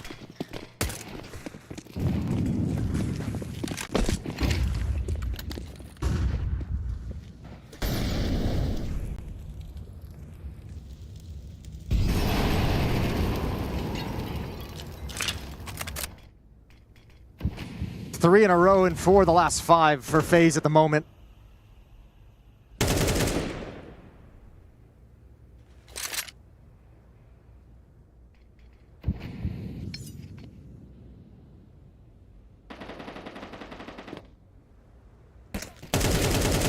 There's Twists, who does take himself a nice quick headshot on Lato. Opening kill's good. Could he get another tough spot to be in? 2 targets. Vastly different angles. Oh, but gonna follow it up is Jacob. Art's getting aggressive in middle. He's ready for that. Good crosshair placement. Good headshot. Try wants to recover. Oh my god, Jacob. Dude, Jacob's got his number today. Dude, he's so sharp. It's unbelievable. My man, you gotta just run to the other side of the map if you see him on the screen. Yeah, it's insane how many great shots Jacob has had. There's another one from Frozen. Yep, FaZe level up. They just evolved. Once the game became so close, they just reached their final form and they're ready to just close this one out. Oh, it was a nice try from Legacy. They hung in there, but dude, that's they've been outlasted. Insane shot on try from Jacob. Dumal, there's really no good decisions you can make. You have to have this M4 for the next rounds. There's no money in the bank. Looking like FaZe is going to punch those tickets into the playoffs. On the back of Twist, 23 kills thus far in this map. Super impressive performance. The calling today from him has been spectacular. That's been a story we've been tracking since he took over this in-game leadership, when he's done it in Liquid, when he's talked about it going over to FaZe after Kerrigan's departure. I think this is a phenomenal series for him to feel good about as an IGL. Especially the rounds that you're talking about where you're just winning them so decisively. I feel similar to the way Hunter was calling earlier today as well, where they just kind of reach a flow state and everything you're calling is just working. It figured out towards the end here for FaZe, but... It sounds so simple when you say that, but if you were to talk to Hunter and Twist, they would probably have a list of really hard losses they had to take to learn the lessons required to be like, you know, it's okay as an IGL once in a while to go away from the playbook and call something off intuition. It's okay to set something in the moment and take that call and take the risk. So yeah, a little bit of experience under their belt, these new IGLs, and you look at them a year or two later, and obviously they've evolved. Very good look so far today. Potentially the final round, 12-8. Yeah, FaZe looking for the playoffs here at the Esports World Cup. The round of 16 awaits if they can close out this round versus Legacy. And they're coming into this fight with 2 MP9s at FAMAS and 4 in AWP. And Twist is calling what has worked for them a number of times already in this half. Right back to it. And a leg shot as well on Lato. Yeah, and you still have Try with the op kind of training in the position. They're going to be kind of bunched up now. They both sort of want to play different positions, and I think Lato's the one who's got to improvise, and with that low HP, that's no fun. Utility flying over the top. Here comes Twist. Onto the stairway. Trying to come down. It's Frozen who's taking Art out of the question. Second kill from Frozen. Is that the step towards the playoffs required? Great flick down from Try. Needs another one. Needs another kill to come through from this off. He's being scaled up on. Pushed forward by Nachu. FaZe now have the player advantage, but they do not have the bomb plant yet. So they're putting the utility down to try and make it more comfortable. But Natechu is the man with the bomb. He has to worry about that. But Twist, he's got a headshot, so they might just win on elimination instead. As Dumal steps up for a 1v3, and that bomb is planted. So now a retake is required. Dumal attempting to get into this. He's got no kit. He's definitely got utility, but no chance in hell to win this. FaZe will plant their feet, they will hide behind their cover, and they are looking for a 13-8 finish here on Mirage. Fantastic calling down the stretch, individually brilliant as well from Twist, and FaZe Clan are heading into the top 16 of the Esports World Cup. Yeah, man, once the gun rounds began in the second half, all FaZe getting into the bomb sites at will. 6 rounds in a row to close it out. It is absolutely impressive. And I mean, you said 12 to 8 or 13 to 8, excuse me. But if you take away the first 4 rounds where Legacy ran out to that lead, like once FaZe got started in the first half, they never let go. 13 to 4 run to close it out. Just dominance here on Mirage. Dominance again. What's up, Mike? I'm back. You're back. I'm back. Up here, It's right like you never here. left. No one ever sees you leave, Mike, so maybe you're just always here.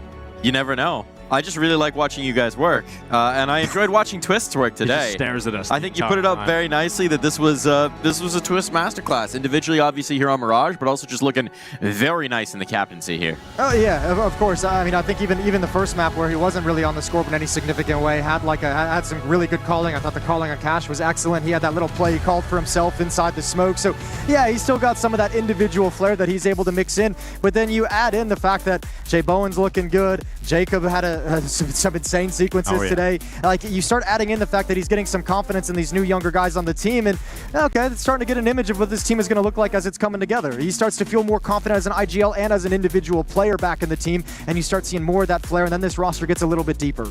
I also want to give a quick shout out to a guy who's probably not going to look back on this scoreboard fondly, Natechu. Sometimes that's life as a B anchor. You know, you're jumping on Mirage and there's a P250 behind you somehow. Yeah. Had a rough first half. Finally got it started right at the end there.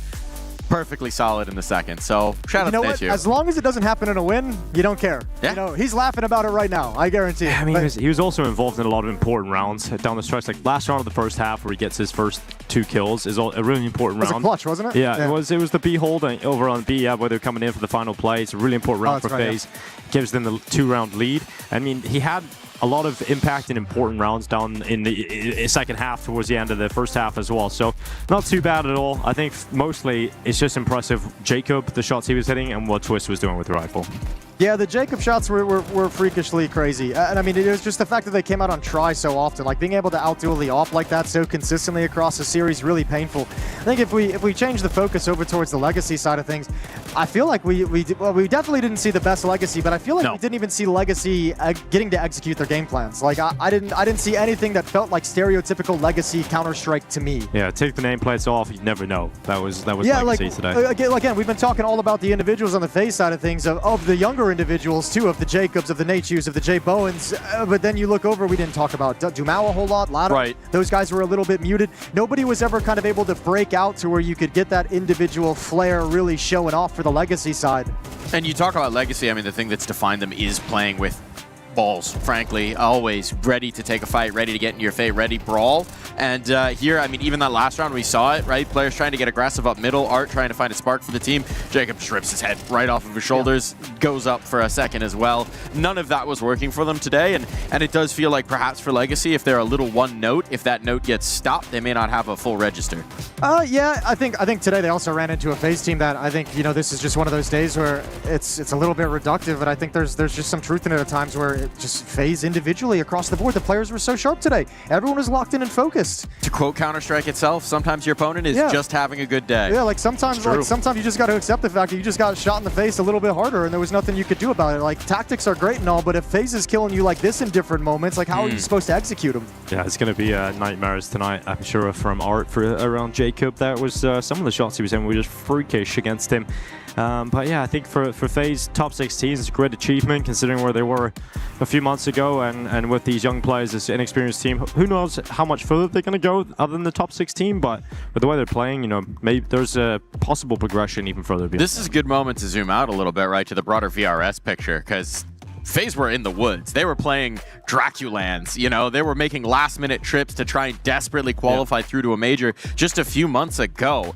Now they're, I think after this win, number 7 in the VRS. They have catapulted themselves up on this run. Well, I feel like I could phrase it like this and say like something with the VRS where it's like, yeah, they had to go do that grimy, dirty work that nobody wants to do and drop down to those kind of like tier 2, tier 3 events, especially for players who have won majors and are coming from tier 1 of Counter-Strike. But I don't think they probably don't look this good if they don't do that. No, it's not just dropping down to go chase after the VRS points. It's dropping down and getting a shit ton of reps with your newest players in official capacity. So now you come here and you've encountered some of the nerves. You've encountered some of the people hesitating in official match situation. You've had those conversations already. So you get to come out here and everyone just gets to play with the lessons they've learned. And now you get to just keep building upon it. So I think this is a really cool win for FaZe. It's really cool seeing them in the playoffs. And credit to them for stepping up and going out to try and recover that during the offseason and all those events. And I think it's all paying off now. So if you're part of this FaZe organization and part of this rebuild and made some decisions, I think you should be feeling real good right now. I think that's certainly the case. And it's been a very quick rebuild as well. This has been one of the conversations of the new Counter-Strike era, is just like, how long does it take to build a team sort of from the grounds up? This wasn't quite. You had the foundations, shall we say, but there was a lot of remodeling that you needed. Look, a solid foundation is real nice when you're building a house. The hardest part about this rebuild for FaZe was figuring out who they were going to have to cut from the previous lineup. You know, like that was the hardest part about the whole thing. See, Carrigan really helped them out. Yeah, he did. And he really helped them out. That's why I mentioned to you, like, at least we're done having that conversation, right? At least we've moved on. At least the players get to move on. So now we get to have these where you're actually progressing, where you're focused on the Counter-Strike rather than focused on the personalities or focused on the lack of performances or focused on who you think isn't doing well enough. You're focused on getting everyone into playing shape for the next match and see the results. You see the results indeed. And there have been some serious results today, because while we've been celebrating promotion to playoff over here on the B stream, on A stream it's all been about elimination. And here at the Esports World Cup, elimination is a little more dramatic than you might expect, because every team comes in with the key. This represents their right to compete in the tournament, and when they're eliminated, so goes the key. So Tanir having some fun crushing that key over for Luminosity. Test it for me, Mike. And the hydraulic press is coming down. Wait, I think I have to do... And the hydraulic press channel, the key is exploded. Nice. Beautifully done. That is really nicely done, yeah. It's very satisfying to watch. Put your hand under that thing. It's a little bit touch and go for me. Yeah, it is a little bit nerve-wracking, isn't it? Yeah. Sir, I don't know how good those gloves are. I didn't see him use his lockout on that machine. The white gloves to display the crushed key is crazy, too. I know, it's fancy as hell, isn't it? Yo, it's fancy, Jimmy, man. What we got going on here, Jimmy? Jimmy, new locks, new looks, crushed Jimmy. Key. Gonna melt that thing down and get some new earrings. He's on his Boomich arc. I hope not. Yeah, there's a lot of that arc to be avoided, perhaps, but we'll see how Jimmy does. There we go. Oh, Jimmy. Got a big smile on his face. They are fun. They are fun indeed. I'm not gonna lie to you, it's they are nice fun. to see Jimmy having fun in a team again, you know? He's was maybe much maligned for silly reasons in previous stops. It's nice to see him with a smile on his face. Yeah, I don't know. I'd love to have a sit-down combo with Jimmy at some point. I wonder what would happen in his career going from winning MVPs, lifting ESL Pro League trophies, being one of the most decorated and like talked about anchors of the year at one point, and then really had kind of like a falling out. And it feels like it had to have been something internally within that Mouse team with all the issues we've seen come to the surface, where he just felt like he got knocked out of his game and knocked out of his comfort zone. But it'd be fun to get his thoughts on the topic. We're getting little hints of it, I think, every time he appears on a finished podcast. Yeah, I know.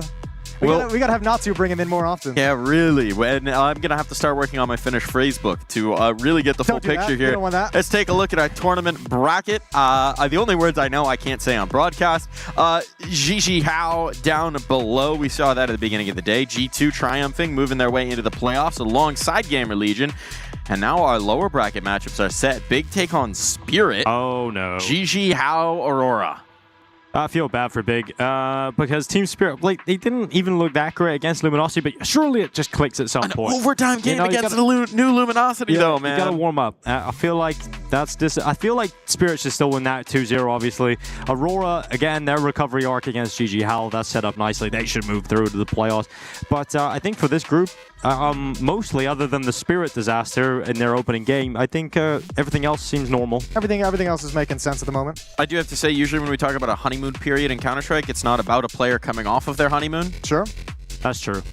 Slightly different one. Someone said like there was a marriage debuff for Shiro, so only in video games. Well, we talk about the dad buff. Maybe that's the antidote. We'll see for the future. But it's Falcons through to playoffs. You may have heard that over on Stream A. FaZe coming through here as well. I'm excited to see FaZe climb in the round of 16. I think that's going to be one journey to watch. Meanwhile, on the lower, we have Legacy and Astralis waiting for the victors of K27, MIBR, and BB Team NIP. I think some of those games could get interesting. I think the BB Team NIP, either one of those, I think is going to be okay going up against Astralis for that to be a competitive match. I'd be really interested if K27 gets past MIBR. I'd like to see a K27 Legacy matchup. K27's got some talent in that team.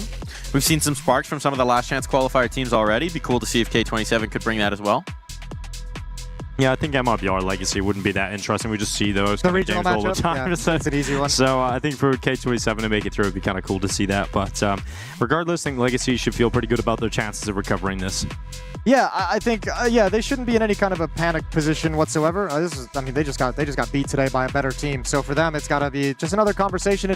That was the whole thing with talking to them last night was, that they were well aware that this was kind of a good test and barometer. Sure. So I don't think this loss is going to be taken too hard. It's more going to be about take stock of where we are, what we did wrong, what we couldn't get into, and find solutions to it. Yeah. And especially with eyes towards that cash as well, this is now your second official rep. You have the loss, you have the win. You can sort of review those, think about which of your ideas work, which of them don't. Maybe reevaluate some of the concepts you're coming in with, tweak it. You also have players who are just getting live reps on a map they haven't necessarily experienced before. So there's a lot to learn, and we'll be learning what happens tomorrow as our schedule comes on up. These are our games. That was ham-fisted, but the games will certainly be smoother. Tyloo, Lin Vision, speaking of domestic matchups.